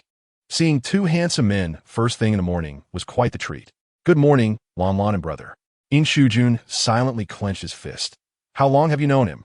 "We've known each other for 21 years. How could I be second to him?" His position was precarious. It needed defending. "Good morning, brother," Yin Shuyang sweetly greeted again. Brother is too stingy. But she needed to appease him. He was her benefactor. Yin Shujun felt somewhat satisfied. Xie Guanlan stood by, observing their interactions, which were light-hearted and joyful, even amid playful banter. Yin Shuyang sidled up to Xie Guanlan, quietly asking, "When did you carry me back?" "Shortly after 6. That early? I must have been sleeping soundly. No wonder I felt nothing." "What a pity. I wanted to play with you last night," she lamented softly. Xie Guanlan replied, "There will be opportunities in the future. After marriage, perhaps?" She mused. "That seems far off. I wonder how long it will be after the engagement." Pouting, little Yang Yang rested her chin in her hands, sipping her milk. After breakfast, both Yin Shujun and Xie Guanlan left for work, leaving the adorable little Yang Yang at home. Half a month later, the Yin and Xie families met again, this time at the Yin residence. Yin Shuyang sat obediently beside Xie Guanlan, listening to discussions about dowries and bridal gifts. She gazed at Xie Guanlan's hands, listening intently, but soon began to feel uneasy. Was she truly worth such a fortune? Houses, cars, gold, jewelry, collectibles. She had never participated in any discussions about these matters before, so she felt somewhat out of the loop. However, their union was not predicated on these material possessions they already possessed, but rather on the value they would create together in the future. Her brother appeared quite excited. Could this have been his idea? Would old Master Xie even agree? Gently, Yin Shuyang nudged Xie Guanlan with her elbow. "I senti that a bit much?" "Not at all." "Would grandfather be willing?" "He would." To everyone's surprise, Elder Xie is indeed agreeable. It seems the profits from the union of their families far exceed the dowry offered to her. Having reached a consensus, the elders began their meal. Xie Guanlan was soon inundated with alcohol. Is this a test of his drinking prowess? Xie Guanlan often engages in social gatherings. Surely he must possess a commendable tolerance. Yet, no matter how adept he is, it is hardly fair for grandfather, father, and brother to overwhelm him alone. Poor Lan Lan. Must one endure such trials even to wed?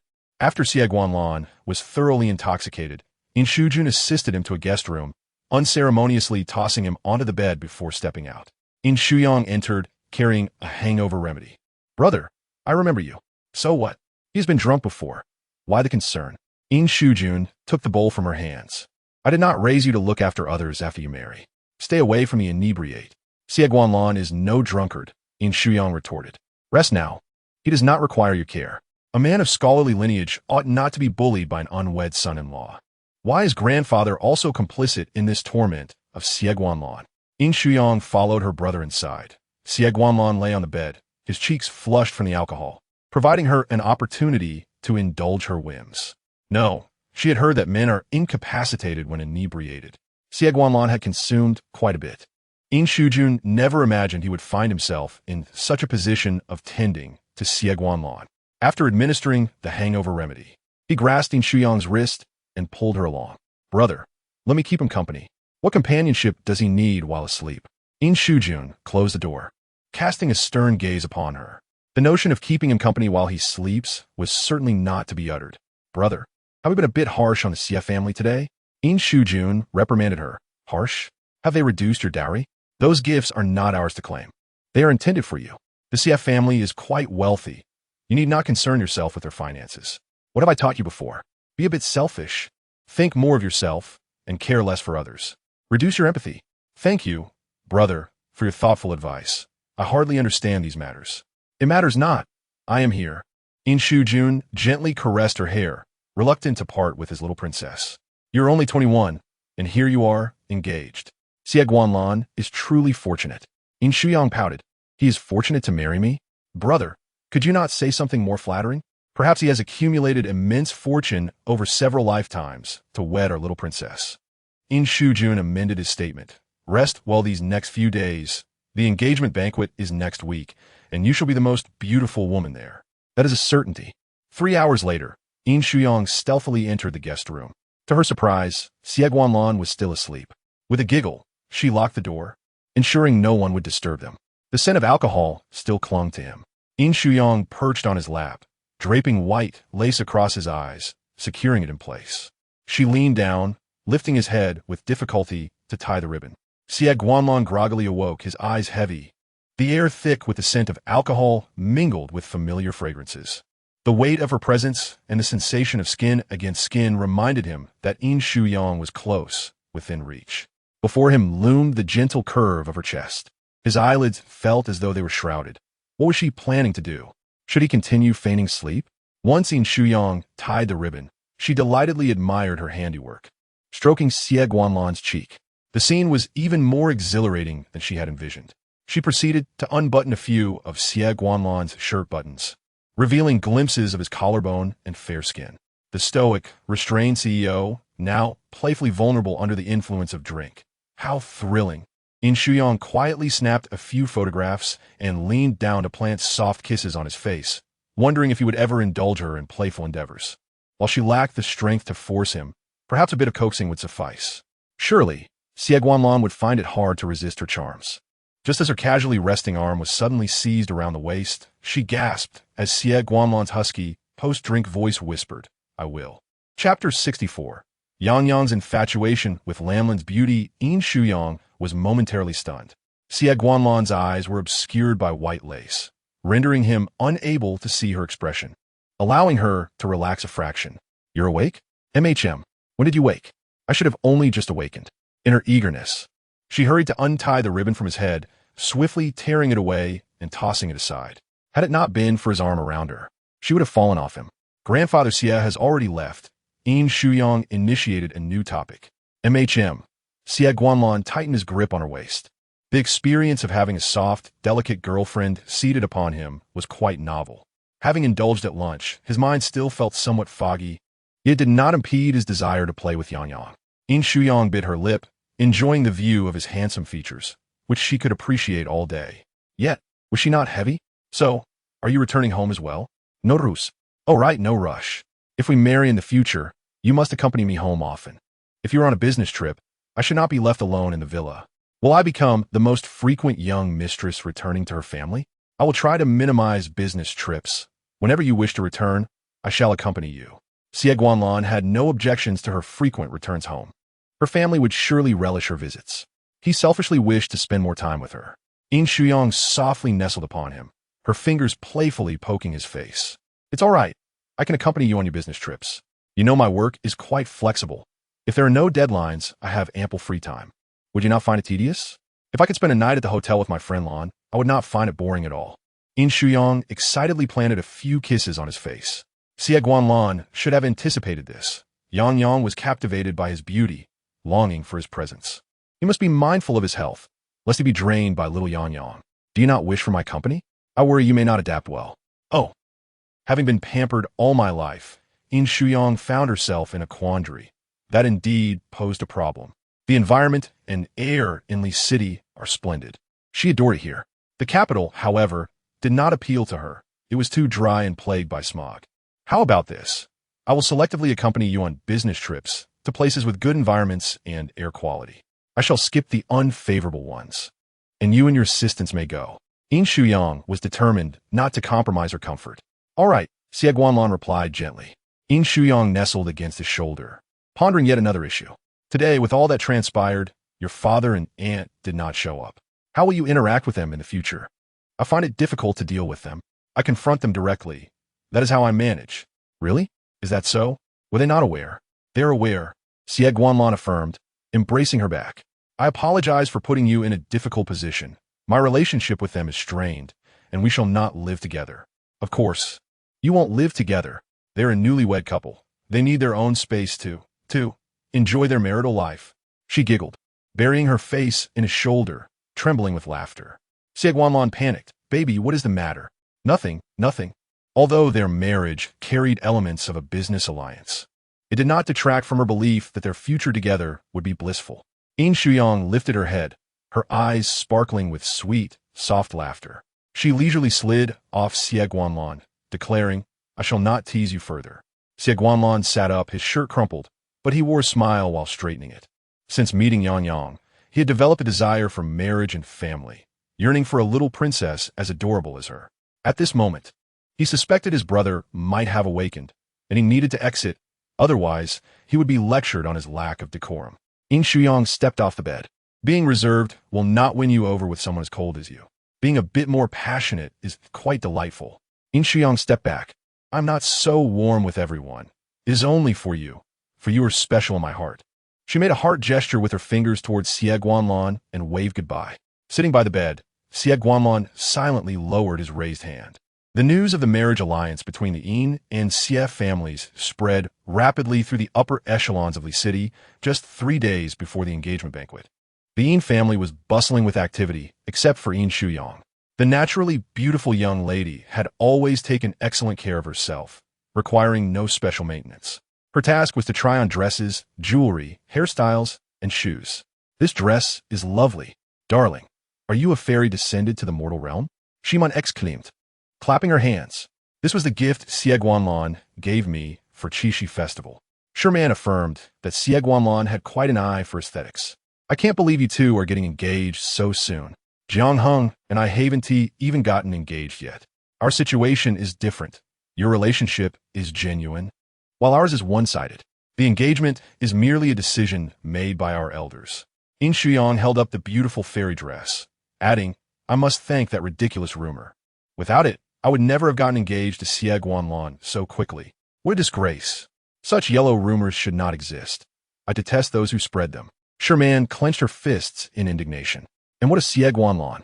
He remains utterly unfazed. Yin Shuyang stood gracefully, indeed, but our engagement is the best retaliation.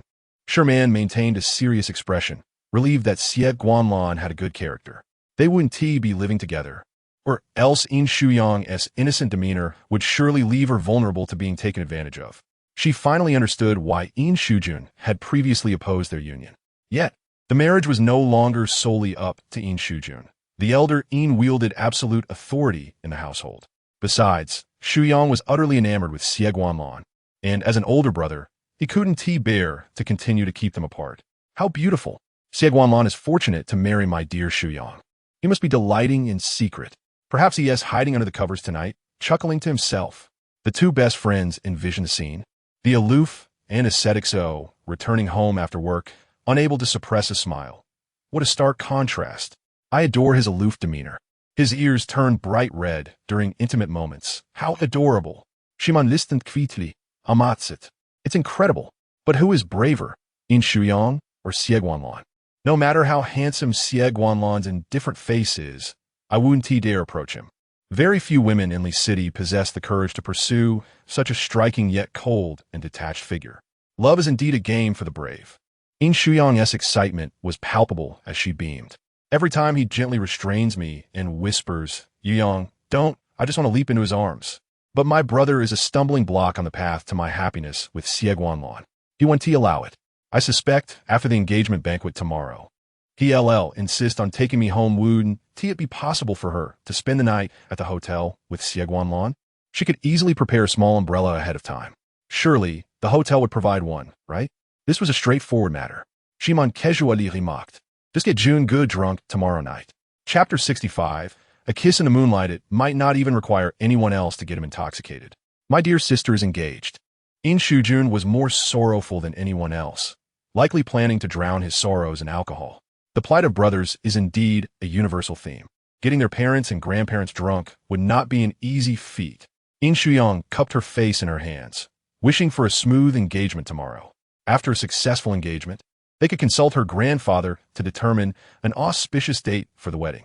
At just 21, she was already so eager to marry. She, at 24, had no such desires. My darling will surely have a successful engagement. With such a lovely Shuyang, everything must go smoothly. The night before the engagement, Yin Shuyang lay awake in bed. Unable to sleep, bored, she sent Xie Guanlan a message. Yuyang, 3. Yuyang, I'm so excited. Tomorrow is the engagement. What should I do if I can't sleep? Yuyang, are you asleep yet? Guanlan, not yet. Yuyang, Guanlan, are you sure? Yuyang, absolutely.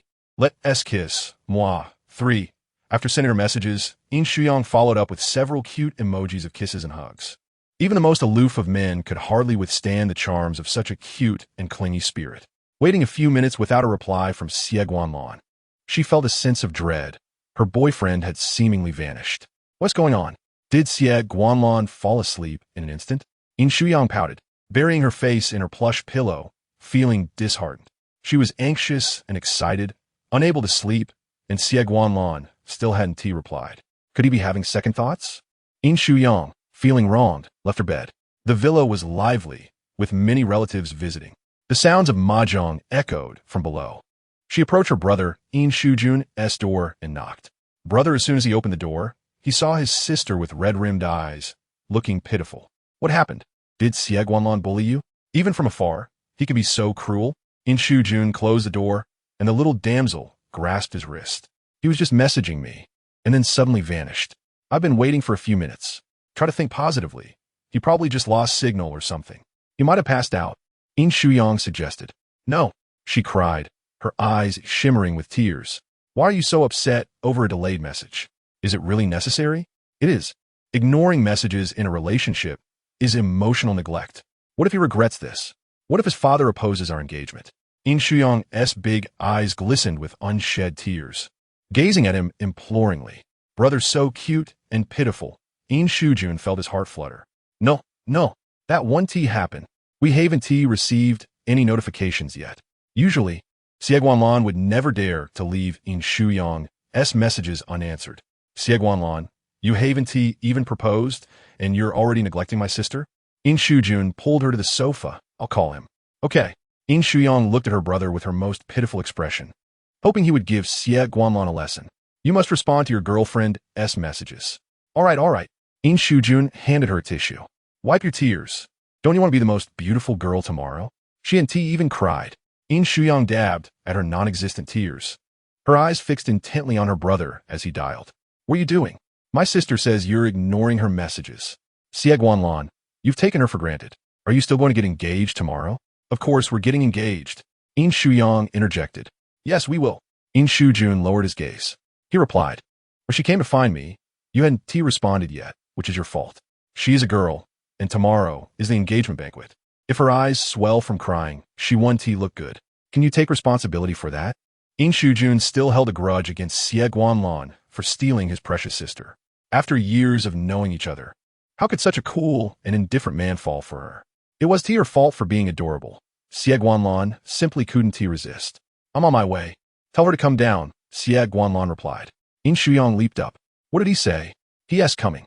What on earth is he coming for at this hour? Yin Shuyang remembered sending him a kiss emoji earlier, and perhaps Xie Guanlan genuinely thought she was inviting him out for a kiss? Yin Shujun hung up, feeling utterly baffled. Yin Shuyang, you can go out, but you must return within half an hour. Of course. Don't worry. Half an hour isn't enough time for anything. With a skip in her step, Yin Shuyang happily descended the stairs. As she passed through the hall, she greeted the uncles and aunties before stepping outside. At the entrance, the glaring headlights of a car illuminated her figure as she raised her hand to shield her eyes. The vehicle came to a halt beside her. To one's astonishment, it was Xie Guanlan himself who was driving, which explained his previous lack of response. Yin Shuyang slipped into the passenger seat, and Xie Guanlan unfastened his seatbelt, taking her hand in his. I saw your message and immediately left. I apologize for not replying sooner, he said. It's wise to refrain from using one's phone while driving. Next time, do let me know in advance to prevent my mind from wandering. Yin Shuyang leaned closer, gently nudging his arm. She hadn't anticipated Xie Guanlan's impressive decisiveness. He had spoken of wanting to kiss, and here he was, driving out for that very purpose. I'm sorry, she said, but if you're apologizing, allow me to kiss you. Her eyes sparkled with a watery glimmer. You came over just for that, didn't you? Indeed, I came to keep you company. Yet, he too felt a flicker of nervousness.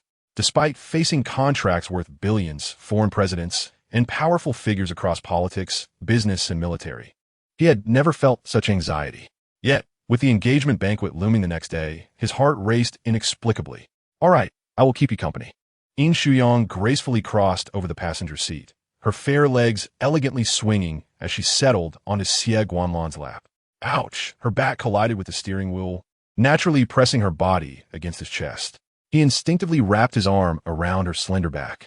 Having prepared for bed, she was clad only in a delicate mint green camisole, the soft light of the car's interior illuminating her porcelain skin, enhancing its softness and glow. Did that hurt? Xie Guanlan asked, gently massaging her back. The thin fabric of her nightgown allowed his fingers to brush against her skin, and he quickly restrained himself, placing his palm over the fabric, feeling the outline of her spine beneath. Just a little, so I need a kiss from you, Lanlan. My brother insists I return within half an hour. I cannot afford to delay. Yin Shuyang leaned in, kissing him. Tonight, Xie Guanlan's lips carried a faint hint of mint. Had he changed toothpaste? Regardless, his breath was refreshing, invigorating. The villa was brightly lit in the middle of the night, filled with relatives, yet here she was, kissing her boyfriend in the car. How thrilling. Chapter 66, Xie Guanlan. You are playing hard to get with my sister. In her excitement, Yin Shuyang accidentally bit Xie Guanlan. She nervously focused on his slightly reddened lips. Relieved he hadn't bled. Otherwise, his handsome face might suffer a blemish. It doesn't hurt, Xie Guanlan admitted, relishing her kisses. Even in dreams, he fervently embraced her, yet felt no sensation. He cherished this tangible reality, even if it brought a slight sting. Was he perhaps a little twisted? Yin Shuyang nestled closer. You smell like something I adore. Is it the scent of my shower gel? No, it is the fragrance of a lover. An indescribable aroma that brings comfort and warmth, an essence that draws me in. She could not articulate it, only that she loved to breathe it in, to embrace him. As she sat on his lap, the drowsiness washed over her, and she lazily closed her eyes. In no time, Xie Guanlan could hear her steady breathing. Has she fallen asleep? She looked so peaceful in his arms, her soft, compliant form utterly adorable. His once icy heart melted. After a while, when Yin Shuyang showed no signs of waking, he opened the car door and gently lifted her out. He calmly navigated through the crowd of onlookers, carrying her upstairs. Yin Shujun heard the commotion and stepped out to find Xie Guanlan striding towards him, cradling his precious sister. He scrutinized Yin Shuyang's sleeping face, pretending she was genuinely asleep. Really? Indeed. She was just chattering about her anxiety and insomnia in front of me. Xie Guanlan, are you a sleeping pill? Shh, don't wake her. Xie Guanlan cautioned softly. Yin Shujun interjected. Are you teaching me? You made it obvious. I've cherished my sister for 21 years. Do you think I don't know how to treat her well? You're so obvious. Xie Guanlan carefully laid Yin Shuyang on the bed, and Yin Shujun covered her with a light blanket, as if they were silently competing. The two shared a tacit understanding and quietly stepped out. Xie Guanlan closed the door behind him. I'm leaving. Get out of here. Yin Shujun clenched his fists. Xie Guanlan, you're impossible. You promised to treat her well. Yet you are just leading her on. I am not. You're not? Yin Shujun sighed, calming himself. Forget it. That's all in the past. I can't control what happened before, but you must not bully my sister in the future. Yang is far too lovely to be mistreated. Xie Guanlan smiled. Don't worry, brother. With that, he departed. How do you call me brother? You're only a year older than me. Xie Guanlan. He had already walked several meters away, but paused. Keep your voice down. Don't wake Yang. Yin Shujun's expression turned to silence, gesturing for him to leave. In the blink of an eye, Xie Guanlan's figure vanished. The next day, Yin Shuyang enjoyed a leisurely morning, waking beautifully, having breakfast, showering, and doing her nails before slipping into a dress for the hotel. Upon arrival, she changed into the evening gown Xie Guanlan had gifted her, awaiting the hairstylist and makeup artist. Although it was an engagement banquet, the news of the union between the Xie and Yin families had circulated in Li City for several days, attracting numerous guests. Xie Guanlan and Yin Shujun entertained guests in the lobby while the elders mingled. In a hotel room, Xie Yongzhou was pulled inside, sitting impatiently with his long legs crossed. What is the fuss about? Xie Changhan and Yu Yin, as the male elders, were impeccably dressed. What is the situation with your engagement? Yu Yin pressed anxiously. Xie Yongzhou typically avoided home and rarely answered calls. This was a rare opportunity to clarify matters. Their engagement had not been discussed with them beforehand. The old man had approached the Yin family patriarch directly, likely due to previous rumors. Xie Yongzhou maintained an air of indifference. What are your thoughts? Yu Yin asked, her urgency palpable. Do you want to pursue Wan Li? She'll be here tonight. Why would I pursue her? I have no interest in Wan Li, he replied languidly, toying with a silver lighter, the flame flickering up and down with a casual flick of his fingers. Stop asking so many questions. Can't you see I'm losing my patience? Xie Changhan interjected, pulling Yu Yin aside. Today is not the day for inquiries. He won't tell you anything. Since childhood, Yu Yin had been concerned about Xie Yongzhou's affairs, wanting to be involved. The more she pressed, the more rebellious he became, preferring to keep his thoughts to himself as he matured. It's not interrogation. It's concern for your romantic life. At 26, you should consider marriage. I think Wan Li is a splendid choice. She is far superior to that pampered Yin Shuyang. Guanli is a medical doctor who studied abroad. She possesses a strong family background, impressive education, and charming appearance. She is an exceptional candidate for a daughter-in-law. He said he isn't interested. That is only because he hasn't spent time with her. The two parents continued their back and forth, while Xie Yongzhou rose leisurely. You two continue your argument. I'm off. Xie Changhan detained Yu Yin. He is in a foul mood. We can discuss this later. The engagement banquet hall buzzed with excitement, guests beaming with smiles.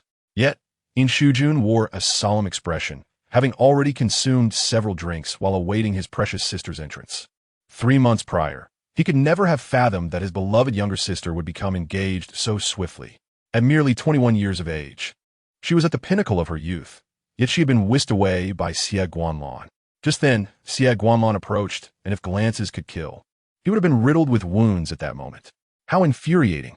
That scoundrel! Lacking any semblance of restraint, this so-called aloof and ascetic tycoon was nothing but a facade.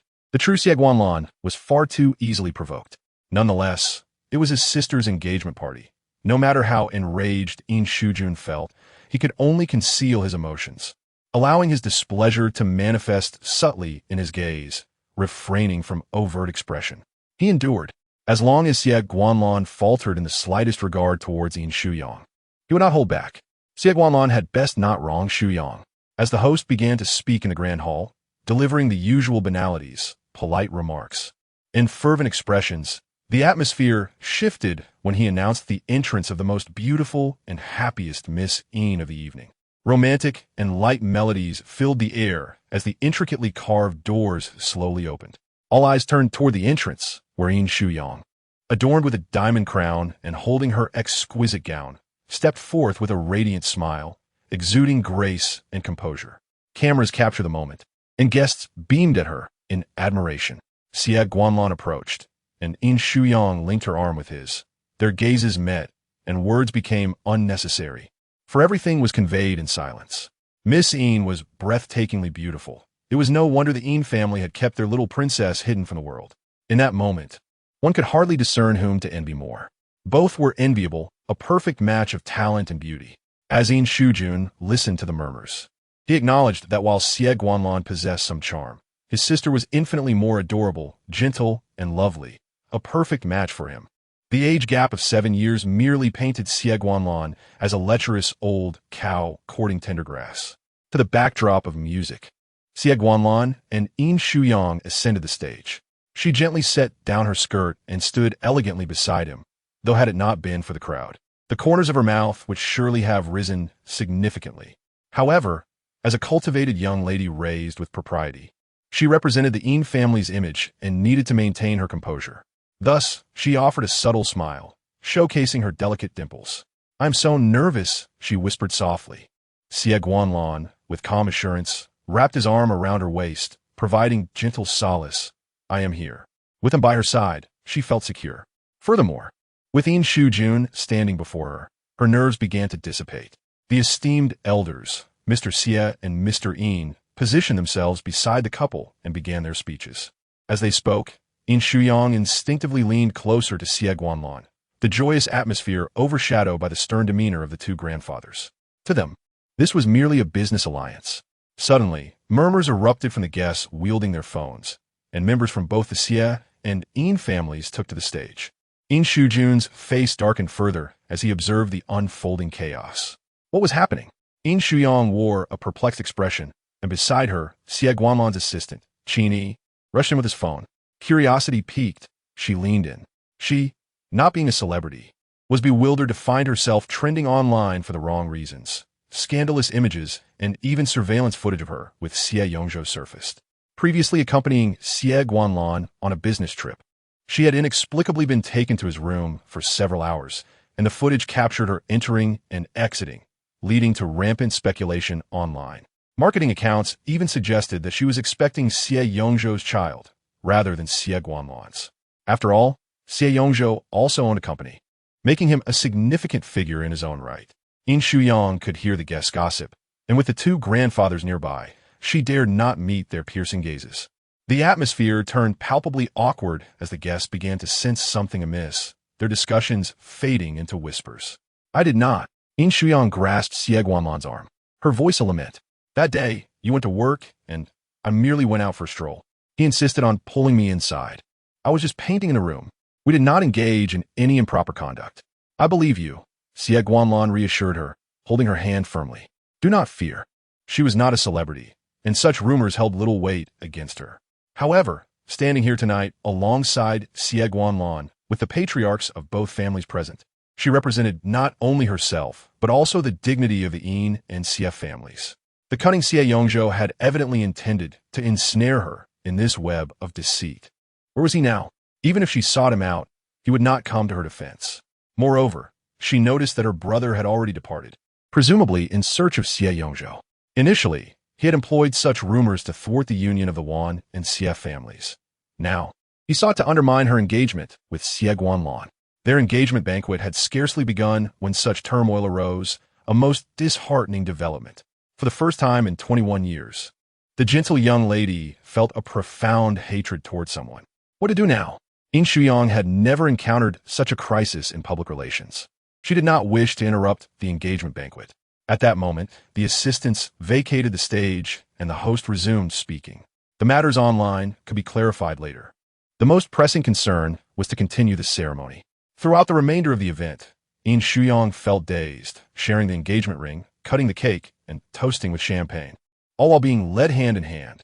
The young lady, both indignant and aggrieved, buried her face in Xie Guanlan's chest, grasping his arm tightly. This is infuriating. How can they claim I am pregnant? I have not. My reputation is at stake. I will sue them. That scoundrel, Xie Yongzhou, how repulsive. The gentle and soft-hearted fiancé, he wept in his embrace, prompting Xie Guanlan for the first time to wish harm upon Xie Yongzhou. Darling, do not cry. I will handle this matter. Do not ruin your makeup, he soothed, gently patting her back. Baby, Yin Shuyang lifted her glistening eyes. I thought the engagement banquet might not continue. In such situations, it was customary to feign ignorance. The guests in both families had vested interests and would refrain from instigating trouble. No one wished to offend the Xie or Yin families in the city. Xie Yongzhou's ploy was merely a test of the elders' boundaries. A knock echoed at the door, which soon opened to reveal the stern-faced Mr. Xie, accompanied by Mr. Yin. It seemed they had come to demand answers. Grandfather, your expression is rather fierce. You're frightening Shuyang, Xie Guanlan remarked protectively, shielding his fiancée Yi. On that day, I too was present. Shuyang was accompanying me on a business trip. Accompanying you on a trip, and then winding up in Xie Yongzhou's room? Mr. Xie retorted, taking a seat with an imposing aura. Mr. Yin, seated beside him, spoke on behalf of his granddaughter. My Shuyang is not that kind of girl. Yin Shuyang wholeheartedly agreed with her grandfather's assertion. Indeed, I am not that kind of girl. It was Xie Yongzhou's true character that should be scrutinized. The elder was well aware that this was a scheme he had orchestrated for some time, deliberately timed to cause disruption today. Xie Guanlan grasped Yin Shuyang's hand tightly, assuring her that with him by her side, she had no reason to fear. Grandfather, after Xie Yongzhou brought me to the room, I merely painted. Nothing else transpired. Yin Shuyang earnestly explained, I am entirely innocent with respect to Xie Yongzhou. I only have feelings for Xie Guanlan. She timidly added, Grandfather Xie, you must trust in the education of the Yin family. It is impossible for us to engage in any impropriety before marriage. If Xie Yongzhou had attempted to coerce me, I would have reported him long ago. That was a slip of the tongue. I meant to say before our engagement. The daughters of the Yin family cannot be easily slandered. As the second young master of the Xie family, you must provide us with an explanation for this matter. In the end, it cannot be turned into a fault of the Xie family. The elder Xie cannot afford to lose face over this. It will certainly be clarified, and a resolution must be given, as it concerns the reputation of both families. Rest assured, Elder Yin, if it were not for my granddaughter's genuine affection for Xie Guanlan and the emergence of such rumors last month, Elder Yin would have been reluctant to allow Yin Shuyang to engage so early. Elder Yin's gaze fell heavily upon Xie Guanlan, stating that their daughter is still young, innocent, and kind-hearted, easily victimized by those with ulterior motives. Xie Guanlan, as her fiancé, must protect and cherish her. She is the jewel of our family, having never faced any grievances. Xie Guanlan assured the elder, acknowledging the truth in his words, affirming his responsibility to safeguard her, ensuring such incidents would not recur. This matter stems from Xie Yongzhou's malice, cunning, and wrongful intentions, deliberately undermining her relationship with Xie Guanlan. It is utterly despicable. Why is there such a disparity among members of the Xie family? Elder Yin remarked that no amount of eloquence would suffice. The focus must be on actions and how one will treat Shuyang in the future. The elder's teachings were indeed wise, and Xie Guanlan adopted a humble demeanor. "All right, you may leave now," he said. After exiting, Yin Shuyang walked slowly, her beautiful face forlorn, fearing that those around her now perceive her as a fickle and disreputable woman. She sobbed quietly, insisting she was not that way. She merely craved Xie Guanlan's affection, and even it had not fully materialized yet. They were still in the innocent stages of their relationship. "I know you are not," she murmured as she flung herself into his embrace, feeling both anger and injustice. Xie Guanlan, somewhat inept at comforting others, found it difficult to soothe her in the corridor. She seemed so fragile, unable to move. He adjusted her skirt and lifted her into his arms. Yin Shuyang obediently allowed him to carry her into the elevator, ascending to their room. Upon entering, they were greeted by the breathtaking sight of fireworks blooming outside the floor-to-ceiling windows, celebrating their engagement. Xie Guanlan set Yin Shuyang down, wrapping one arm around her waist and cupping her neck with the other, leaning down to kiss her. He sought to comfort her in a manner she cherished, which fortuitously was also his preferred method. Their lips met in a tender yet fervent kiss, the warmth of their souls igniting a passionate connection. While the booming fireworks masked her soft gasps of pleasure, which Xie Guanlan, so close, distinctly perceived. She was at ease, reluctant to part, and they both exhaled heavily. Their noses brushed together, breaths mingling in an exquisitely intimate moment. Yin Shuyang planted a few more kisses on him, declaring that true courage lies in facing rumors head-on. "Wait for me to change my clothes before we go out, will you? Do you need any help? Can I assist you in removing your gown?" Xie Guanlan's dark eyes lingered on her face as he replied, "I will have them come in." He genuinely intended to help, and she had no objections, knowing that one day he would see her in her entirety. After he left, 2 assistants entered. As today was merely an engagement banquet, Yin Shuyang changed into a delicate, sheer pink gown, soft and elegant in style. As she stepped out, she found Xie Guanlan standing by the wall on a phone call, who hung up upon noticing her. "If you have matters to attend to, do not let me hold you back," she said, though she would feel disappointed. "Being with you tonight is my utmost priority," he replied, slipping his phone back into his pocket. In that fleeting moment, Yin Shuyang noticed that he was using the phone case she had gifted him. "Oh my, Xie Guanlan, you truly, love and indifference are concealed in the details." She approached him, linking her arm through his. "You are indeed the epitome of a devoted husband. My wife is the heavens, the earth, and the first in your heart." "Indeed, you are my first," he replied, his eyes filled with affection. In the grand hall below, guests mingled in small groups. The young master of the Xie family displayed remarkable composure. Even as incriminating surveillance footage and photographs circulated online, he maintained his poise during the engagement banquet. It is merely a business alliance. Love is inconsequential. Is it true that a prestigious family like the Xie family requires such alliances? A complex situation surrounded them. The young master's mother had passed away early, and he was not favored within the household. Thus he must engage in such alliances. I believe it is more likely that the 2 brothers from the affluent family are vying for the same woman. Miss Yin is stunning and deserving of the leading role. The unfolding drama was tantalizing. Living under the same roof, the younger brother harbored inappropriate feelings for his future sister-in-law. To sabotage the engagement, he resorted to spreading rumors on the very day of the banquet. Guests exchanged hushed whispers as Yin Shuyang and Xie Guanlan returned to the hall, standing side by side with champagne flutes, engaging with esteemed guests. The handsome couple appeared harmonious together. Their ability to remain composed amid scandalous rumors during the engagement was not something just anyone could achieve.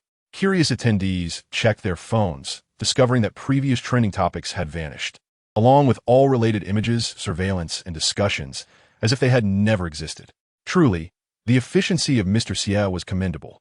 One must understand that gaining attention online is trivial. Erasing it is the true challenge. To obliterate all traces from the internet in a mere half hour is a considerable feat, undoubtedly incurring significant expense, a trivial sum for the affluent. He approached Xie Guanlan, informing him that he had found a second young master, but now. His gaze flickered towards Yin Shuyang, revealing that the second young master had engaged in a brawl with Yin Shuyang. What? My brother is fighting with Xie Yongzhou? He is such a gentle and refined man. He would never resort to violence. Let's take a look. Yin Shuyang, anxious, set down her glass and hurried forward, lifting her gown as she ran in high heels. Fearing she might stumble, Xie Guanlan quickened his pace to stay beside her. They reached the door just in time to hear a loud commotion. Yin Shuyang shuddered, her eyes wide with excitement, as she called out, "Brother!" Chapter 69. To the hospital in the disheveled room. Yin Shuyang lay on the floor, his defiance evident in his eyes, filled with indignation. Xie Guanlan entered beside Yin Shuyang, forcefully pulling Xie Yongzhou away and pinning him against the wall, elbow pressed to his neck. "Xie Yongzhou, have you lost your mind?" "Brother, he came at me with fists. This is self-defense," Xie Yongzhou retorted, slumped against the wall, his face marked with injuries, blood trickling from the corner of his mouth, his shirt torn. Yin Shuyang carefully helped Yin Shuyang sit up, examining him. "Brother, does it hurt?" "I'm fine," he gasped, wincing from the pain, but striving to maintain his image in front of his sister. "Let us go to the hospital for a checkup," she insisted, helping him toward the door. "I'm not finished with him yet." "Brother, Xie Guanlan will handle this. You appear to be seriously injured." Yin Shuyang's eyes welled with tears. "Brother." Yin Shuyang wanted to downplay his condition, but his head throbbed from the earlier impact. Meeting Xie Guanlan's deep gaze, he said, "I'll leave the rest to you. Do not disappoint me. Otherwise, even an engagement can be annulled. If you cannot manage this minor issue, I must reconsider their marriage." Yin Shuyang assisted her brother out, while Qin Yi stood by the door, calling for a driver. Inside, the two brothers of the Xie family remained in their previous standoff. Bound by blood, yet separated by vast chasms, the disparity between brothers is striking. Xie Yongzhou's eyes shimmer with unshed tears, a testament to his recent injury. If brotherly affection had prevailed, today's calamity might have been averted. "Xie Yongzhou, you have not only inflicted pain upon me, but also upon Yin Shuyang. She is a girl. Have you considered the repercussions of disseminating such photos and surveillance footage? Have you developed feelings for her?" Xie Yongzhou smirked mischievously, a glimmer of wickedness in his smile. "Have you genuinely fallen for her? Brother, weren't you the one who vowed never to love, who was once closed off due to a lack of affection? I am aware she harbors feelings for you, but do you truly love her? Do not sacrifice yourself for the Xie family. It is not worth it, dear brother. With your status, there is no need to engage in actions you despise."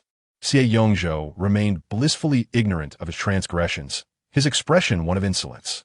Xie Guanlan, ever the epitome of decorum, had never resorted to violence despite their strained relationship.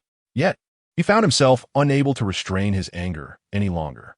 He swung a fist, causing Qin Yi to step back, his back pressed against the doorframe. As the two young masters clashed, observing Xie Guanlan's ferocity was a shocking revelation. He had never witnessed such wrath from him before. Despite Xie Yongzhou's transgressions, sabotaging contracts, and tarnishing reputations, Xie Guanlan had always maintained a remarkable composure. "Let's not escalate this to life-threatening levels. Should I intervene? If I step in, will I merely add fuel to the fire? Perhaps a confrontation is warranted. We cannot afford to damage the president's visage. Tomorrow's work hangs in the balance." What a shame, a day meant for celebration now veering towards the hospital. On the way, Yin Shuyang received a call from her mother, assuring her that both she and her brother were fine. "I'm perfectly all right. Everything I said was a fabrication. I visited his room, but nothing transpired," she explained throughout the journey, only hanging up upon reaching the hospital. Yin Shuyang, exasperated, exited the vehicle. "I have but a minor injury, yet I'm here, troubling the doctors at this late hour. If you truly cared for your brother, you should have heeded his advice and avoided liking Xie Guanlan. Caring for you is one matter, but liking Xie Guanlan is entirely another." Yin Shuyang grasped his arm, insisting, "I registered before we even arrived. Let us proceed directly." As they walked, she inquired about his well-being, checking for any internal injuries. "Your brain is far too brilliant to risk damage." Yin Shuyang directed her brother to sit. "Doctor, please examine my brother. What sort of brawl left you in such a state?" The teasing tone of the doctor piqued Yin Shuyang's attention. Upon turning, she recognized Wan Li. He had not attended the engagement banquet. No matter, she thought. Yin Shuyang rose. "I'm fine. My sister exaggerates. She insisted I undergo this examination." "Very well. Let S proceed. A blow to the head could indeed result in a concussion, and any external wounds must be treated. Guanlan's calm gaze settled upon Yin Shuyang. Miss Yin, please have my assistant bring your brother some clothing. I will accompany him for the examination. Oh, certainly. The hospital was eerily quiet at night. Since Guanlan had volunteered to stay with her brother, she stepped outside, her mind occupied with concern for Xie Guanlan's condition. After messaging the driver, she leaned against the wall and called him. After a brief pause, he answered, "My brother and I are at the hospital. He is undergoing an examination. How are things on your end?" Xie Guanlan sat on the sofa, his left hand gripping his phone while his right hung limply, stained with blood. Qin, he was tending to his wounds. "I'm fine. He has already clarified the situation online," he replied, though it was under duress from Xie Yongzhou. "Are you still at the hotel? Shall I come find you after I finish here?" "Don't." Her heart sank. What did that mean? Though the engagement banquet hadn't gone perfectly, did it imply they wouldn't see each other? She needed him now, crave his embrace. Just after their engagement, he was already distancing himself. Tears welled in her eyes. Clad in her beautiful engagement attire, she felt desolate. Even without seeing her, Xie Guanlan could envision her heartbroken, and his own heart ached in response. Yet he was injured. How would he face her? She would only worry more. Enduring the pain in his fingers, he murmured, "How could I ever forsake you? You are my fiancé." Qin, he desperately wanted to interject, but hesitated. Let Miss Yin come. Her presence would surely ease the president's heart. Men, so stubborn, often mask their vulnerabilities before the women they cherish. Showing weakness occasionally wouldn't harm their image. "I will come find you. I just want to see you. Even if I can't see you, how can you claim to be my fiancé?" Xie Guanlan found it impossible to refuse Yin Shuyang. "Fine, I'll send a car for you." "Yes," she exclaimed, relieved. "Brother should not need my assistance." Upon hanging up, Xie Guanlan stood and headed back to the villa. "Miss Yin is also coming to the villa?" Xin Yi inwitted, but Xie Guanlan shot him a cold glance before exiting. "I'll arrange it immediately." In that moment, Qin, he felt foolish for posing such an obvious question. Chapter 70. Embracing in darkness, Yin Shuyang underwent a CT scan, while Guanlan tended to his wounds. Yin Shuyang stood nearby, worried. "My brother won't be disfigured. Will he?" "Not at all. It's a minor injury. Avoid ginger or soy sauce for a few days, and he'll be just fine." Bunli applying antiseptic to his hands before pocketing them in his lab coat. "You may return now." "Thank you." As she took a few steps, she wondered if her brother required medication. "I inquired earlier. He claimed he wasn't in pain and refused any medication." "Is that truly the case?" "He looks in agony." She fretted over her brother's handsome face, marred by injury. "Brother, are you genuinely all right? Men can take painkillers too." Yin Shuyang's concern deepened as she noticed his flushed ears. Were they red from pain or anger? Yin Shuyang gently tugged at her wrist. "Let us hurry. We shouldn't linger here." "Why not? Is it a crime to visit the hospital? We were just at the engagement banquet. Those media outlets are outrageous. I intend to sue them." "Brother, let our legal team handle this." The little princess's eyes brimmed with tears, her lovely face flushed with indignation. Seeing her distressed made his heart ache. Being beaten by Xie Yongzhou doesn't hurt nearly as much as seeing you like this. Yin Shuyang tenderly reassured her. "All right. I'll have the legal team prepare the necessary documents tomorrow. We'll pursue them all." "Indeed, this is a society governed by law. We must hold those slandering for profit accountable." As they made their way to the hospital parking lot, Yin Shuyang entered the car but noticed his precious sister lingering outside. Hesitating to join him. "Get in the car. Why stay in the hospital at this hour?" Brother, I promised to meet Guanlan. I'm going to find him. You should return home and rest. Good night. Get in the car."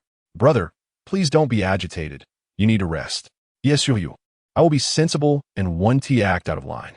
After today's events, I hardly have the heart for frivolities. I merely wish to spend a little more time with him." Yin Shuyang suddenly felt a wave of pain wash over him. He could only console himself. They are engaged now. She will eventually move out to live with Xie Guanlan, becoming family. It is perplexing. They were once inseparable siblings, yet now they stand as relatives. Yin Shuyang sensed her brother's unease and stepped into the car.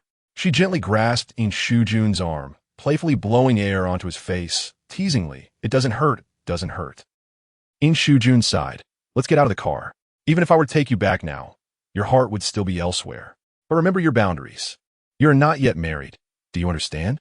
Don't come to me next month holding my hand saying, 'Brother, I'm pregnant.' Yin Shuyang sweetly replied, I won't, I promise, brother.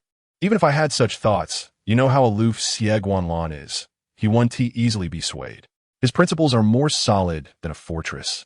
Oh, that wall may seem unyielding, but when it comes to her, it's as fragile as a bubble. A little pressure and it shatters. Xie Guanlan pretends to be a serious fox. He's a man. How could he ever come out on the losing end? You're the girl, and the one who ends up hurt is you. Even tonight's news.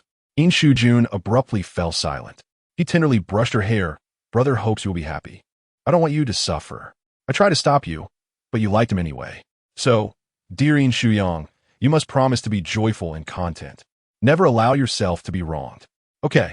Yin Shuyang felt tears welling up, her voice quivering. Brother, I like Xie Guanlan, and I like you too. I care for you. But aside from choosing a spouse, I want to make my own decisions about everything else. All right. No need to act so obedient. It won't be my concern anymore. You won't care for me anymore? Yin Shuyang whimpered. Brother, you have to take care of me for life. I'm fine with that. Just ask Xie Guanlan how he feels about it. Yin Shujun wiped away her tears. Stop crying. When we see Xie Guanlan, just say that my injury isn't severe and that I didn't lose to Xie Yongzhou. It's not that I couldn't win. The hotel room was just too small for me to show my strength. You better watch out. If he dares to bully you, my fist will meet his face. Please don't. If they were to fight, she would be heartbroken no matter who got hurt. Brother, I'll see you tomorrow.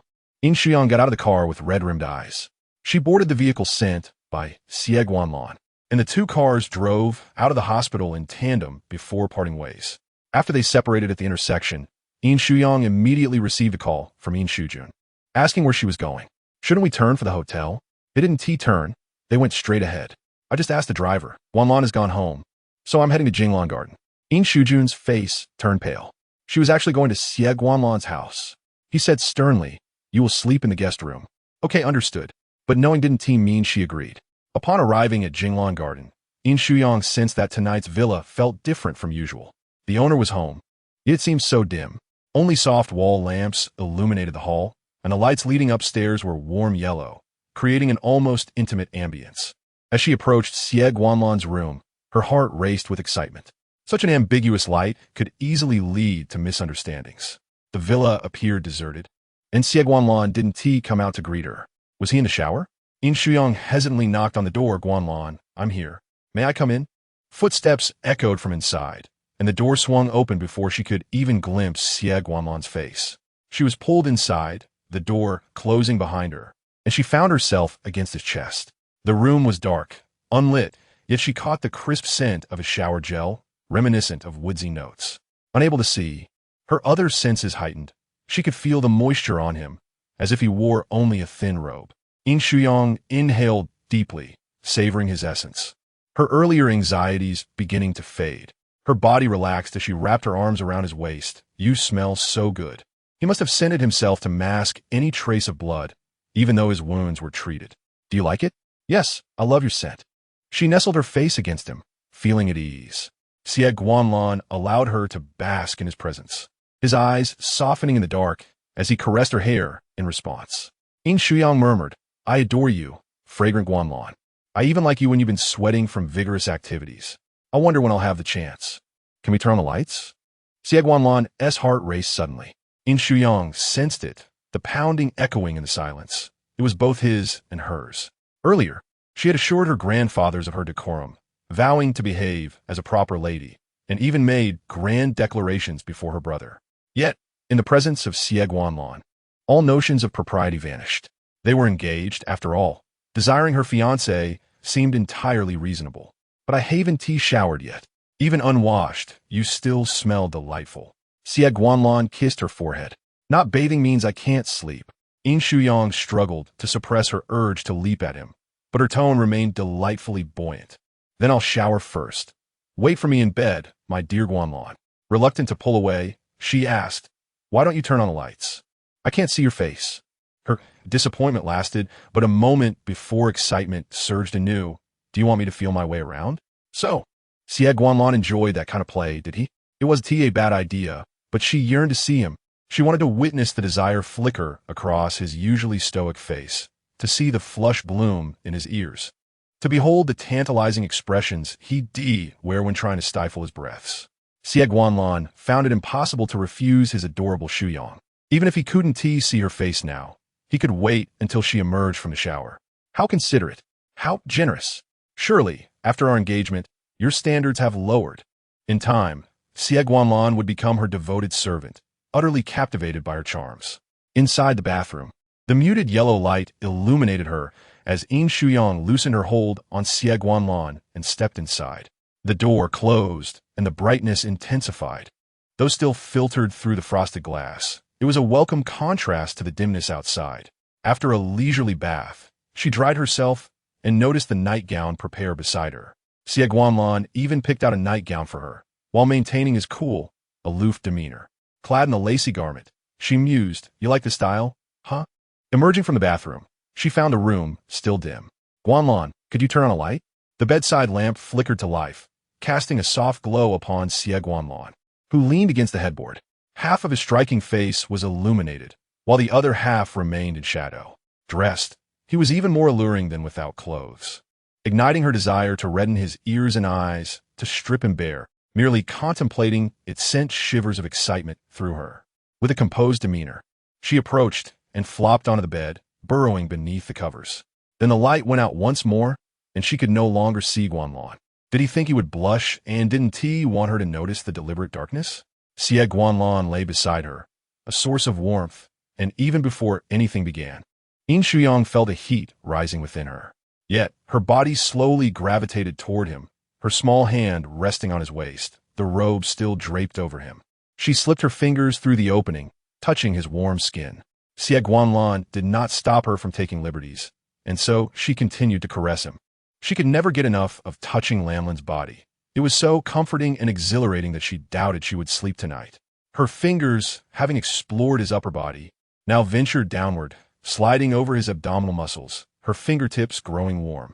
Suddenly, her hand was held in place. Even through the thin blanket, she could feel the warmth emanating from Xie Guanlan's palm. "Baby, let's stop here for tonight. Go to sleep," he said, not wanting her to notice the changes in his body. Tonight was not the time to continue. She was already too excited. "Don't tell me to take sleeping pills. I don't use them," Yin Shuyang said, withdrawing her hand. "I'll try to sleep and not disturb you."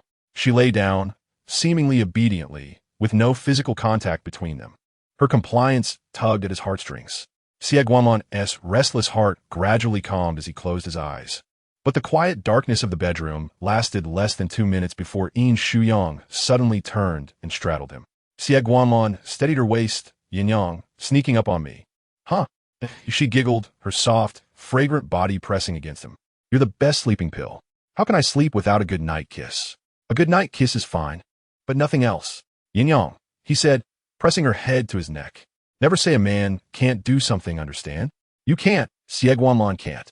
You can't because you drank too much, or you just can't." She persisted. "This is called goading." Xie Guanlan tilted his head, his lips brushing her cheek. "Little flirt, you want to devour me right after our engagement?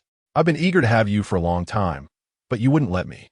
His words, whispered against her skin, were filled with intimacy. Yin Shuyang deeply inhaled his scent. "So many things happened tonight. Don't you want to comfort my wounded little heart?" Without answering, Xie Guanlan turned her face and kissed her chattering lips in the dark. "Not anything else, but kisses and cuddles are okay." "How hot?" she murmured. Xie Guanlan's body, hands, and even his kisses were all warm. His kisses tonight were more passionate and lingering, making her lips tingle. He released her, allowing her to breathe, but still pressed his lips to her cheek and then her neck. "Baby, do you feel better now?" he asked softly. Yin Shuyang, dazed from the kisses, responded with a soft, sweet mm. They embraced for a few minutes. "Should we sleep now?" she asked, shifting her bottom. "Lanlan, you're the one who can't sleep now." "I'm fine," he insisted. "How can you be fine? What if you hurt yourself?" "I can help." She blushed, though she was inexperienced. But such things, with practice, would become easier. And with Xie Guanlan, she felt no aversion, only curiosity. She pouted. "Lanlan, please. I'll help you. Do you know what you're saying?" In the darkness, Xie Guanlan held her back, but she still managed to sit on him. If the lights were on, they would see her bashful, eager expression. He restrained her, yet allowed her to wiggle on him, a contradiction of control and indulgence. "Baby, don't move." She quickly wriggled her hips, and a minute later, she collapsed, burying her face in his neck. "Okay, I won't move." Xie Guanlan relieved, heard her soft, sweet voice again. You move. What kind of talk is that? Sleep now, and we can play later. He pushed her to lie beside him. No more sneak attacks. Really? No more? She protested. As she moved, his hand came to stop her. No, you mustn't. Don't you feel uncomfortable? If you don't touch me, I can stay calm, he replied. Yin Shuyang, pouting, turned her back to him and moved to the other side of the bed. Then we sleep like this, apart. Baby, he called, but his actions contradicted his words. She was angry. After we're married, I'll make sure to satisfy you. She didn't respond, clearly upset. Yet, he dared not touch her. She often accused him of tempting her. But for him, she was an irresistible aphrodisiac. He had lusted after her from the moment they met, and his dreams betrayed his desires. She was right. He was a hypocrite, a repressed tease. Tonight, he refused to harm her further. After 10 minutes of calming himself, he moved to her side, pulling her into his arms, and nuzzled her shoulder. Good night, baby. Yin Shuyang, half asleep, did not reply, but nestled into his embrace, her back pressed against his chest, finding a comfortable position before falling asleep. The next morning, Yin Shuyang woke up late. Xie Guanlan was gone. Aunt Qin informed her that he had left early for the company. Mrs.? She mused, feeling a bit excited by the title. She sent a message to Xie Guanlan, sharing a photo, but received no reply until she was on her way home. He had been in a meeting. Shiny, I'm home going to see my brother. Lawn friend. Okay, be careful. Shiny, your driver. Lawn friend. Let me know when you get home. Shiny, Okowo. Xie Guanlan put down his phone, unconcerned about the scars on his hand. Upon returning home, Yin Shuyang checked on her brother, Yin Shujun. Brother, how are you? Does your head still hurt? Is your wound painful? He examined her, noting the absence of love bites. Did you really sleep separately? No romantic moments. Is Xie Guanlan really incapable? I should take him to a specialist. I'm fine. I read Xie Yongzhou's Weibo post. It's not very convincing, is it? A man and a woman alone in a hotel room for hours. Some people hide behind their screens and spread rumors. I've already taken legal action. Don't worry. Xie Guanlan and I will handle it. I know how to prove my innocence. When I don't show a baby bump or give birth, they'll have to believe me. But they might think you had an abortion. You don't need to go to those lengths. I stand tall, and my shadow follows. Yin Shuyang wished to present a slanted demeanor before Xie Guanlan, leaning into his embrace. You seem quite spirited. Did you visit Xie Guanlan's villa last night? You were so obedient, actually sleeping in the guest room, yet she had not slept in the guest room. She had slumbered in Xie Guanlan's bed, playfully perched atop him before drifting off. A faint blush crept into Yin Shuyang's ears. Although she had not managed to sleep beside Lanlan, she had shared the night with him, waking in a daze to feel herself nestled in his arms. She believed she might have even kissed his arm before succumbing to sleep once more. Yin Shujun noticed her flushed ears. Ah, Yin Shuyang, are you being coy? Did you two share a bed last night? It was purely innocent, you know? Just chatting under the comforter, she clarified, not just any blanket, but a silk quilt. Is the blanket the main point? Yin Shujun suddenly felt a headache returning.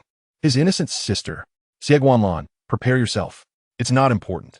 After all, my relationship with Xie Guanlan was above reproach last night. Yin Shujun sighed, pinching the bridge of his nose. Don't you think there's a significant issue here? What issue? The issue with Xie Guanlan.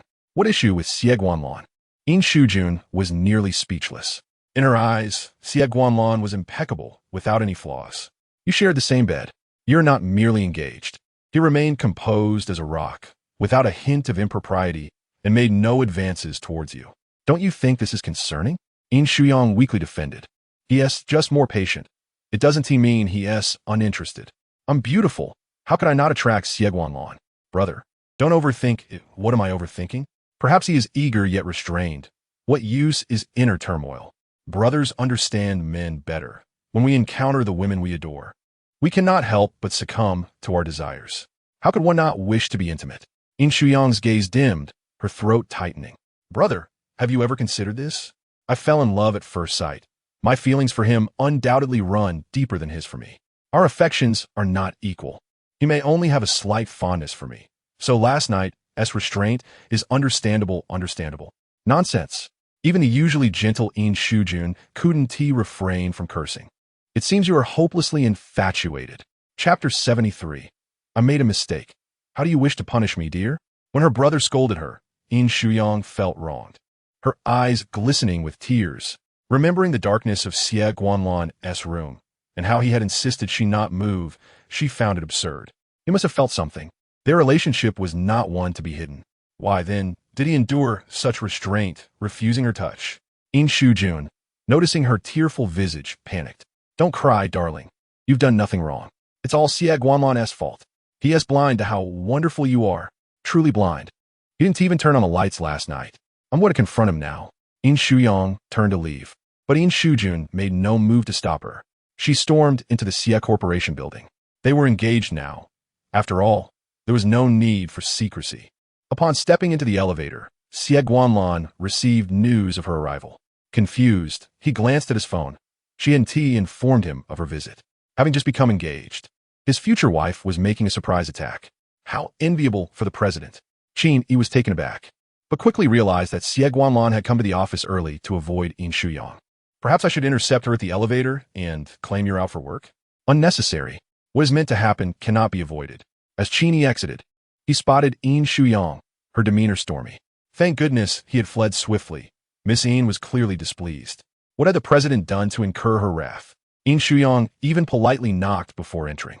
Xie Guanlan stood tall, backlit and cold, his face shrouded in shadow, reminiscent of the previous day's gloom. Yet, she noticed the bruising beneath his eyes, something she hadn't registered the night before. Her anger transformed into concern. What did you get hurt? Last night, after my brother and I left, you and Xie Yongzhou had a physical altercation. Yin Shuyang quickly pieced it together. He had deliberately kept the lights off to avoid detection. How could you let him harm such a handsome face? What were you thinking? Where else are you hurt? Let me check. Yin Shuyang pulled him onto the sofa, ready to undo his shirt. Xie Guanlan grasped her wrist. Her gaze fell upon his hands, marred with scars, though not deep. Her heart ached. Why do you treat me like a stranger? You get hurt and keep it from me. Can I expect your honesty in the future? Feeling both wronged and pained, she nestled into his lap, her cheek brushing against his chest. I didn't want you to worry. Yin Shuyang, you've grown up independent. Your fear of causing me distress is understandable. But now that we are engaged, we are to share our lives. You must allow me to embrace your affection, dependence, and concern. You're no longer alone. When you're tired, hungry, or weary, you can tell me. If you miss me and wish to hold or kiss me, you may do so without restraint.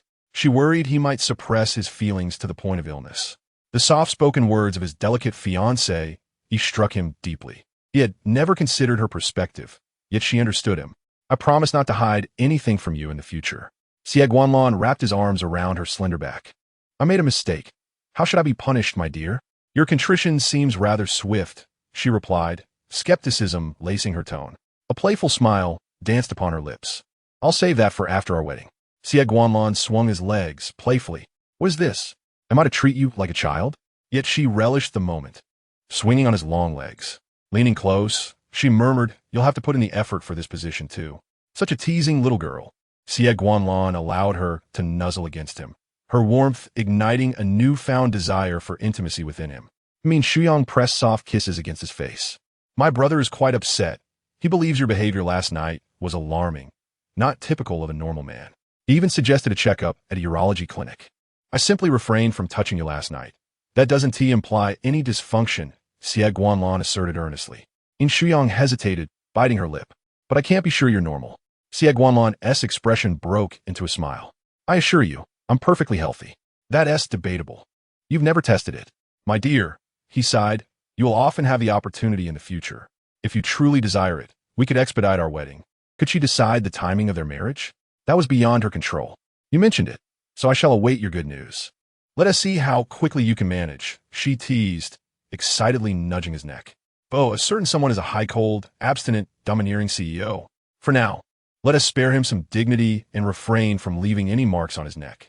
Since Yin Shuyang has arrived, she has no intention of departing immediately. After having lunch at the office with Xie Guanlan, she rests in Xie Guanlan's bed, eagerly awaiting their evening date.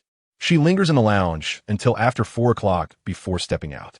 Xie Guanlan, sitting upright with a serious demeanor, is undeniably captivating as he immerses himself in his work. As she approaches, her hands gently rest on his shoulders, kneading them softly. Xie Guanlan sets down his pen, touches her hand with his right hand, and informs her that his grandfather has called, inviting them over for the evening. If she is reluctant to go, he will decline the invitation on her behalf. Why not go? What is there to refuse? Dining at any place is the same. Don't be afraid to return to the old residence. I will stand by you. She supports him.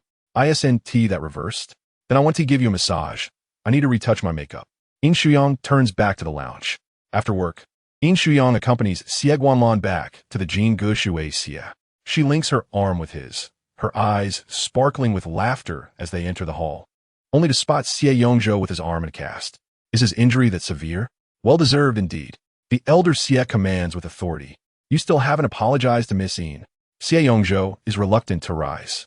Grandfather, even if I invited Miss Yin to my room to paint, an apology isn't necessary. Is it? Once the video circulates online, I cannot control how those marketing accounts portray it or how netizens perceive it. Confrontation is welcome. The previous day, she refrained from discussing matters with him because her brother had confronted him. Today, it is fitting to clarify in front of the Xie family. That day, you forcibly brought me to your room. It was not my choice. It was evident that you had planned it all along, dragging me in, and once inside, you choked me and pressed me against the wall. In that moment, Yin Shuyang seems to grasp Xie Guanlan's actions from the night before. She hadn't disclosed it to him then, fearing for his concern. Uncertain of how many women Xie Xiaoya has treated similarly. She knows not what transpired when he confined other women in rooms. At the very least, nothing occurred between them. Otherwise, she would fight him to the bitter end, preferring to be shattered than to be whole. Her gaze is resolute and filled with indignation. She senses the atmosphere around the man beside her grow noticeably colder. A fleeting glance reveals Xie Guanlan's dark, chilling eyes as sharp as ice blades. His voice is icy and commanding. You laid hands on her. Is that what you call it? I also admire Miss Yin. We merely pursue our affections differently. My brother encountered Miss Yin that day. Were she injured? Xie Yongzhou feigns indifference. What was revealed last night stemmed from my unwillingness. I had previously enjoyed my time with Miss Yin, but she suddenly decided to become engaged to my brother. My heart was wounded, and the blow was too great, prompting my actions. Yin Shuyang furrows her brows slightly, perplexed by Xie Yongzhou's words. Do not harbor feelings for me. She admonishes.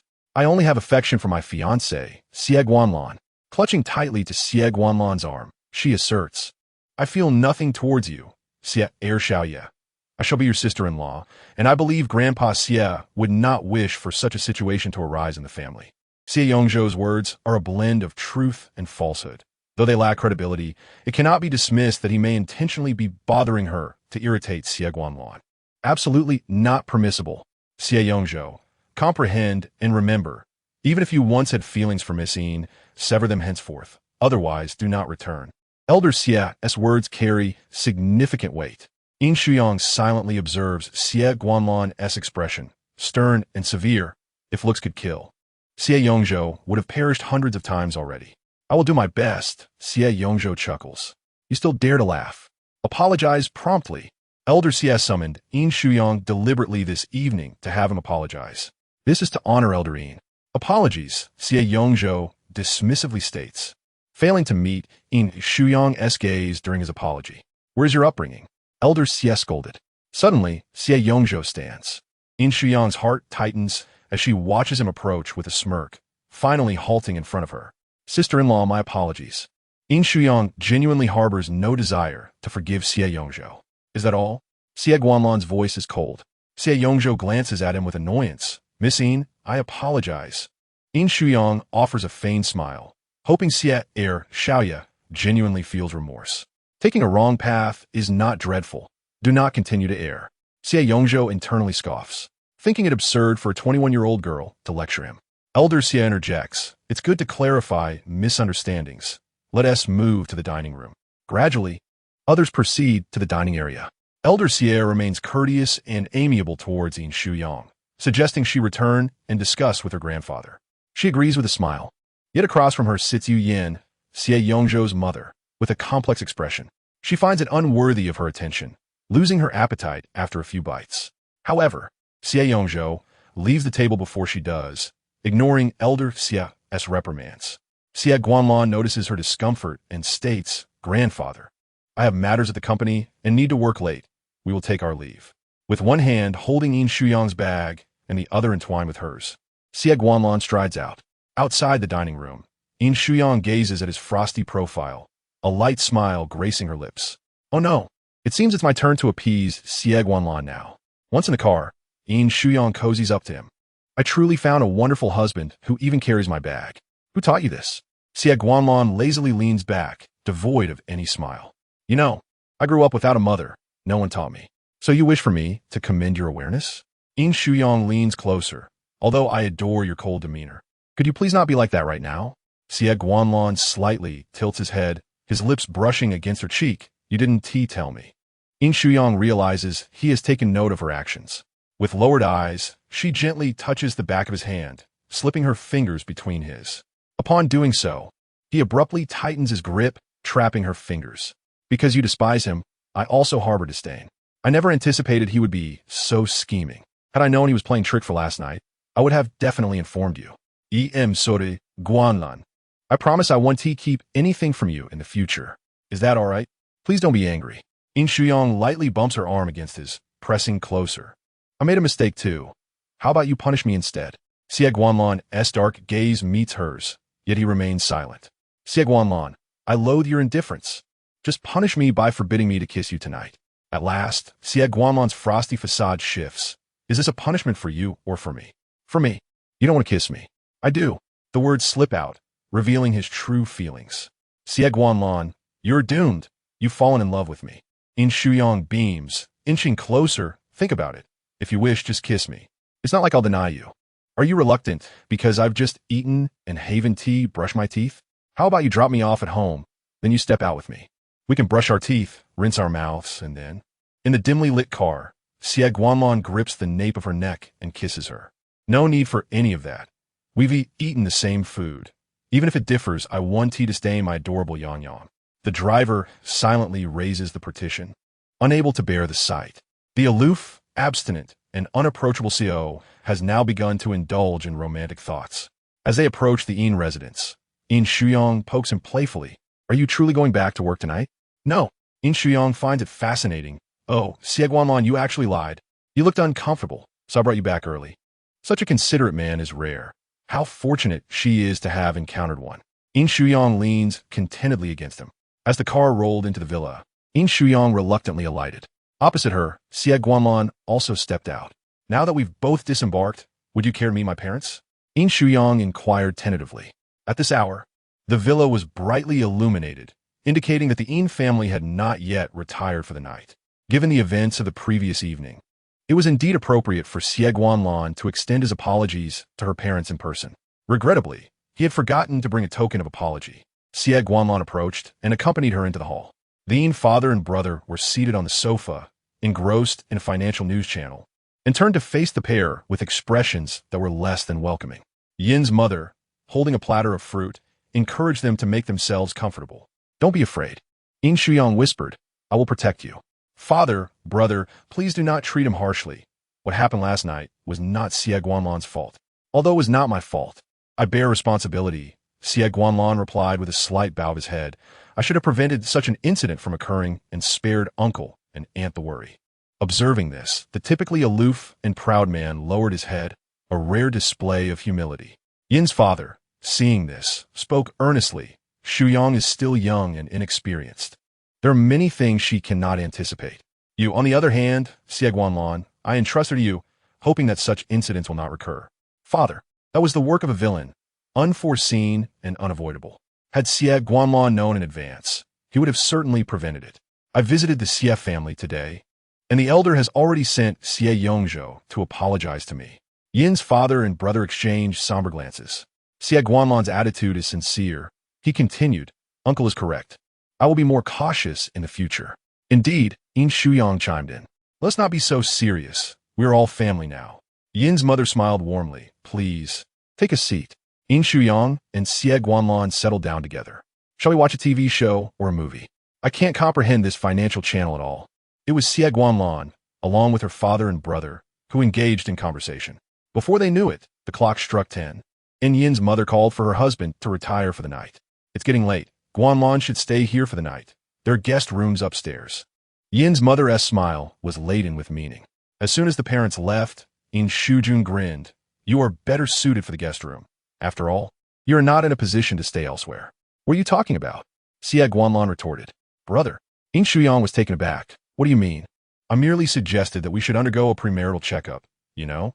Yin Shujun rose leisurely. There is no time like the present. Let us go tomorrow, and I will accompany you. Who needs their brother to accompany them for a premarital checkup? What purpose would that serve? To ensure Xie Guanlan doesn't bribe the doctor? That's unnecessary. The two of us can manage it when Xie Guanlan has time. Yin Shuyang tilted her head. When will you have time? Tomorrow is feasible. He could cancel his schedule. All right then, tomorrow it is. That night, Yin Shujun appeared considerably more relaxed than before, even refraining from personally escorting Xie Guanlan to the guest room. The more he acted this way, the more curious both Xie Guanlan and Yin Shuyang felt. He genuinely believed there was something amiss with Xie Guanlan. How outrageous! How could my brother behave like that? The following day, the couple went to the hospital on an empty stomach for their premarital examinations.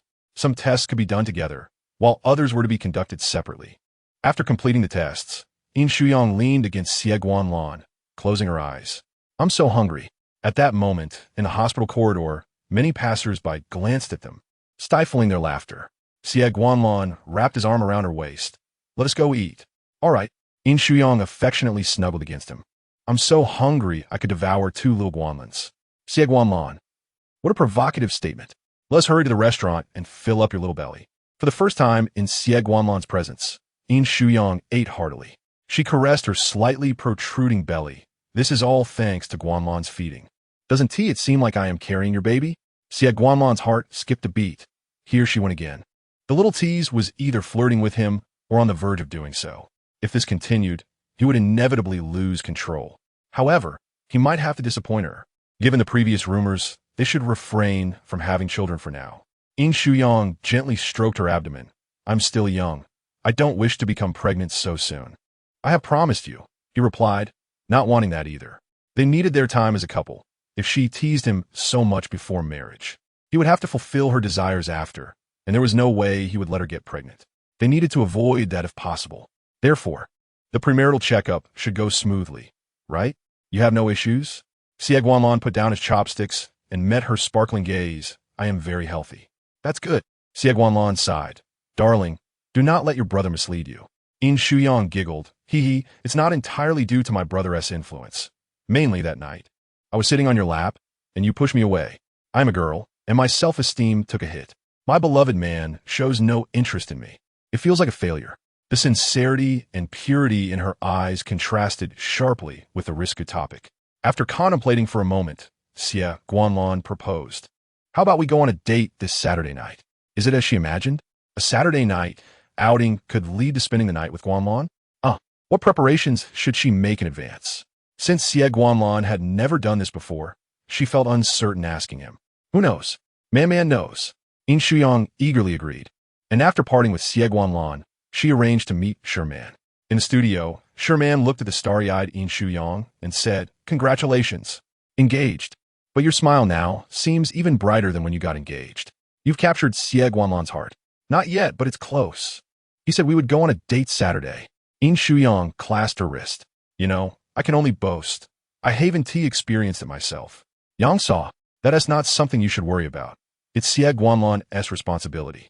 However, Sherman leaned in. I can help with your outfit for that night. For a first date, you shouldn't dress like me and hung. It should be pure, yet slightly sexy, gentle yet a bit wild. When you take off your outer clothes, the inner attire should astonish him, understand? Yin Shuyang shook her head slightly. That's all right, dear. I will take care of it. Perfume is also crucial. Oh, my little Yangbao is transforming into a woman. Why am I so excited? I am even more excited than you. Let us hope Xie Guanlan has no social obligations that night. I need to have a word with Qin Yi to avoid scheduling work for him. Shiman smidet gently. I hope you have a delightful Saturday. Mute your phone. Turn off Xie Guanlan's phone. This experience is essential. Turning off the phone avoids disturbances at critical moments. Yes. Yang has learned. On Saturday, Yin Shuyang began her preparations early, humming a tune as she descended the stairs. Yin Shujun was waiting below and turned his head with a sigh. Off to a date again? How did you know? Retract the smile from your face before asking me that question, Yin Shujun remarked dryly. Smiling too much leads to wrinkles. Yin Shuyang's smile vanished instantly. Brother, how could you say that? Today is a wonderful day. Why bring up wrinkles, the enemy of women? Indeed, I am going out on a date tonight and will not return. As soon as she finished speaking, Yin Shuyang's calm demeanor shifted dramatically. Staying out overnight, and you're telling me so boldly? This is outrageous. The little princess is causing a ruckus. Are the results of the premarital checkup in? Yin Shuyang could not help but feel anxious. The thought of his beautiful, gentle sister being taken advantage of by the cold and unfeeling Xie Guanlan ignited a fire within him. Yet they were now officially engaged. It's out. I'm perfectly healthy. Yin Shuyang ground his teeth. I was asking about him. Yin Shuyang replied with a smile. Oh, Guanlan is also very healthy, extremely healthy. Brother, you can rest assured now. Does he look the slightest bit at ease? Yin Shuyang rose. Where are you going on your date? I will accompany you. Is that appropriate? What is inappropriate about a brother escorting you to a date? I happen to have some matters to discuss with Xie Guanlan. Yin Shuyang's expression darkened. Xie Yongzhou, daring to bully his precious sister, could not simply be settled with a beating. Until he brings down Xie Yongzhou's enterprises and tarnishes his reputation, he would not be able to face his sister. Furthermore, regarding Xie Guanlan, if he dares to let this slide, he is unworthy of marrying his sister. Yin Shuyang found herself unable to resist. Fine, but it is still early, and it is not yet time for the date. I haven't even had breakfast. Yin Shuyang settled back down. No rush. Take your time eating. Yin Shuyang lingered at home until the afternoon, constantly seeking an opportunity to persuade her brother. However, just as she was about to speak, she met her brother's gaze and faltered. Her brother had matters with Xie Guanlan, perhaps concerning Xie Yongzhou. She was incredibly clever, but could they not discuss it another day? Why must they ruin her date with Xie Guanlan? Surely her brother would not want to wait until after dinner to bring her back. Yin Shuyang was deeply conflicted, her brows slightly furrowed as she got into the car. She appeared despondent about going out on a date. Yin Shuyang haughtily snorted, Brother, why do you think I am unhappy? How would I know? But I can guess. Could it be because that man Xie Guanlan is too aloof, too ascetic like a block of wood, an iceberg that cannot be warmed? Are you having second thoughts? Yin Shuyang chuckled. There is still time to regret. It is only an engagement. I have no regrets. Guanlan's heart is warm, and his body is warm. The aloof facade has been dismantled by me. You have no idea how red his ears get when we kiss. It's utterly adorable. Yin Shuyang's smile vanished instantly. No need to share such details with me. I fear I might lose my temper with him. You mustn't. How could you bear to see your precious sister mourning? There are countless men in the world. If you part from Xie Guanlan, surely you can find another. But I only like him. Xie Guanlan certainly should not perish. It is Xie Yongzhou who deserves that fate. That scoundrel dared to slander his sister's reputation, merely courting death. Suddenly, her brother's expression turned cold and fierce, causing Yin Shuyang to feel a shiver of anxiety. Were you planning, brother? Xie Guanlan does not deserve death. Even if there are complications, it is she who desires it, she who is proactive. Xie Guanlan has already turned her down many times. Her desires are her own, unrelated to him. Please, brother, remain calm. Upon arriving at the hotel, the siblings disembarked together. As they entered the lobby, Yin Shuyang spotted one of Xie Guanlan's secretaries, Zhao Dan, approaching them. Miss Yin, young Master Yin, the president is currently meeting with a client and may be a while. Allow me to escort you both to a lounge. Just hearing this made Yin Shuyang dissatisfied. Arriving late for a date was unacceptable. Xie Guanlan better have a valid excuse. Tell him to hurry. If he doesn't arrive within half an hour, he should not bother coming. Yin Shuyang turned her head. Brother, you've said your piece. What about me? If Xie Guanlan truly has something important, I am willing to wait. Trust and understanding are vital in a relationship. They entered the private room, where the waiter served fruits, desserts, and drinks. Yin Shuyang pulled out her phone and discovered Xie Guanlan had sent her a message, indicating he might be late. What client is so significant that he must meet during a Saturday date? Yin Shuyang's tone turned sharp, his displeasure evident. Mr. Yin, this client is indeed not crucial for the Xie group, but he is a client of young Master Xie. The president has gone to intercept him, and I believe both of you can understand the reasoning behind this. Yin Shuyang remained silent. The two brothers were at an impasse. The president places great importance on tonight's date. The flight was delayed, and the client only landed an hour ago. They are still in a meeting, thus hindering the appointment with Miss Yin. Zhao Dan continued to explain. It's all right. There's still time. No need to rush. Seeing her brother's expression soften, Yin Shuyang knew he would not hold a grudge against Xie Guanlan. He was likely contemplating how to retaliate against Xie Yongzhou. This was something they both understood without needing to speak. Yin Shuyang leisurely nibbled on the fruit. Brother, would you like to have some? Yin Shujun watched as she offered him watermelon, and he opened his mouth to take a bite. Brother, I know there are things between you and Xie Guanlan that you want to share with me. I have but one request. Please ensure your safety and do not get into any trouble. If an emergency arises, I hope you both can help one another. If either of you is hurt, I'll be heartbroken. Yin Shuyang affectionately fed him a piece of kiwi. Yin Shujun turned his head slightly. Are you concerned for your brother or for your fiancé? Both. What kind of look is that? On the night of your engagement, when you were hurt, I accompanied you to the hospital. How could you doubt our sibling bond? Boo-hoo. Yang Yang is heartbroken. Her soft voice made Yin Shujun feel a pang of guilt. It is my fault. I should not have doubted you. We have known each other for 21 years. Surely our bond is deeper. Yang Yang cares for her brother. Indeed. Of course, I care for my brother, but I also care for Guanlan.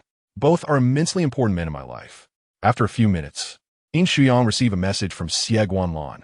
Good news, I'm on my way. Bad news, I'm stuck in traffic. Although it was Saturday and not peak commuting time, the weekend crowd made the city lively and the traffic congested. Yang Bao, no need to worry. Safety first. My brother won't be angry. He just pretends to be tough, but is actually soft-hearted. Lan Penju, it is indeed inappropriate to be late for a date. That's another strike against him. Let's save it for later. Yang Bao Xie Guanlan was far too considerate, almost to the point of raising her suspicions. He entered the private room precisely on time. Guanlan, Yin Shuyang smiled at him. Xie Guanlan sat beside her, taking her hand gently. I apologize for being late. No witties. Just a tad hungry, she replied. Let's serve the dishes. Chapitre 77, à surprise. Xie Guanlan had actually prepared a proposal ceremony. Initially, the three of them dined in perfect harmony. Yin Shuyang realized she had become the ultimate facilitator. Xie Guanlan served her food, and she ate. Her brother served her food, and she ate as well. She even insisted on returning the favor, serving both her brother and Xie Guanlan. Toasting required equal attention. She could not comprehend the competition between these two men. There was no need for them to vie for her affection. She could spoil them both. No, wait. Could she leave? Her brother and Xie Guanlan had matters to discuss. I'm full. Yin Shuyang wiped her mouth. I'll step out to the balcony for some fresh air. You two take your time. She left them space to talk. Yin Shuyang walked to the balcony and closed the glass door. Outside, the stars sparkled brightly. Xie Guanlan's dark gaze fixed intently on her slender silhouette. The gentle breeze tousling her hair and white dress. Yin Shujun sipped his drink, casting a knowing glance at him. My sister is beautiful. Isn't she? Indeed. Humph. Yin Shujun scoffed. Don't stare too long. I'll make sure you're watching her every day from now on. Yin Shuyang had stepped out deliberately, leaving them space to converse. Xie Guanlan withdrew his gaze. You speak. Yin Shuyang leaned outside, enjoying the night breeze while chatting with Man. Mamian, what is going on? Hasn't it started yet? Xie Guanlan is failing. Yang Bao, my brother, and he are eating together. Mamian, you all seem to be having quite the party. Is your brother part of the play too? Yang Bao, I'm not a pervert. It's my brother discussing matters with Xie Guanlan. I'm just waiting for them to finish. TT. Mamian, TSK, poor Yang Bao. Oh dear, a night together is worth a fortune. Brother Jun is rather thoughtless. Yang Bao, he is just jealous that I have a fiancé while he remains single. No one accompanied him in love. Should I introduce a girl to Brother Jun? Sure. It's time for my brother to find a partner. Yin Shuyang lingered outside for over 10 minutes when the door behind her opened. Xie Guanlan stepped out and stood beside her. Has my brother left? No. Yin Shuyang turned around and indeed saw her brother still seated at the table on the phone. Have you finished your conversation? For now, yes. We can continue later. The two returned to the private room, and Yin Shujun rose. Let us head upstairs together. What does that mean? Can't my brother stay at a hotel? Yin Shujun crossed his arms, his gaze slightly provocative. The soundproofing in hotels should be quite good, right? But is it really good? She had no idea. Brother, maybe you should think it over. If neither of us goes home, won't our parents say something about us? We're not minors. What could they possibly say? Yin Shujun was wholly unconcerned. If you suddenly want to go home, I'll take you back immediately. I don't want to. She wished to go on a date with Xie Guanlan. Fortunately, they were on the same floor, but in a room across the hall, rather than next door. Otherwise, that would be absurd. Her brother would seem like a creep, chasing after his sister and her fiancé into the next room. Good night, brother. Sleep early. Yin Shuyang nearly wanted to drag her home right then. How could he sleep when she was out? He shot a glare at Xie Guanlan, who nonchalantly opened the door, gently guiding Yin Shuyang inside. They went in. What was he supposed to get a tour now? Frustrated, he thought of his precious sister. At that moment, Yin Shuyang gazed at the beautifully arranged room, her eyes sparkling as she looked at Xie Guanlan. What are you doing? Flowers, balloons, plush toys, pearls, Xie Guanlan. You're quite extravagant, using pearls to form a heart. Who taught you this? Just stand here, clad in a flowing white gown, with pearl tassels adorning her arms. She stood within the heart made of white pearls, watching as Xie Guanlan knelt on one knee. Lanlan, what are you doing? Proposing? It turned out that Xie Guanlan's Saturday date was meant for a proposal, not merely for romantic escapades. She had misunderstood. Nevertheless, she maintained a sweet, beautiful smile. What made you think of proposing? The secretary asked if I was going to propose. They said every girl dreams of a proposal ceremony, even if we're already engaged. I didn't want you to have any regrets. Xie Guanlan produced a ring, his dark eyes fixated on her. Yang. From the moment I agreed to reject you on your brother's behalf yet found myself attracted to you, I have been smitten. I adore how you cling to me, how I can relax around you, your playful teasing, how you call me Lanlan. I want to spend my life with you, letting you swing on my lap. Yin Shuyang, will you marry me? The standard phrase of a proposal concluded the moment, yet it was his wish for her to swing on his lap that truly moved her. Tears brimmed in her eyes. Dressed up, she didn't want to cry. She fought back the tears, but they still glistened in her eyes. She extended her hand. I do. I will marry Xie Guanlan. Xie Guanlan gently slid the ring onto her finger and placed a soft kiss on her hand. With that ring, she became his. Rising, he embraced her waist, and they shared a sweet kiss. After a considerable time, Yin Shuyang excitedly took out her phone to capture the moment. Okay, you take the picture. You can't leave. You must take one too. You're my photographer. Xie, the photographer Guanlan, stood beside her. Don't need to kneel again? Is that appropriate? After all, a man's knee has gold beneath it. It's fine. Anything my wife desires is possible. Xie Guanlan knelt again. From now on, you'll be the one kneeling, baby. Yin Shuyang smiled, snapping pictures of Xie Guanlan, the proposal setting, and the engagement ring, delightfully sharing them on social media. How amazing. Someone has finally wised up. There really is a proposal ceremony. Just as she posted, there was a knock at the door. Oh no, I should have waited until tomorrow to post. Xie Guanlan went to open the door, and Yin Shuyang entered with a stern expression. You two are hiding in here proposing? You didn't allow me, your brother, to witness. Now you've seen it. Yin Shuyang leaned against Xie Guanlan. I didn't know either. It was a surprise. The engagement ceremony had been the talk of the city, grand and lively, yet an unpleasant interruption had occurred. A more low-key proposal ceremony could also be nice. I find it quite astonishing that you prepared a proposal ceremony. You didn't even tell me. I could have hidden and filmed it. Don't worry about that. It was recorded with a camera. Take it down. Right now. Yin Shuyang commanded urgently. Yin Shuyang was bewildered. Her brother seemed overly eager to see the footage, but there was no need for such a tone. However, Xie Guanlan said nothing and retrieved the camera to hand it to Yin Shuyang. Here, take it. No need to see you out. Yin Shuyang clenched the camera, teeth gritted. Xie Guanlan, do you have any other business? Yin Shuyang wore a sweet smile, but her eyes urged him to leave. Heaven forbid. If he doesn't take the camera away, what if they film what happens between the two of them tonight? As a girl, she certainly wouldn't want such a video circulating online. Safety first. Yin Shuyang concluded and departed. Once the door closed, Yin Shuyang lifted her gaze. Does my brother mean for us to remember to use protection? Xie Guanlan's heart skipped a beat. Baby, what are you implying? I mean, I accepted the proposal. ISNT, there's supposed to be something more after a proposal? Yin Shuyang embraced him. Oh, Yang is unhappy. Was it truly just for the proposal? Can't we enjoy a little something afterward? Did you fake the marriage check? Is the report false? Are you really incapable? Xie Guanlan firmly held her waist, knowing that teasing wouldn't work. We haven't married yet. Xie Guanlan, my darling. I propose so we can marry soon and avoid any regrets. When can we get our marriage certificate? I'll go home and get the household registration book. Xie Guanlan feared she might cry any moment. If you don't explain immediately, I'll cry. Yin Shuyang still felt wronged. The earliest will be next Monday. Xie Guanlan, you're quite cunning. First, you propose. Then we get the certificate. Afterward, we'll be a legitimate couple. They had only been engaged for a short time, yet they would soon be married. Her pursuit of love had been exceedingly smooth and successful. Heaven bless Yang Yang. Not in a rush. I am. Why not? Yin Shuyang nestled against his chest. You're such a clueless man. Don't be deceived by my gentle and elegant dress. Underneath, I'm wearing something quite daring. Oh dear, what a waste. Xie Guanlan's principles were just what attracted her. The more she clung to him, the more she pouted, wanting to stay close, embracing him, not wasting this date. Darling, don't move. The little cat squirmed in his embrace, her chest pressed against him. He was a man, not a saint.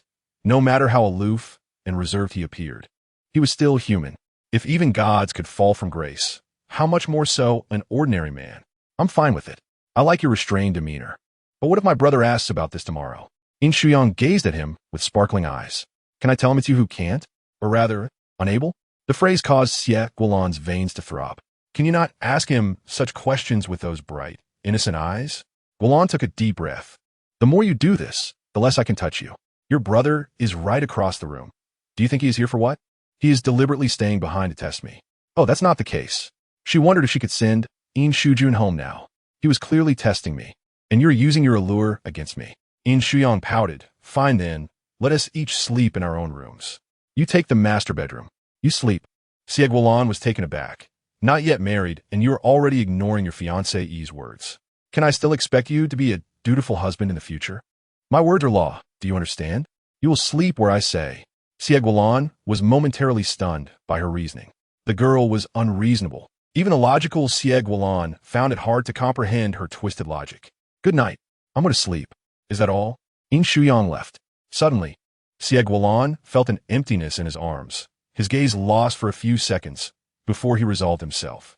Let us get the marriage certificate sooner.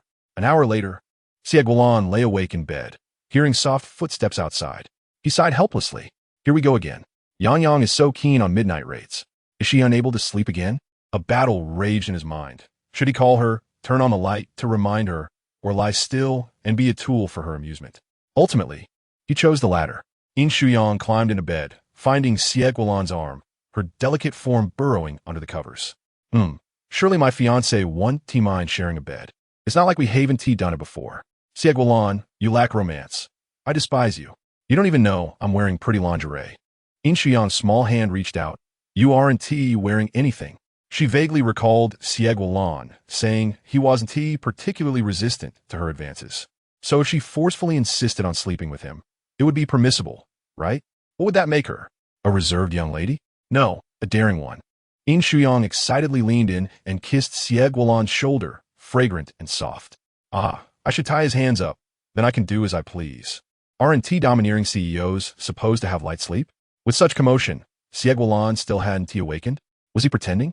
Giggling, Yin Shuyang became bolder, nestling into his neck and kissing him, noticing his breath becoming heavier. What a tease. She trailed kisses down his shoulder, and just as her soft lips landed on his abdomen, a hand suddenly pressed down on her, preventing her from moving further. That's enough. You're awake. Yin Shuyang chuckled. I need to be on those 8-pack abs to fall asleep. I wonder if my fiancé can satisfy that. Yes, I can. Xie Guanlan was thoroughly exasperated. He was going mad. She knew he was awake, that he was not easily provoked, and that he enjoyed her stealthy advances. She knew all of this, yet chose to tempt him. Yin Shuyang planted several kisses on his abs, lazily resting on him. Aren't you awake? You woke me with your kisses. Oomph, how disingenuous. Xie Guanlan, you dare lie to your beloved fiancé, E? Fine, I'll let you save face. How blissful it is. I am exceedingly happy to wake up beside my beautiful fiancé. Xie Guanlan wrapped his arms around her slender back. He now regretted not turning on the light because she had just mentioned she was wearing alluring lingerie. Would it be too late to turn it on now? So after we marry, will you wake me with kisses? That would make me happy. I want tea. Why not? Yin Shuyang pouted. It's not like I'm asking you to go through fire and water. Can't you fulfill such a small request? Xie Guanlan pressed his lips against her forehead. After marriage, you can sleep in as long as you like. I won't disturb you. Is that so? Because I will surely be sleeping in often after a night of exercise with my husband, and I need my rest. Xie Guanlan spoke so poetically and subtly that she almost didn't understand. Just thinking about it is thrilling. She found it even harder to sleep. Actually, I want to experience what it feels like to not get up tomorrow morning. Chapter 79. Brother, Will you accompany me to get our household registration? Xie Guanlan's Adam's apple bobbed, his breathing becoming heavier, the dark room filled with desire. His warm palm slid down, gently patting Yin Shuyang's pert bottom. Stop it. It's time to sleep. I can't sleep at all. Not even on those 8-pack abs. Yin Shuyang lowered her head, resting it against his rising chest. The surroundings quieted, yet her heart raced within. He was not as calm as he appeared. Frustrated, Yin Shuyang bit his collarbone, leaving a mark that was invisible but surely present. How did I end up liking such a man who doesn't appreciate romance, doesn't understand intimacy, and is indifferent to feminine allure? You don't crave the company of others, but you can't even desire your fiancé. Brother was right. Your physical checkup is fine, but your mind must have issues. Despite her boldness, Xie Guanlan still rejected her. He must have some psychological barriers. Xie Guanlan grasped her delicate wrist. I have no psychological issues, my dear. You do, you absolutely do. I'm going to live a life of loneliness, she lamented. With a sudden twist, she found herself on the soft mattress, Xie Guanlan descending upon her with a kiss. Thus, the seemingly upright Xie Guanlan needed a little provocation. The next day, Yin Shuyang lazily opened her eyes and, in a haze, saw Xie Guanlan's profile, unable to suppress a smile. Although they had gone all the way last night, he had attended to her quite well. She fixated on Xie Guanlan's lips, the images of the previous night flooding her mind. Shy. This excitement made her not want to sleep in. Like an octopus, Yin Shuyang clung to Xie Guanlan, her fair fingers tracing circles on his collarbone, where she had left shallow bite marks last night. He was hers. She had marked him. Xie Guanlan turned, pulling her into his embrace, even without opening his eyes. His face nuzzled against her. Baby. Yin Shuyang was elated, reveling in the fact that he called her baby in his slightly husky voice, making her heart race with excitement. Aren't you tired? A little. Today is Sunday. We don't have to get up early. Xie Guanlan pressed his lips to her cheek. Did you sleep well last night? What? Didn't you already ask that? Yin Shuyang's face flushed, her eyes still closed. I can't hear. Let me sleep a bit more. Xie Guanlan chuckled indulgently, and they both fell back asleep. At 10 in the morning, Yin Shuyang stared at the door across the room. Why aren't they up yet? No one has come out. In his memory, Xie Guanlan was not someone who would sleep in. Oh, my precious sister. He decided not to leave and waited for them to emerge.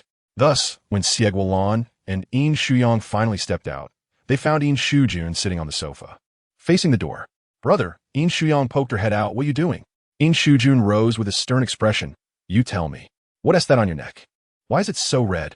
Angrily, he began to lecture Xie Guanlan. Don't suck on necks. Haven't you seen the news? The carotid artery is there. It could lead to serious issues. Xie Guanlan, don't you have any common sense? Yin Shuyang weakly covered her neck. It's because I asked Xie Guanlan to do it last night. However, she thought about how Xie Guanlan had a meeting and was going to meet clients, making it inappropriate to leave marks on his neck. Yet, there were plenty of marks on him. Feeling a bit shy, she heard Xie Guanlan say to be careful next time. She raised her gaze to glance at him, unable to hold back her feelings. She wasn't even hungry, so she decided to eat first. Yin Shuyang was already famished and filled with anger. Yin Shuyang linked her arm with Xie Guanlan's, reassuring him that it was fine. Her brother would eventually get used to it after seeing it more often. Yin Shuyang, walking ahead, turned back and said, I'm not deaf. I can hear you. That was precisely the intention, to let him hear. Still, after dinner, Yin Shuyang had no choice but to obediently get into her brother's car. Was there really that much reluctance? It wasn't like they would never see each other again. Ugh, don't say such ominous things. Yin Shuyang touched the engagement ring on her finger. Brother. Suddenly, she became overly servile, as calling him that implied she wanted something. My dear brother. Yin Shuyang grasped his arm. When we get home, could you please talk to Mom and Dad for me? Well, I want to get the household registration book. What do you need the household registration book for? To get the marriage certificate. Getting the marriage certificate. Yin Shuyang, have you lost your mind? Yin Shuyang touched her forehead. You're not running a fever. Brother, actually, Xie Guanlan and I didn't go that far last night. He said he hasn't married yet. Getting the certificate means we are married, right? The wedding can wait, but I want to sleep with him quickly. Yin Shuyang was speechless. With such aspirations, you truly disgrace the Yin family. Have you been bewitched by Xie Guanlan? Yin Shuyang asked helplessly. What kind of spell do you think he cast on you? A spell for a lifetime of love and companionship. Yin Shuyang rolled his eyes. Brother, it's no use calling me grandpa. I cannot assist you with this matter. You must summon the courage to ask for it yourself. Yin Shuyang pried her hands apart. Unless he has gone mad. Would he do that? I am afraid. You know fear, huh? Just a few days after your engagement, and you're already eager to get married? Why is Xie Guanlan not in a hurry? Who says he isn't? If he wasn't anxious, would he have proposed to me last night? Yin Shuyang defended herself. Thankfully, she likes Xie Guanlan, not Xie Yongzhou. Otherwise, the Yin family would be easily deceived and would hand over their daughter without hesitation. Then have Xie Guanlan personally visit, asking his future in-laws to bring out the household registration book so you can get married. Otherwise, I advise you not to pursue it any further. You are still young, only 21.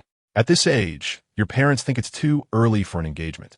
If it weren't for the rumors and your affection for Xie Guanlan, this union wouldn't have happened. Yin Shuyang still wanted to give it a try. How would I know if I don't try? The brave enjoy the world. After returning home, Yin Shuyang tugged on Yin Shujun's arm. Brother, accompany me. It's not me who wants the household registration book. Let go of me. Yin Shuyang, why drag me into danger? If you let me go, I might be able to save you. Is that how it works? Yin Shuyang released him. I'll go to the study to find Dad. Brother, wait for me outside. If I come out and don't see you, I'll cry. How old are you to still cry? What good will tears do? Yet, he still followed his sister to the study, leaning against the wall and watching her go in. Good luck. Yin Shuyang took a deep breath, feeling nervous. She reached the door but didn't knock. Instead, she returned to her brother's side. The siblings leaned against the wall together. How about you accompany me inside? If someone is with me as I face the music, I won't be scared. Chapter 80. We are pursuing pure love. Why should I accompany you into danger? You should go in by yourself. Yin Shujun pushed her, go on. Brave warrior charging for love.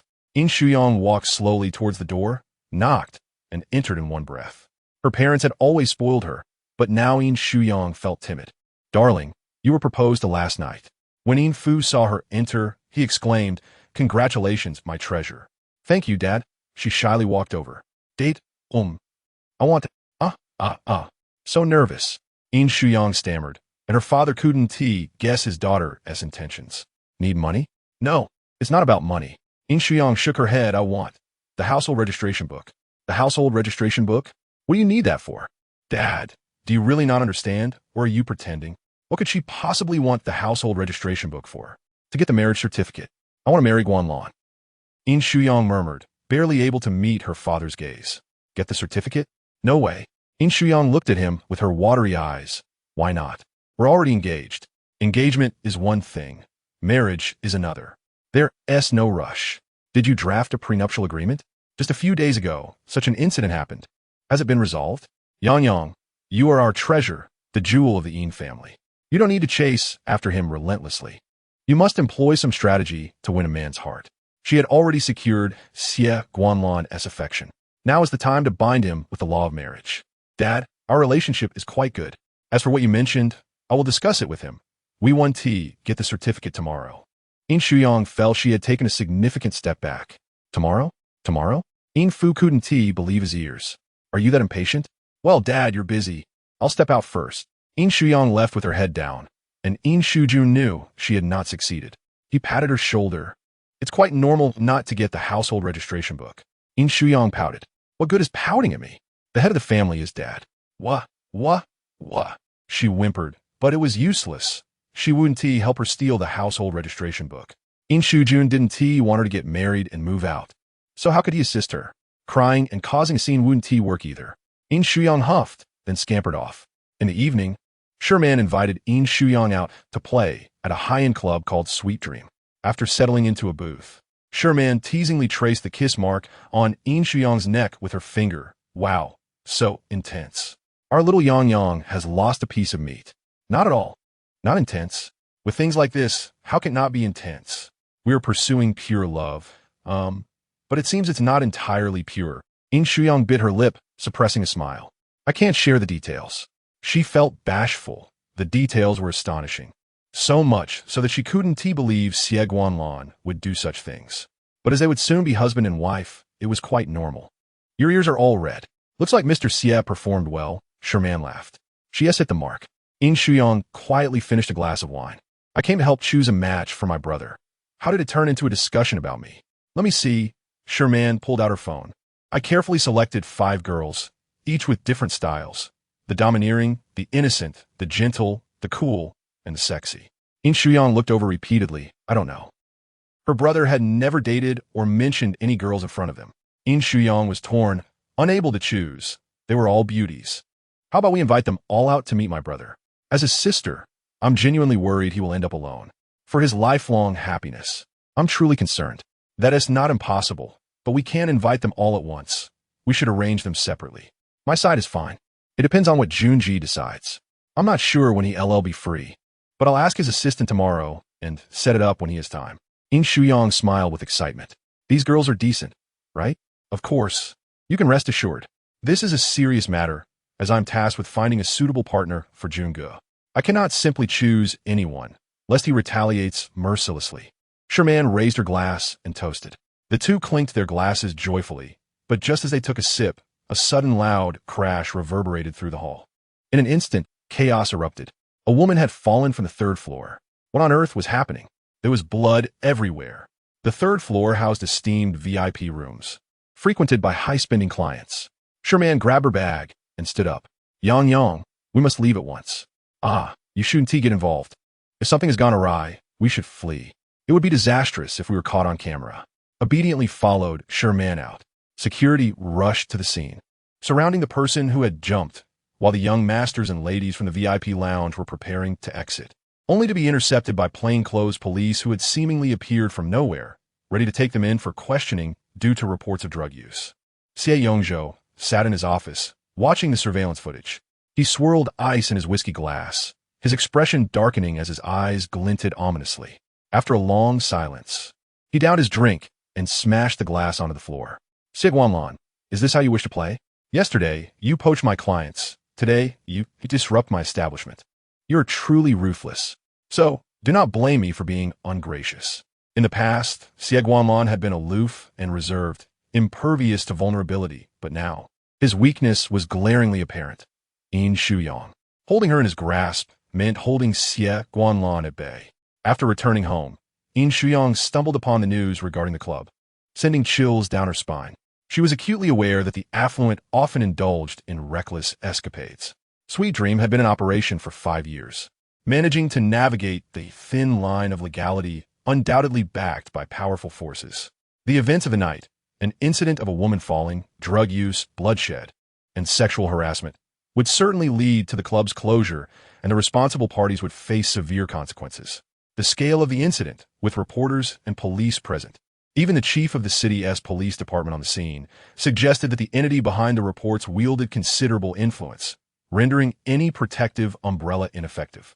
Upon reaching home, Yin Shuyang was greeted by her brother, Yin Shujun, who emerged from his room. Where have you been? I went out for a drink with Man. Don't run off recklessly. Yin Shujun's expression was serious. You and Man weren't caught up in the chaos tonight, were you? You both left swiftly. Yin Shuyang obediently ascended the stairs. Brother, when will you have time? I will not assist you in obtaining a household registration book, so give up that thought. I misunderstood you. I simply wish to introduce you to a few young ladies. I am already engaged, yet you remain a solitary figure. I want to help you find someone. You are clearly confused about your own situation. Why concern yourself with mine? I sincerely appreciate your worry, but I can handle my own affairs without your interference. I have neither the time nor the interest. Yin Shujun turned to leave, muttering a curt, "Do not disturb me." Brother, does that mean you have someone in mind?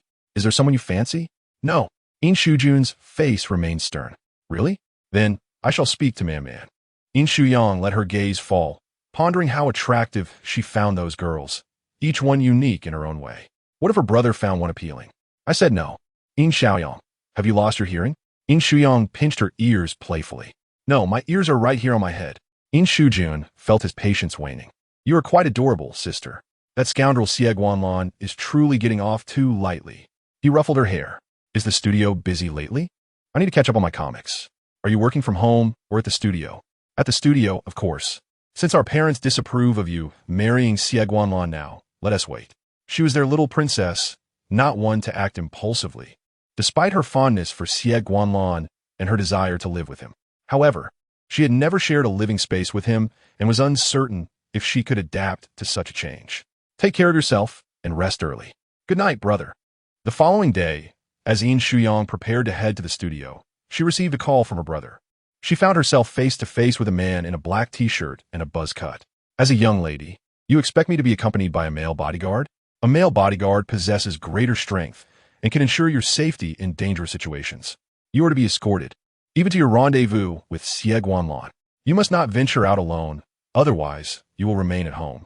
Yin Shuyang's tone was serious. I have a meeting to attend.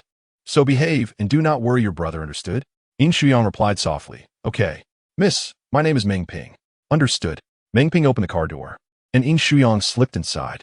Given the events at Sweet Dream last night, was her brother now on high alert?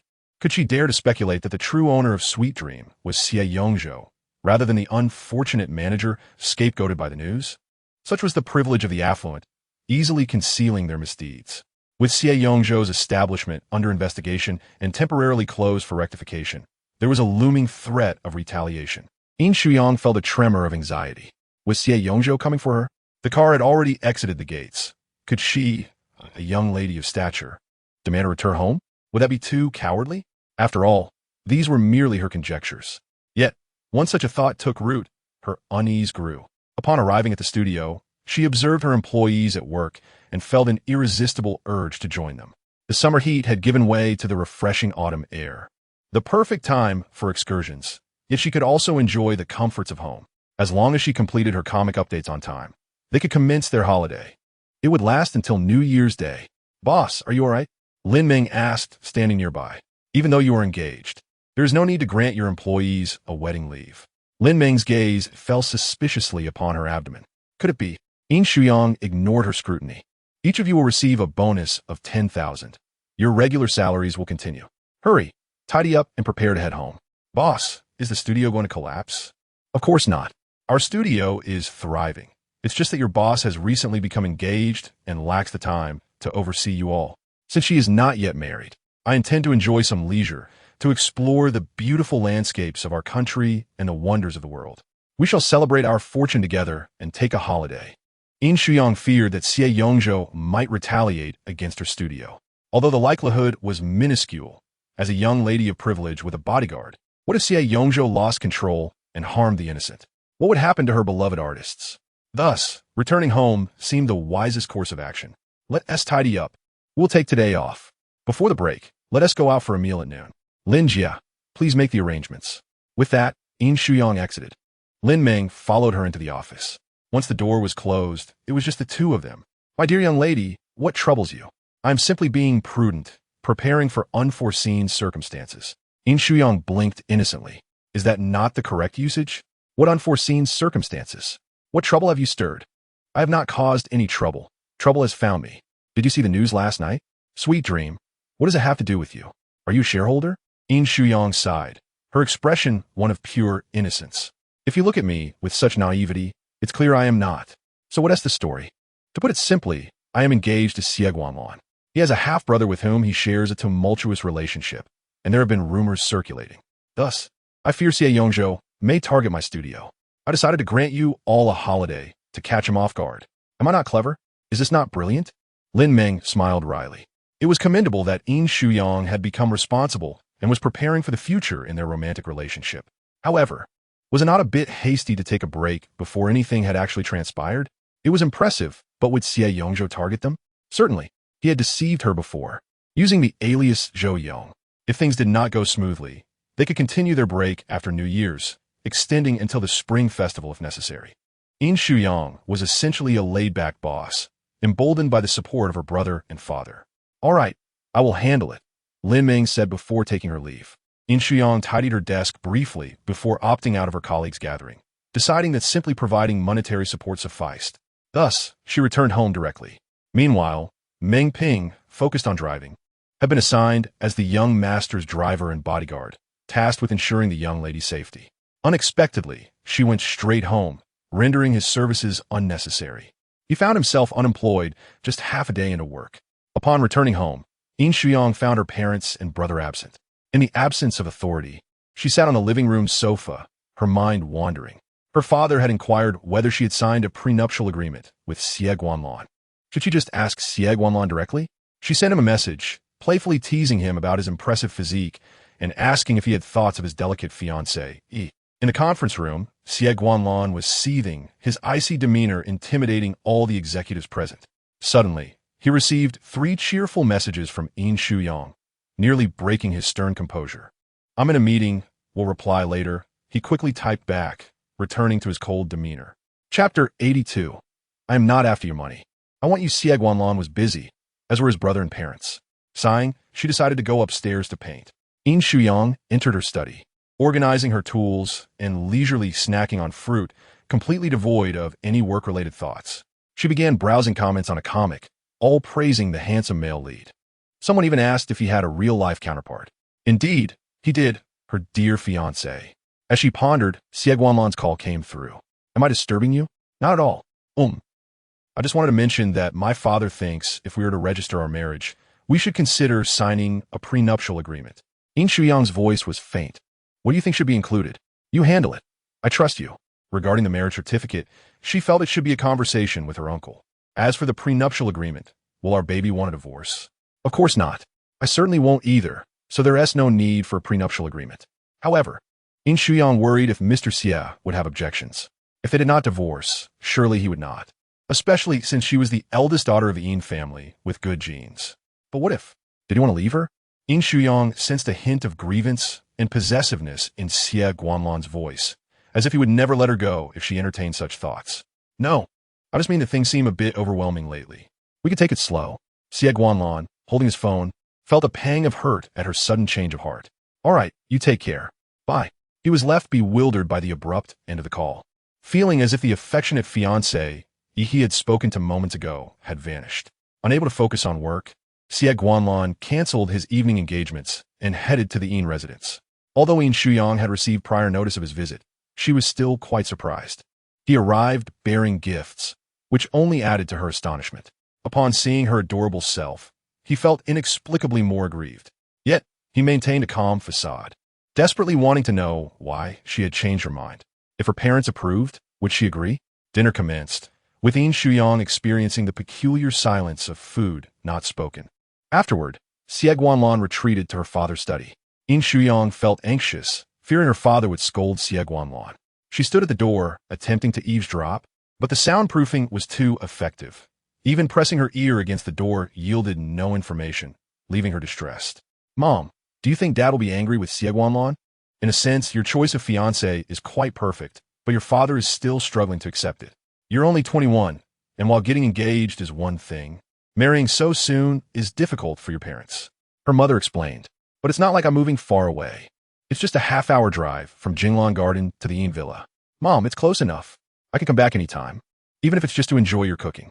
She clung to her mother's arm, sweetly complaining, "Are you really going to ignore Xie Guanlan? That domineering CEO often has social engagements, so he might be dining alone. Of course, I want to concern myself with him, but you still plan to marry him, and being alone will be hard for you." Her mother's sympathy was evident. They were about to leave when the study door opened, and Xie Guanlan emerged. "Lanlan, you two chat."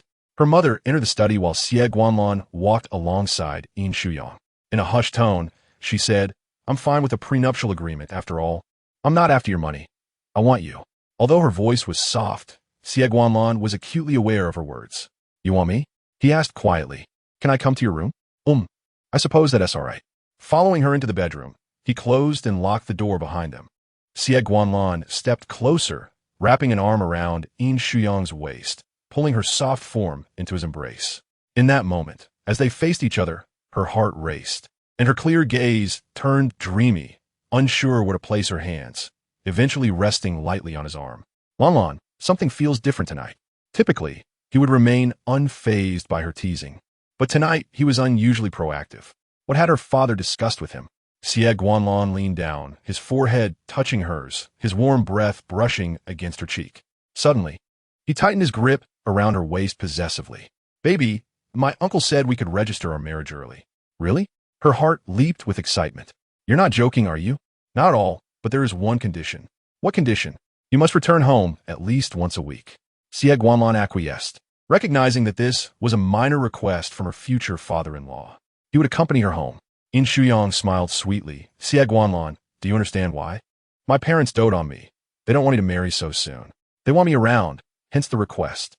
However, I believe that after we register, whether I choose to return is my decision. Of course, I will come back initially, but who knows about later. Seeing his previously cold demeanor, Yin Shuyang had thought Xie Guanlan had received a stern talking to. You can come back whenever you want. They miss you. Xie Guanlan nuzzled her, his large hand gently stroking her back. Baby, don't leave me alone. When did you become so vulnerable? How exhilarating to discover that even a man as aloof and self-restrained as he could be brought down from his pedestal evokes such feelings. How could she bear to leave him all alone? With her pure, innocent eyes sparkling, she gently teased, "Shall I leave you a little something before I go? What are you thinking? Running away with a child? Do you dare?" Suddenly, Xie Guanlan lifted her up, his gaze piercing as it locked onto hers. "You still dare to smile?" Yin Shuyang, undaunted, playfully swayed her waist, oblivious to the stories of women leaving men while pregnant, just like the heroines in novels. Xie Guanlan's eyes darkened as he carried her inside, and in an instant, she found herself on his large bed. Chapter 83. The radiant arrival of the beautiful fiancé, He drew so near that the air seemed infused with his masculine essence. Was this the sensation of male dominance? Yin Shuyang wrapped her arms around his neck, her lips curling into a smile at the sight of the usually composed Xie Guanlan losing control. She was utterly thrilled, her gaze fixated on his lips, eager for him to speak or act. Xie Guanlan's left hand caressed her silky hair while his right arm enveloped her waist. "I haven't seen it.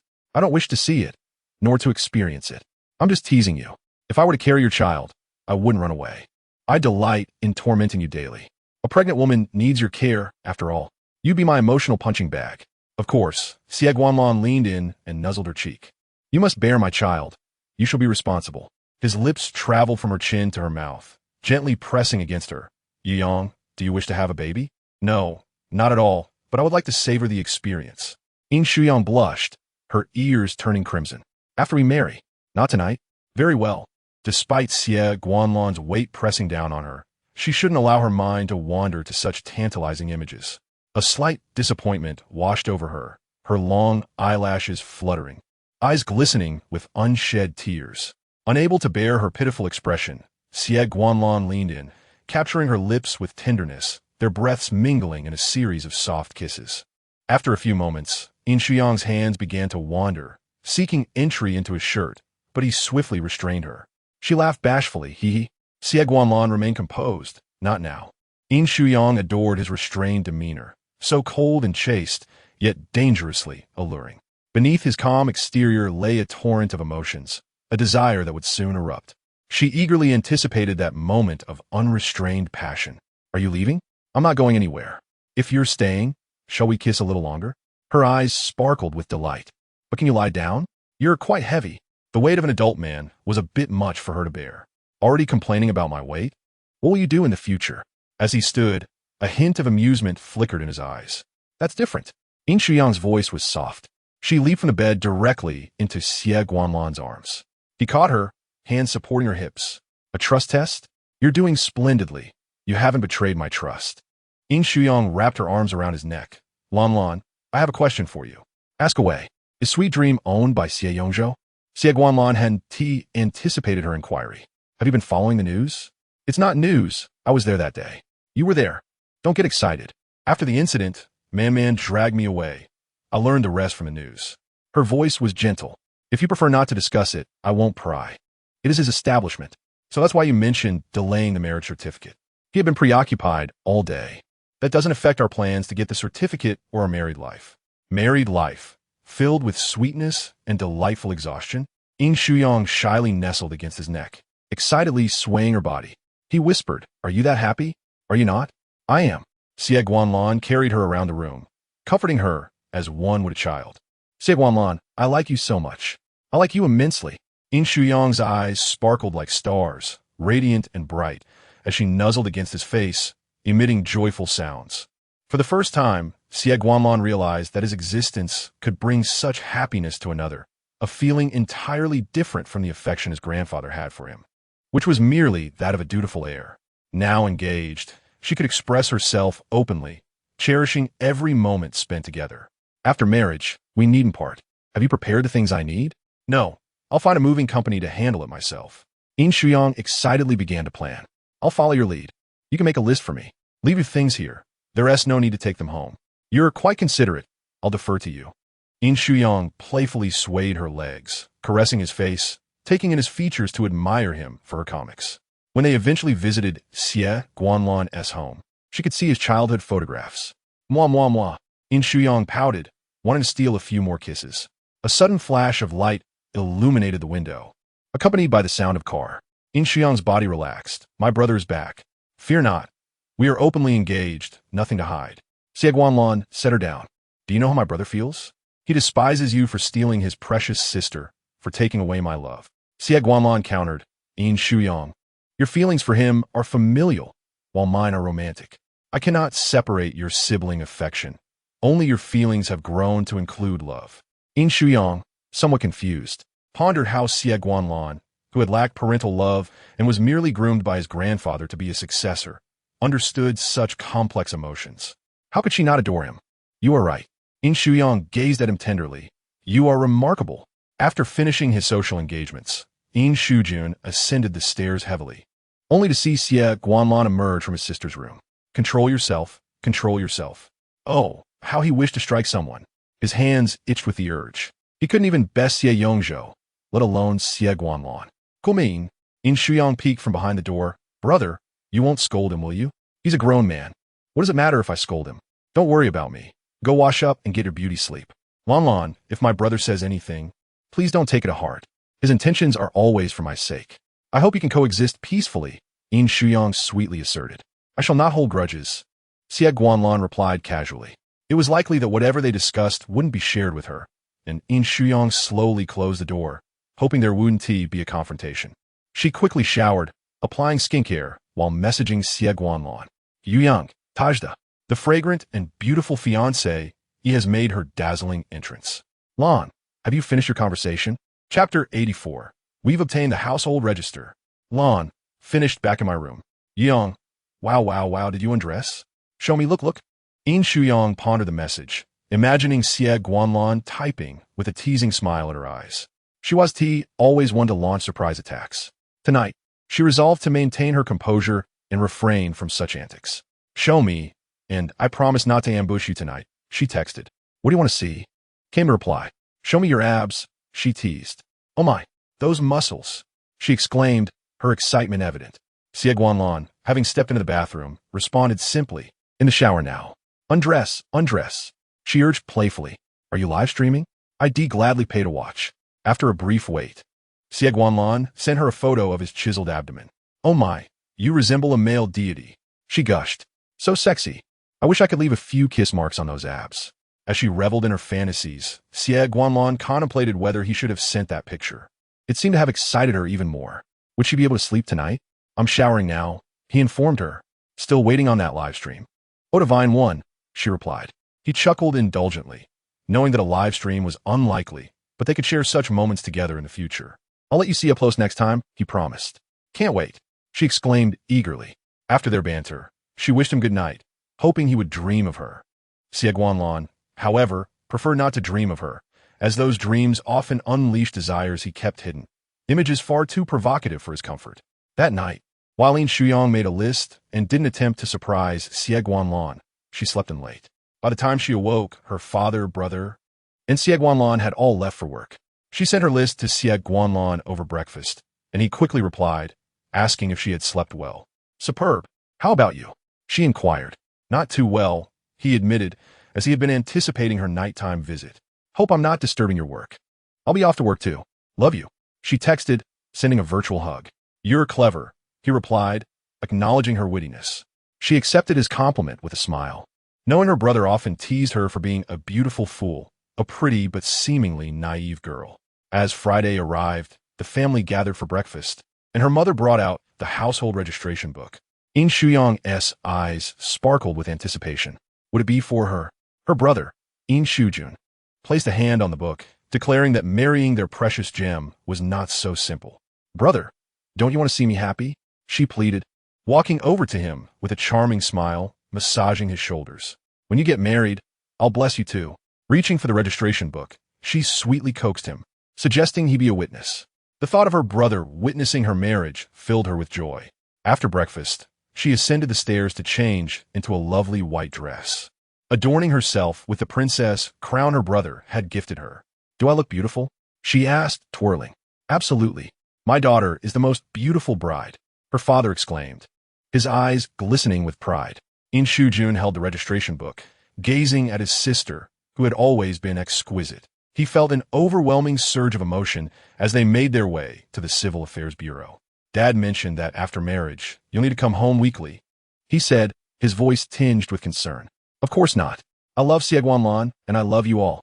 Each relationship is unique. Love for Xie Guanlan, family love for you, and friendship with Man. I feel so fortunate to have it all," she declared, embodying the wisdom imparted by Xie Guanlan. Her brother felt a lump in his throat, touched by her understanding. "When did my little princess grow up so much?" he mused, admiring her diamond crown. As they arrived at the Civil Affairs Bureau, Xie Guanlan appeared, impeccably dressed. He opened the car door, extending his hand to help her out. Her brother draped her coat over her shoulders as they entered together, flanked by two handsome men. Their presence drew attention, sparking whispers among those present. Yin Shuyang, protective yet proud, held onto her coat and Xie Guanlan's jacket, knowing they would be taking wedding photos in their coordinated outfits. Watching his beloved sister embark on this new chapter tugged at his heartstrings. He resolved to drown his emotions in drinks later that night. As Xie Guanlan and Yin Shuyang posed for photos, they effortlessly captured the essence of love and beauty, drawing admiration from all around, proving that no one could resist the allure of such a splendid sight. Yin Shuyang also took out his phone to capture the moment, subsequently sharing the photo in the Yin family group chat, transforming into an unfeeling reporter of current events.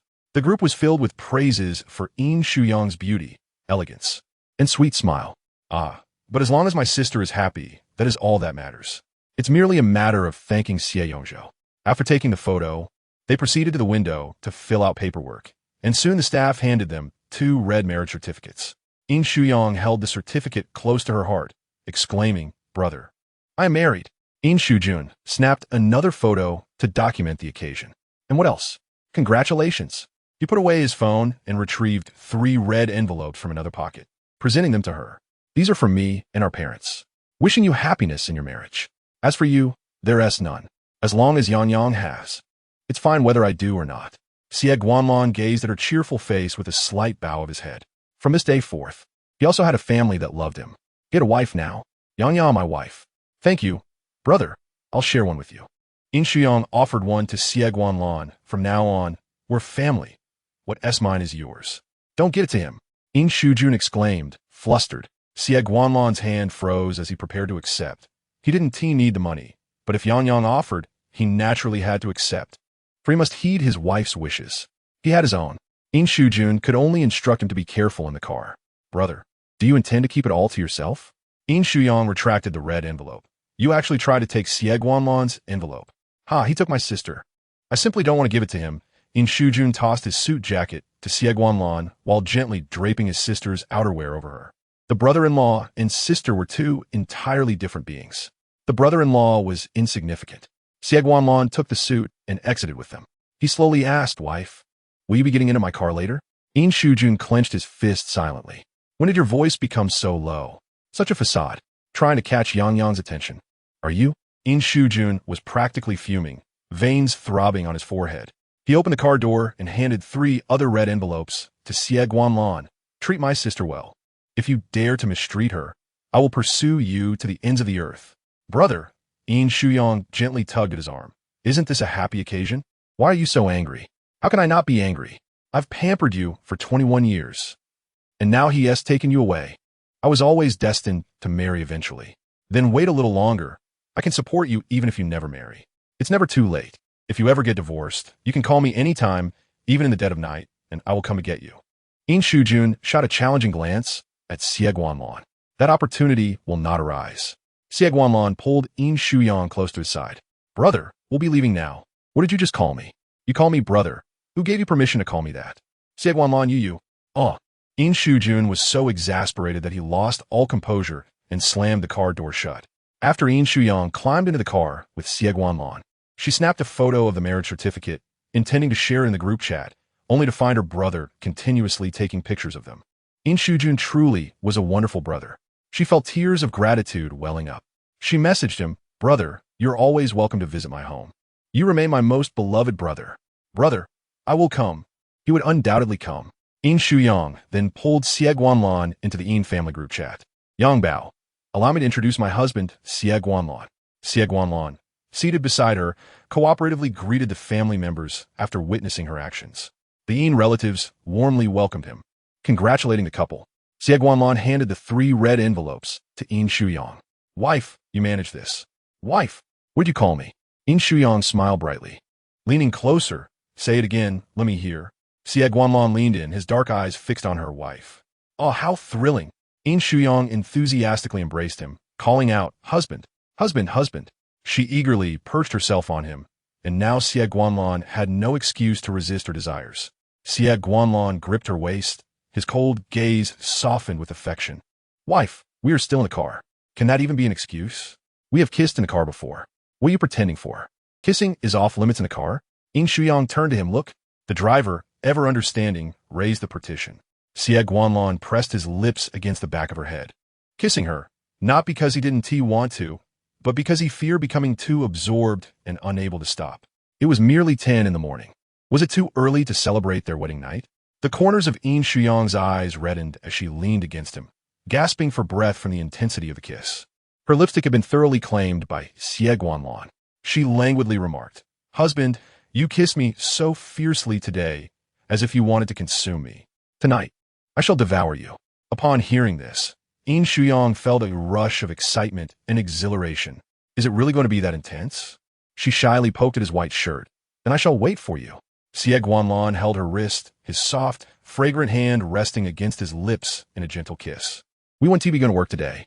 But how can we do that? Isn't it like we're celebrating our wedding night in advance?"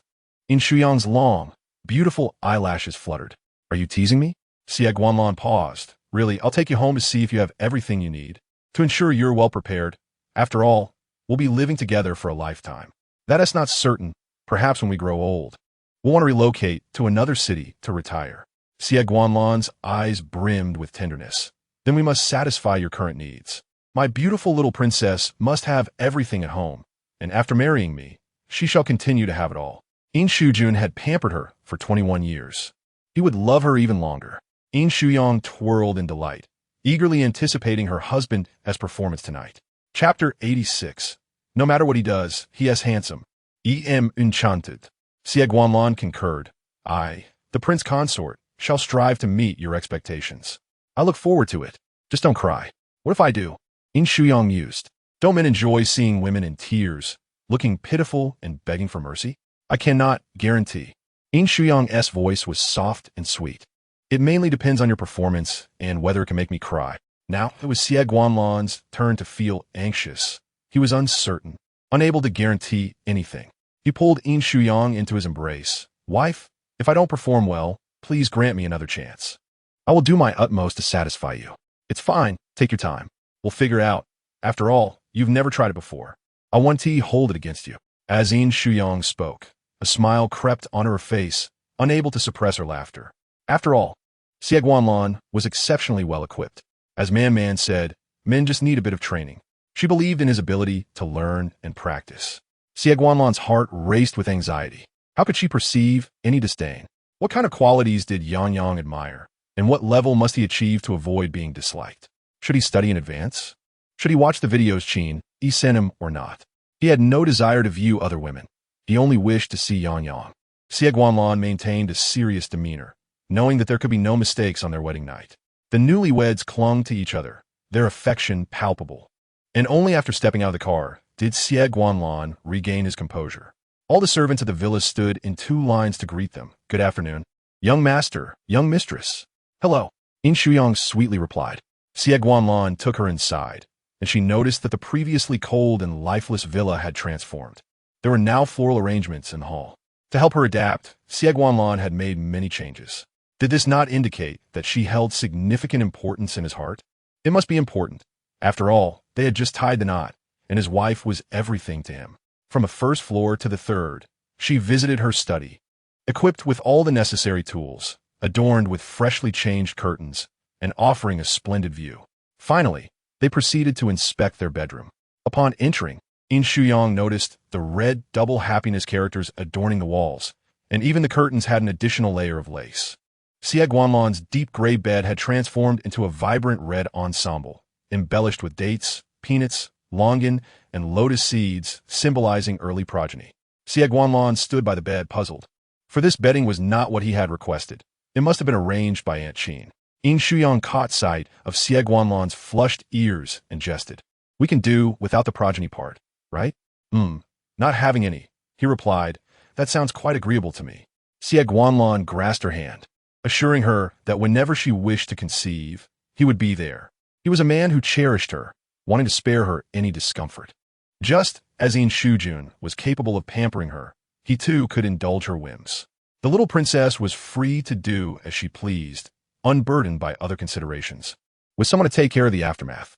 Next, they toured the walk-in closet. Upon entering, Yin Shuyang was taken aback. The decor was strikingly similar to her own home, down to the arrangement of clothes, bags, shoes, and jewelry. A portion had been prepared by Xie Guanlan, while a smaller part consisted of her beloved items moved from her family home. Filled with excitement, Yin Shuyang turned and embraced his waist, asking, "Where did you do all this?" "It began over a month ago," he replied. "Xie Guanlan, you have some deep schemes. To marry a wife, one must employ certain methods." He admitted with a slight bow, "But these are merely means to please my wife." The little princess expressed her satisfaction, declaring it better than she had imagined, instantly dispelling any sense of unfamiliarity, even instilling a hint of homeliness. After the tour, they descended for a meal. As Yin Shuyang surveyed the dishes laid out on the table, she covertly chuckled at Xie Guanlan's frosty profile. With such an abundance of seafood, it seemed Aunt Qin harbored doubts about Xie Guanlan's capabilities. She playfully served him a sea cucumber, her voice light and sweet.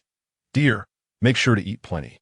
Xie Guanlan maintained a serious demeanor, questioning whether he truly needed nourishment. After all, they had yet to consummate their marriage, and he felt no such necessity. "Very well, you dare to provoke me," she mused. Even if she were to cry tonight, he would not relent. Oblivious to the tension, Yin Shuyang reveled in her meal. After satisfying their appetites, she poked Xie Guanlan's arm. "I'm going for an afternoon nap. How about you?" "Don't tempt me," he cautioned himself. "I'll be in the study, still have some work to attend to, but I'll join you shortly." Yin Shuyang tilted her head, her voice soft and sweet. "All right, then I'll just sleep in the marriage bed alone. I wonder if that's lucky." "I will accompany you now," he asserted. "It's noon. No one is working at this hour." Yin Shuyang wrapped her arm around his, urging him, "Let us go, let us rest." In stark contrast to her relaxed demeanor, Xie Guanlan appeared considerably stiff. Once inside the bedroom, he closed the door and spoke in a deep tone. "Just a simple afternoon nap? Are you hoping for something less simple?" She bantered back, her beautiful eyes narrowing playfully, resembling crescent moons. Xie Guanlan gazed at her, entranced, then stepped closer, wrapping his right arm around her waist. "Wife, considering how much I've just consumed, what do you think?" "Oh, so Xie Guanlan desires something other than a simple nap." Before marriage, he had held her firmly. Post-marriage, the embrace persisted, yet he kept pressing her closer, his raspy voice revealing his need for release after indulging in supplements. Yin Shuyang took the opportunity to tease him. "ISNT, it still early? The night hasn't arrived yet." After all, he had often rejected her advances in the past. Now it was her turn to assert herself. She felt it necessary for him to experience the taste of denial. Thus, they would keep their afternoon nap uncomplicated, with the promise of a more intimate evening. Yin Shuyang felt triumphant, whispering, "Just hold on, Lan." Xie Guanlan instantly comprehended her implication. This was her playful retribution. She even added, "It's just a few hours until dark." Silently, he reached for the remote and drew the curtains, instantly enveloping the room in darkness. "This won't do," he exclaimed, lifting her in his arms. "I merely want you to have a peaceful nap." "Oomph, such noble words. Yet moments ago, you were a bundle of desire," she retorted, slipping beneath the covers, her beautiful eyes peeking at him as he unbuttoned his shirt. His actions were effortlessly handsome, and she found herself utterly captivated. "Xie Guanlan, I thought we were keeping it simple," she protested as he shed his trousers, leaving only a pair of black shorts. "How is it that you're left in just your shorts?" He had no willpower when it came to flaunting his abs. Was this not blatant seduction? Chapter 87. On their wedding night, no one is allowed to intoxicate Xie Guanlan. How wicked! How wicked, Yin Shuyang mused. Is he truly that kind of man? Newlyweds, and he was already exposing himself in front of her. Such male allure was impossible for her to resist, for she was no aloof, frigid goddess. Silently swallowing, she yearned to kiss him, to touch him, to sit atop him, even if it meant on his face. Xie Guanlan lay on the bed with a serious expression, seemingly oblivious to the presence of his little wife, lying straight as a ruler. Yin Shuyang scoffed. What are you pretending for? You've only been rejected by me once. Yet I've endured many refusals from you. Growing increasingly emboldened, she believed you should be able to do the same. If Xie Guanlan genuinely wanted her, she would eventually relent. Unable to sleep, Yin Shuyang was surrounded by Xie Guanlan's scent, the man she had long desired. Her fingers crept across his body, her touch finding his heated skin. His face was frigid, yet his body radiated warmth. As she explored, her wrist was caught, and he turned her body toward him, pulling her into his embrace. Wife, we agreed on the evening, so why tempt me now? He murmured, his lips brushing against her forehead. You sly fox. You were the one exposing yourself to me first. She retorted. I'm just touching you. You ought to get used to it. I'll do this often. I'll wear t-shirts more often. She continued. I can easily reach in from below without the fuss of a dress shirt. No, I prefer to see you in dress shirts. You look exceptionally handsome in them. The way you unbutton them is particularly alluring. I adore it. Yin Shuyang smiled sweetly. Xie Guanlan felt warmth spread through his heart, grateful for her affection. He vowed not to disappoint her. With her calf draped over his leg, she reassured him, no need to thank me. I will only grow fonder of you. The newlyweds embraced sweetly for their afternoon nap. An hour later, Xie Guanlan gently nudged her limbs aside as he rose from the bed, dressing carefully to avoid waking her. His gaze lingered on her serene, sleeping face. Once dressed, he leaned down, tenderly brushing aside the strands of hair that had fallen across her face. His eyes filled with love as he gazed at her for several moments before placing a gentle kiss on her cheek and reluctantly departing. Yin Shuyang awoke refreshed, lying in the red wedding bed, pleased with her decision to nap, especially since they would be staying up late tonight. How embarrassing. She suspected Xie Guanlan had resumed work. Could he truly endure this, or was he merely respecting her? Perhaps it was a bit of both. Leisurely, she picked up her phone, noticing an influx of messages. After a quick glance, she hurriedly descended from the bed to find Xie Guanlan. Knocking twice, she pushed open the study door. Xie Guanlan, coffee in hand, looked up to find her, a faint smile flickering in his dark eyes. Wife, are you done with your work? Almost, she replied, stepping inside. Did you see the messages in the group? The relatives at home are quite enthusiastic, and it's overwhelming. Therefore, I kindly asked my husband to take me out for dinner tonight. She only found out after waking up. Today is a special day for us, as we are registering our marriage, and the family is excited, so they spontaneously decided to gather for a celebration. Xie Guanlan simply operated on the computer a few times before closing it. He stood up, and Yin Shuyang lazily jumped into his arms, wrapping her arms around his waist. You should drink less tonight. No one is allowed to get you drunk. It's our wedding night. If anyone dares to pour drink after drink into Xie Guanlan, she would be furious. What if they refuse? They wouldn't be so indiscreet, would they? Yin Shuyang said uncertainly. She couldn't be sure. After all, Xie Guanlan had gotten drunk when he visited her family before. With his excellent tolerance for alcohol, he was still incapacitated. It was mainly her brother's fault. He had a mischievous intent.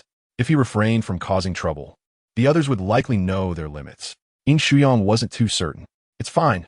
You won't be able to refuse. I'll help you decline. They're my relatives. It's my responsibility. Thus, Xie Guanlan's relatives should also be his responsibility. In fact, today, old man Xie sent her a message wishing her happiness in her new marriage, to which she politely replied. As for Xie Guanlan's father and stepmother, they were not even close friends. I'll drink less. Xie Guanlan gently pinched her cheek, not wanting to spoil their wedding night. As long as you know, not only her, but he was also quite looking forward to it. After the couple changed their clothes, they set off from the villa to the restaurant. At the round table that could accommodate over 20 people, after Yin Shuyang and Xie Guanlan took their seats, the elders lined up to present them with red envelopes. Yin Shuyang held a stack of envelopes in her hands, casting a pitiful glance at her small bag. Had she known, she would have brought a larger one. The small bag she had chosen to match her dress could only fit a phone at most, and was primarily ornamental. She stared at Xie Guanlan, who was dressed in a shirt and suit, while the trousers. No, fitting even a phone was enough. Any more would distort its shape and ruin its appearance. Ultimately, she placed them into her mother's bag for safekeeping. As they ate and chatted, the drinking began, with everyone toasting to the newlyweds, urging Xie Guanlan to drink. Surprisingly, Xie Guanlan accepted every drink without hesitation. He had promised to drink less, but tonight was their wedding night. Yin Shuyang picked up the glass in front of Xie Guanlan and poured herself a drink. Thank you all for your blessings. I toast you all. For my sake. Let him drink less tonight. I'll join you for drinks next time. After she finished speaking, she drank heartily. As soon as it touched her lips, she sensed something was amiss. It only had a hint of alcohol and tasted like water. Xie Guanlan. He was drinking water. Truly a cunning businessman. His face was cold and solemn, devoid of any expression, acting as if everything was fine. The couple exchanged silent glances, and Yin Shuyang smiled, realizing Xie Guanlan's intent, reminding her not to reveal it. She was foolish. Of course she wouldn't say anything. She sat down with a grin. The elders, being experienced, naturally understood. Only Yin Shujun saw through Xie Guanlan's ruse. Given Yin Shuyang's poor tolerance for alcohol, her cheeks were already flushed. It was his sister's grand day, so he wouldn't expose them, allowing her to enjoy her wedding night. As the gathering came to an end, Yin's mother handed the temporarily stored red envelopes to Yin Shuyang with tears in her eyes. My darling daughter won't be returning home tonight. Heartbroken. Mom, cheer up. If you miss me, I can stay home tonight. Yin Shuyang clutched the red envelopes. But Xie Guanlan has to come home with me. Chapter 88. Unable to maintain composure. Tonight is the wedding night. Yin's mother understood her daughter's thoughts well. Your father and I won't disturb you. Enjoy your wedding night. Yin Shuyang's ears flushed with embarrassment. Then we shall take our leave. Good night, Mom and Dad. As she turned, Xie Guanlan was still chatting with Yin Shujun. Both her brother and husband looked handsome. She went up to link her arm with Xie Guanlan's. Goodbye, brother. Seeing her so cheerful, a smile crept into Yin Shujun's eyes. I'll call you first thing in the morning. No, don't. I won't answer. What kind of person calls on their wedding morning? So mean. I'll turn my phone off. Yin Shujun's eyes were filled with fondness, teasing her. Look how anxious you are. Can't you maintain a bit of composure? There's no way to maintain composure. Today is my wedding night, the long-awaited one. Xie Guanlan hadn't drunk at all tonight. You don't understand. My Lan likes me to be unreserved. If you don't believe me, ask him. Yin Shuyang's sparkling eyes were fixed on Xie Guanlan. Right?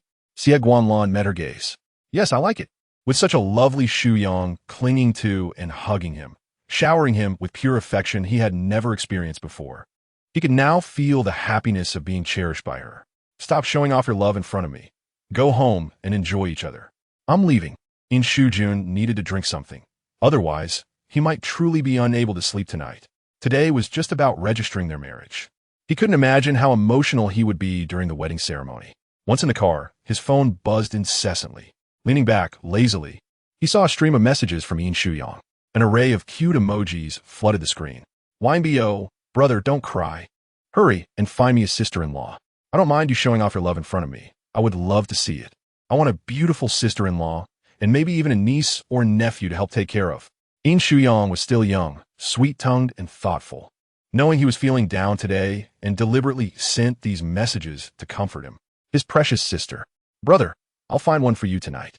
YMBO, wow, go for it. I'm waiting for good news. Having cheered up her brother, Yin Shuyang nestled comfortably against Xie Guanlan. However, he took her hand, placing it on his thigh and holding it gently. She curled her fingers, teasing his palm, and he allowed her to do so. After getting out of the car, Yin Shuyang couldn't contain her excitement, letting out soft squeals. Xie Guanlan looked at her with fondness. Wying, get up. You're so cheerful, so adorable. Once in the bedroom, Yin Shuyang hesitated. Should you go first or should I? Anything is fine. It's up to you.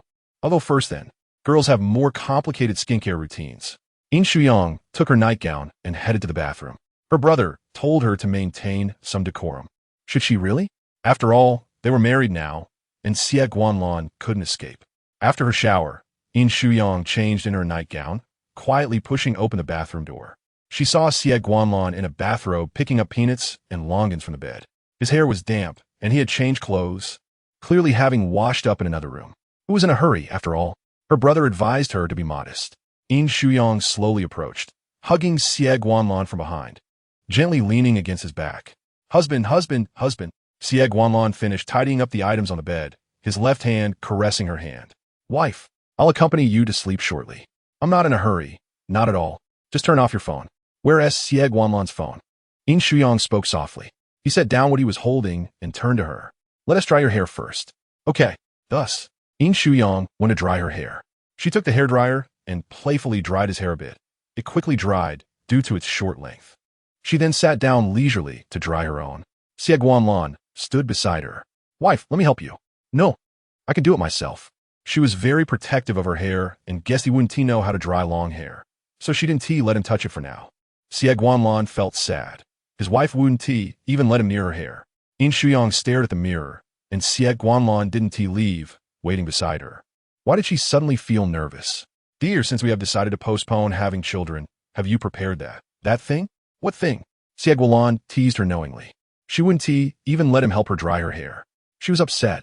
That thing. Don't tell me you don't know. Yin Shuyang turned off the hairdryer, her bright eyes fixed on him. You need it, right? You wouldn't want me to take medication, would you? If Xie Guanlan were that kind of person, she would have misjudged him. Xie Guanlan leaned in, taking the hairdryer from her hands, and continued drying her hair. I'll do it. You don't need to take any medicine. Well, you're doing great. A good man should think of his woman. Ma Lan is such a good man, a wonderful husband. Mother said men should be praised often. The more they are praised, the more they like it, and the more they will do. Unconsciously, Yin Shuyang's hair was completely dry.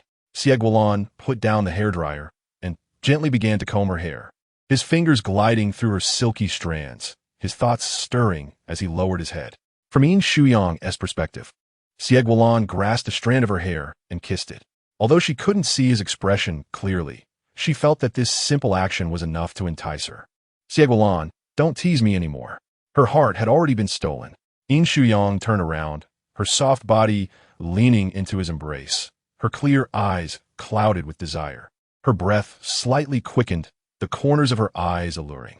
She gently tugged at Xie Guanlan's robe. I thought you wouldn't dry hair. It's a simple life skill, my dear. You have misunderstood me. My hair is longer.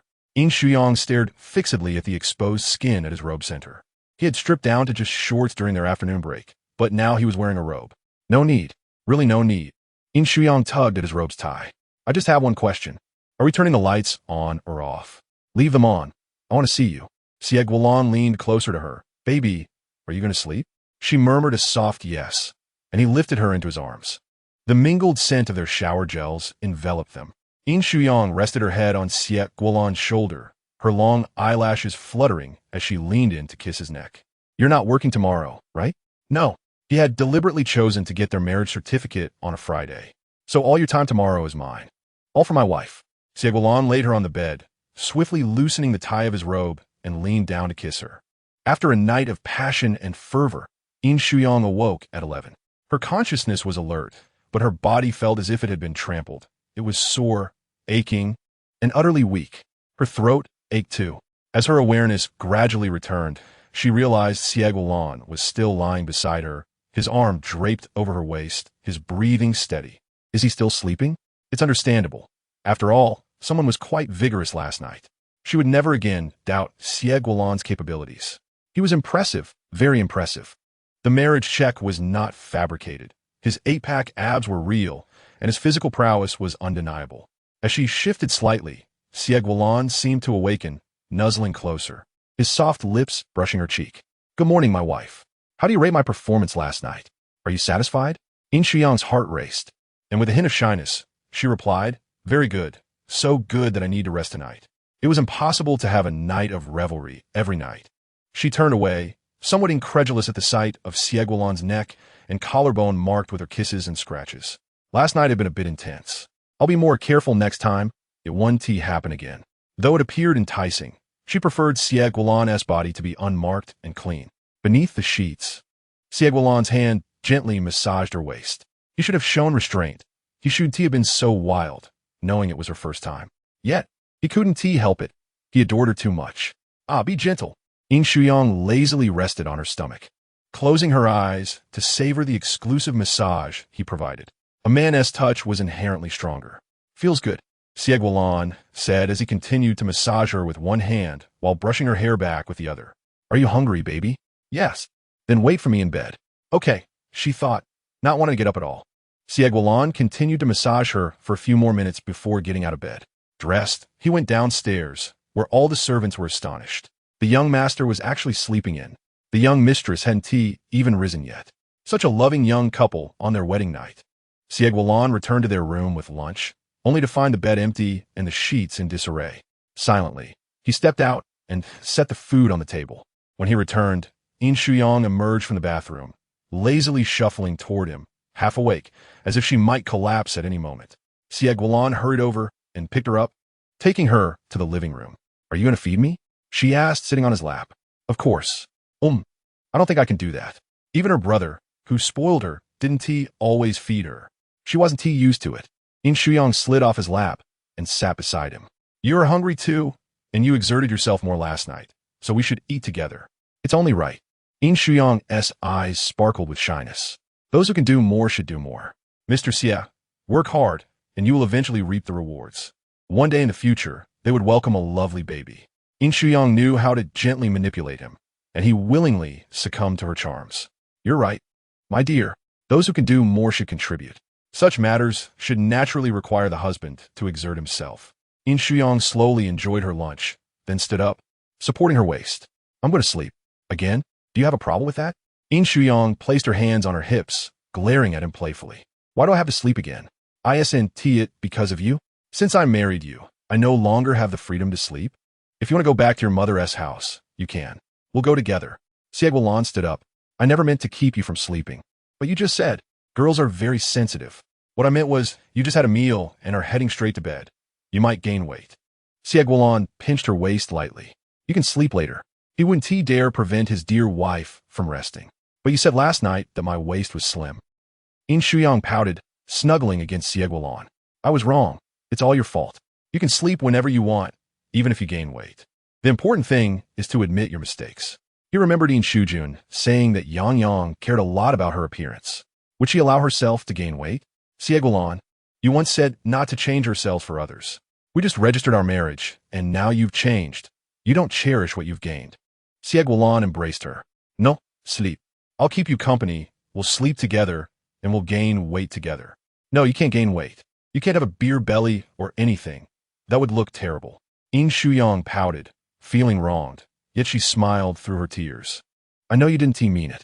I'm not angry anymore. Don't use weight gain to threaten me. I love your body just the way it is. Even when you're 50 or 60, you must maintain it and be an elegant old man." All right. Comforting his wife was quite the challenge. Yet Xie Guanlan was not frowning. Instead, he found joy in it. He relished having someone beside him who was lively, willful, and affectionate. His former life had been dull, filled only with work and socializing. Now, life had taken on vibrant new hues.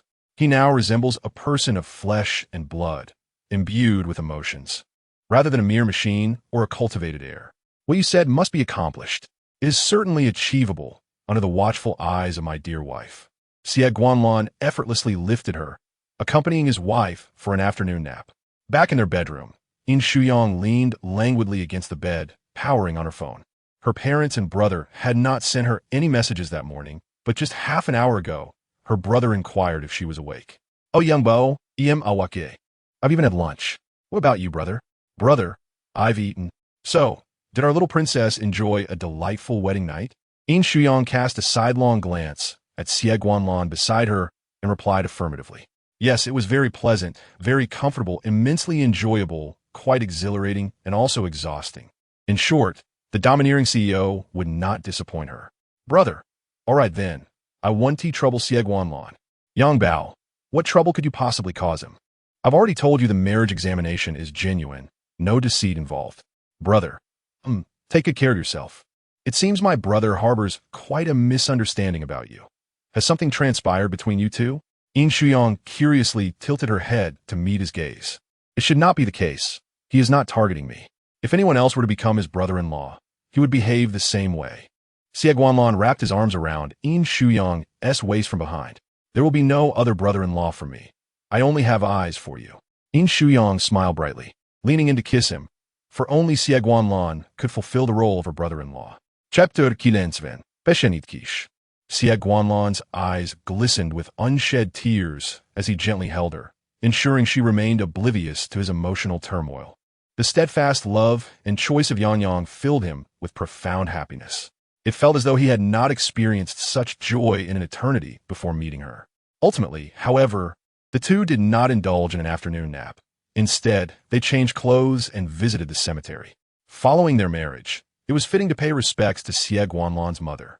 The photograph on the gravestone bore a nostalgic quality, as his mother had passed away 26 years prior. The woman in the photo was youthful and radiant, her smile bright and beautiful, yet due to an ill-fated marriage, her life was tragically cut short after merely 3 years. How unfortunate it was. Had she lived, Xie Guanlan would have surely enjoyed a blissful childhood. Yin Shuyang linked her arm with his, her throat tightening as she spoke. Annie, do not worry. From now on, Lanlan and I will share a joyful and happy life together. In truth, I barely remember her. Xie Guanlan was only 2 years old when his mother passed. As one grows, memories of events that occurred at 2 or 3 years of age fade away. It's all right. Annie will always remain in your heart. Lanlan has grown beautifully, inheriting your excellent genes. Yin Shuyang soothed him gently. Even the most aloof and stoic of men have a tender space within their hearts. Back then, Xie Changhan remarried too swiftly, and soon after, another woman took his mother's place, resulting in the addition of a younger brother. The three of them formed a family. But Xie Guanlan spent much of his childhood with his grandfather, who was often preoccupied with work, leaving him in the care of the family's maid and chauffeur for tutoring sessions. His childhood was a hurried one, devoid of warmth and affection. Xie Guanlan did not grow up twisted or deranged, merely a touch more indifferent, which is entirely understandable. Fortunately, he inherited his aunt's admirable genes.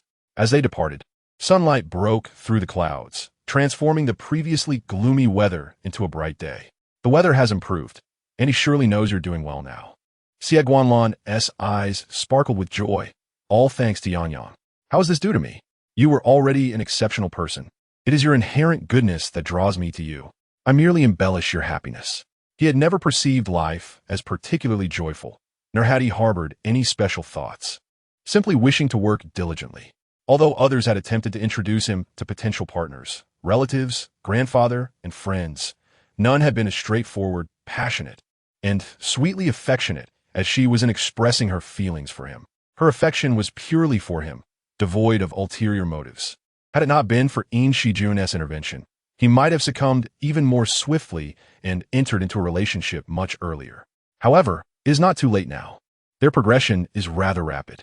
After getting into the car, Yin Shuyang began to feel drowsy. Xie Guanlan would not refuse her. She settled onto his lap, embracing his waist and resting her head against him as she drifted off to sleep. She dreamily contemplated what her wedding dress should look like. They had obtained their marriage certificate, yet the wedding ceremony had yet to take place. It was inconceivable that their families would forego a wedding. It would be a lavish feast of social connections. I wonder if my brother found her sister-in-law last night. Yin Shuyang's thoughts swirled chaotically before she succumbed to slumber. When she awoke, she discovered herself in her own bed, though the crimson sheets and pillowcases had all been replaced. Regardless of how aloof and stoic a domineering CEO may be, he would inevitably return home to sleep on pastel-hued sheets chosen by his wife. Annie is truly wonderful. I believe I've managed well. Yin Shuyang rose slowly, feeling a twinge of discomfort. Oh no, my back aches and my legs feel weak. How troublesome. During dinner, Yin Shuyang gazed at the dishes on the table, thinking it was entirely unnecessary. Xie Guanlan appeared robust and hearty. There was no need for supplementation. This was merely their second night of marriage. Xie Guanlan wore a serious expression, indicating it was time to have a chat with them. That is not too subtle. You need not mention it. I shall simply order directly tomorrow. My dear wife understands me well. Your efforts last night were not in vain. Yin Shuyang sipped the fish soup, her eyes widening in surprise as she replied, Once I am fully rested, you may continue your efforts, dear. When will my wife be fully rested? What? Are you unable to restrain yourself tonight? How did you manage to exercise restraint before? You should do the same tonight. What was in the past is past. The present is different. Engaging in intimacy is not the same as remaining abstinent. Xie Guanlan could already envision how arduous the night would be. After dinner, Yin Shuyang pulled Xie Guanlan to watch a movie. His media room appeared extraordinarily cool, adorned with a starry ceiling. It was breathtaking. Xie Guanlan sat beside her, expecting her to choose a romantic film. only to find she selected a suspenseful thriller. As the screen displayed gruesome and terrifying scenes, she nestled closer to him. "Oh, this is so frightening. Xie Guanlan, don't you feel scared? You are so brave." Xie Guanlan wrapped his arms around her back, shifting closer. "You are the one who encouraged me to move over. I did not take the initiative. Do not later accuse me of seducing you." Yin Shuyang, however, was quite candid, settling onto Xie Guanlan's lap. A wife should be close to her husband. After all, she was merely being affectionate with her dear husband. The audiovisual effects in the room were splendid, the chilling sounds reverberating in her ears. As she turned to glance at the screen, a murderer was committing a crime, and she burrowed into Xie Guanlan's embrace, inhaling his familiar scent, utterly unable to focus on the film. Once again, she felt she had managed quite well. The film lacked any allure compared to Xie Guanlan's captivating presence. The room was illuminated solely by the dim light projected from the screen. She faced away from it, nearly blocking all the light, enveloped in darkness. But that did not prevent her from stealing kisses from her husband. His slender waist was exquisite. Xie Guanlan leaned in closer, resting his forehead against hers, their breath mingling in the heated air. "What are you doing, Xie Guanlan? Have you been reading domineering CEO literature? How have you learned to speak with that inflection?" Yin Shuyang playfully mimicked him. "Baby, it's a bit terrifying, but once I hold my dear husband, I feel fearless." Yin Shuyang nestled softly in his embrace, seeking comfort. "Oh, how secure it feels. Husband, husband." Xie Guanlan could hardly withstand her tender voice and affectionate teasing, his palm pressing against her back, drawing her closer into his embrace. The film's narrative eludes Xie Guanlan entirely. He is aware only of the numerous terrifying scenes that incite fear in Yang, causing her to huddle closer to him, seeking refuge in his embrace. Ultimately, he succumbs to the moment, drawing her in for a passionate French kiss. In Chapter 91, as Xie Guanlan prepares for a business trip, he finds himself lost in thought. After their kiss, Yin Shuyang lingers on her lips, feeling the warmth radiating between them. "Are you hot?"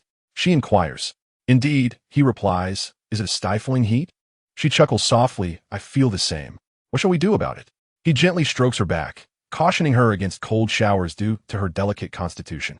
"You too," she retorts. "It's autumn. You might catch a cold." Clinging to his neck, she suggests, "Let me keep you calm. With you by my side, I can never remain calm." He muses, recalling a time when she was always there beside him, even in moments of tranquility. "I'll take a shower first. Let me know the ending when you're done," she says, leisurely departing. After she leaves, Xie Guanlan glances at the screen, still baffled by the film's plot. Within moments, he pulls out his phone to search for clarity. Post-shower, Yin Shuyang lounges against the headboard, engrossed in her phone. "How was your wedding night? You've been silent all day, Yin Shuyang. Are you better than?" One message reads, "The days ahead are long. You can't overindulge," another warns. Yin Shuyang replies, "The wedding night was splendid. I'm fine and unscathed." How could that be? She notices a flurry of messages from friends, pondering what they might reveal. Suddenly, the bedroom door swings open, and she beams at Xie Guanlan as he enters. She sets her phone aside, reaching out her arms, "Darling." Yet, his expression betrays his discontent, brow furrowed with worry. "What is troubling you?" she asks, sensing his unease. "Nothing," he reassures. "You still wear that icy demeanor, but I can sense your feelings. I adore you, and your emotional shifts are evident to me." Standing, she listens as he explains, "There's been an issue at the overseas branch. I must travel for work." "Then go," she urges, "but remember to think of me. Report your whereabouts, and do not engage with other women. You are a married man." She resolves not to accompany him this time, as her own work beckons. "I bought a ring. I will wear the wedding band tomorrow," she declares. "Why not show it to me now?" he inquires. "Last night was rather busy," she replies, her cheeks tinged with embarrassment. "Return soon. I've already begun to miss you," she adds, her voice laced with longing. "Shall we have a quiet wedding night tonight?" he suggests. "No, that won't do," she counters. "Why not? You're leaving tomorrow. What is the harm?" She playfully trails her fingers across his chest, murmuring, "Lalan." He warns her gently, "Do not cry like last night." Her cheeks flush as she confesses, "I cried because it was overwhelming, not for any other reason." So it was a misunderstanding. Will you cry tonight?" He teases. "I'm genuinely capable of tears. You're leaving for a business trip, and I can't cry?" She whimpers, playfully feigning sorrow. "I'll weep for you now," she continues, her mock sobs tugging at his heartstrings. "You simply wish to take me along." don't you? Yet, what can be done? I have work to complete, and I cannot leave unfinished tasks behind. I wish to accompany you. I detest being home alone. She admits, her disappointment palpable. How could you bear to leave your adorable wife after just one day of marriage? She pouts. Xie Guanlan tenderly kisses her, murmuring, do not cry. I shall shower and return. All right, she concedes, aware that she will be alone that night, having shared so few nights together. The thought of separation weighs heavily on her. The next day, as Yin Shuyang stirs from slumber, she senses a familiar presence beside her. Shall I take you back to the Yin residence? Xie Guanlan's voice breaks through her haze. Struggling to awaken, she protests, you need not concern yourself with me. I will return when I feel bored. Have a safe journey, and return quickly, she urges, repeating the sentiment from the previous night to ensure he remembers. Now, the stakes feel different. She has someone at home waiting for him.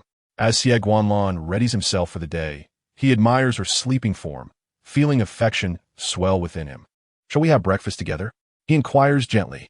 With a hint of reluctance, she opens her eyes, realizing the reality of his departure. I haven't even changed yet. She murmurs. Fear not, he reassures, lifting her from the warmth of the blankets, cradling her in his arms. Breakfast awaits them in the room, where he lovingly feeds her before hastily consuming his meal. Where's the wedding ring? Let me put it on for you, she requests. In chapter 92, he presents the ring, extending his left hand, ready for her to adorn him with it. This moment was meant for our wedding ceremony, but I see no harm in proceeding now, he says as she slips the ring onto his finger, planting soft kisses on his hand. Promise me you will not stray, she implores. I assure you, my love, I shall remain faithful, he vows. A good husband keeps his heart and body for you alone. Yin Shuyang softly nestled into his embrace. Do you remember? I remember, Xie Guanlan replied as he lifted her up. Though reluctant, he had to catch his flight. He gently placed her on the bed, urging her to sleep a little longer. Falling in love with Xie Guanlan meant enduring such partings in the future, yet she did not wish to grow accustomed to these separations. She could hardly bear the thought of a long-distance relationship. Goodbye, she lamented as Xie Guanlan strode out with determination. That man, his resolute silhouette is so striking. She buried herself in the covers, feeling frustrated. Today, she intended to draw a comic wherein the male protagonist would be jealous and angry. If she was unhappy, then the protagonist would share her plight, treating him as she would Xie Guanlan. Having worked tirelessly throughout the day, Yin Shuyang received a video call from Xie Guanlan that evening. Here was night, while it was just dawn on his side. Still working? Aren't you tired? You should sleep early. Yin Shuyang gazed at him with a pitiful expression, her lips pouting as if on the verge of tears. Wife, don't cry. I'm not there. Without the ability to kiss his wife or let her touch his abs, he felt utterly helpless. I'm not crying, Yin Shuyang protested, her eyes reddening as she adopted a defiant demeanor. I just watched a rather touching film. Is that so? Yes, I'm not missing you at all. It's not because of your absence that I can't sleep. She feared he might suggest sleeping pills next, only to hear him say, baby, I miss you. Feeling a pang of longing, she remarked, you left such a beautiful little flower like me to go on a business trip. You're quite bold. A small gesture from her melted Xie Guanlan's heart. If that is the case, I'll arrange a ticket for you to come and keep me company. Yin Shuyang glanced at her unfinished comic, feeling she couldn't possibly go. Woo-woo, if I cry, no one will comfort me. Baby, don't cry. Wait for me to return home. Will I cry for you when you come back? She teased. You returning is a joyous occasion. I want to cry. Yin Shuyang pondered what surprise to prepare for Xie Guanlan upon his return. She wondered if he preferred maid outfits, bunny costumes, or perhaps some other eccentric attire. After a long flight, Xie Guanlan was still en route to his hotel. He must be exhausted. I won't disturb you any longer. I'm going to shower and sleep now. Love you, moi. She sent him several kisses. Xie Guanlan, with that strikingly handsome face. Those actions seem both awkward and endearing. You've become quite charming. No wonder you share my DNA. Wait until I return to continue the exchange, he replied solemnly. Yin Shuyang, her ears flushed, nodded and ended the call, returning to her comic. She had to finish it, for upon Xie Guanlan's return, she intended to cling to him and play. She couldn't let unfinished work hinder her time with her beloved husband. On the third day of Xie Guanlan's business trip, Yin Shuyang completed her manuscript. Perfect. Absolutely perfect. Darling, have you forgotten someone?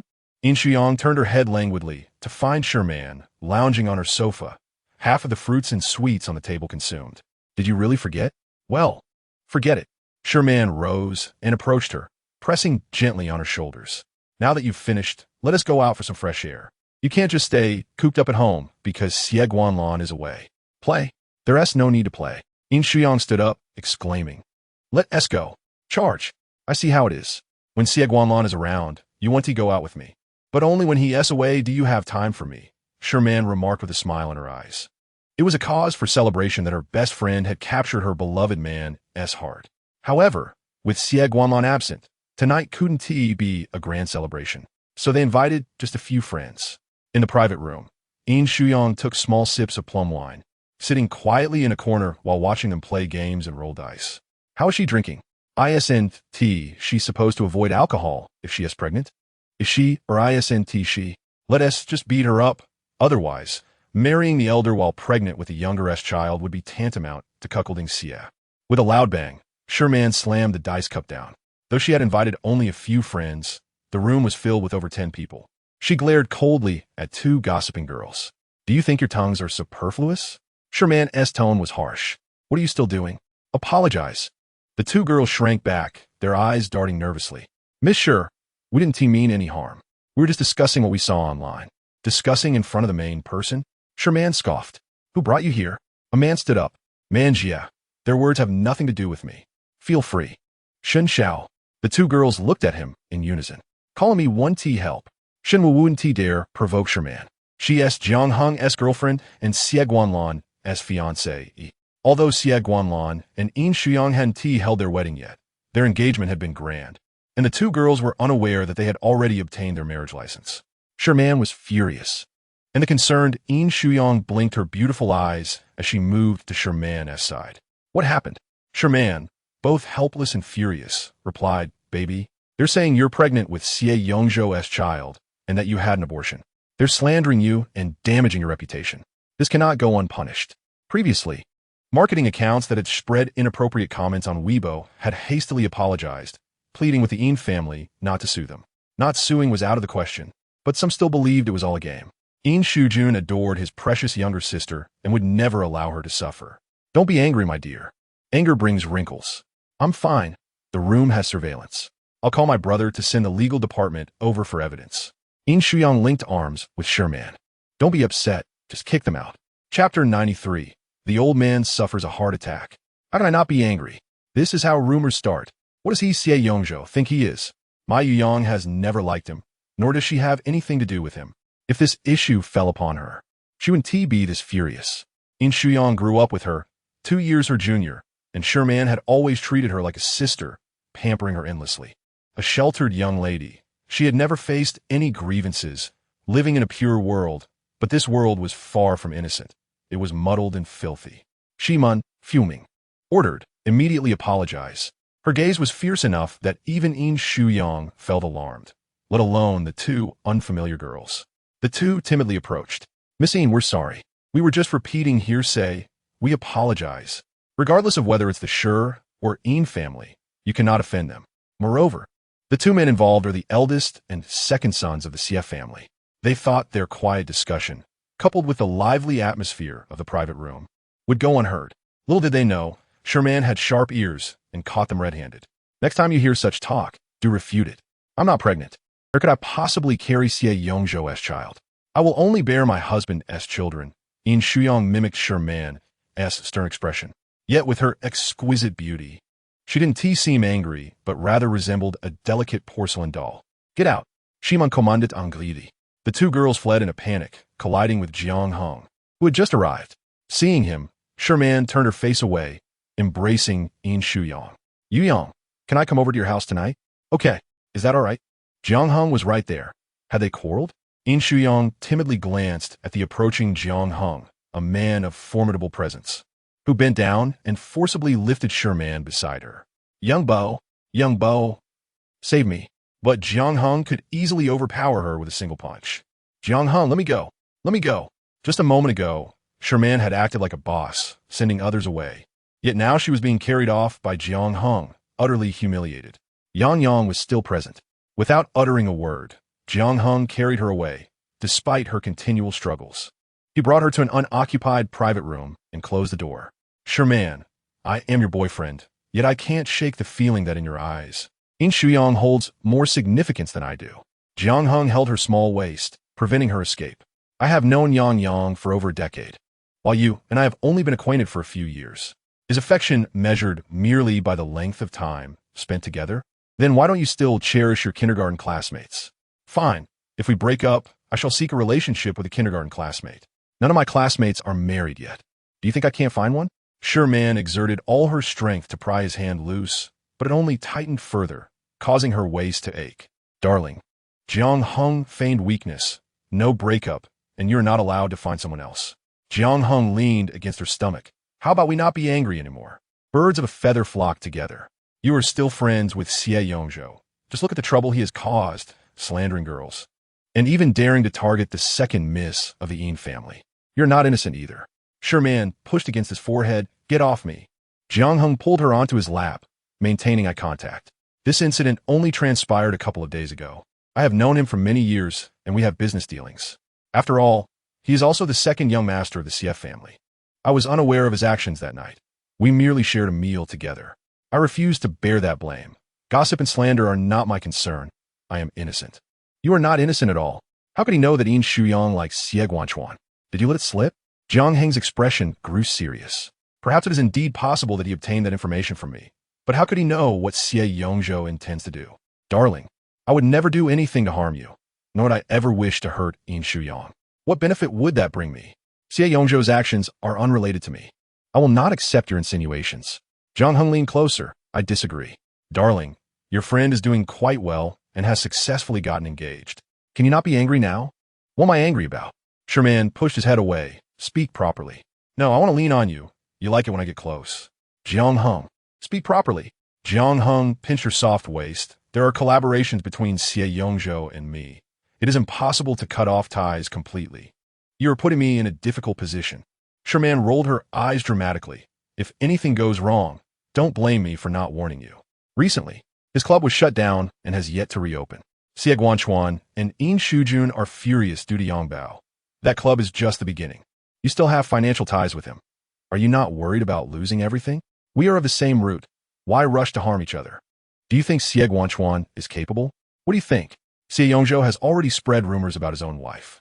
If it were you, and someone slandered you, would you not want to ruin that man, leaving him with no escape? Sure Man kicked him. That's a valid point. Darling, I understand now. You are right. I will handle it. Jiang Heng kissed her cheek. Let's return tonight. I have a small gift for you. Sure Man stood up abruptly. I will go find Yang. She is not a child anymore. Does she still need you to bring her back? Sure Man disregarded him and walked away. Upon returning to the private room, she found no sign of Yin Shuyang. After inquiring, she learned that Yin Shuyang had taken a call and left. Sherman immediately felt anxious and called her. Jiang Heng stood before her, his right arm wrapped around her waist, his gaze suggestive, conveying a clear implication. What are you going to the hospital for? As soon as Sherman heard this, she attempted to leave. You scared me. Thank goodness you're okay. Did old Master Xie have a heart attack? Why did it have to happen when Xie Guanlan is not home? Isn't this a conspiracy? Jiang Heng held Sherman back. Are you going to hospital? It's not my place to go. Sherman felt a twinge of worry for Yin Shuyang. Shujun should be aware of this matter, right? Regardless of whether he knows or not, I need to send him a message. When Yin Shujun received the message, he was by Yin Shuyang's side, silently watching her speak on the phone with Xie Guanlan. It's not ideal for me to return home now, Yin Shuyang spoke softly. Everyone is here. I will send an assistant to keep watch. It's nighttime, and you should return home to rest. Don't worry too much. I will be back by the time you wake up. Xie Guanlan was also in a hurry. He had to return to the country before this situation was resolved, leaving Qin Yi behind. I'll assess the situation. There's no rush. I am young and can stay up. Besides, my brother is here with me. Yin Shuyang felt that with Xie Guanlan absent, she should at least represent his identity and remain there to fulfill her filial duties. Should anything unexpected occur, she would not know what Xie Guanlan might do. Chapter 94. She has a secret crush on me. Yin Shuyang listened to her husband's voice and silently handed the phone to Yin Shujun. What is going on? Does Xie Guanlan trust Yin Shujun more than me? Rest assured, I care for her even more than you do. I will not allow her to stay at the hospital with your grandfather all night. Even if my grandfather were ill, I wouldn't let her stay. I will take her home to sleep immediately. While speaking, her brother provocatively glanced at her. Umph. With Xie Guanlan's father and stepmother present, it was evident that it was not her place to be there. Even if it were, her brother would still take her away. Let us go to a hotel nearby the hospital. It would be more convenient in case anything happens. Yin Shuyang played with her phone. What could happen? A medical accident? Perhaps the old man will change his will while Xie Guanlan is abroad? That possibility cannot be ruled out. Yin Shuyang's voice was barely audible. If he is pushed to desperation, he might do anything. Last time, Xie Guanlan closed his store. Xie Yongzhou must be harboring resentment and will not let it go unpunished. A chill ran down Yin Shuyang's spine, and even in the VIP lounge, she felt a sense of dread. Brother, he wouldn't seek revenge on me, would he? Think about it. The best way to retaliate against someone is to destroy what they hold dear. What Xie Guanlan cares about most is me. Yin Shuyang clung to Yin Shuyang's arm. Brother, I am in danger. Now you understand. I warned you countless times not to like him, but you wouldn't listen. You insisted on liking him, loving him fervently, without any semblance of a girl's modesty. Now that you are married, if you say you no longer love him, it wouldn't be too late to divorce before the wedding. I support you. After speaking, Yin Shuyang returned her phone to her. You think I would divorce? Not a chance. I'm not divorced. I am merely widowed. Yin Shuyang covered her mouth, feeling that her previous words were ominous. No, that is too unlucky. With Xie Guanlan about to board a flight, the atmosphere felt particularly foreboding. Let us go, Miss Yin. Brother, you have no idea how prescient I am. I feared Xie Yongzhou would target me, so I made sure to send everyone home early to rest. Yin Shuyang followed him out, her expression proud. Outside, they encountered Xie Changhan and Yu Yin, exchanging only nods without speaking. From the corner of her eye, Yin Shuyang noticed Xie Guanlan's assistant, Zhao Dan, waiting outside, who also nodded in acknowledgement. Thank you for your hard work. I'll have Xie Guanlan give you a bonus. Thank you, madam, Zhao Dan replied. In the end, Yin Shuyang did not stay at the hotel, but was taken home by her brother. This was how she returned home for the first time after marriage. Initially, Xie Guanlan had promised her parents that she would return home once a week. Wash up and sleep. Don't worry about those things. Yin Shuyang stood at her door. Did you hear me? I am aware that whenever there is an issue, Xie Guanlan either contacts his assistant or reaches out to you, as he does not wish for me to worry. Yin Shuyang tugged at her brother's sleeve, but he could tell me. Tell you what, I am not a doctor, but Guanli is.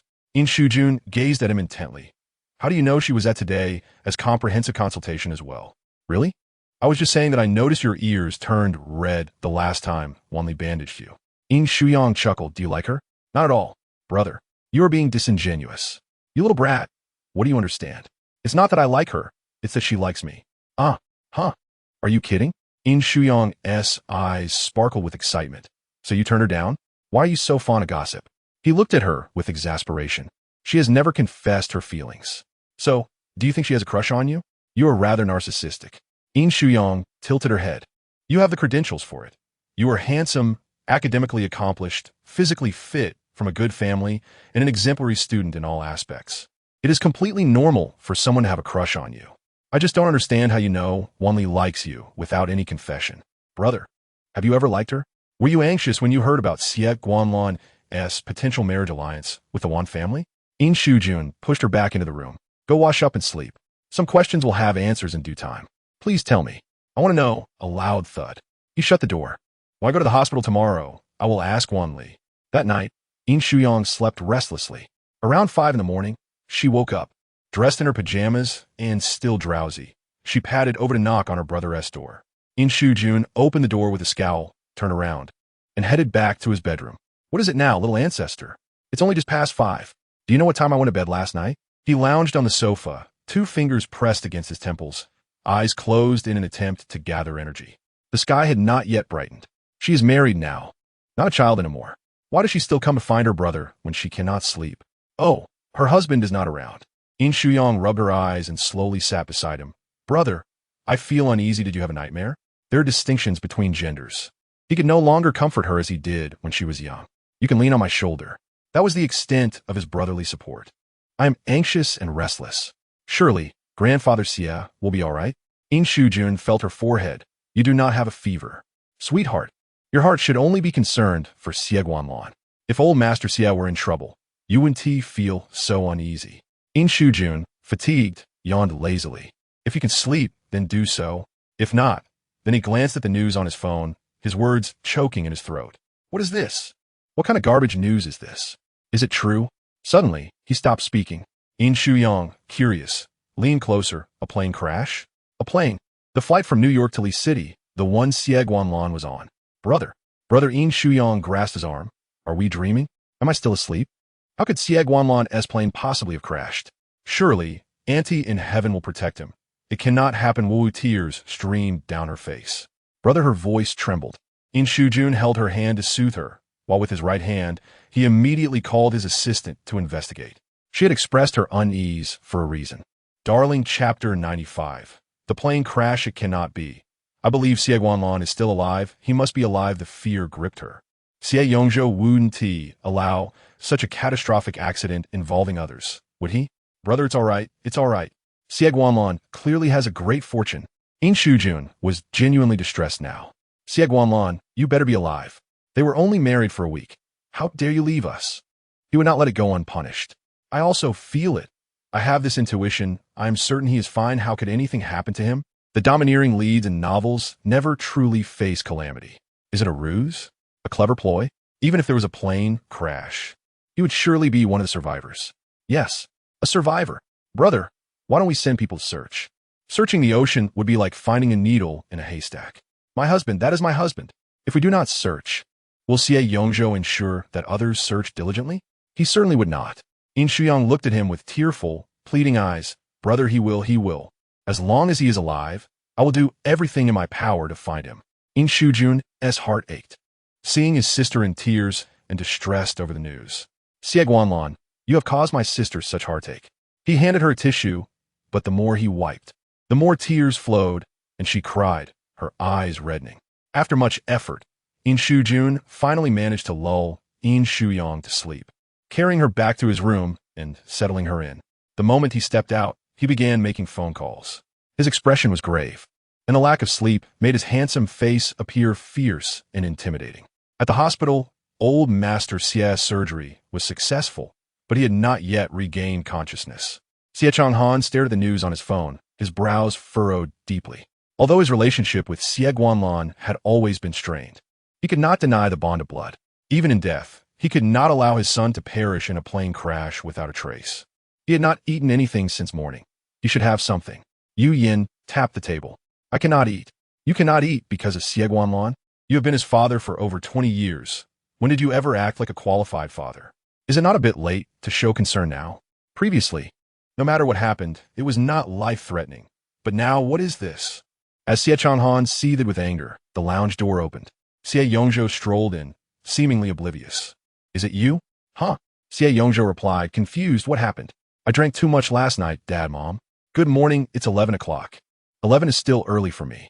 Xie Yongzhou leisurely took a seat, sipping the chicken soup on the table, finding it palatable. Xie Changhan thrust his phone screen towards him. Your brother's plane has met with an accident. My brother was on that flight? I had no idea you're usually most concerned about Xie Guanlan's whereabouts. How could you not know? Xie Changhan understood the discord between the brothers, but it should not come to such extremes. Moreover, an entire plane? He suddenly realized that Xie Yongzhou's ruthlessness surpassed his expectations. If it is Xie Guanlan today, will it be my turn tomorrow? Dad, what difference does it make to you if you lose one son or gain another? As long as someone takes care of you in your old age. If that person is me, wouldn't that be better? You have always favored me. Xie Yongzhou picked up his chopsticks and began to eat. He could still eat? That is a life. That is your brother. Dad, please calm down. I am not that kind of person. Plane crashes have happened before. People can be vaporized instantly, dying without feeling a thing. In the end, we can only gather a handful of soil from the crash site to commemorate them. It is rather pitiable, Xie Yongzhou sighed as he continued to eat. Clearly, the mood was quite agreeable. Yu Yin sat beside him, hesitant to utter a word. She had never witnessed Xie Changhan so enraged over matters concerning Xie Guanlan. After all, it was a life at stake, and it was Xie Guanlan. If this news were to reach the old Master Xie, he would undoubtedly be deeply troubled. The sudden onset of a heart ailment followed by Xie Guanlan's predicament was indeed a peculiar sequence of events. Yu Yin observed Xie Yongzhou, who was leisurely enjoying his meal, and it seemed she had never truly understood his thoughts. In his youth, the old master Xie's focus was solely on Xie Guanlan, nurturing him as his heir. The elder favored the firstborn over the second. Previously, Xie Yongzhou had admired his grandfather and wished to accompany him to the company, to play on his lap. Yet the old master never showed him affection. Consequently, both she and Xie Changhan doted more on Xie Yongzhou. Since the birth of Xie Yongzhou, the Xie family had become distinctly divided into two factions, Xie Guanlan and the old master Xie, a family of three. Now, with the old master gravely ill and Xie Guanlan in trouble, what would become of the Xie group? You should go. Xie Changhan looked at him. Me? Xiao Zhou. It would be best for you to go now, to showcase your brotherly bond before the media. As for the company, your father is there. If he inherits it, it will naturally pass into your hands later, achieving two objectives at once. Yu Yan found this suggestion quite agreeable. In the past, the grandfather had not allowed her husband to manage the company, deeming him incapable. Now, the company held Xie Guanlan in high regard. If her husband returned, it was doubtful he would earn the respect of those old-timers. Xie Yongzhou leisurely dabbed his mouth. So, Dad, do you think I'm more suitable than you? If you seize power now, the incident involving Xie Guanlan will undoubtedly cast suspicion upon you. Can you endure that scrutiny? Xie Changhan's expression was stern. What is there to fear regarding public opinion?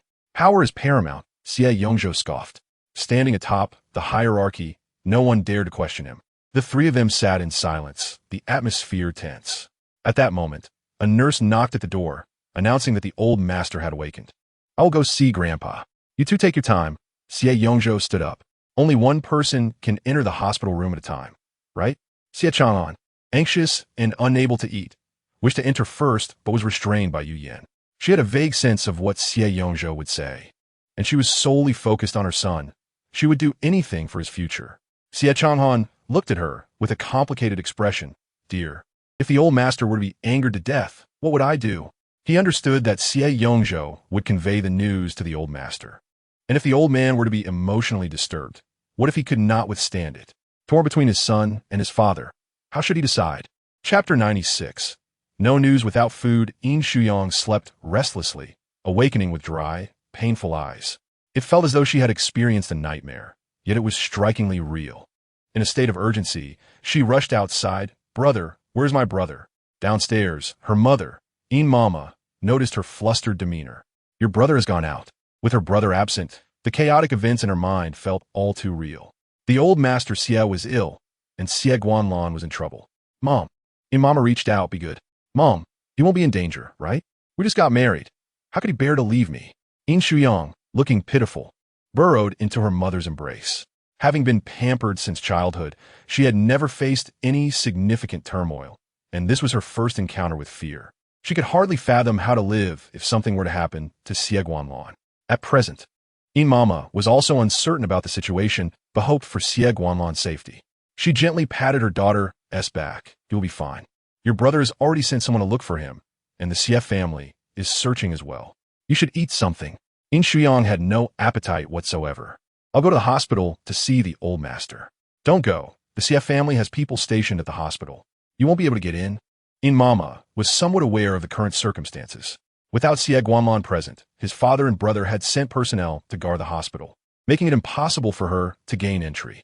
The old master had just come out of surgery. There were numerous excuses to deny her access. I could do nothing. Sweetheart, all you can do now is eat something to fill your stomach. Stay at home and wait for news with me. Yin Mama held her hand, insisting, eat. You're not allowed to go anywhere. Where could she go? Yin Shuyang was pulled to the dining room, where she reluctantly consumed a little food under her mother's watchful gaze before retreating to her room. She retrieved her phone, recharged it, and tentatively dialed Xie Guanlan's number. An automated voice replied, the number you have dialed is turned off. Turn off? Turn off. This was disheartening news. Yin Shuyang despaired, sitting at the foot of her bed, gazing at the photos on her phone, tears streaming silently as her heart ached painfully. Young Bo. After an indeterminate period of silence, she heard a familiar voice and looked up to see Sherman approaching. Man. Seeing the news, Sherman knew she must be struggling, so she had come to accompany her. As soon as Sherman approached, Yin Shuyang enveloped her in an embrace. In that instant, Sherman was overwhelmed with maternal affection, gently stroking her hair while Yin Shuyang buried her face against her stomach and wept. "You will be fine, generally. Those who survive great adversity will find fortune thereafter. With such a lovely wife waiting at home, even if I turned into a ghost, I would return to protect you." Suddenly, it felt as if a romance novel had transformed into a supernatural tale. Sure Man had a comforting presence. Yin Shuyang lifted her tear-filled eyes. Her eyelids red from crying, gazing at her pitifully, "Man, sob. It hurts so much. If it were me, I would feel the same pain, unable to accept it even slightly. However, sweetheart, in this situation, even if Xie Guanlan is alive, he may not appear until the critical moment. You must remain hopeful. Those dramas always depict the main character showing up just in time. So do not worry too much. Believe in him. Believe in Junge." "What can I do?" Yin Shuyang felt an overwhelming sense of unease. "Do nothing. Just maintain the current state. It's all right to be heartbroken, to feel as if you cannot eat, convinced that Xie Guanlan is gone. The reporters might seek to interview you. We will not accept any interviews. If it is for Xie Guanlan's sake, I could accept it. I can cry before the media." Yin Shuyang pointed at her tear-streaked face. "My husband.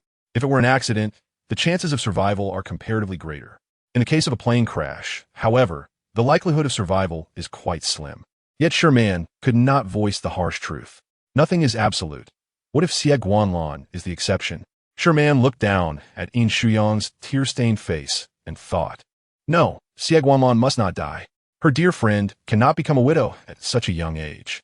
While Yin Shuyang was heartbroken at home, Yin Shujun had gone to the hospital. In the office, Wanli poured a glass of water and placed it before him. "The old master is not well. He has just awakened and nearly fainted from anger." "Anger?" It seems the second young master of the Xie family visited the hospital room and likely spoke about Xie Guanlan. "Is the news true or false?" Wanli asked, his expression cool and composed. "It has made the news, so it must be true. But whether Xie Guanlan was on the plane, I cannot say." Yin Shujun genuinely hoped that Xie Guanlan was not on that flight. So far, he had not received any news. However, if Xie Guanlan did not return, it was uncertain whether he could maintain his position as president of the Xie Group. Will the old master die? "We will do our utmost, but the family is not entirely sure." Wanli sat down leisurely. If any further accidents occur and the family signs to forego resuscitation, the hospital will have no choice. The true hell lies within the hospital. In a hospital, one encounters a myriad of individuals, each embodying the warmth and chill of human emotions, from lovers and spouses to relatives and friends, where all manner of circumstances may unfold. The affluent, in their pursuit of power and profit, may resort to extreme actions. Yin Shujun pondered, is there truly no hint of suspicion? Old Master Xie's health had previously seemed quite robust. Wanli calmly elucidated, the old master is 80 years old. It is entirely normal for an octogenarian's health to falter unexpectedly. Heart disease combined with other ailments can strike suddenly. "You seem rather concerned for Xie Guanlan," she noted. "He is my brother-in-law, and such grave matters arise just after their marriage." Yin Shujun's gaze darkened, and he fell silent. Rising, he remarked, "Please keep a close watch. I shall treat you to dinner afterward." Wanli smiled faintly. "Monitoring a patient's condition is our duty as doctors. Yet I must admit, I am quite eager for that meal with you." Their eyes met, and Yin Shujun simply uttered, "You decide." That evening, upon returning home, Yin's mother gestured upstairs. "Go check on your sister. She's been crying all day." "Still crying?" he replied. "Her eyes are likely swollen." "She is truly in love," she remarked. With a sense of resignation, Yin Shujun ascended the stairs to find Yin Shuyang. No matter how infatuated she may be, she remained his sister. And the airplane disaster was no trivial matter. Inside the room, gentle light illuminated the space as Yin Shuyang leaned against the headboard, her complexion notably pale. "Have you eaten dinner, brother?" Her voice was hoarse. "Is there any news?" "Not yet," he replied, walking over. "Even if you refuse to eat or drink or sleep, it will not change the current situation. But if you continue to abstain, I shall withhold any news from you later." Chapter 97. On the screen appeared Xie Guanlan's visage. The lively and adorable Yang Yang has never gone without food. She has never experienced hunger throughout her life. While she is allowed to feel sorrow, she must not harm her body by starving herself. "Is there news?" Yin Shuyang grasped his wrist. "Brother, is there news?" "Eat, and I shall tell you," he replied. "I will eat. Right now." Yin Shuyang excitedly leapt from the bed, pulling him along. Where did she find such strength? The dining room below was set for dinner, and the siblings entered together. In truth, Yin Shuyang had scarcely eaten that day and welcomed the opportunity to share a meal with her. How can a refined young lady eat so hastily? What your upbringing? He fretted, concerned she might choke. I am simply hungry, she protested, feigning urgency for news while claiming hunger. Take your time, he advised. Yin Shuyang sipped her soup delicately and wiped her mouth, her tears streaked, bright eyes fixed upon him. Brother, please eat. Do you wish for me to choke? Not at all. I shall wait for you. She rested her chin on her hand, patiently awaiting his response. Unable to withstand her gaze, he mused, no news is good news. What does that mean? How can no news be good news? Perhaps he is intentionally concealing something. If even a hint were revealed, it might reach Xie Guanlan. Do you not understand? Yin Shuyang's tone was gentle. You won't say either? He was indeed curious about Xie Guanlan's condition, but the truth was he had received no information whatsoever. Perhaps Xie Guanlan feared that upon learning the news, he would inevitably disclose it to Yin Shuyang. What would knowing change for her? Would it lessen her worry? She would be confined within the villa and forbidden from venturing outside. The circumstances beyond were perilous. We still don't know, he reiterated. Yin Shuyang leaned against her brother. What if he truly? Do not speak of such things. If Xie Guanlan were to pass, you would eventually move on in a couple of years. Yin Shuyang was terrified. His foolish sister must not act impulsively. From now on, I must ensure someone watches over you constantly. Firstly, I will not act rashly. Secondly, I will not take years to recover. And thirdly, I still hope he lives. Yin Shuyang's thoughts were a chaotic storm. Brother, he will not die. He is alive, undoubtedly. Yin Shuyang handed her a tissue. Do not cry. Without confirmation of his death, do not mourn prematurely. It brings ill fortune. Yin Shuyang looked at him in confusion, then desperately wiped away her tears. Yin Shuyang smiled, yes. This is better. Let us maintain a positive mindset, and Xie Guanlan will return. Fearing she would not rest well, Yin's mother stayed with her that night. Yin Shuyang's room remained illuminated until the early hours. The following day, amidst the brisk autumn winds and looming dark clouds, a gathering of executives from the Xie Corporation convened in a conference room, having heard news of the old chairman's impending demise, particularly with Xie Guanlan's life hanging in the balance. Seated in Xie Guanlan's former position, Xie Guanlan nonchalantly surveyed their faces, each familiar to him. Although he did not partake in the management of the Xie Corporation, he had conducted ample background checks and dined with several of them, maintaining social interactions that had fostered potential alliances in support of his ascension as the new president. Xie Guanlan tapped his fingers on the table, silencing the room. Indeed, the old master's health is a matter of grave concern. At 80 years of age, his bodily functions have deteriorated, and the doctors have indicated his days are numbered. My brother's condition is dire. You have come at an opportune moment. As the second young master of the Xie family, I cannot remain idle at such a time. Thus, I declare that I shall be the new president of the Xie Corporation. Just as a nation cannot be without a ruler for a day, a family cannot be without a leader. The company I have founded outside has also thrived. In my opinion, he is exceptionally capable, and I wholeheartedly support him. One of Xie Guanlan's allies spoke first, with others soon joining in agreement. Yet, voices supporting Xie Guanlan and dissenting from the old chairman's decision echoed through the room. Xie Guanlan remained unperturbed, leisurely surveying the opposition. We are still unaware of whether Chairman Xie is alive, and without news of the old chairman, we cannot simply change leadership based on your words. I intend to visit the chairman. The old master requires peace for recovery. The likelihood of seeing him is slim, though not entirely impossible. I can arrange for you to meet with him now. Xie Guanlan raised a hand, and an assistant promptly took out his phone to send a message. On the conference room's projection screen, the state of the old master in his hospital room appeared. A live broadcast? The old master's condition looked dire. He appeared frail, wearing an oxygen mask, utterly unable to speak. You all see this. My grandfather is in such a state. Is it reasonable to expect him to preside over matters? Xie Guanlan scanned the room, raising a finger to conclude the broadcast. Even if the chairman is currently incoherent and gravely ill, we cannot simply replace the leadership of the Xie Corporation on a whim. Indeed, we must wait for news. In the wake of an airplane disaster, how many might still be alive? The bodies have yet to be found. What news are we waiting for?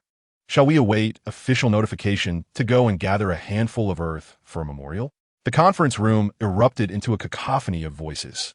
At that moment, the door swung open, and Xie Yongzhou lazily turned his head to see Zhao Dan, Xie Guanlan's assistant, entering with several others. Zhao Dan walked in with an air of confidence. Second young master, such significant matters in this meeting should not exclude us from the secretary's office. Your leaders are absent. You should be where you belong. Who says our leaders are absent? Zhao Dan stepped forward, holding a tablet to present to the others. The screen displayed Xie Guanlan's face. Is that Chairman Xie? Is it a recording or a live feed? Xie Yongzhou suddenly stood, turning to gaze at the screen. On the screen, Xie Guanlan was dressed in a hospital gown, evidently injured, with a pallid complexion that worried everyone. An unfortunate incident had occurred. I just regained consciousness and will return home tomorrow, so please remain calm.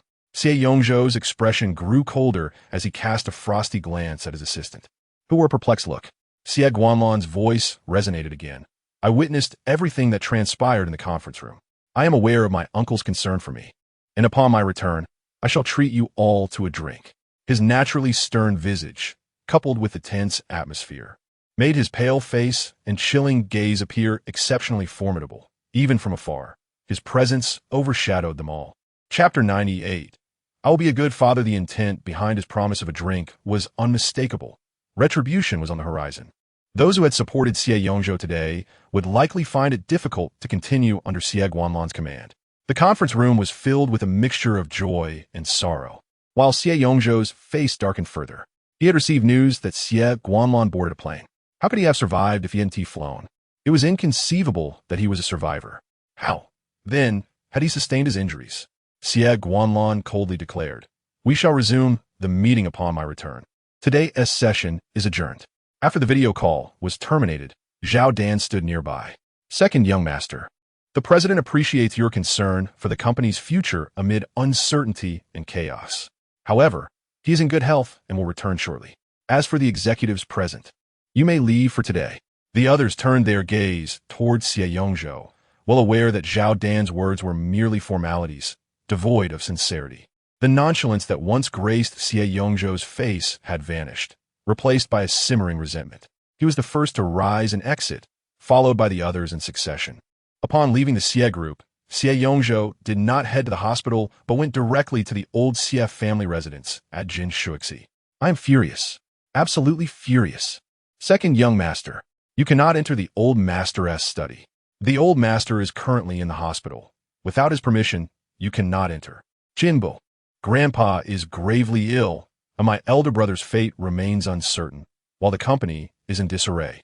What does it mean that you are blocking me at this moment? Do you aspire to usurp power? The Xie group will never fall into your hands. The old steward shook his head frantically. Second young master, I mean no offense. I would not dare. You know that the study contains confidential documents. The belongings of the Xie family are mine. What secrets could possibly be concealed from me? Xie Yongzhou shot a glance, and his assistant restrained the steward. Xie Yongzhou input the password and entered, his previously expressionless face tightening upon seeing the occupants of the room.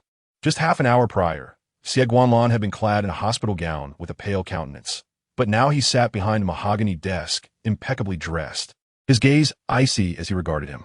Brother, your recovery seems remarkably swift. How surprising. Thus, there remains much for you to learn, dear brother. Xie Guanlan appeared unfazed, his fingers lightly resting on the desk. If you're searching for the will, I can assure you that Grandpa's will is not in the study. Xie Yongzhou positioned himself across from him, separated by the desk, one standing and the other seated.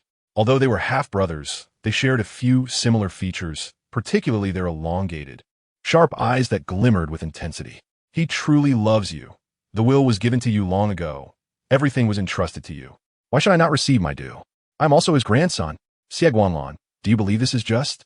Why has Grandpa's attention only ever been on you? You were groomed to be the heir while I was cast aside. What makes me inferior to you? For the first time, Xie Yongzhou erupted in anger before him, questioning vehemently why. In response to Xie Yongzhou's accusations, Xie Guanlan replied leisurely, from a young age, our paths have diverged. You were showered with parental love, enjoying a carefree childhood while I accompanied Grandpa to the company. Our growth trajectories were starkly different.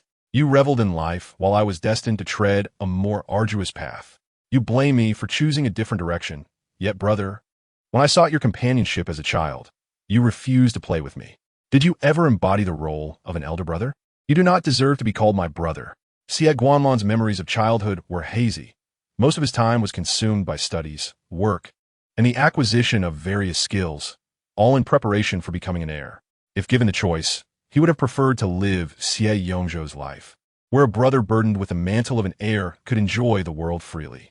He could travel to the Arctic to witness the auroras, visit the Antarctic to see penguins, dive in Australia to marvel at coral reefs, ascend Mount Everest, ski in Switzerland, take a leisurely stay in Iceland, or embark on a self-driving tour of the Northwest. But now, his existence revolved around work and social obligations, leaving little personal time.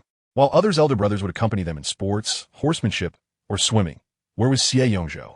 He scoffed, Xie Guanlan, you have never acknowledged my existence. In his youth, Xie Guanlan had never possessed free time. Every moment was meticulously scheduled by Grandpa. Of course I envied you. You had parents who adored you, who doted on you. Xie Guanlan had never experienced such indulgence. Grandpa had always been stern with him. The brothers had enjoyed disparate resources and treatment since childhood, each envious of the other, yet yearning for one another's life. You envy me? You believe you can envy me? Everything belonging to the Xie family is yours. Grandpa has given you everything. Xie Yongzhou's eyes reddened slightly. Stop feeding me such nonsense. Do you think I'm a child? Xie Guanlan rose slowly, circling the desk to stand before him. So, you deliberately harmed Grandpa, intending to bring about his demise? I did not. The elderly man, now 80, had been in poor health. He was concerned for his precious grandson and had concealed his ailments from him, wanting him to believe all was well. Xie Guanlan, he genuinely cares for you. He has considered your needs in everything. Xie Guanlan seized his brother's neck, applying pressure as he pushed him backward. Thud! Xie Yongzhou's head collided with the wall, his defiant gaze fixed on him. Xie Guanlan, you will not choke me to death, for I am your brother. You may appear cold, but from your words, it is evident that you yearn for familial affection. You desire your father's love, and you wish for me to admire you as a brother. Beneath that frigid exterior, you are warm-hearted. Cough, cough. Xie Yongzhou struggled to breathe. Brother, cough. Brother. His eyes threatened to bulge. Suddenly, Xie Guanlan released him. You are correct. I do yearn for familial affection, but I no longer require it, whether from you or your father. Xie Guanlan leisurely wiped his hands. I have a wife and will soon have my own family. I shall be a good father. Yin Yang is so adorable, brother. I truly envy you. You are so fortunate. Xie Yongzhou rubbed his neck. Brother, you survived a great ordeal. She must be quite relieved. You are unaware of how frightened she is of me. Ha ha. Chapter 99. Oh dear, husband, I need not mourn any longer. Xie Guanlan replied coldly. My absence is the reason she fears a schemer like you. When I am present, she has nothing to fear. Xie Yongzhou leaned languidly against the wall, ignoring the pain in his neck, his eyes glinting with amusement. I am the schemer. You are the abnormal brother. You are not much better than I. After all, we are bound by blood. You speak the truth. Neither of us are virtuous. So do not compel me to take action against you. Did you not take action? Was it not you who just choked me? You choked Yang Yang. I merely returned the favor. Xie Guanlan casually tossed aside a tissue, standing before him with her hands in her pockets, refusing to leave. Shall we go to the hospital to see grandfather? You need not worry about the hospital. I have already dispatched someone. Xie Yongzhou chuckled, indeed. Your grandfather and you share a strong bond, as expected from someone raised by the old man since childhood. Get lost. Why are you angry? Did I say something wrong? Xie Yongzhou grinned mischievously. Now that grandfather is gone, what will you do, brother? There are so few people who truly care about you in this world. Get lost. Xie Guanlan's tone sharpened. You have awakened me today. In truth, I lead a life far more blissful than yours. My parents dote on me. I have borne the title of the second young master of the Xie family since childhood, and everyone outside gives me face. I bear no familial responsibilities. If anything happens to me, brother, you must shield me, even if Sweet Dream is my shop. You know that the news dares not reveal that I am the true mastermind behind it. The method to give you a heart attack suddenly became clear. You have not been innocent either. Xie Guanlan's expression turned frosty. That is true, Xie Yongzhou said with a smile as he walked out. However, once he exited, his expression changed instantly. Yin family. Yin Shuyang sat on a lazy sofa, her eyes blankly fixed on the dark, ominous clouds outside. 1 drop, 2 drops. 3 drops of rain began to fall, and the glass window grew increasingly blurred. Here, have a drink. Sherman handed Yin Shuyang a glass of homemade osmanthus wine. It's raining. It's raining. It's time to be emo. Let us have some wine first, or else there is no feeling. Sherman took a sip, delicious. Her bartending skills could easily open a bar. Yin Shuyang took a tentative sip. I want to go to scene. What scene? The site of the plane crash? No way. Wake up. If Xie Guanlan were alive, he would surely find a way to see you. But why hasn't he come yet? Sherman gently stroked her hair. He'll be here soon, I promise. Empty promises. Men are all full of lies, she retorted. This is called a white lie. It's not deception. Amidst the rain curtain, a black car drove in. Due to the heavy rain, the license plate and model were indistinct, and Yin Shuyang thought it was Yin Shujun returning, remaining seated and motionless, until Sherman frantically tapped her shoulder. Ah, my shoulder hurts. Yin Shuyang winced and turned her head, the familiar face drawing nearer. With a thud, the glass she held slipped from her hand. She heard the sound, but her body swiftly darted past Sherman, rushing to Xie Guanlan. Yin Shuyang suddenly threw herself into Xie Guanlan's embrace, clinging tightly. He was warm and corporeal. Not a spirit, truly Xie Guanlan. Could it be that she was not dreaming? Yin Shuyang pressed a kiss to his face, sobbing, Xie Guanlan. It's me, baby. Xie Guanlan lifted her, striding directly upstairs. I thought you were gone. Why didn't you answer your phone? Xie Guanlan, you scare me to death, really. Yin Shuyang cupped his face in her hands, looking left and right to confirm he bore no injuries, tearfully asking, You didn't board the plane, did you? No. Xie Guanlan steadily supported her small frame. I merely wished to keep my movements hidden from Xie Yongzhou, creating the illusion of boarding a plane. I never anticipated the plane would crash. Thus, he had chosen to conceal his whereabouts and observe from the shadows.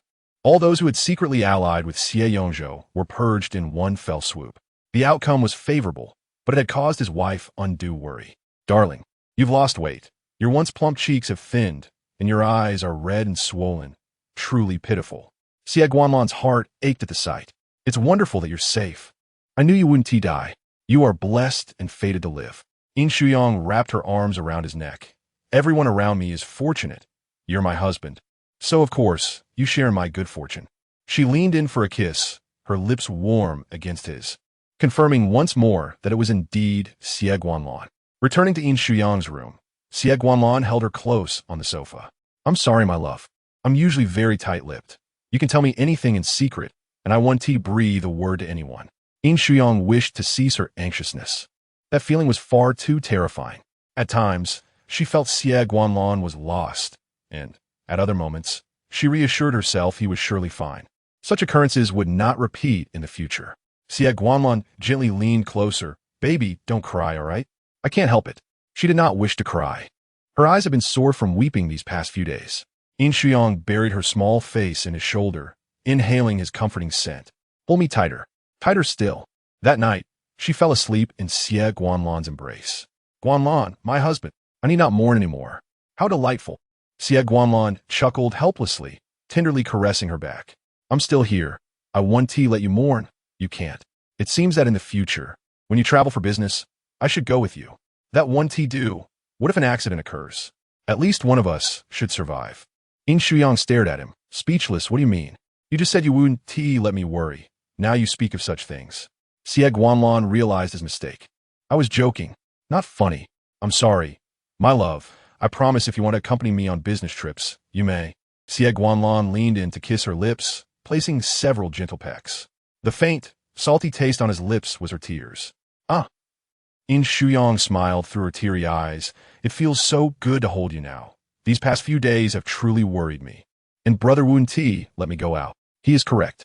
Yin Shuyang's lips trembled. They all pamper me, not letting me do anything, treating me like a child. Tonight, my husband will stay with you here. Let us sleep well. I can hardly contain my excitement at seeing you. I can't sleep a wink. Yin Shuyang playfully huffed. I just want to watch you. Would you like me to disrobe for you? Xie Guanlan held her hand against his abdomen. Feel my abs, my love. Chapter 100. I knew you would tempt me. Oomph. Xie Guanlan was too wicked. Upon returning, he used his abs to entice her. She was feeling sentimental. Ugh, the texture of your abs is quite delightful. Wait a moment. It's not satisfying enough through your shirt. I want to feel your skin. Yin Shuyang, with sparkling eyes, began unbuttoning Xie Guanlan's shirt. A mix of eagerness and grievance adorning her face, rendering her utterly adorable. Xie Guanlan leaned back lazily, allowing her to wreak havoc upon him. He genuinely relished this sensation, cherishing the moments of playful antics with Yin Shuyang by his side, whether teasing him or genuinely touching, kissing, cuddling, or laughing together. He adored all of it. Once the buttons were undone, Yin Shuyang checked for any signs of injury before softly leaning in. I knew you were using your charms to tempt me. If you were gone, what would become of your allure? Is my baby concerned for me or my looks? You, Xie Guanlan, my husband. No matter if you're injured or disfigured, you must live. Yin Shuyang rubbed her face against his.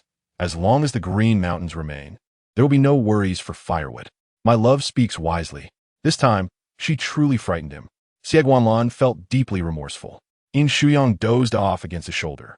Xie Guanlan gently placed her on the edge of the bed, the rain outside still pouring, the weather gloomy and overcast. He drew the curtains, illuminating a soft orange light from the bedside lamp before stepping out. Downstairs, Sherman was chatting with the recently returned Yin Shuyang. Ah, you actually came down? I thought you wouldn't leave until tomorrow morning. Sherman teased in a hushed tone while enjoying her dessert. She fell asleep. Xie Guanlan explained expressionlessly. It's to be expected. I haven't slept well these past few days. My eyes are swollen. My dear Yangbao is too pitiful. Xiezong, please refrain from doing this in the future. It truly exhausts me. Sherman exaggeratedly pressed her temples. Every day, I hear Yang lamenting about you. It's overwhelming. Xie da Zonkai ouves me compensation for emocional distres. Xie Guanlan readily replied. All right, I'll have my assistant contact you another day. As Yang's close friend and future bridesmaid, she deserves special treatment. Sherman chuckled. You're quite agreeable. Just a casual remark, but well done. Yangbao has been trained well. Then, Xie Guanlan and Yin Shuyang discreetly disappeared from her sight. Sherman gazed out at the torrential rain, realizing it had ensnared only her. It was time to give her boyfriend a chance to shine. She would have Jiang Heng come to pick her up. A sudden flash of lightning and a thunderous roar startled the sleeping Yin Shuyang. She nestled deeper in her soft bed, realizing she was alone. In her subconscious, she recalled that Xie Guanlan had returned. Anxiously, Yin Shuyang hopped out of bed, slipping on her slippers and hurriedly rushing outside. Brother. As she prepared to dash down the stairs, she heard voices from above. She looked up to see the faces of Xie Guanlan and Yin Shuyang materializing in her line of sight. Husband, Yin Shuyang, maintaining a stern demeanor, remarked just moments ago. You were calling out to your brother, and now that you see your husband, I seem to have vanished. It wasn't a dream. He had truly returned. Yet in her eyes, there was only Xie Guanlan. Yin Shuyang huffed in frustration. I'm so infuriated. He turned his head, only to find that Xie Guanlan had already vanished. Looking down, he saw his beloved sister eagerly leaping into Xie Guanlan's arms, the couple indulging in their affectionate embrace, oblivious to the world around them. Yin Shuyang descended the stairs, passing by the pair. Dinner. Aren't you hungry? Yin Shuyang pouted towards Xie Guanlan. I'm starving. Husband, hold me. Xie Guanlan, cradling her like a child, lifted her effortlessly. Yin Shuyang rolled his eyes, speechless. This is unbearable. They flaunt their affection right in front of me. Just days prior, someone had been sobbing and preparing to replace him as her husband, and now. Husband, don't listen to his nonsense. I never considered changing husbands. It's him who wants to switch. Yin Shuyang clung to Xie Guanlan's neck. I won't trade you for anyone. I've nurtured you well, Yin Shuyang retorted gruffly, though his eyes softened. If Xie Guanlan were truly gone, his sister would be heartbroken. It was better that he remained alive, for at least it brought joy to his sister. To Yin Shuyang, Xie Guanlan was merely a tool to keep his sister happy. Upon arriving at the dining room, Yin Shuyang watched his sister perched on Xie Guanlan's lap. He felt compelled to say something, but held his tongue. This was their mode of interaction. They would do as they pleased.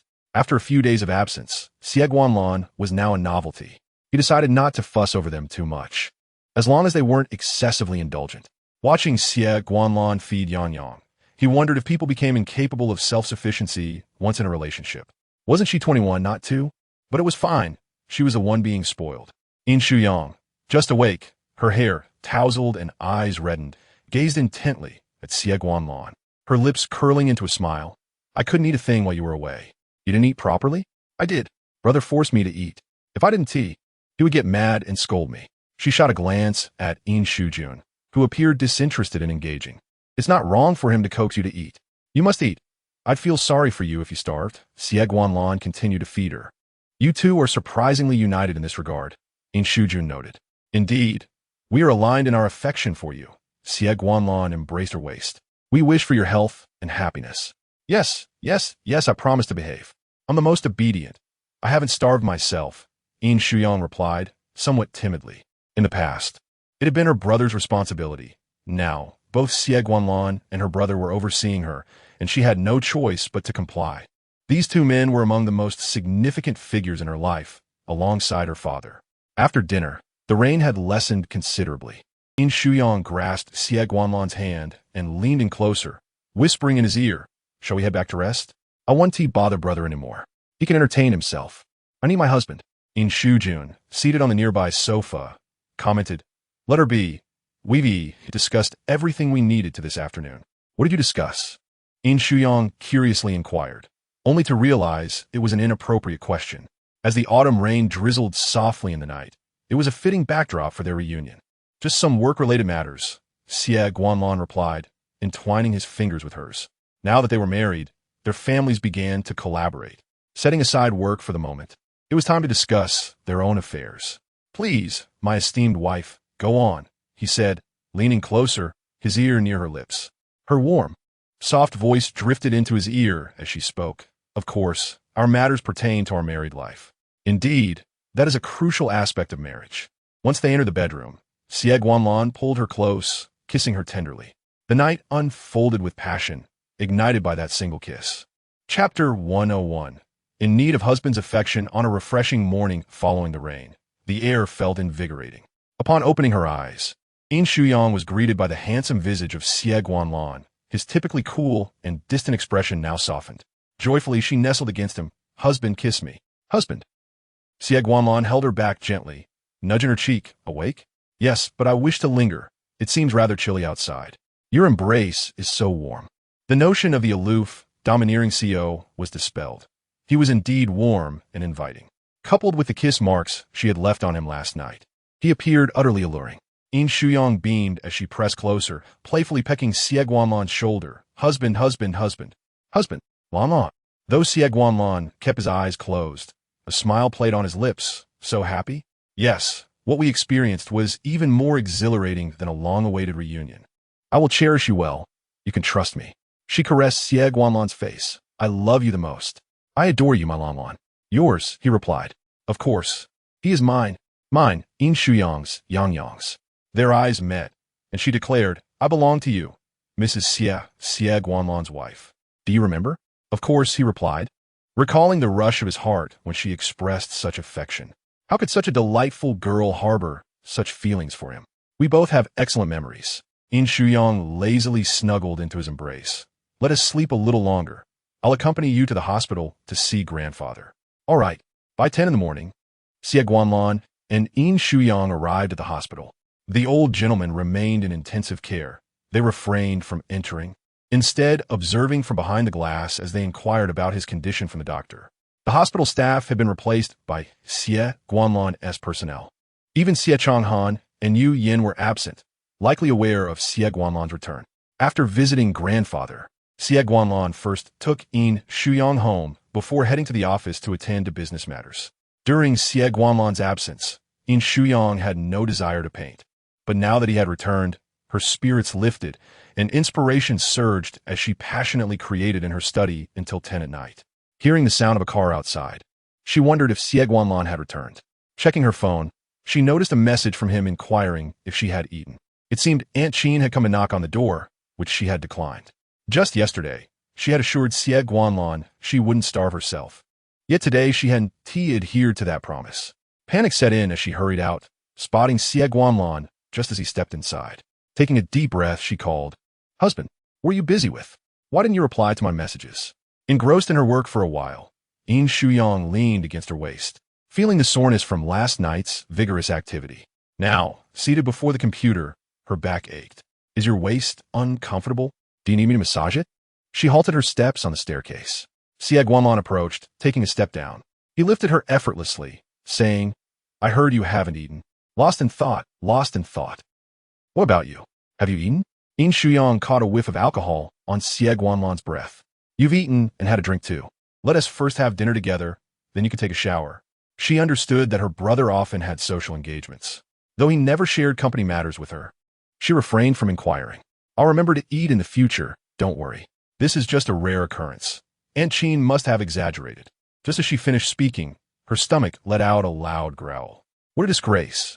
So disrespectful? Eat something first. What will you do when I'm not around? You're here. Why would you leave? Xie Guanlan, you can't think of leaving my side. My possessiveness is quite strong. You're my husband. Yin Shuyang was even more assertive than he was, exuding a playful fierceness. Xie Guanlan found her possessiveness endearing as he seated her down, saying, my fiercely possessive wife. Please eat.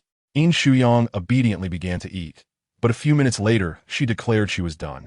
Are you full? Yes. Is that all? A girl must maintain her figure. It's quite late. Just a light meal will suffice. She patted her belly, satisfied that it would keep her until morning. As long as she wasn't starving herself, it was fine. Xie Guanlan thought a little extra weight on a girl was nothing to worry about. He found her figure slender and thought she had no need to lose weight. After returning to their room, Yin Shuyang finished her shower and leaned against the headboard, perusing the day's updated comic comments.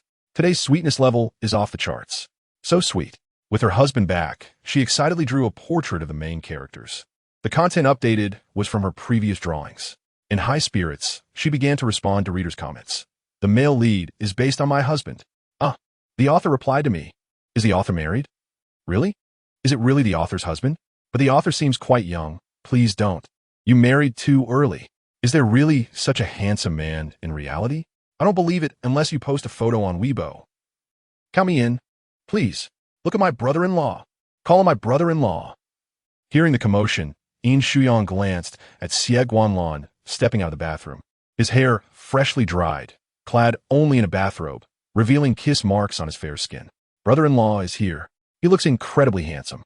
She wished to keep her brother-in-law hidden from prying eyes. Xie Guanlan approached, kneeling beside the bed to plant a kiss on her. I'm not asking for a kiss. Out of the corner of his eye, Xie Guanlan glimpsed her phone screen. Brother-in-law? Is that referring to you? I drew a comic, but you haven't seen it, have you? Would you like to? In truth, Xie Guanlan was unaware of Yin Shuyang's pen name. Can I see it? Of course. After all, I had you in mind when I created this work. The male lead is modeled after you. The comic is titled Little Sweet Orange, and it has become quite popular. I made a decent amount of money from it. Yin Shuyang wore a proud expression, as if to say, see how amazing your wife is? Praise me. Xie Guanlan climbed onto the bed, pulling her into his embrace. Let me take a look. Yin Shuyang showed him her afternoon's creation. I passionately drew this while thinking of you. Isn't it particularly good? You appear cold on the surface, but in reality, your heart is warm. Always watching over the female lead, who is me. You seem tough, yet your thoughts are filled with when your wife will notice you, when she will cuddle with you, when you will marry and have children. So adorable. Xie Guanlan pressed his lips against her forehead. Am I really that cute? Chapter 102. The atmosphere is completely filled. Proud yet charming, cold yet considerate, meticulous yet gentle. Yin Shuyang's eyes sparkled with admiration. This is you in the comic. In reality, you are even more endearing, more handsome, more gallant, strategic, and exceptional. I absolutely adore you. Even the aloof and reclusive deity would descend for earthly love, becoming ensnared in desire. During kisses, her ears would flush, and the restrained breaths were particularly enticing, her heart racing. Xie Guanlan felt a blend of nervousness and happiness, his lips brushing against her forehead several times. Are you ready for bed? Wait a moment. There's no rush. Not in a hurry. She had always been the one in a rush before. Tonight, to her surprise, she declared there was no hurry. Xie Guanlan reflected on his behavior from the previous night, contemplating if it had been acceptable. What to do? My readers want to see you. They want to see me. And you're okay with them seeing your husband? Yin Shuyang's possessiveness flared. Would she easily allow others to see her husband? Xie Guanlan's chin brushed against the strap of her nightgown. The strap slipped slightly, and his lips found her shoulder. You smell delightful. They don't believe me. I need to prove it. The inspiration is indeed my husband. Just a few kisses on her shoulder left, Yin Shuyang struggling to keep her phone steady. She felt all tingly, as if her soul had been whisked away by Xie Guanlan. Tomorrow she would respond. Tonight, she wished to sleep beside her affectionate husband. The next day, Yin Shuyang accompanied Xie Guanlan to the office. I want to capture a candid of my husband and post it on Weibo, giving him a proper title. Reveal his face? What do you mean? Yin Shuyang tilted her face toward him. Am I not presentable? I am beautiful, young, and lovely, Xie Guanlan. You must be thrilled to sleep next to me at night. Xie Guanlan wrapped his arms around her waist, not objecting to her taking photos. What I mean is, your pen name is a secret. Your readers don't know it's you. That makes sense. I want to reveal your full face. Only a profile will do, focusing on details. Just the outline. Yin Shuyang caressed his tie. This is nice. Xie Guanlan obediently became his wife's model. Yin Shuyang spent the day photographing him, gathering plenty of material. After cropping and editing, she finally posted a close-up of Xie Guanlan's wrist, featuring a black watch, the white cuffs of his shirt barely visible, paired with a sleek black suit, and his long fingers holding a glass of whiskey. The dim light created a cold, aloof, and intriguing atmosphere. I absolutely adore this. Using her comic pen name, Yin Shuyang posted on Weibo. It's late. Shall we have a drink? Unbelievable. The author actually posted. Brother-in-law? I'm spiraling with excitement. There really is a brother-in-law. This hand is perfect. Wow, the author's husband? This is indeed worthy of being a comic prototype. I just want to ask, where's the face? Where's the face? Author, don't be stingy. Can't we see brother-in-law's face? This image is stunning. The atmosphere is so enticing, perfectly encapsulated. Are you married? Are you real? Based on my 10 hours of TikTok experience daily, not showing the face means they're ugly. True handsome men never just show off their abs. You know what I mean. Upon seeing this comment, Yin Shuyang glanced at the engrossed Xie Guanlan. Ugly? He had no association with such a term. Her husband was exceptionally handsome. She chose to ignore the comments. They could only catch a glimpse, and it was possible they were mistaken. Xie Guanlan turned to meet her gaze. What's wrong? Yin Shuyang set her phone down. You have a meeting. I'll step out and not disturb you. Xie Guanlan wrapped his arms around her waist. Aren't you staying with me? Having spent the entire day with him, Yin Shuyang was ready to leave. Yet Xie Guanlan seemed reluctant. He had previously worked alone, with Qin, Yi, and other assistants occasionally coming in, but now it was different. He had a wife. Yin Shuyang rose to leave, saying, I'm going to take a shower. Wait for me in bed. Darling, it will take me at least 2 hours to return. You should rest first. Xie Guanlan buried his handsome face in her bosom, inhaling deeply. He had changed. He had become reliant on Yin Shuyang. How he longed for the fragrant presence of his wife to be by his side forever. Xie Guanlan had been nurtured to be independent by his grandfather since childhood. Yet now he found it hard to let go. Yin Shuyang could not help but smile, her eyes filled with tender affection. It was rare to see Xie Guanlan cling to her so. She whispered, you can kiss me awake in 2 hours. Reluctantly, he replied, what if I want to wake up to your kiss? Yin Shuyang met his gaze, suggesting, that works too. Xie Guanlan's breath became slightly heavier as he gently pinched her soft waist. All right. Indeed, he surprisingly agreed, as Yin Shuyang touched her cheek and stepped out. Excitement coursed through her. Would she be able to fall asleep within 2 hours? Not a chance. Just the thought of Xie Guanlan sneaking up on her while she was asleep filled her with exhilaration. She wished she could witness that moment herself. Thus, 2 hours later, after showering in the guest room, Xie Guanlan quietly returned to the bedroom. Once in bed, he sensed something was amiss. Yin Shuyang's breathing was uneven, unlike her usual slumber. If he turned on the light, he would see her trembling eyelashes and her eyes, feigning closure. Just before he entered, she had casually placed her phone beneath the pillow. His wife was pretending to be asleep, and he decided not to expose her ruse. Xie Guanlan lay beside her, cradling her fragrant softness in his arms. Good night, darling. He teased her. I'm too tired. I want to wake you with a kiss tonight. Rest well. Yin Shuyang tightly shut her eyes, thinking, what? Sleep? What about the promised kiss? Are you truly tired? Was he really exhausted? Well, for a man of his age, it was quite normal to feel weary after a long day. He likely wouldn't have a meeting tomorrow evening. She felt a wave of disappointment. Yin Shuyang relaxed her eyelids and shifted in Xie Guanlan's embrace, his head nestled against her neck, his warm breath caressing her skin. She knew that Xie Guanlan wasn't asleep. He couldn't possibly fall asleep immediately after lying down. His lips brushed against her shoulder, kissing her softly, each kiss filled with an exquisite tension. Yin Shuyang let out a soft moan, unable to contain herself. Xie Guanlan kissed her more deeply, still not revealing that she was pretending to be asleep. I've woken you, darling. Yin Shuyang feigned waking up. Hubby, Have you finished your work? Yes. I've come to accompany my wife for a nap. Xie Guanlan's kisses travel from her shoulder to her lips. Is my wife sleeping now? Or shall we engage in some activities first? Yin Shuyang clung to his waist, yearning for intimacy. I prefer some activity before sleeping. It makes for a better rest. However, she secretly hoped that next time she would be kissed awake by Xie Guanlan after she had fallen asleep. She would undoubtedly relish that sensation. The next day, as Yin Shuyang browsed Weibo, she stumbled upon comments stating that if someone didn't reveal their face, they must be a fake husband. They claimed the comic's inspiration was a man she could never have, born from her fantasies. Infuriated, Yin Shuyang posted a photo of Xie Guanlan, still a partial shot, this time capturing him from behind at work, obscuring the surroundings.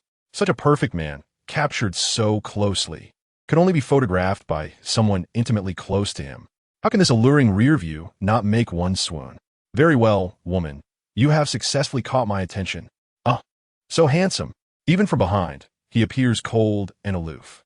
I wonder if there is a Weibo link? Does Xie Guanlan have Weibo? Surely not. When he returned home that evening, Yin Shuyang playfully leaped into his embrace. Hubby, I've faced doubts about our relationship. What should we do? Xie Guanlan, enjoying her affection, naturally wrapped his arms around her slender waist. Their bodies pressed close. I will stand up for you. Oh, that is what I want. Do you have Weibo? No. Xie Guanlan had no interest in such things. Having a company account sufficed. You must register one. They doubt your existence. I am quite remarkable, and you, my perfect husband, must be showcased. Excitedly, she urged him to sit down. Let me guide you. So, Yin Shuyang settled on Xie Guanlan's lap, watching as he registered for Weibo. Her pen name, like her WeChat name, was Yang Yang. Xie Guanlan typed in Yang Yang's husband. Perfect. This possessiveness was beautifully evident in the name. After registering, he received a plethora of suggested follows, all of which he declined, choosing to follow only Yin Shuyang. Follow my darling to understand her better. And then, you can like my Weibo posts. Those readers will trace the clues to find you. Just liking it will lead them to him. His newly registered account had nothing yet. Yin Shuyang took out her phone to follow him, ensuring his fans could find Xie Guanlan instantly, though it still felt insufficient. It didn't prove he was her husband, nor did it reflect that he was the handsome, elite CEO. Will you post for me? Of course, whatever you want. Xie Guanlan leaned in close, casually placing his phone on his lap. Holding his wife alleviated his day's fatigue. Why do you smell so wonderful? So soft. Shall I operate directly from your phone? Yes. Mine is yours. You can look freely and leave your fingerprint on it. Xie Guanlan encircled her waist, holding her protectively in his embrace. He could view her phone, but she couldn't see his. Those discussions with Sherman were off limits. No, absolutely not. Thus, she refrained from checking Xie Guanlan's phone, believing in marital equality. Yin Shuyang posted a photo of her studio from Xie Guanlan's account, captioning it, Wife's Workplace. After posting, she leaned in to kiss Xie Guanlan's face. Is Grandpa feeling better? Much improved. Medical advancements are remarkable. Don't worry, he will recover. Yin Shuyang excitedly peppered his face with kisses. Has the plane crash investigation concluded? It wasn't truly your brother who orchestrated it, was it? How terrifying. Xie Yongzhou wished to harm him. Yin Shuyang clung tightly to Xie Guanlan. You should take more bodyguards when you go out. What if he hires an assassin? He won't harm me. After their prior conversation in the study, Xie Guanlan was more certain that Xie Yongzhou would not harm him or do anything detrimental to the Xie family. Damaging the family's reputation would benefit Xie Yongzhou in no way. So, the plane crash was an accident? Yes. Xie Guanlan was fortunate. Truly a man who bore the aura of a lead character. As their gazes locked, filled with deep affection, preparing for a kiss, Xie Guanlan's phone erupted with notifications. It must be my readers discovering you. Leaning against him, Yin Shuyang picked up his phone. The single Weibo post had already attracted numerous comments. Yin Shuyang's husband? Just registered. Immediately here to support my wife. That is what a man does. Why is there no face? I just want to see a face. The comic is about the face. Whereas the inspiration. Nothing posted yet. This couple is definitely engaged in some serious business right now. What a chaotic array of comments. What time is it? Why would they? I can't see. Yin Shuyang exited Weibo. Holding two phones, you don't log into Weibo often, do you? I'm no celebrity. I don't need to check comments. Don't mind what they say. We shall continue our lives as we please. Xie Guanlan added. Yin Shuyang's delicate face flushed crimson as she caught sight of that comment. Xie Guanlan leaned in with his strikingly handsome visage, his voice low and teasing. Has my baby obtained what she desired and no longer yearns for me? You used to covet me so. I do, she murmured shyly, burying her bashful face against his shoulder. It's just, I've been indulging a bit too much lately. After a night of rest, Xie Guanlan lifted her gently, regarding her with eyes that hinted at vulnerability. I thought once my baby had me, she would lose interest in me. How could that be? I have always cherished Lanlan, especially fond of her, she replied, her voice barely above a whisper. Last night, my waist is sore. I think my period is approaching. So it's not just one night, but a week. Xie Guanlan took a deep breath. It was quite fortunate. He could now care for his baby, having never tended to Shuyang during her menstrual cycle before. Perhaps, he mused, Shuyang had been pampered since her youth. Incapable of missing a meal, her health splendid, her complexion radiant, and her cycle remarkably regular.